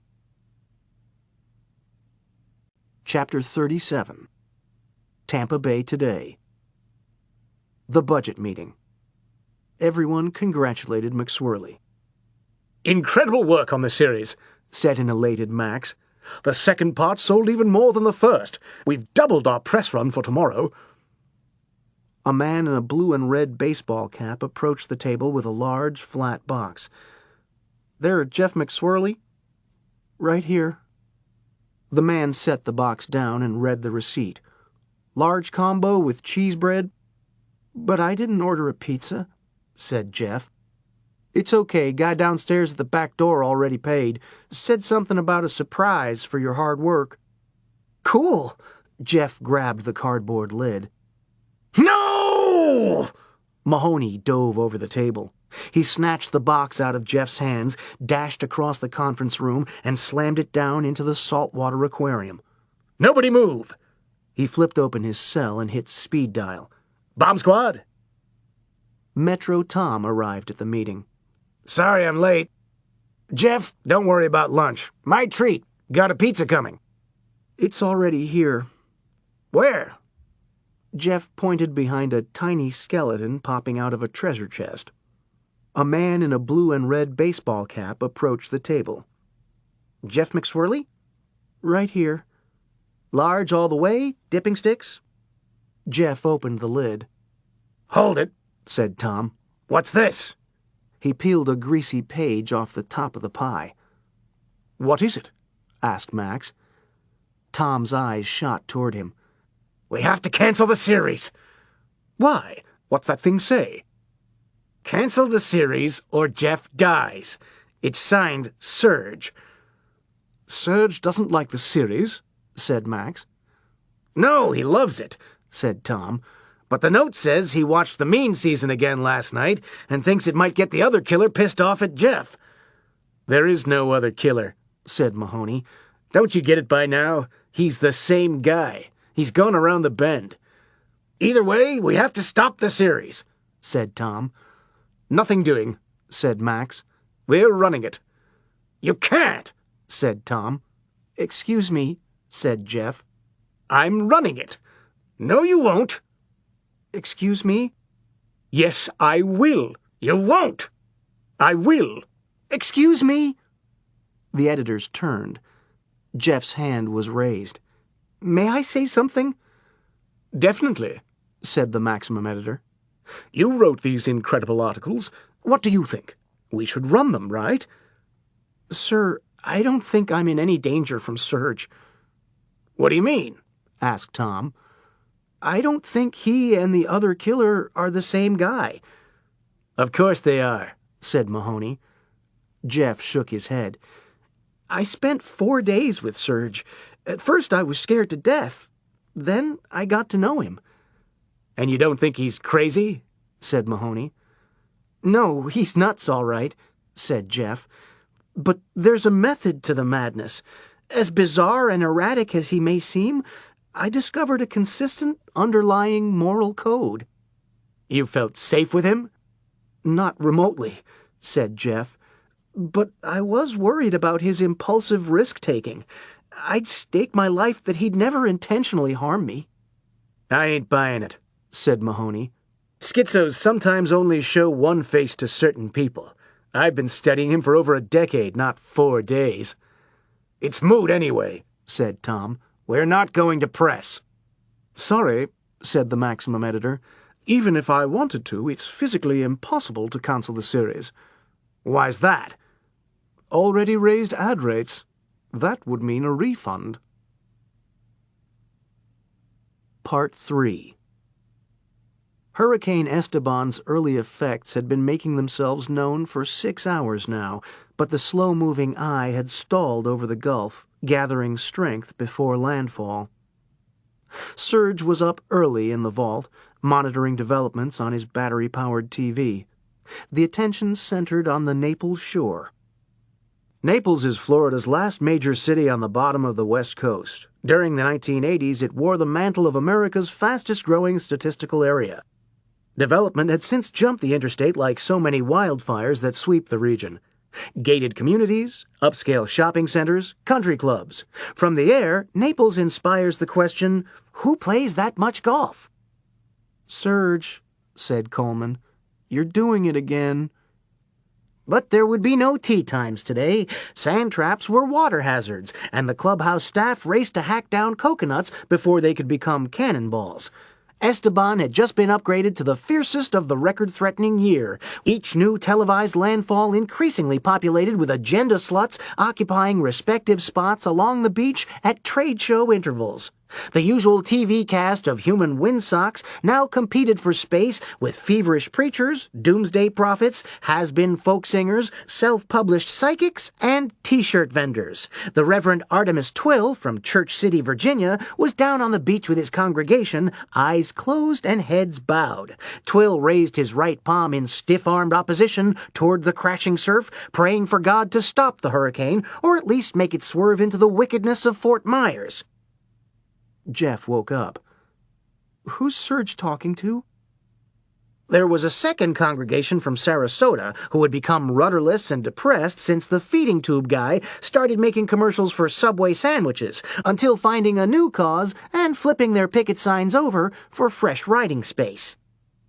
There was the research team, previously developing Neville Gladstone's suborbital rocket ship, which had been diverted to create an anti-hurricane machine that was now moored 2 miles offshore on an oil barge. 50 747 Pratt & Whitney turbofan jet engines mounted in concentric circles and pointed skyward to create an opposing updraft that theoretically would dissipate steering currents into the upper troposphere. Jill woke up. "What's Serge babbling about?"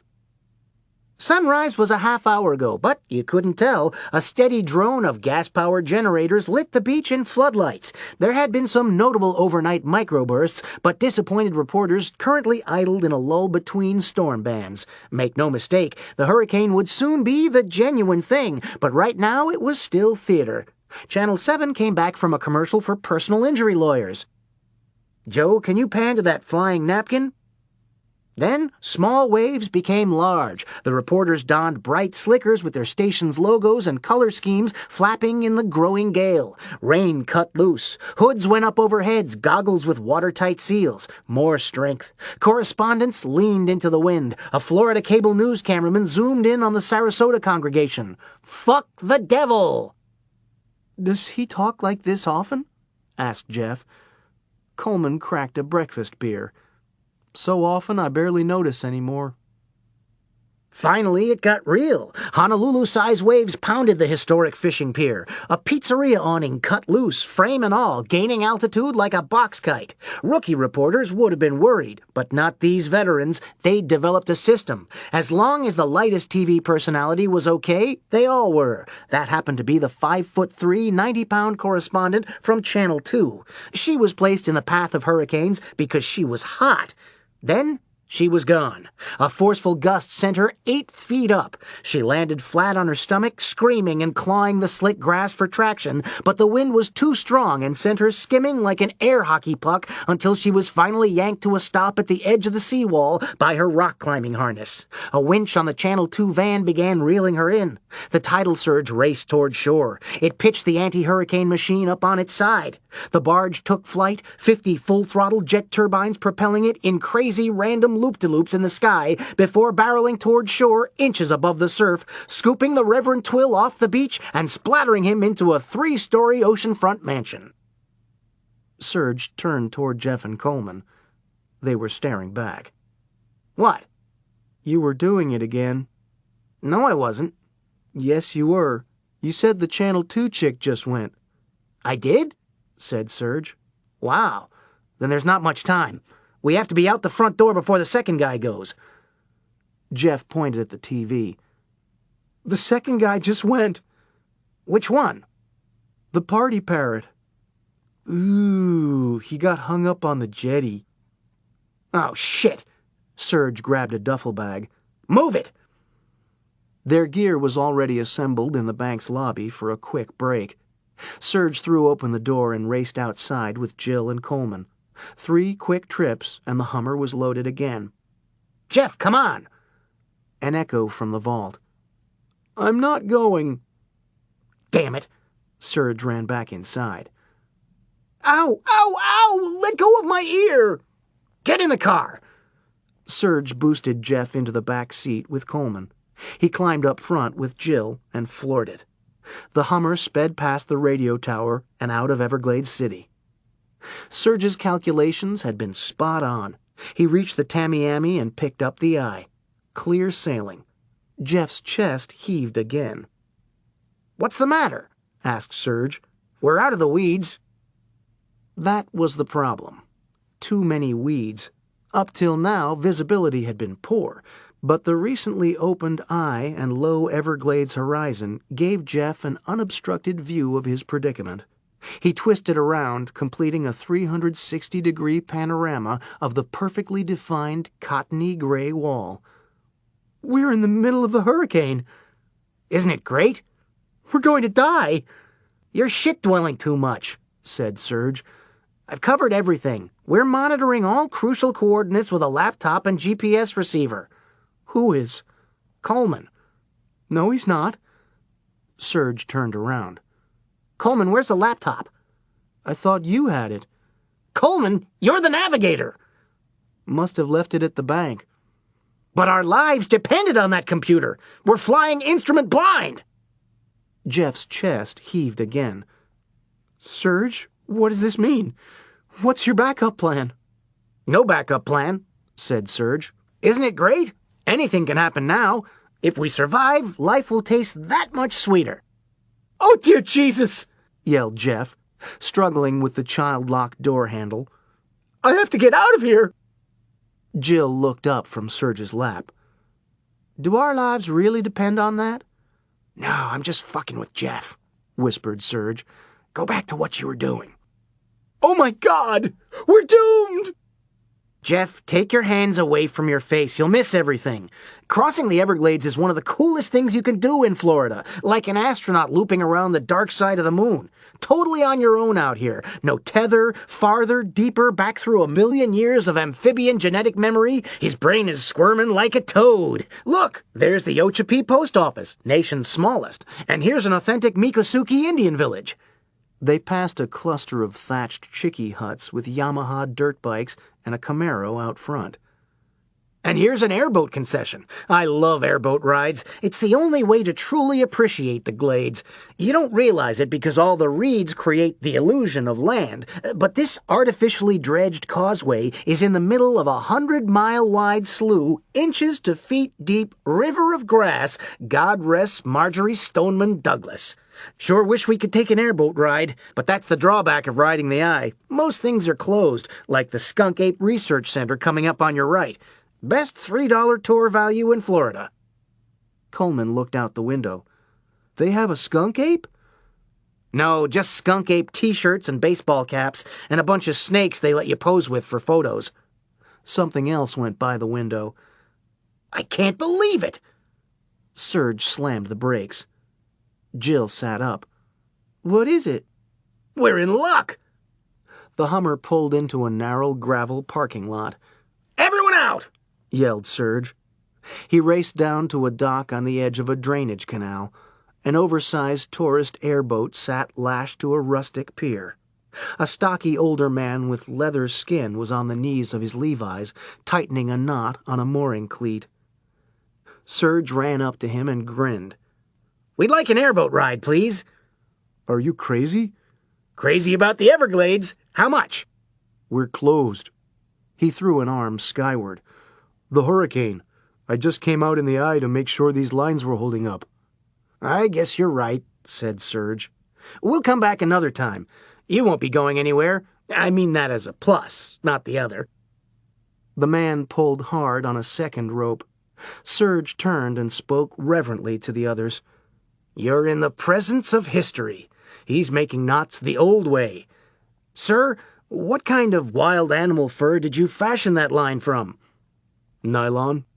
I have another question, sir. Serge stopped and chuckled to himself. Listen to me, sir, using the white man's tongue. You're probably a big chief. Proud ancestral name like Thunderfoot, Standing Bear, or Recumbent Intestinal Parasite. The man stood. Sylvester. Gang, said Serge, I'd like you to meet Chief Sly. I don't know what you're planning, said Sylvester, but if you're going to take shelter, you'd better do it now. The back wall of the eye's almost here. Did you hear that? Serge asked the others. His keen native senses alert him to the slightest changes in weather. Amazing phenomenon. Science can't explain it. Sylvester pointed. It's right there. They turned and looked straight up at the growling wall. Sylvester headed back to the concrete souvenir store. The others ran for the Hummer. Chapter 38. Tampa Bay Today. Another codependency budget meeting. I won't stand for this, said Tom. I demand you cancel the series. Are you starting again? Said Max. I'll call New York. 3 photographers in 20-pocket safari vests sprinted past the conference table.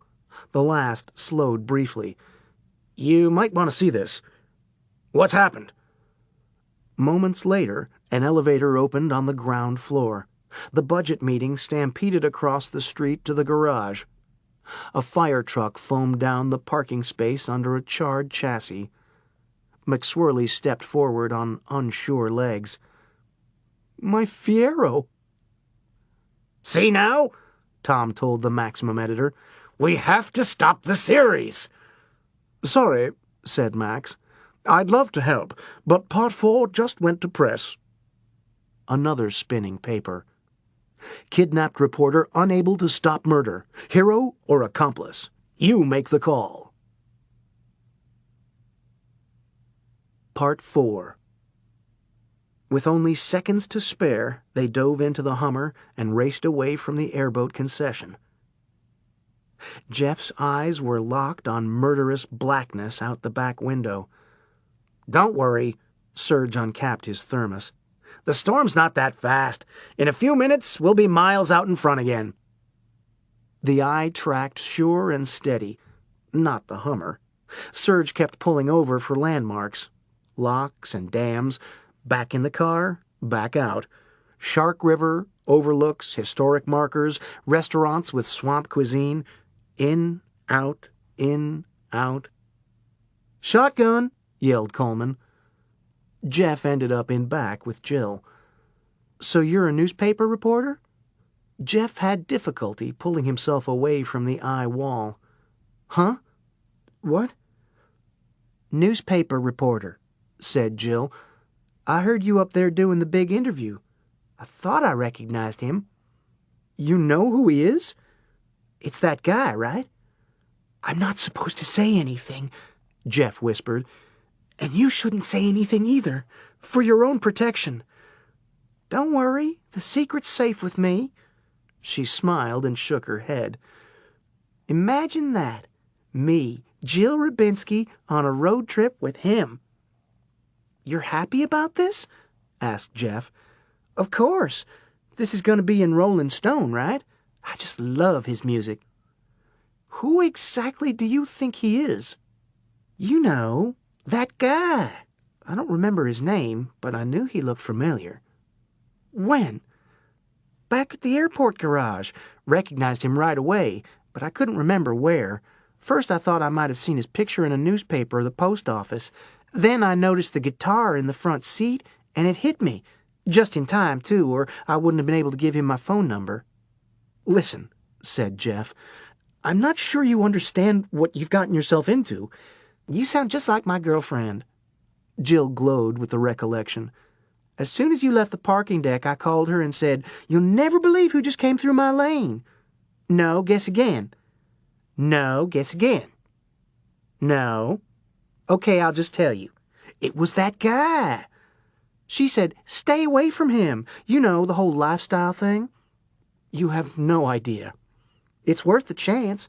How could I not with those ice blue eyes?" "You're really attracted to him?" "Oh, definitely. There's a bit of an age difference, but I can go for that. I think my parents saw him back when he was just getting started. Of course, they saw everybody. Wait till I tell them."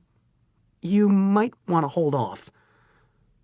Jill slid closer to McSwirly. "You can trust me. Tell me some inside stuff about him." "Trust me," said Jeff. "I really can't." Ribinski. "What are you doing?" "Spelling my name for your article. He and me, we're an item now. You know, back in the bank and," grin, "the front seat. People will want to know all the intimate details about his love life. You tell me stuff, I tell you. Deal?" "I'm not supposed to reveal any personal—" "His cock is incredibly huge." "Call me crazy, but I can't begin to imagine how I might fit that into an article. I was just establishing trust. I'm dying to know more about him." She smiled adoringly toward the front seat. "You never know how they're going to be in person. Sometimes it's a big disappointment, but he's so down to earth and humble. He has yet to mention a single word about his body of work. That's him. What's the current project? Is this like a back to his roots trip?" "You could say that." "I knew it. He must be working on a comeback." "You could say that, too." She covered her face and almost cried. "I can't believe it! He's going back to the studio after all these years, and I'm going to be there by his side. Me! Jill Ribinski. "Don't want to get your hopes up," said Jeff. "One thing I can tell you for sure is we're not going to a recording studio." "That's where you're wrong," said Jill. "I was with him. I believe in his dreams." "I'm telling you," said Jeff, "you've got the wrong picture. We'll see." The Hummer passed a modern, freshly constructed school and a cluster of civic buildings with red, black, and yellow tribal symbols. A modest but clean middle-class neighborhood went by. "Makes you proud to live in America," said Serge. "They're diligently tending the flame of— Hold it, what's this?" "What?" said Jeff. Serge pulled onto the shoulder of the road. Back there, loading his car. Jeff turned around. The guy evacuating? Pretty late to be evacuating, said Serge. But we're evacuating. We're not taking a plasma TV. The Hummer crossed a small bridge over a drainage canal and rolled slowly down a side street, skirting the back of the house. Serge furtively grabbed his pistol. Jill, honey, would you watch the car? I have to visit a sick friend.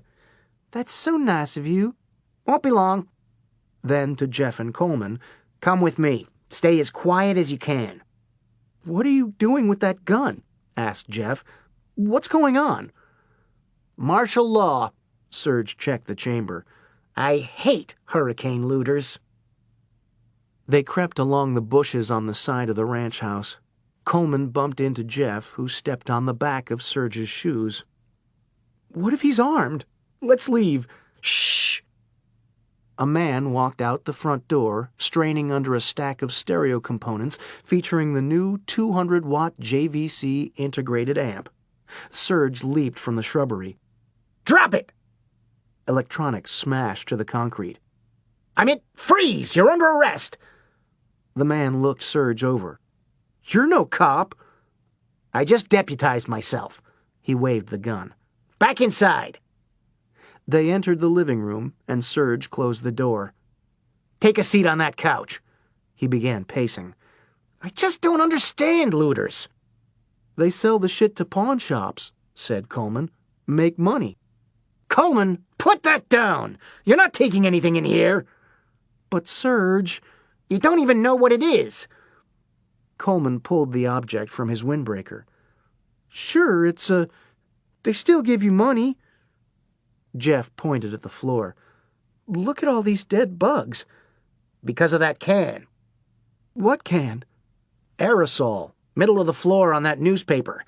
Serge kept the gun on the man as he reached the wall, turned around, and paced back the other way. Looters are the lowest. What would be an appropriate punishment? Jeff picked up the empty can. Bug bomb? Another Florida hurricane tradition, said Serge. You're going to be gone anyway and taking the pets with you. Perfect time to bug bomb. He scratched his nose with the gun barrel and faced the man on the sofa. Now what am I going to do with a cockroach like you? Serge, shouldn't we be in a hurry? Said Jeff. The storm. It's a typical 20-mile wide eye going an average of 12 miles an hour. We got here on the front side. You do the math. Jeff wandered into the next room, doing the math. There's a bug can in here, too. And in this other room.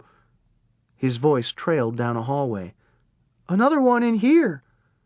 Jeff, I'm trying to concentrate. McSwirly came back into the living room with a half-full 12-pack from Sam's Club. They bought more cans than they needed. Jeff, I can't think! The looter's eyes squinted over his duct-taped mouth. He looked up at a formless face that was framed dark against the contrasting bright blue sky. Serge's features began filling out as the sky dimmed. The eye was passing. The captive struggled with rope-bound hands and feet, wedged into the well of his car's trunk among all the loot. Jeff, come here. I don't want to. Buck up! Serge waved him over. Remember that tsunami in Asia? Fascinating fact. Virtually no animals died. They all cleared out. They knew what was going on. But humans have lost touch with nature and become susceptible to misadventures in bad weather, like our friend here. Serge spoke into the trunk. If you were more in tune with our planet, you might have run a better chance with this hurricane. Enjoy the silverware. Serge had something in his hand. He pressed a button, hissing.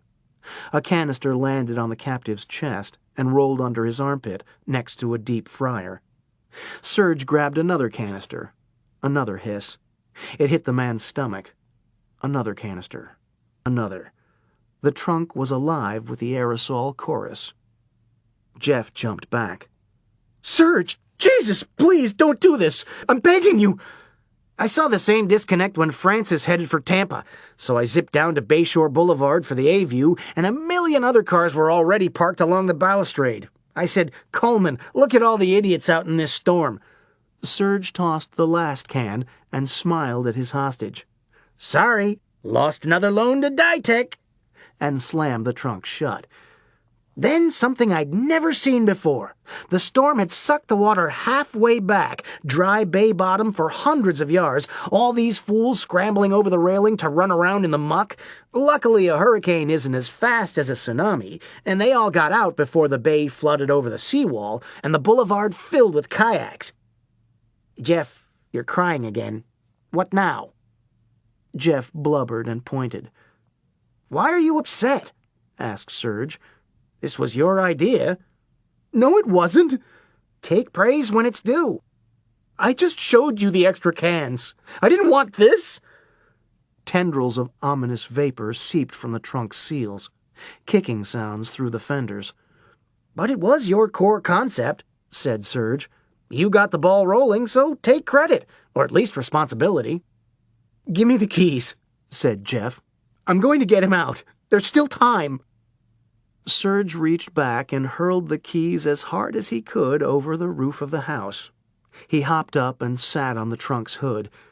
Now deal with your actions. These aren't my actions. Jeff. Knock off the innocent act. It's not an act. Maybe we can get him out with a crowbar. It's in the trunk. Jeff whined and grabbed his head.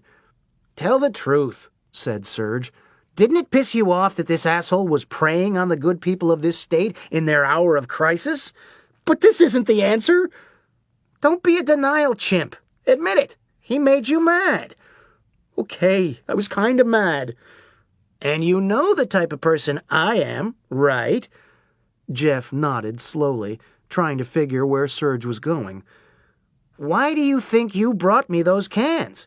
You subconsciously wanted this. I didn't. I swear. Somewhere deep inside. Think about it. Don't answer right away. Jeff opened his mouth and stopped. Oh my God. Was it possible? Did I actually intend? Serge smiled. We're really not that different, you and me. Yes, we are. The trunk lid banged under Serge. He leaned down. I hear you knocking, but you can't come out.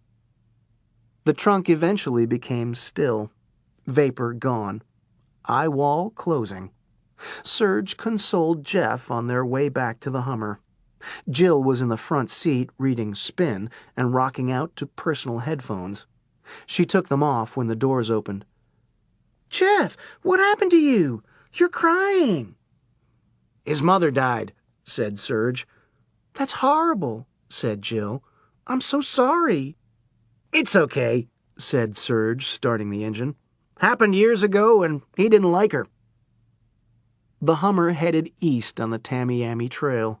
It shot under a flashing yellow light at Dade Corners, the agricultural crossroads where the Everglades dovetail into the first rural traces of inland Miami. A normally brisk truck stop was empty, except for a single car parked behind the diesel pumps. A brown Plymouth Duster with stolen Indiana plates. Someone in the driver's seat watched the Hummer go by. The Duster pulled out of the truck stop and headed east on the Tamiami Trail.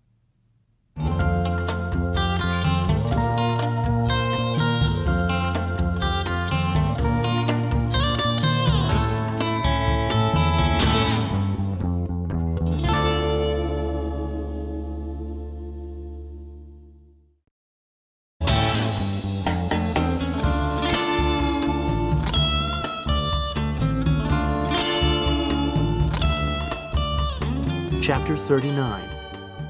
Tampa Bay Today.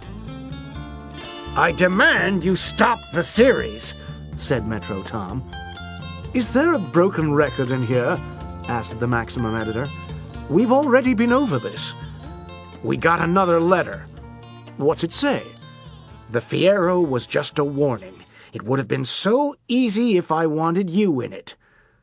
Okay, we'll buy him a replacement, said the managing editor. It's the least we can do. spread out the deductions from his paycheck. 6 photographers with jumbo lenses sprinted past the conference table. The last slowed. "You might want to scramble some reporters." The Metro editor drove McSwirly over in a Cutlass. They parked next to fire trucks. Nothing to do now but roll up the hoses. The lot was leveled. Jeff got out of the car and stared in shock at the smoldering embers. My house! McSwirly's landlord drove up. My house! The Metro editor spotted a fire inspector walking back to a white sedan with a rack of red lights on the roof. "Excuse me," said Tom. "I'm a friend of the person who lived there. Do you have a cause yet?" "The explosion or the fire?" "Explosion?" The Metro editor was livid on the phone to Gladstone Tower. "Sorry," said Max. "I'd love to help, but Part 5 just went to bed." Soon, another spinning paper hot off the presses. "Surfing the Eye with Serge. Bee Gees got bum rap." Part 5. Ocean Drive. Esteban still blowing, but mostly epilogue. Scraping branches and rolling trash cans. Future site of another street cleanup. This one with busted neon tubes, twisted wrought iron, and South Beach flair. Serge could have spit. The pastel facade of that postcard hotel row blown out like a special effects movie finale. The long run across the Glades had sapped the storm back down to a Category 1 when it exited Miami and disappeared into the Atlantic. The Hummer's tires rolled through chic debris, headlights piercing a gray mist. Otherwise quiet and empty. Nobody in sight except the vague form of a topless sunbather on ecstasy staggering toward the beach. "Will you take me home now?" asked Jeff. "You promised." "Just one more stop," said Serge. The Hummer passed a municipal garage on Collins. 2 blocks back, a new set of headlights. Brown Plymouth Duster. Both vehicles swung around the Fontainebleau and continued north through Surfside and Bal Harbor. "Where are we going?" asked Jeff. "Criteria," said Serge. Okay," said Jeff. "How about a place where there's a lot of police and I'll be safe?" "No," said Serge. "That's the name of the place. Criteria Studios." "What's that?" "You've never heard of Criteria Studios?" said Serge. "My God, this is your lucky day. Opened 1958, tiny underdog sound studio that hit the map when Jackie Gleason moved his show to Miami and the orchestra needed a place. Since then, everyone's recorded there. The Stones, James Brown, Aretha, 300-plus gold and platinum albums. You'll see them covering the walls." Jill elbowed Jeff in the back seat. "Studio." The Hummer took a left onto Sunset Isles Boulevard and crossed a bridge over Biscayne Bay. "Shh! Listen," said Serge. "You hear that? I heard it." "Hear what?" "The bridge. That clackety-clack sound." "So?" "You don't recognize it?" said Serge. "Think of where we are. I'll give you 5 clues. No, 3. No, 1. Fuck it, I can't wait. I'll just tell you. It's the opening guitar riff." "From what?" "Now you're being deliberately dense." "Honest, Serge, I don't—" "The year, 1975. The place, Miami. The magic, Bee Gees.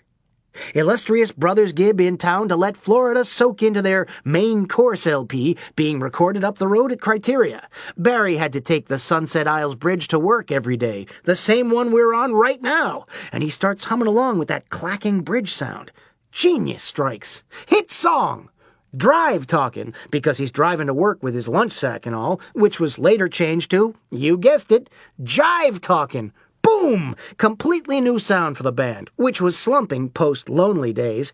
The single shipped with a blank label to radio stations worldwide. Nobody knew what to make of it. Who are these fresh princes? Shoots to number 1. Bee Gees back on top. Next up, Saturday Night Fever, music history. And it all started on this bridge with that sound you're hearing. Can you dig it? Jeff, dig it with me. Everybody sing. Jive! The Hummer made another left at Northeast 149th Street and pulled up behind a building on the 1700 block. Serge grabbed his guitar case and portable mini-amp with rechargeable battery. He led them down an alley. Soon, another door was getting jimmied. Serge smiled at Jill and glanced toward his crowbar with a chuckle. This place is so old and historic, my keys always stick, but I won't let them change a thing. The door finally popped. Jill followed Serge inside, leaving Jeff in her gloat cloud. Serge stopped in the middle of the studio and began setting up. Jill sat cross-legged at his feet. "That little thing's your amp?"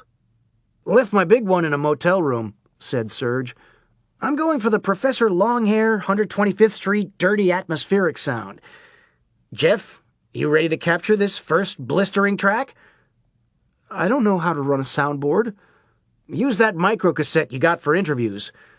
"But the sound quality will be terrible."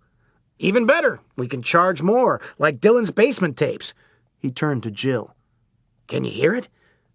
"Hear what?" "Layla. Clapton cut it here, right where you're standing. Clapton is God. Are you religious? I decided to follow Clapton now. Those legendary chords are stuck in these walls."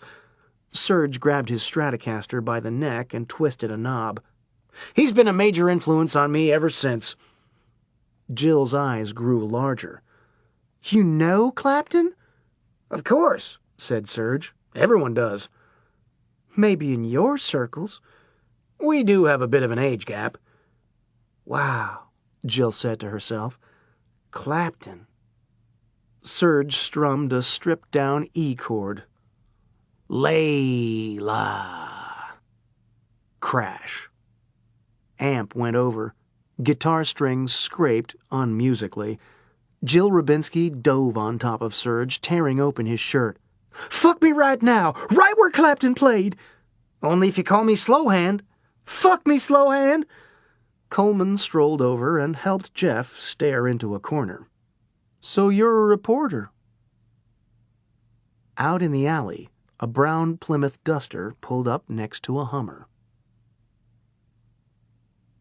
Jill lay flat on the historic carpet, completely wrecked. Perspiration beaded along her upper lip. "That was the best. I must have come 20 times. "I had one," said Serge. Coleman and Jeff continued admiring framed albums in the corner. "Frampton. Righteous." Unnoticed, the front door creaked open. A shiny automatic pistol came through the crack. "Clapton also chose Criteria to lay down the classic 461 Ocean Boulevard album." A guitar plug went back into a small amp.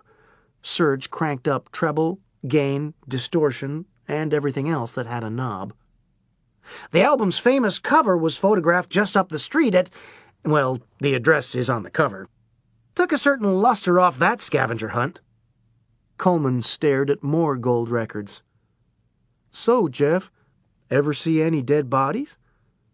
Serge ceremoniously perched himself atop the tiny amp and hunched over his venerable Strat.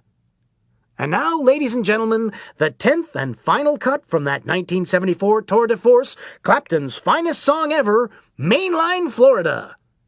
Serge thrust his right arm high in the air, threatening to tear tendons. Defenseless guitar strings waited helplessly below. He let his hand remain at the peak an extra long moment to give the crowd what it wanted and needed. "The big opening chord coming right up." A mandolin-style pick twitched in his fingertips, still up there. "Almost time. The big chord. Get ready."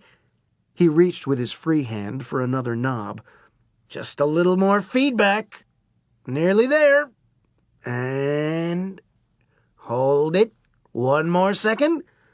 Another knob twisted. "Ready? Ready? Okay. Now!" Serge's hand crashed into the strings. An explosion of sound. The guitar went silent. "What the hell?" He grabbed the Strat by its solid wood body and shook it in front of his face. I just bought this fucking thing. Maybe it's the amp. He bent over and looked down between his legs. He stuck a finger through a bullet hole in the speaker fabric. He looked up. Molly! A redhead aimed her pistol. Who's that tramp? Who's Molly? Asked Jill. Serge pulled his own gun. My wife. Your wife? Molly shot again, the bullet whistling past their ears. Serge grabbed Jill's hand. Come on! He returned fire as they took cover behind the mixing board. Molly angrily turned the gun on Jeff and Coleman. Were you in on this? Jeff put his arms in the air. I'm the hostage. Coleman put his up. Sorry about your guest towels. A tight pattern of bullets flew past Molly and lodged in acoustic tiling. Another slug shattered a million-selling Bob Seger disc. Serge was usually a better shot, but Jill kept hitting him. Your wife? We're separated. You lied to me. Whack. Can't it wait? We're in a firefight. No, I want to talk about this right now. Molly assumed a one-kneed shooter's crouch and emptied her clip into the mixing board. She ejected the magazine and reloaded. You two-timing son of a bitch! Honey, I'm cutting an important album. Serge dumped shells from his own gun. Don't be a yoko. Jill whacked him again. You're too busy to talk to me, but you can find time to talk to her? The spouses emptied another set of clips at each other, hitting nothing. Molly reloaded her magazine again. You're so vain! Jill jumped up and grabbed her purse. What are you doing? Said Serge. Get back down here! Don't shoot! Jill yelled across the room. I'm leaving. He's all yours. Molly ceased fire and headed for the mixing board. Jill cocked her chin and marched for the door with sashaying hips that spoke a language found only in mafia wiretaps. The women snarled as they passed each other.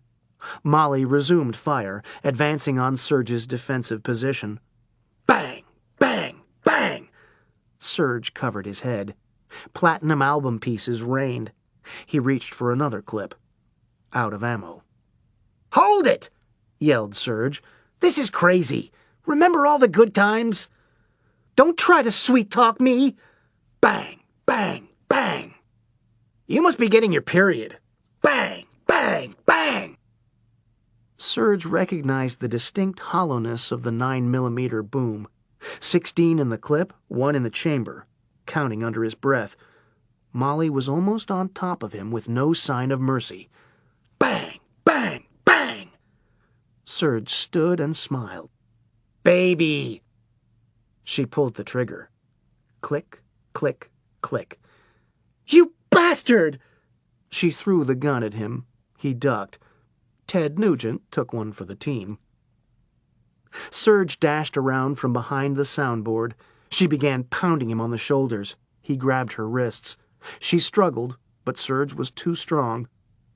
There, it'll be all right. Molly's face fell into his chest. Serge stroked the back of her sobbing head. Their bodies began to entwine with raw animal desire. 10 minutes later, postcoital recovery. They reclined in a pair of swiveling sound technician's chairs behind the mixing board. Molly fanned herself rapidly. Phew! You've gotten better. I must have had 20. Serge looked at his fingernails. I had one. Where did we go wrong? Asked Molly. People change, said Serge. Happens to a lot of marriages. And you tried to kill me with dynamite. I needed your attention. Molly twisted a strand of her flaming red hair.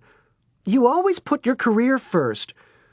I blame society, said Serge. How'd you find me, anyway? I know you, said Molly. We lived together, remember? After reading in the paper how you stole a car and rode through that other hurricane, I knew you couldn't resist this one. Only a single route across the lower glades. I just staked out Dade Corners. Child's play. Serge smacked his forehead. Duh! Just glad none of the cops figured that out. On the Sunset Isles Bridge, Son of a... Mahoney twisted a lug wrench on the bolts of a flat tire. Molly swiveled idly in the sound tech's chair. I obviously know that idiot Coleman, but who's the other guy? Jeff? Said he was your hostage? He's fixating. He's kind of cute. Serge stuck 2 fingers in his mouth and made a shrill whistle. Jeff! A big circling motion with his arm. Get over here. I want to introduce you to someone. Jeff ambled over with those goofy strides. Molly, this is Jeff McSwirly. Jeff, my wife Molly. Pleasure to meet you, said Jeff. He's told me a lot about you. Like what? Asked Molly. Nothing, said Serge. He's just trying to be polite. No, I want to hear. Not you specifically, said Jeff. Marriage advice in general. You just happen to be in all the examples. Serge chuckled anxiously. Like I said, nothing. No, demanded Molly. I want to hear the rest. Serge gave McSwirly the look. Well, said Jeff, he told me to always forfeit on purpose so I can watch TV. The Carly Simon song really is about the guy. No, it's not, said Molly. You're totally right, said Serge. It isn't about him. Jeff, guess what? Molly thinks you're cute. Isn't that right, Molly? Jeff's face turned red. Back up, said Molly. What's this forfeit business he's talking about? I don't remember, said Serge. Domestic arguments, said Jeff. Molly spun on Serge. You were just forfeiting all those times? Me? I thought you had come around to my point of view. I had.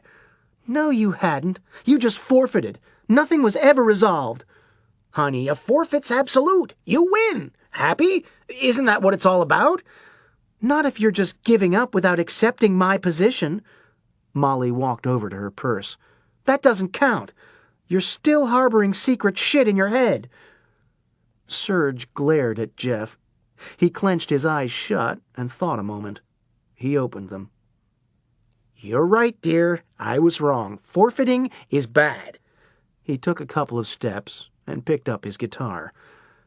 You're just forfeiting again. Her hand came out of the purse with a pistol. Serge swung the guitar by its neck.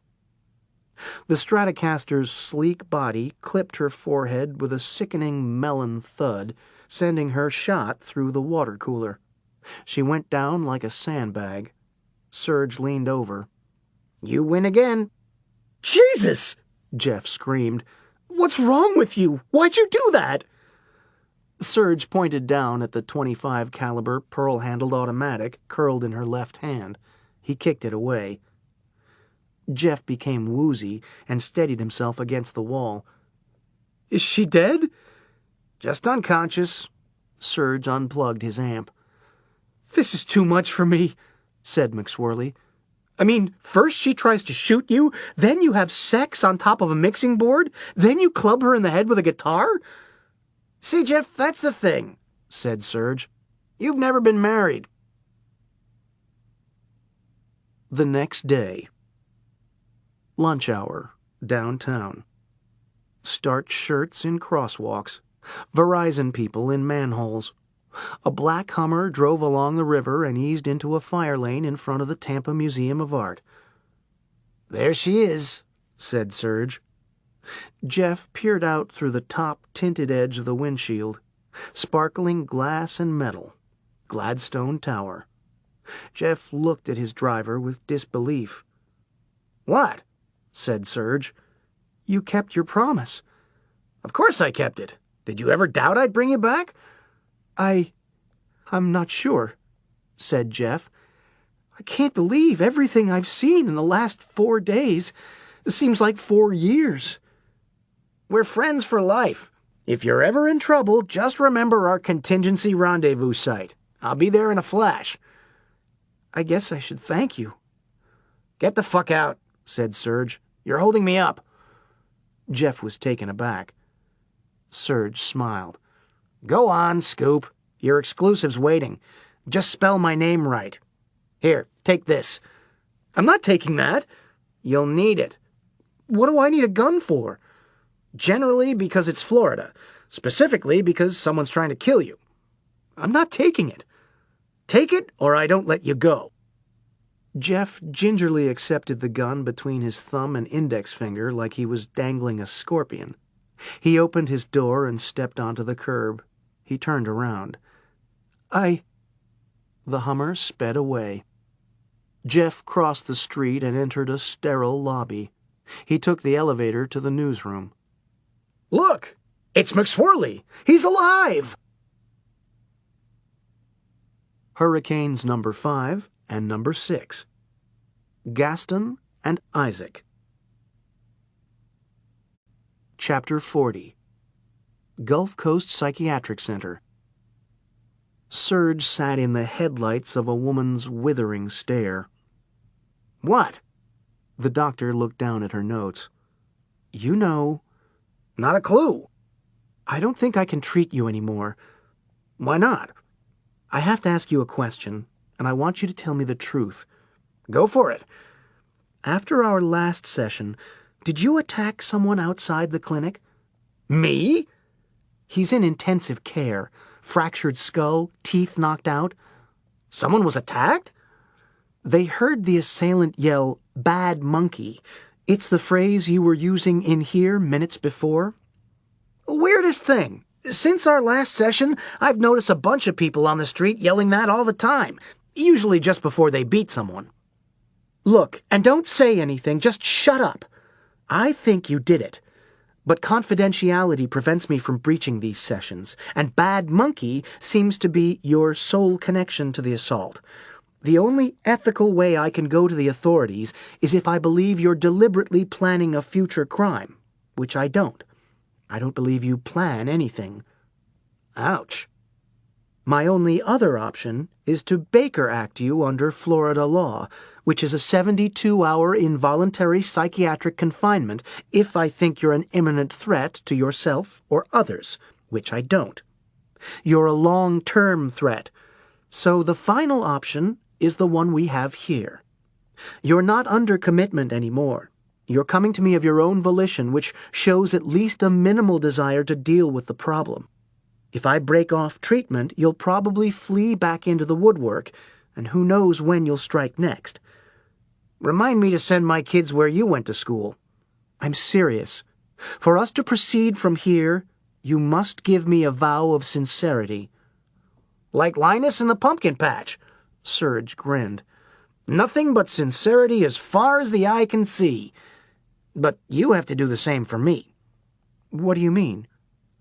I need to be able to depend on your confidentiality. I got a little shook when I saw all those police officers out in your hall. They're for another patient. What did he do? Can't say anything. The doctor relaxed and opened her notebook. I'm glad we had that talk. Water under the bridge. So what's on your mind today? Oh, it's incredible! Serge reached into his pocket and pulled out a tracking map. Have you been following the weather? On the other side of the wall was a hallway. 2 policemen stood in front of a door. Behind the door was another office. Its 2 chairs were empty. Jeff stood in the middle of the room. I don't want to do this. You have to learn to express your anger, said the psychiatrist. But I don't feel angry. That's the problem, said the doctor. You should. This is stupid. Jeff turned around. I'm sitting back down. No, stay right there. What kind of man are you? Okay. See what I mean? Said the doctor. You let everyone walk all over you. There must be lots of pent-up anger. I can feel it. I can't. Let it out. I don't want to go through with this. Do it. Can I just yell instead? I'm mad as hell. There. That was faking. I want you to hit me. I won't. Pretend I'm Justin. Hit me, as hard as you can. How can you bring him up? He's dead. So what? He was an asshole. He treated you like crap. He's dead. Stop talking about him like that. Why? Makes you angry? No. Loser? Worm? Stop saying that. A third police officer arrived in the hallway. He had a cardboard takeout tray with 3 lattes to go. Thanks, Jim. An officer removed a plastic lid and blew. What lottery did we win to get this assignment? No kidding, said another. This is a tit. It's not ease, said the third officer with the tray. It's question of dependability. I got a friend at the nuclear reactor. A simple $3 part that has a 99% success rate but cannot fail costs $300 if it's separately tooled and inspected for a 99.999 confidence rate. We got a high-profile murder witness who's also a newspaper reporter. Big deal. It's not a big deal right now, but it will be if we so much as let him stub his toe. The first cop looked toward the office. Wonder what's going on in there. Let's listen. Okay. They put their ears to the door. Don't say that, said Jeff. pussy. Stop. Hit me. The division commander reached the top of the stairs and entered the hallway. What the hell are you doing? 3 officers straightened. Nothing. On the other side of the door? Okay, I'll hit you. Jeff reached out and gave the doctor a playful tap on the shoulder. How's that? Wham! Jeff went tumbling across the floor. He sat up in shock and rubbed his jaw. You punched me in the face. You hit me. What the fuck were you thinking? You told me to. Jeff held a hand under his nose. I'm bleeding. See what happens when you don't express your anger? It allows people to provoke you into unsafe responses. Jeff got to his feet. I'd like to leave now. Our hour's not up. Don't worry. I'll pay for the whole thing. Sit down. Okay. You did it again. Sorry. What's your problem? Jeff held the side of his face. I think I need to see a dentist. Does it hurt? Yes. The doctor jotted on a pad. Here's something for the pain. I'll stop the clock and you fill it down the street right now. We split 50-50. On the other side of the wall was a third office. It had a long couch. The couch was empty. Mahoney was in the middle of the room, hopping on the balls of his feet. The next night was the big Dempsey rematch at Soldier Field. I don't want to do this, said the doctor. Come on, stand right there, said Mahoney. One of my canaries was working the vig off some trouble boys with 5 large on the Manasseh Mauler. This is stupid. Don't move or you'll get hurt. It was a brutal combination in the 3rd round. Fists sliced the air with the sound of wind. You almost hit me. You moved. Mahoney danced backward. Tunney counters with a jab. The crowd's on its feet. The wise guys smell something hinky. Big Jack gets him in the clinch. Let go of me! The referee breaks it up.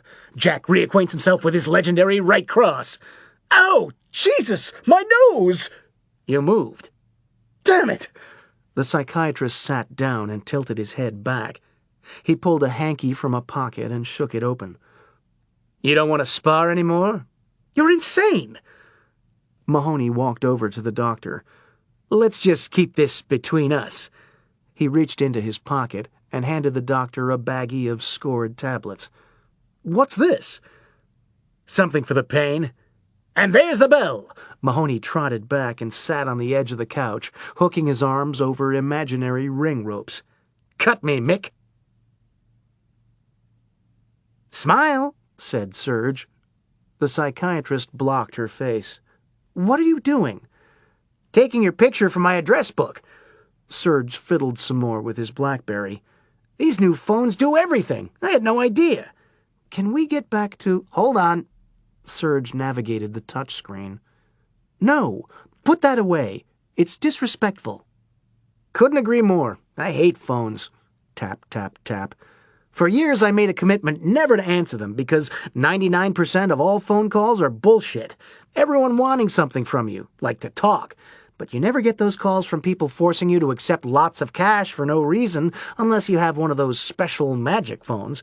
But the people at phone stores won't sell you those. Oh no, they're keeping them for themselves. And I really hate cell phones. They should be treated like farts. Keep it short and take a few steps away from the herd to establish a courtesy zone. The doctor's cell phone rang. Sorry, thought I'd turned it off. 1 second. She looked at the display. A text message. Guess who? Serge! Serge tapped his screen. How about we don't talk and instead text message the rest of the hour? No! I dreaded the thought of getting my own cell, but the cutthroat competition of the wireless industry has created all kinds of special offers you can't refuse. Like mine. This guy set his phone on the counter in Starbucks, and before he knew it, I was halfway down the block. Serge, I want you to get off the phone right now. All right. I'll get off the phone. Tap, tap, tap. You're not doing it. I'm not on the phone anymore. Tap, tap. I'm on the internet now. He held up the screen. Color Doppler radar. He turned it back around. Tap, tap. I have to keep monitoring the weather. Something historic is about to happen. And I need to buy a new guitar amp. Why? My wife shot the shit out of my old one. Women never understand your hobbies. Chapter 41. That afternoon. A sparse crowd filled a downtown bar at the corner of Franklin and Cass. At later hours, it would be popular with newspaper reporters, office workers, and students from the nearby University of Tampa occupying Moorish buildings and flophouses. But not now. Coleman walked through the open front door and waved for the bartender. Serge grabbed a stool and unlatched a velvet-lined drafting set. The first beer arrived in a frosted mug, and Coleman didn't let it hit the counter. I love midday drinking. Serge studied map coordinates. I thought it was the all-inclusive plan with you. This is a bonus. Coleman drained half the mug. You know how when you're in some downtown joint in the middle of the day and the sun's really bright and you look out the window like right now and see all those people on the street who are still working, but you're already in a bar? Makes me feel like I've gotten a lot accomplished. Serge shifted on his stool for the ever-elusive right position. He shifted another way. He shifted back and scratched his neck rapidly like a beagle. Coleman ordered a second beer, plus a backup in case the bartender became too busy with the other 3 customers. What's the matter? Serge shifted again. What do you mean? I know you. Something's wrong. Serge looked over his shoulder at the bar's interior. It's the hub. But you love the hub. I did back when it was on Zack Street, since 1947. Sacred place, like if that corner restaurant in Seinfeld was a bar. But now it's over here. It's the new hub. So? That's like the new Dead Sea Scrolls. Serge unfolded a tracking chart. I'm losing all my touchstones at an exponential rate. The Chatterbox, the Moon Hut, the Pelican Diner, the Big Bamboo gutted by fire. Then why'd you insist we come here? I love the hub. Serge walked the needle points of an engineering compass across quadrants. He raised his tracking grid to the light. Unbelievable. What? The biggest climax a hurricane season's ever seen. He set the grid back down and scribbled more calculations. National Weather Service is clearly keeping the public in the dark to avert pandemonium. But if my new figures hold up, we'll be riding into the history books. Serge, I think I know that guy over there. Which one? Coleman pointed toward the pool room. 3 bikers waited their turns with cue sticks. A non-biker leaned over the table and sank a striped ball, then took a step and lined up an intricate bank shot. The head of his costume sat on a shelf next to the bowl of chalk. It's the party parrot, said Serge. I love the party parrot. What's he doing in here? Let's go find out. They picked up their drinks and headed toward the billiards. Nick! Who are you? Your biggest fan, said Serge. I didn't know you were the party parrot. Nick stroked through the cue ball. A scratch. Damn. He reached for his bourbon and chugged the whole thing, almost taking a fall when he slammed the glass onto the counter. Serge grabbed his drumstick. Easy there, fella. Better slow down. Nick collapsed into a chair. Feathers floated to the floor. I can't take it anymore. Take what? All these hurricanes. I'm getting killed out there. Nick raised a wing. Try swimming in this fucking thing. I saw them pumping your stomach on TV. The storms are coming so close together, they don't even have time to fix my costume. He held up the other wing. Look at this shit. I'm bailed together with chicken wire and duct tape. Nick flapped for the bartender. Refill! Serge grabbed the wing again and lowered it. Get a grip. Just tell them you want off storm coverage. I can't. They'll fire me. I'm out of options. I have an option, said Serge. You do? Serge lifted the parrot head from the shelf and walked around to the other side of the pool table. Here. What am I supposed to do with this? Asked Coleman. That night. A door opened. Efficient people marched inside without small talk. The door had a number on the outside. 1037. More and more people entered the motel room like it was a clown car. Politicians, detectives, lawyers, editors, and finally, McSwirly. The door closed. The officer assigned to protect Jeff remained outside. Someone phoned room service. McSwirly flopped down onto a cushy bed. Detectives made the standard sweep of the room. A lieutenant peeked out the 10th floor window. Delta landing lights in the night sky. He pulled the curtain tight. The hotel was one of the upscale, high-rise jobs that circled Tampa International and catered to important business travelers. The oversized clock radio said 12:05. Jeff, outstanding work today. The Maximum editor grabbed the TV's remote and began clicking through an on-screen menu of in-room movies. We might be talking Pulitzer. Jeff closed his eyes. I just want to sleep. A United flight from Hartford roared overhead. Good. Get your rest. The Maximum editor pressed the remote again, now into the gentleman's titles. You have a big day tomorrow. Everyone is very pleased with your performance. That's why we sprang for the classiest hotel in town. All the richest people stay here. Jeff was distracted by the TV menu. Twats on Fire. I'm sorry. You were saying? I was saying how far you've come. The editor tossed the remote aside and walked over to the bed. We'd like to reward you.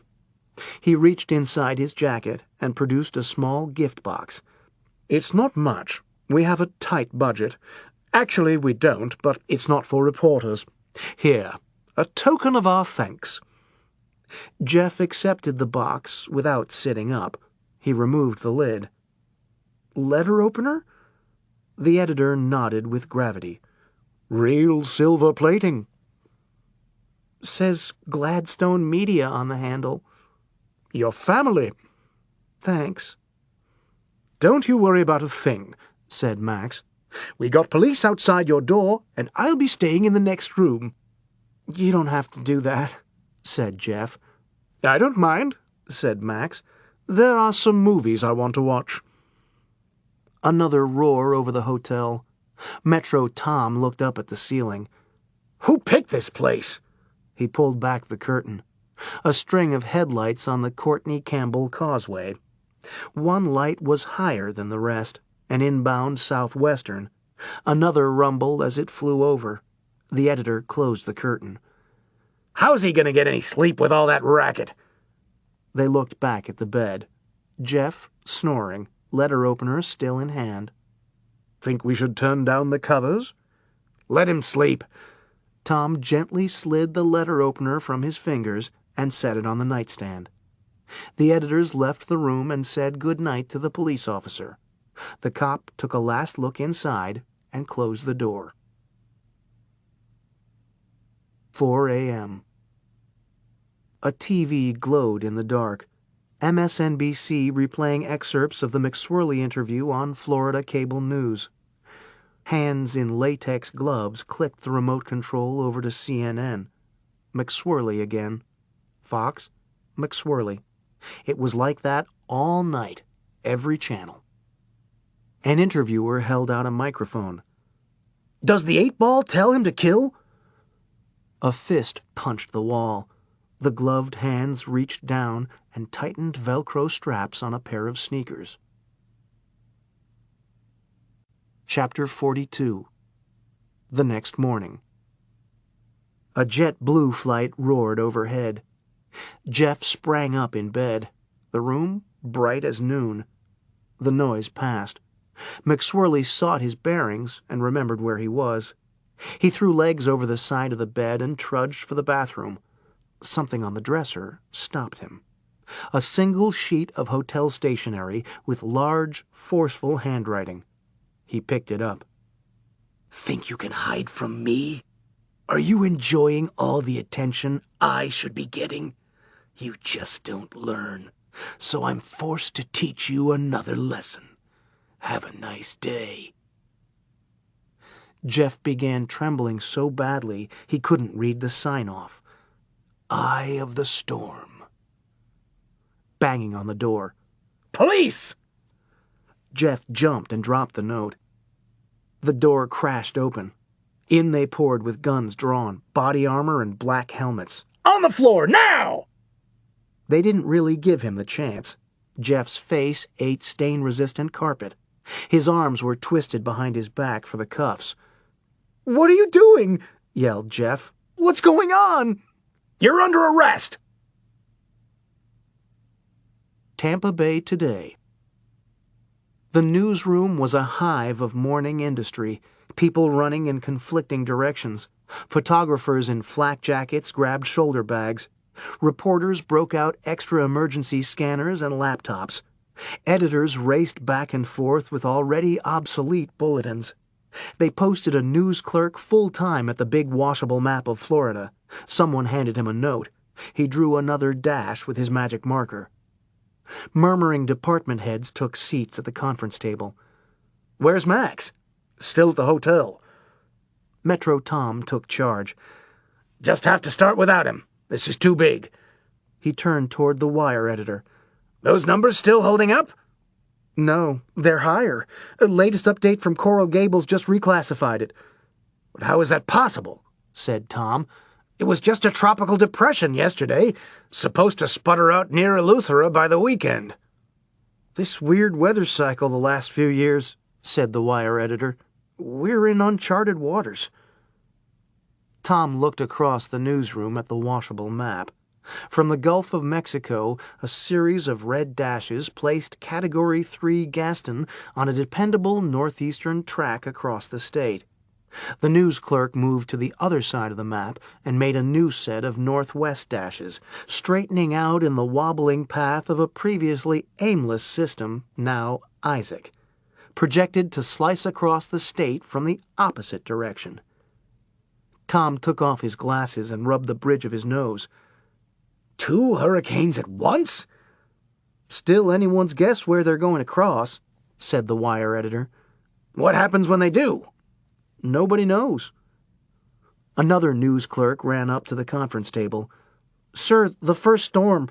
We have landfall in Port Charlotte. It's on TV." Tom replaced his glasses. I've seen enough landfalls. You haven't seen this.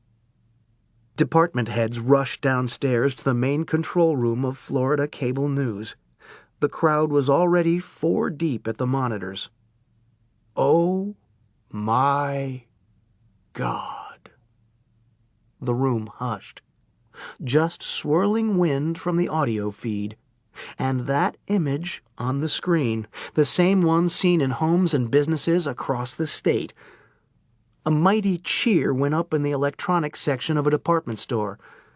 "I've never seen anything like this!" Stranded flyers in a gold member lounge. "He's really getting into it!" High fives in a sports bar across from the hockey arena. The reason was on the overhead sets. A man in a parrot costume staggering across the beach, swinging a fifth of Jim Beam by the neck. He tilted his head way back and jammed the bottle in the beak. Man, when the party parrot parties, he goes all the way. The bird stumbled a few more steps toward the surf and defiantly flung the bottle into the gray storm. The bottle flew back and bounced off the costume head with a small explosion of feathers. What's he doing now? Not sure. Looks like he's reaching down for something. I think it's his zipper, or whatever those costumes have. No, he can't. He wouldn't. He is! It became the defining image of an era, a single iconic moment releasing years of latent hurricane frustration from an entire region. He's waving at the storm with his... Another breathless news clerk ran up to the Metro editor. Sir, Not now. but it's McSwirly. What about McSwirly? 15 minutes later. Sedans screeched up to an executive hotel north of the airport. Suits sprinted past the valets. The 10th floor hallway? McSwirly's arms remained fastened behind his back. Rugged police hands pinned his neck against the wall. Don't move! Jeff could see into the next hotel room because the door was open, and not because maids were cleaning. Police photographers, fingerprint dust, blood. On the floor, protruding from behind the bed, 2 legs. A detective crouched and stepped under the crime scene tape across the doorway. He held a clear baggie to Jeff's face. Recognize this? My letter opener. Where'd you find it? The detective's head swung toward the open door. That guy's chest. Return to sender. Max is dead? Said McSwirly. You ready to confess? I didn't do it. He grabbed Jeff by the front of his shirt. Why, you slimy... A jet roared. Elevator doors opened at the end of the floor. Expensive shoes walked briskly down the hall. Mayor, police brass, editors. Uh-oh. The detective released Jeff and began reading his rights. What the hell's going on here? Yelled the chief. Why is that man handcuffed? You're supposed to protect him, not... Sir, said the detective, there's been another murder. We found his letter opener in the victim's heart. I didn't do it. The detective raised the baggie again. Got a good set of prints. Bet it matches our guy here. Of course my prints are on it, said Jeff. I handled it last night. That's right, said Tom. I saw him. There's got to be an explanation. There is, said McSwirly. Go look in my room. There's a...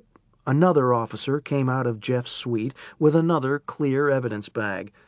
Inside, a single sheet of hotel stationery. That's it, said McSwirly. That's the note. It's from the killer. He's framing me. He was in my room. That's not possible, said the first detective. We had a guard posted all night. The police chief looked at a uniformed officer standing quietly in the background. You were here all night? Yes, sir. See anyone? No, sir. And you're sure you didn't leave? Not even for a second? No, sir. Yes, sir. I took a smoke break, couple of them, but just for a minute. There's no way... You're suspended pending dismissal. Get out of my sight. The officer left quickly. The chief turned toward the detective with the note. Let me see that. He read it quickly and handed it back. You just found this? It must have slipped behind the dresser, said the detective. When I dropped it, said Jeff. Uncuff him, shouted the chief. Now! Yes, sir. The bracelets came off. McSwirly rubbed his wrists. Find another hotel, said the chief. Triple the guard. Yes, sir. Chapter 43. Peanut Island. Coleman moaned and raised his face from a cold, unfamiliar concrete floor, like most mornings. He heard music, different from what he was used to at this hour, a military sound, drums and bugles. He sat up and took off the parrot head. Serge? Coleman thought it was Serge, but he couldn't be sure, because Serge was backlit by the portable hurricane spotlight that he had set up to backlight himself. It was next to a boombox on top volume. Hail to the Chief. Serge's hands were on his hips. He wore a leather bomber jacket. Serge? Is that you? Shh! I'm letting the moment build. I'm almost there. Almost where? 1962. The ceiling was a low arch of corrugated government metal. Coleman pushed himself up from the floor and looked around. Row of lockers, utilitarian desk, cylindrical escape tube leading deeper somewhere else. The place had a cave quality, like they were underground. Because they were. Serge stood in the middle of an official design painted on the floor. The seal of the President of the United States. What the hell is this place? Another perfect spot to ride out a hurricane, said Serge. I know them all. Looks like some kind of shelter. JFK's nuclear bunker from the Cuban Missile Crisis. We're on an old fill island in the middle of Lake Worth Inlet, just a few hundred yards from the shore of Palm Beach, where the Kennedys used to winter. They secretly built this place after he was elected. But I don't understand, said Coleman. If this really was the president's shelter, I mean, the security, how did we possibly get in here? Easy, and it's not the first time. Serge tuned a portable TV to storm coverage. Used to camp out here with my Little League team in the early 70s. Back then, the bunker was literally abandoned. Bunch of rust, broken locks. We snuck in all the time and told ghost stories in the tunnel. A few years later, some of the kids replaced the ghost stories with marijuana. Doesn't look abandoned now. They finally realized the history they were about to lose and fixed her up. But it's still just a little exhibit with nothing really to steal, so there isn't much security to speak of. Even less since it's still temporarily closed after damage from Hurricane Francis. Coleman tried to reattach tape to the parrot's beak, but it drooped again. Serge turned off his music. We'll wait for the eye, then make our break. Serge? What? How did I get down here? I carried you again. Thanks. Serge pointed at the tiny TV and its twin split-screen radar sweeps. Don't thank me yet. Tampa Bay. Hotel number 2. Actually, motel. It was on the Gulf of Mexico, one of the old roadside deals being drooled over by condo developers. Single-story, vintage aqua neon, Art Deco office with wraparound corner window. Middle of the Treasure Island Strip. The surf, the sands, the satellite. McSwirly checked the closets and under the bed. He locked the locks a 10th time. He tested the makeshift length of broomstick the motel's owner employed to burglar-proof sliding windows since the state had taken the downturn.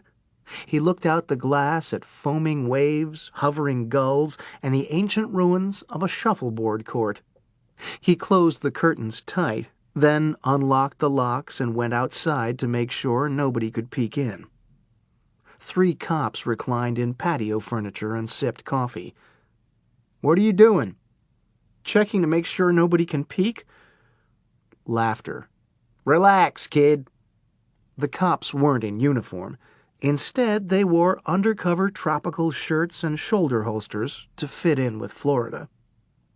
Jeff went back inside. Locks bolted. He sat on the foot of the bed and listened to his heart. That just made it louder.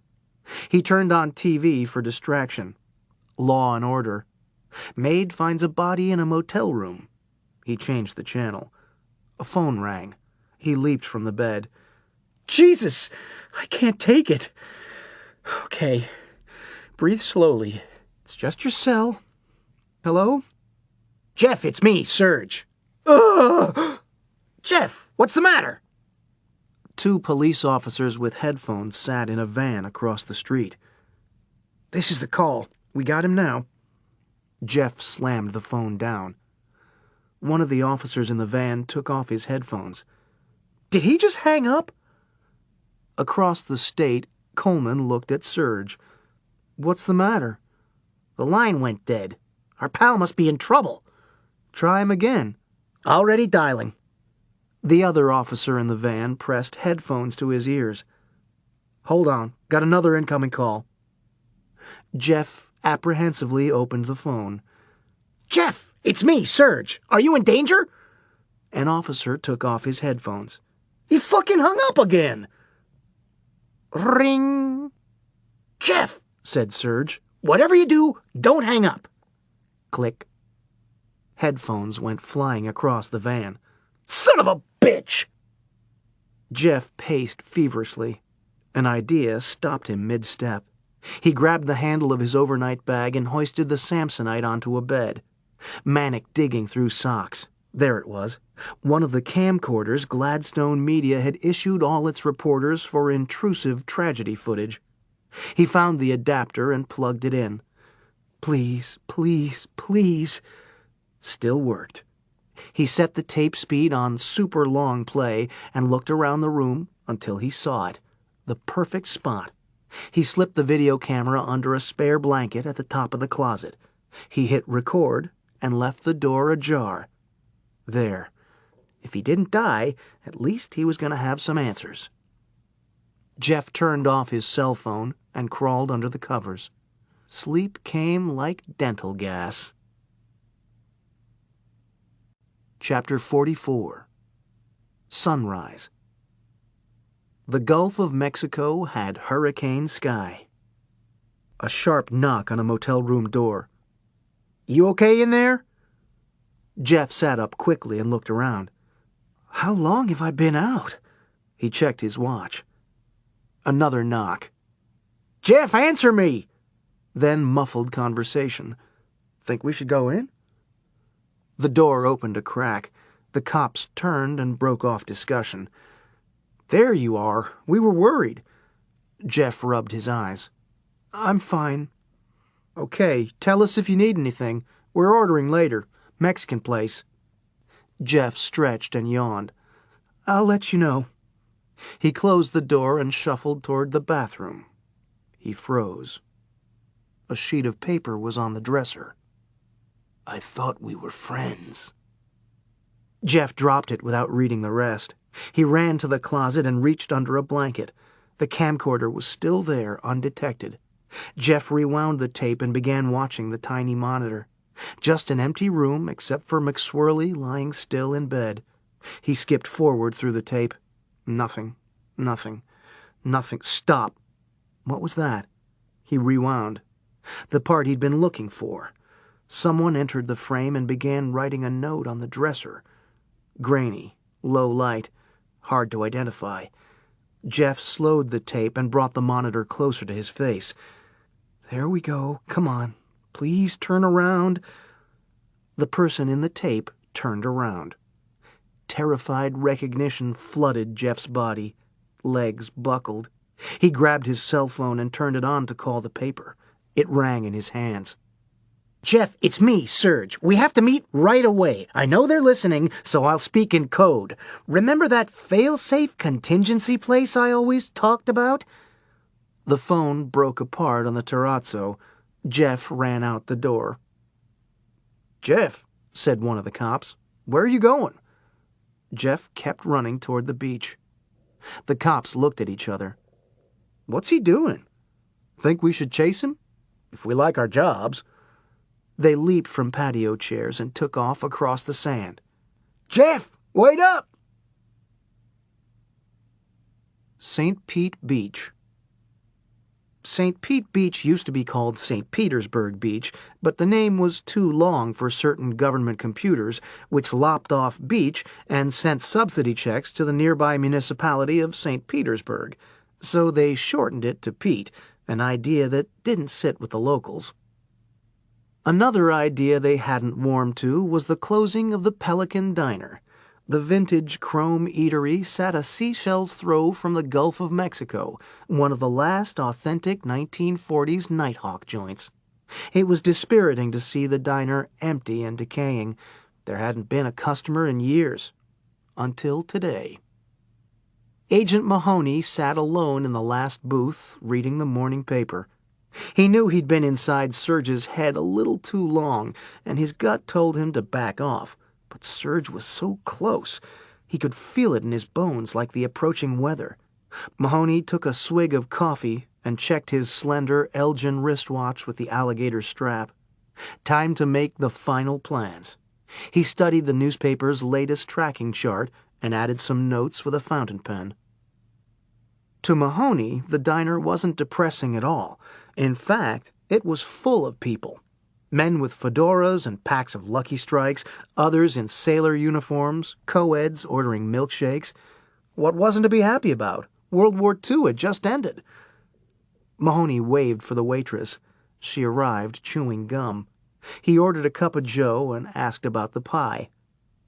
Tourists walked down the sidewalk past a chain-link construction fence with no trespassing signs. They spotted the lone man in the back of the diner talking to himself. Someone phoned the police.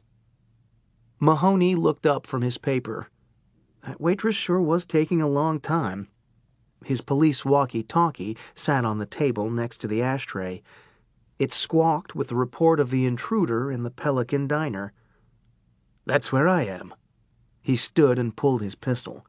The other customers nudged each other and pointed in alarm. A couple of mugs near the front of the diner pushed hats down onto their heads and ran out the door. The walkie-talkie continued squawking. Mahoney looked down. Wait, what's a strange futuristic device like this doing in the 40s? Mahoney glanced up again. All the people had disappeared. The lights were off. Dust, cobwebs. He looked out the diner's window. Tourists gossiped and gestured until they saw the gun. Then they ran. The walkie-talkie crackled again.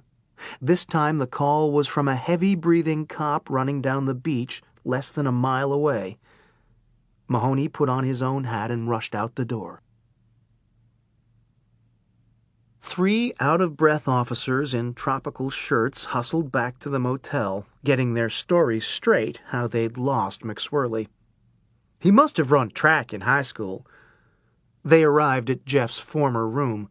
A dark line of clouds advanced from the south. A burnt orange 61 Coupe de Ville skidded into the parking lot. Agent Mahoney ran toward them, flashing a badge. "Where's McSwirly?" "Got away." "How'd you manage that?" "He had a big lead." "We almost caught him," said another officer. "But then he jumped in a cab in front of the Thunderbird. He used to be a big track star, you know." Mahoney went through the open door of Jeff's room. "Hey, you can't go in there." Mahoney made a quick recon sweep. He read the note on the dresser without touching it. "What's that?" asked one of the cops.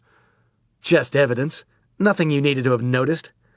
A tiny, flickering screen caught Mahoney's eye. He walked over and picked up the still-running camcorder dropped on the bed. Mahoney rewound it. The screen was blank for the longest time. He fast-forwarded. Nothing. More fast-forwarding. "Stop." A shadow crept into view. It began writing the note on the dresser. Mahoney held the screen closer. "Come on, turn around."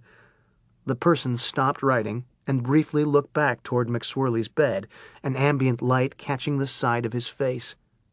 Mahoney's jaw dropped. "Oh, my God." The camera bounced on the bed. "What is it?"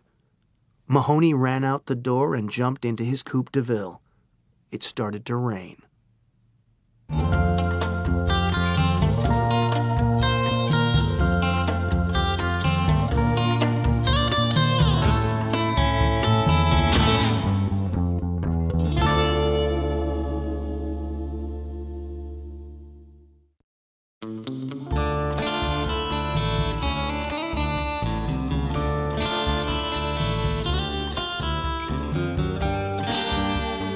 Chapter 45. Middle of nowhere, Florida. A rented green Taurus sped east through a driving rain. The wipers couldn't keep up. Jeff punched the steering wheel. "No, no, no, no!" He looked down. The speedometer said 90. His foot pressed harder for more fuel. Dear God, please help me! Jeff had taken the cab to the airport, where he'd swapped it for the rental. Police quickly got the description, but Jeff was already halfway across Polk County in the belly of phosphate country, an even greater pursuit distance when Category 3 storms are factored. The nearest person to catching him was in a burnt orange Coupe de Ville 10 miles back on State Road 60, chasing a hurricane hunch. Gaston had continued its predicted track, cutting northeast across the state from the Gulf of Mexico, now up to an ambitious 22 miles an hour. The storm's increased speed had taken a bite out of Jeff's safety cushion. If its course held, in less than an hour it would bisect Lake Wales Ridge, the north-south spine of peninsular Florida, and the closest thing to a mountain range anywhere in the level state. Then it got interesting. Forecasters at the National Hurricane Center issued an urgent update. On the other side of the state, Hurricane Isaac had taken a last-minute jog after barreling in from the Atlantic and raking downtown West Palm. Latest projection? Lake Wales Ridge. The Taurus's rubber wipers tore loose and took flight. Metal scraped glass. The steering wheel pressed into McSwirly's chest as he strained for visibility. The junction sign at US 27 told him he was almost there. The Taurus swung north. Serge checked his watch. What's taking him so long? He was under the concrete overhang of a tourist attraction snack bar. The overhang wasn't engineered for rain that went sideways, let alone up. Serge peered out through the haze at the loose definition of a 78-year-old tower on the highest point of the ridge. He heard someone coming and pulled his piece. Jeff, is that you? A human form gradually took shape in the swirling leaves. It was running toward the concession across an open, rain-lashed field dotted with oaks and palms. Serge tucked the pistol into his belt. A soggy McSwirly ran under the overhang and chucked the skeletal remains of a shredded umbrella. You made it, said Serge. Thanks for coming. Serge, I have something important to tell you. It'll have to wait, said Serge, grabbing Jeff's arm and pulling him to relative safety. It's about the killer. But Serge, I know who the killer is. Shh! I think I see someone else coming. Serge pressed against the side of the snack stand and shielded Jeff behind him. He drew his pistol again and peeked around the edge of the building. Another form took shape in the distance. But Serge, the other killer, I saw the tape. Not now, said Serge. I think I see the other killer. Coleman went through his usual checklist upon awakening. Where am I? What's happening? Why am I wet? Sometimes Coleman would wake up in motion, like now. He raised his head. The view was dark except for 2 small circles of light a few inches from his face. What he saw through the eye holes in the parrot head told him that the costume was acting as a kind of Niagara Falls barrel. He slowly floated somewhere. This is new. Serge squinted into the storm. The form became identifiable, growing larger as it covered the last 100 yards. A soaked Mahoney rushed under the overhang and angrily threw a wooden umbrella handle against the wall. Serge stepped out from the side of the building. So, if it isn't my old pal Mahoney. The agent spun toward the voice and drew his weapon, but Serge already had the drop and shook his head. You're not that fast. Mahoney set his pistol on the ground. Kick it to me. Mahoney did. Serge picked it up and stuck it in his pocket. What are you doing here? Mahoney wrung out his sopping hat. I discovered who the other killer is. Who? Serge recognized the cold piece of metal the moment he felt it against the back of his head. A deep voice behind him. Drop it. Serge set his pistol on the ground. Jeff, have you lost your mind? Yes, said Mahoney. That's what I was trying to tell you. McSwirly jabbed the back of Serge's head with the gun barrel. Get over there with Mahoney. Serge walked a few feet and stood next to the agent. Where'd you get the gun? You gave it to me when you dropped me off, said Jeff. Remember? You told me I'd need it. The bright side is I was right again, said Serge. But I still don't understand what's gotten into you. Jeff's the other killer, said Mahoney. No way, said Serge. He turned to McSwirly. Right? Jeff hyperventilated. I can't take it anymore. All the death, human cruelty, murder victims and their relatives. I didn't want to mention anything before, said Serge, but you need to get off the self-pity, Jag. It's kind of icky. Fuck you, yelled Jeff, flashing with rage and waving the gun. You think this is self-pity? Just the whining and crying and the rest of your personality, said Serge. But other than that... Shut up! There's nothing to pity here. Jeff's face twisted into something Serge hadn't seen before. You think I'm feeling sorry for myself because I have to talk to those people? Oh, poor, poor me. All those sad stories. I have it so hard. No! They have it hard. I have nothing to complain about. This isn't self-pity. What is it, then? Self-loathing. I shouldn't even be knocking on those fucking doors. I'm re-victimizing them. I was almost right, Mahoney told Serge. Strong split-personality vibe. Except it wasn't you. It was Jeff. Shut up! McSwirly stretched out his shooting arm. This is it! This is what? Asked Serge. Thanks for all you did for me. I know you've got your problems, but you genuinely cared. Jeff, said Serge, just put the gun down. We can talk this out. Remember all the yucks on the road? Too late. I didn't know what I was going to do until I got here. But now it's clear. What is? Asked Serge. Mahoney's the closest one to catching you, and he's never going to give up. So I'm going to do you a favor. Jeff, listen to me. Before I shoot myself, I'm going to shoot Mahoney. Then you'll be free. Just give me the word. But I don't want you to shoot Mahoney. Why not? He's vowed to bring you in. We all have our roles to play. Mine's to instruct jerks. His is to catch me. That's how it works. He's one of the good guys. Okay, said Jeff. Then I'll shoot him because I want to. Then I'll shoot you. He's lost it, said Mahoney. Jeff covered his ears with his hands. Shut up! Serge lunged for the gun, but Jeff quickly took his hands down and aimed again. Don't even try it! Serge backed up. All manner of debris was flying now, like if compost heaps were used for a ticker tape parade. They were on the downstream side of the building, temporarily shielding them until the hurricane's rotation switched. The field began to flood.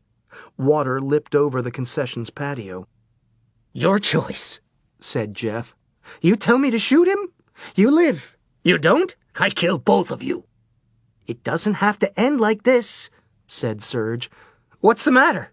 Suddenly you don't like death? It's not so much fun anymore, is it? Now you know what I have to go through. Jeff, look, said Serge. That night in the vault, all those things you said, if I'd known it was this serious... Shut up! Jeff covered his ears again. Stop telling me that! Okay, I'll shut up. Mahoney nudged Serge. He's not talking to you. Who's he talking to? The voices, said Mahoney. Shut up! Shut up! Shut up! Jeff stomped his feet in the rising water. I'm going to kill you! Jeff, said Mahoney, don't listen to the voices. I was talking to you that time, said Jeff. Sorry, said Mahoney. It's getting kind of confusing. Could you start using names? Asked Serge.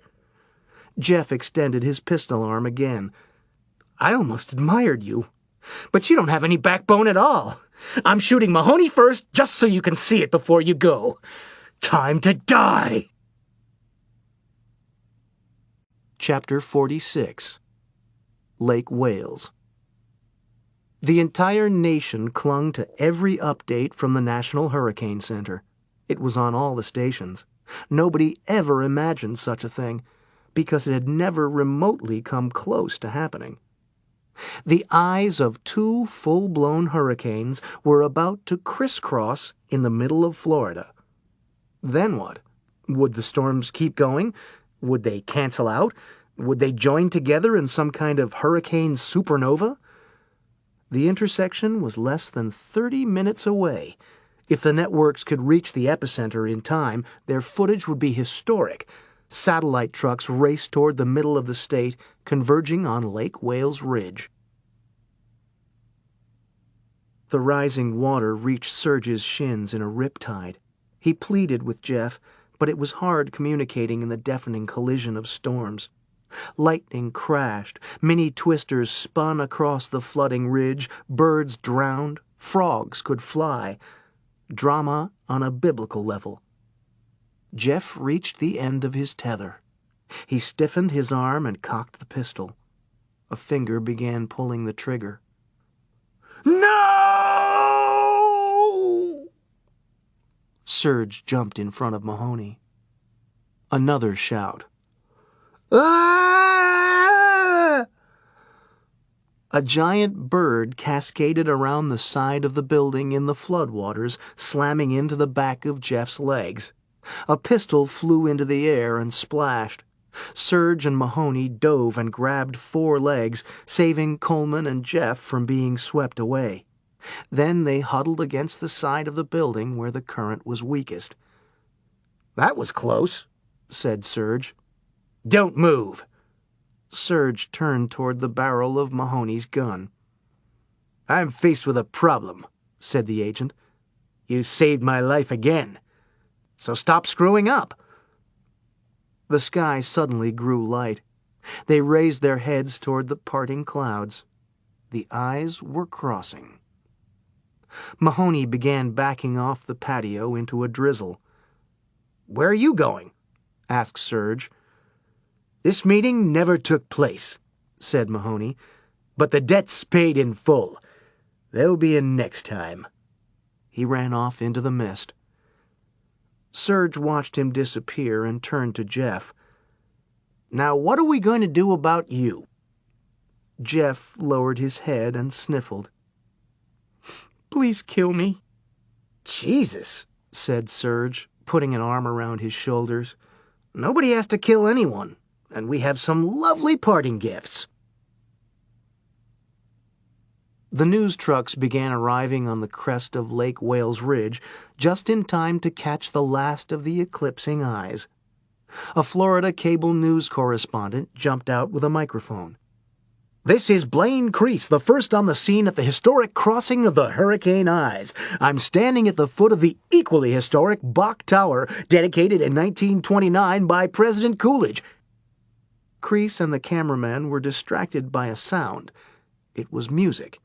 Except it wasn't the melodic 60-bell carillon usually heard from the Marble and Coquina Tower. More news trucks arrived. The noise grew louder. Nobody spoke. Just a bank of cameras trained on the top of the edifice, broadcasting live to the nation. The noise became even louder, now competing with the rear wall of the twin eye, moving in fast. Wind snapped and rain stung.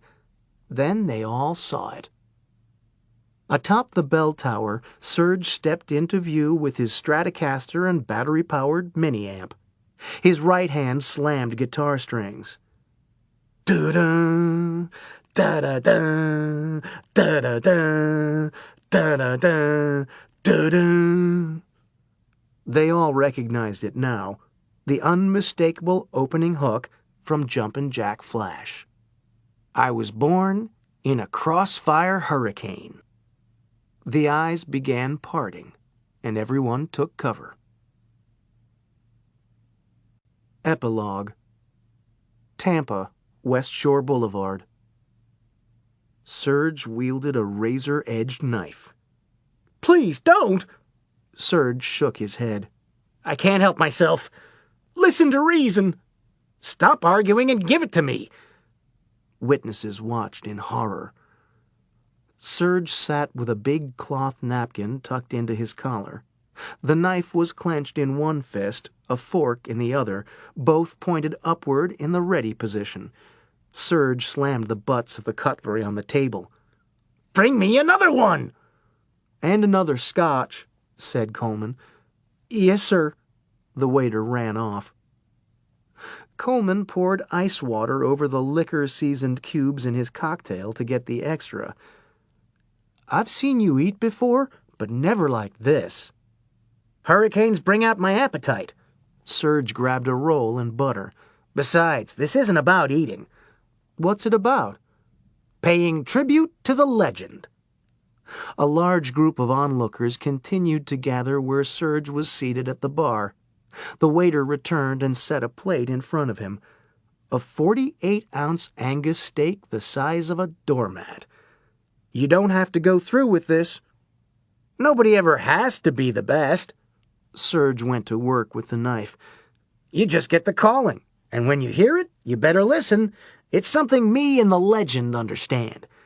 "But your name's already going up on the wall." The waiter pointed toward an honor roll of engraved brass plates. "You already ate one of those monster steaks." "I'm eating 2. "But nobody's ever eaten 2. Nobody's ever dared." "Did Shula win just 1 Super Bowl?" Coleman held up an empty glass and jingled ice cubes in the international refill signal. Serge continued cutting meat. "I used to think Clapton was God, but now I realize the transmission was garbled. Shula is God. Luckily, a lot of other people are experiencing the same revelation, and these churches have begun springing up all over the country." Coleman looked around at the scores of autographed football helmets and jerseys. "Serge, we're in Shula's steakhouse." "They want you to think it's a steakhouse." Serge popped a chunk in his mouth.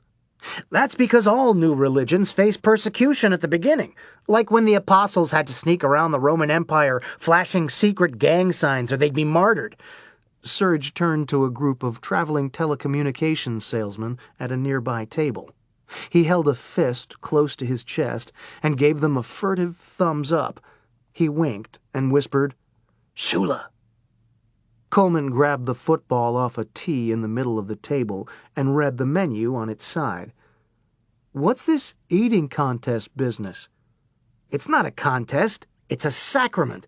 Consume an entire Mondo Shula steak for a modest tithing of $85 and get your name written in the book of eternal life. There are 30,000 souls so far." "How do you know?" "It's on the internet. A man named Taft Parker has eaten 100. Serge stuck the fork in his mouth. "But one at a time." Coleman set the football back on the tee. "You seem to be in a great mood." "I'm on a roll. Excellent hurricane season. Got away from Mahoney again. And I found the religion I was searching for." Coleman idly stared at a team photo of the undefeated 72 Dolphins. "Funny, I can't stop thinking about Jeff." Serge chewed and sawed at the same time. "That kid was fucked up. If I'd had any idea, I never would have let such a dangerous person in our car." "What do you think's going to happen to him?" "Nothing," said Serge. "Mahoney and I took care of that." "You talked to Mahoney?" Serge nodded and swallowed. "On the phone. You wouldn't believe the freakish stuff he was able to piece together. Jeff didn't even believe it." "Like what?" "Mahoney took him back out to where his house burned down, found all these crazy charred remains in a back room, hundreds of photos and clips, or what was left of the ones the firefighters had been able to hit with the hoses before they burned up completely." "How's that weird?" Serge bit another chunk off his fork. "Jeff didn't remember any of it. Said his landlord kept this one back room locked all the time." "Why would his landlord do that?" "Coleman, catch up. It wasn't his landlord, it was Jeff's alter ego. Mahoney said he'd studied a lot of split personalities, but never a case where one identity was stalking the other. Jeff really did hate the other Jeff, or at least what he had to do for a living.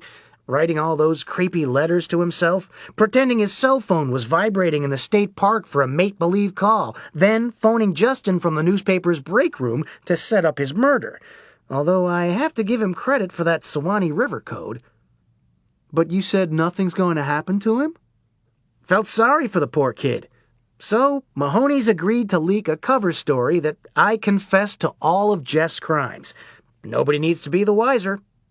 He's just back on the street, wandering around? No, I wouldn't do that to society. He's a real sicko. Serge stuck another bite in his mouth. We're getting him the help he needs. He used to see a psychiatrist, but apparently not a very good one. So I hooked him up with my shrink. At first, she said her calendar was booked solid, but I made her an offer she couldn't refuse. He set down the fork and picked up the menu football. Coleman, go long. On 3. Coleman went long. I'm open. I'm open. Crash. Gulf Coast Psychiatric Center. A phone rang. "Excuse me," said a female psychiatrist. "I keep forgetting to turn this thing off." She looked at her cell phone's display. Guess who? She looked up at the chair across the room. Smile. Jeff snapped her picture with his own phone. "Jeff, please, we have some serious issues to—" McSwirly began fiddling with another device. Thanks for seeing me. Thanks for coming. Serge said you were booked solid, but that he made you an offer you couldn't refuse. The normally unflappable doctor began stuttering. Jeff looked up and grinned. I won't tell anyone. You make a nice couple. She blushed brightly. You have the wrong... Said he must have lost his mind fooling around with those young chicks. You're what, a couple years older than him? That fits. He told me one of his mottos. Intelligence and maturity are always sexy in a woman. She blushed more, this time with an involuntary smile. Said you could name vice presidents and everything. Jeff hoisted a gym bag onto his lap and began rummaging. Also told me he'd gotten over the aging thing, so he gave me all his midlife gadgets. Look at this great stuff, plus a bunch of guidebooks. Jeff? Old souvenirs? Said he bought some doubles by accident. More gadgets. Jeff? What? Slow down. But I'm so excited about life. I can see that. The doctor checked her notes. Your mood has greatly improved. You were really depressed the first time I saw you. In fact, there's something completely different about you. She stopped and watched Jeff unfold a portable keyboard for his BlackBerry. Tap, tap, tap. Jeff, you're confident. I guess so. Tap, tap, tap. The doctor quickly flipped back through her file. When was the last time you cried? Tap, tap, tap. It was back... I don't remember. Amazing. I've rarely seen such rapid progress. Serge said you'd be able to help me. Jeff stowed the PDA and resumed searching through his bag. No disrespect, but it wasn't working with that other doctor. Whatever happened to him? Went to prison. Jeff, do you have any plans? Great big ones. He pulled something out of the bag. The newspaper gave me 3 weeks off, and I've decided to do a little traveling. Actually, a lot. Very positive, said the doctor. Where are you going? Jeff held up a musty 1939 edition of the WPA Guide to Florida. Everywhere. I'm very happy for you, but a little concerned about you being alone right now. Oh, I won't be going alone. Someone's coming with me. Who? My girlfriend. You have a girlfriend? The doctor wrote something quickly. Very positive, forming human bonds. That might account for the sudden self-confidence. What can you tell me about her? A horn honked outside. She likes to honk the horn, said Jeff. That's her? McSwirly got up and walked toward the window. We're leaving for Key West right after this session." He cranked open the glass and waved down at the flaming redhead parked at the curb in a brown Plymouth Duster. "Just a minute, dear." "How'd you meet?" "Covering a story." Jeff walked back to his chair. "Told me I was cute." "What's her name?" "Molly." "That's a nice name. How's it been going?" "Great. We fight all the time." "How is that great?" "Because Serge taught me how to deal with women." The doctor assumed a skeptical look. "How do you do that?" "Forfeit. Tell them whatever they want to hear and move on with enjoying the miracle of life together." The horn honked again. Jeff bent over and tightened the Velcro straps on his sneakers. "But that's deceptive," said the doctor. "You're not being honest and working through your true feelings." "You're right. I won't do it anymore." Jeff stood and headed for the door. "Are you able to have multiples?" "What?" "Honk." Jeff pointed. "I better be going." The Everglades.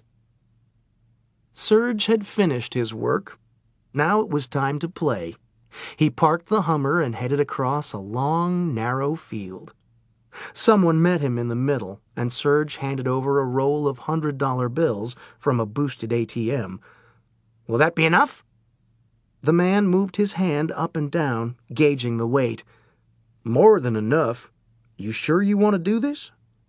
"Never been more sure of anything in my life. Until the next thing." "You've used one of these before?" "1,000,000 times. We set?" "Ready when you are."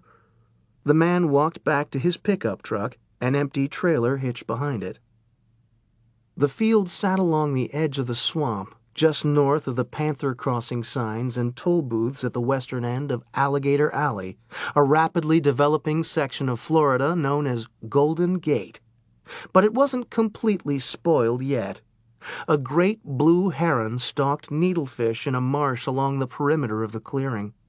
Ibis, spoonbills, snowy egrets, crickets buzzed, gators lounged. The sunset over Naples was all you could ask for, one of those wavering crimson balls. Serge turned and gave Coleman the backslapping guy hug. He held him out by the shoulders. "Take care of yourself while I'm gone." "How long till you're back?" 3 days, 3 years, who knows?" Serge sat down and buckled crisscrossing straps over his chest. "I just set events in motion and let them go where they want." Coleman grabbed the edge of a long metal blade. "Now?" "Now. But get those hands back or it'll chop them right off." Coleman pulled down fast. An internal combustion engine burped smoke and chugged to life. The blade circled herky-jerky for the first few rotations, then spun invisibly. Serge donned goggles and a long scarf. Before all the encroaching construction, back when this was still a nearly impossible-to-reach outpost, the narrow field had been a grass landing strip for pot-bale Cessnas. Smugglers ran out at night with generators and strands of Christmas lights to mark the runway. "Remember the key to life!" Serge shouted over the engine. "Always act like you deserve to be here!" "What?" yelled Coleman. But his pal was already bounding across the field. Coleman shielded his eyes and watched the ultralight plane lift off. The pilot's right arm thrust into the air. "Shula!" The racket flushed a flock of endangered cranes from the brush. They took flight, forming a perfect V formation and following Serge into the setting sun.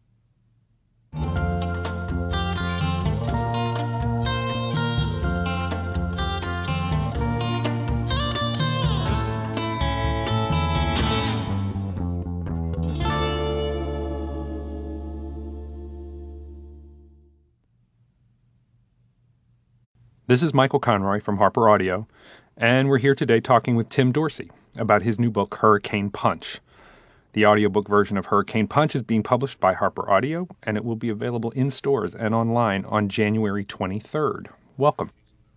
Thank you. I really liked Hurricane Punch. It's a large part of it takes place in a newsroom, this Gladstone Media Corporation, and that I understand is a subject you know something about, having started your career in newspapers.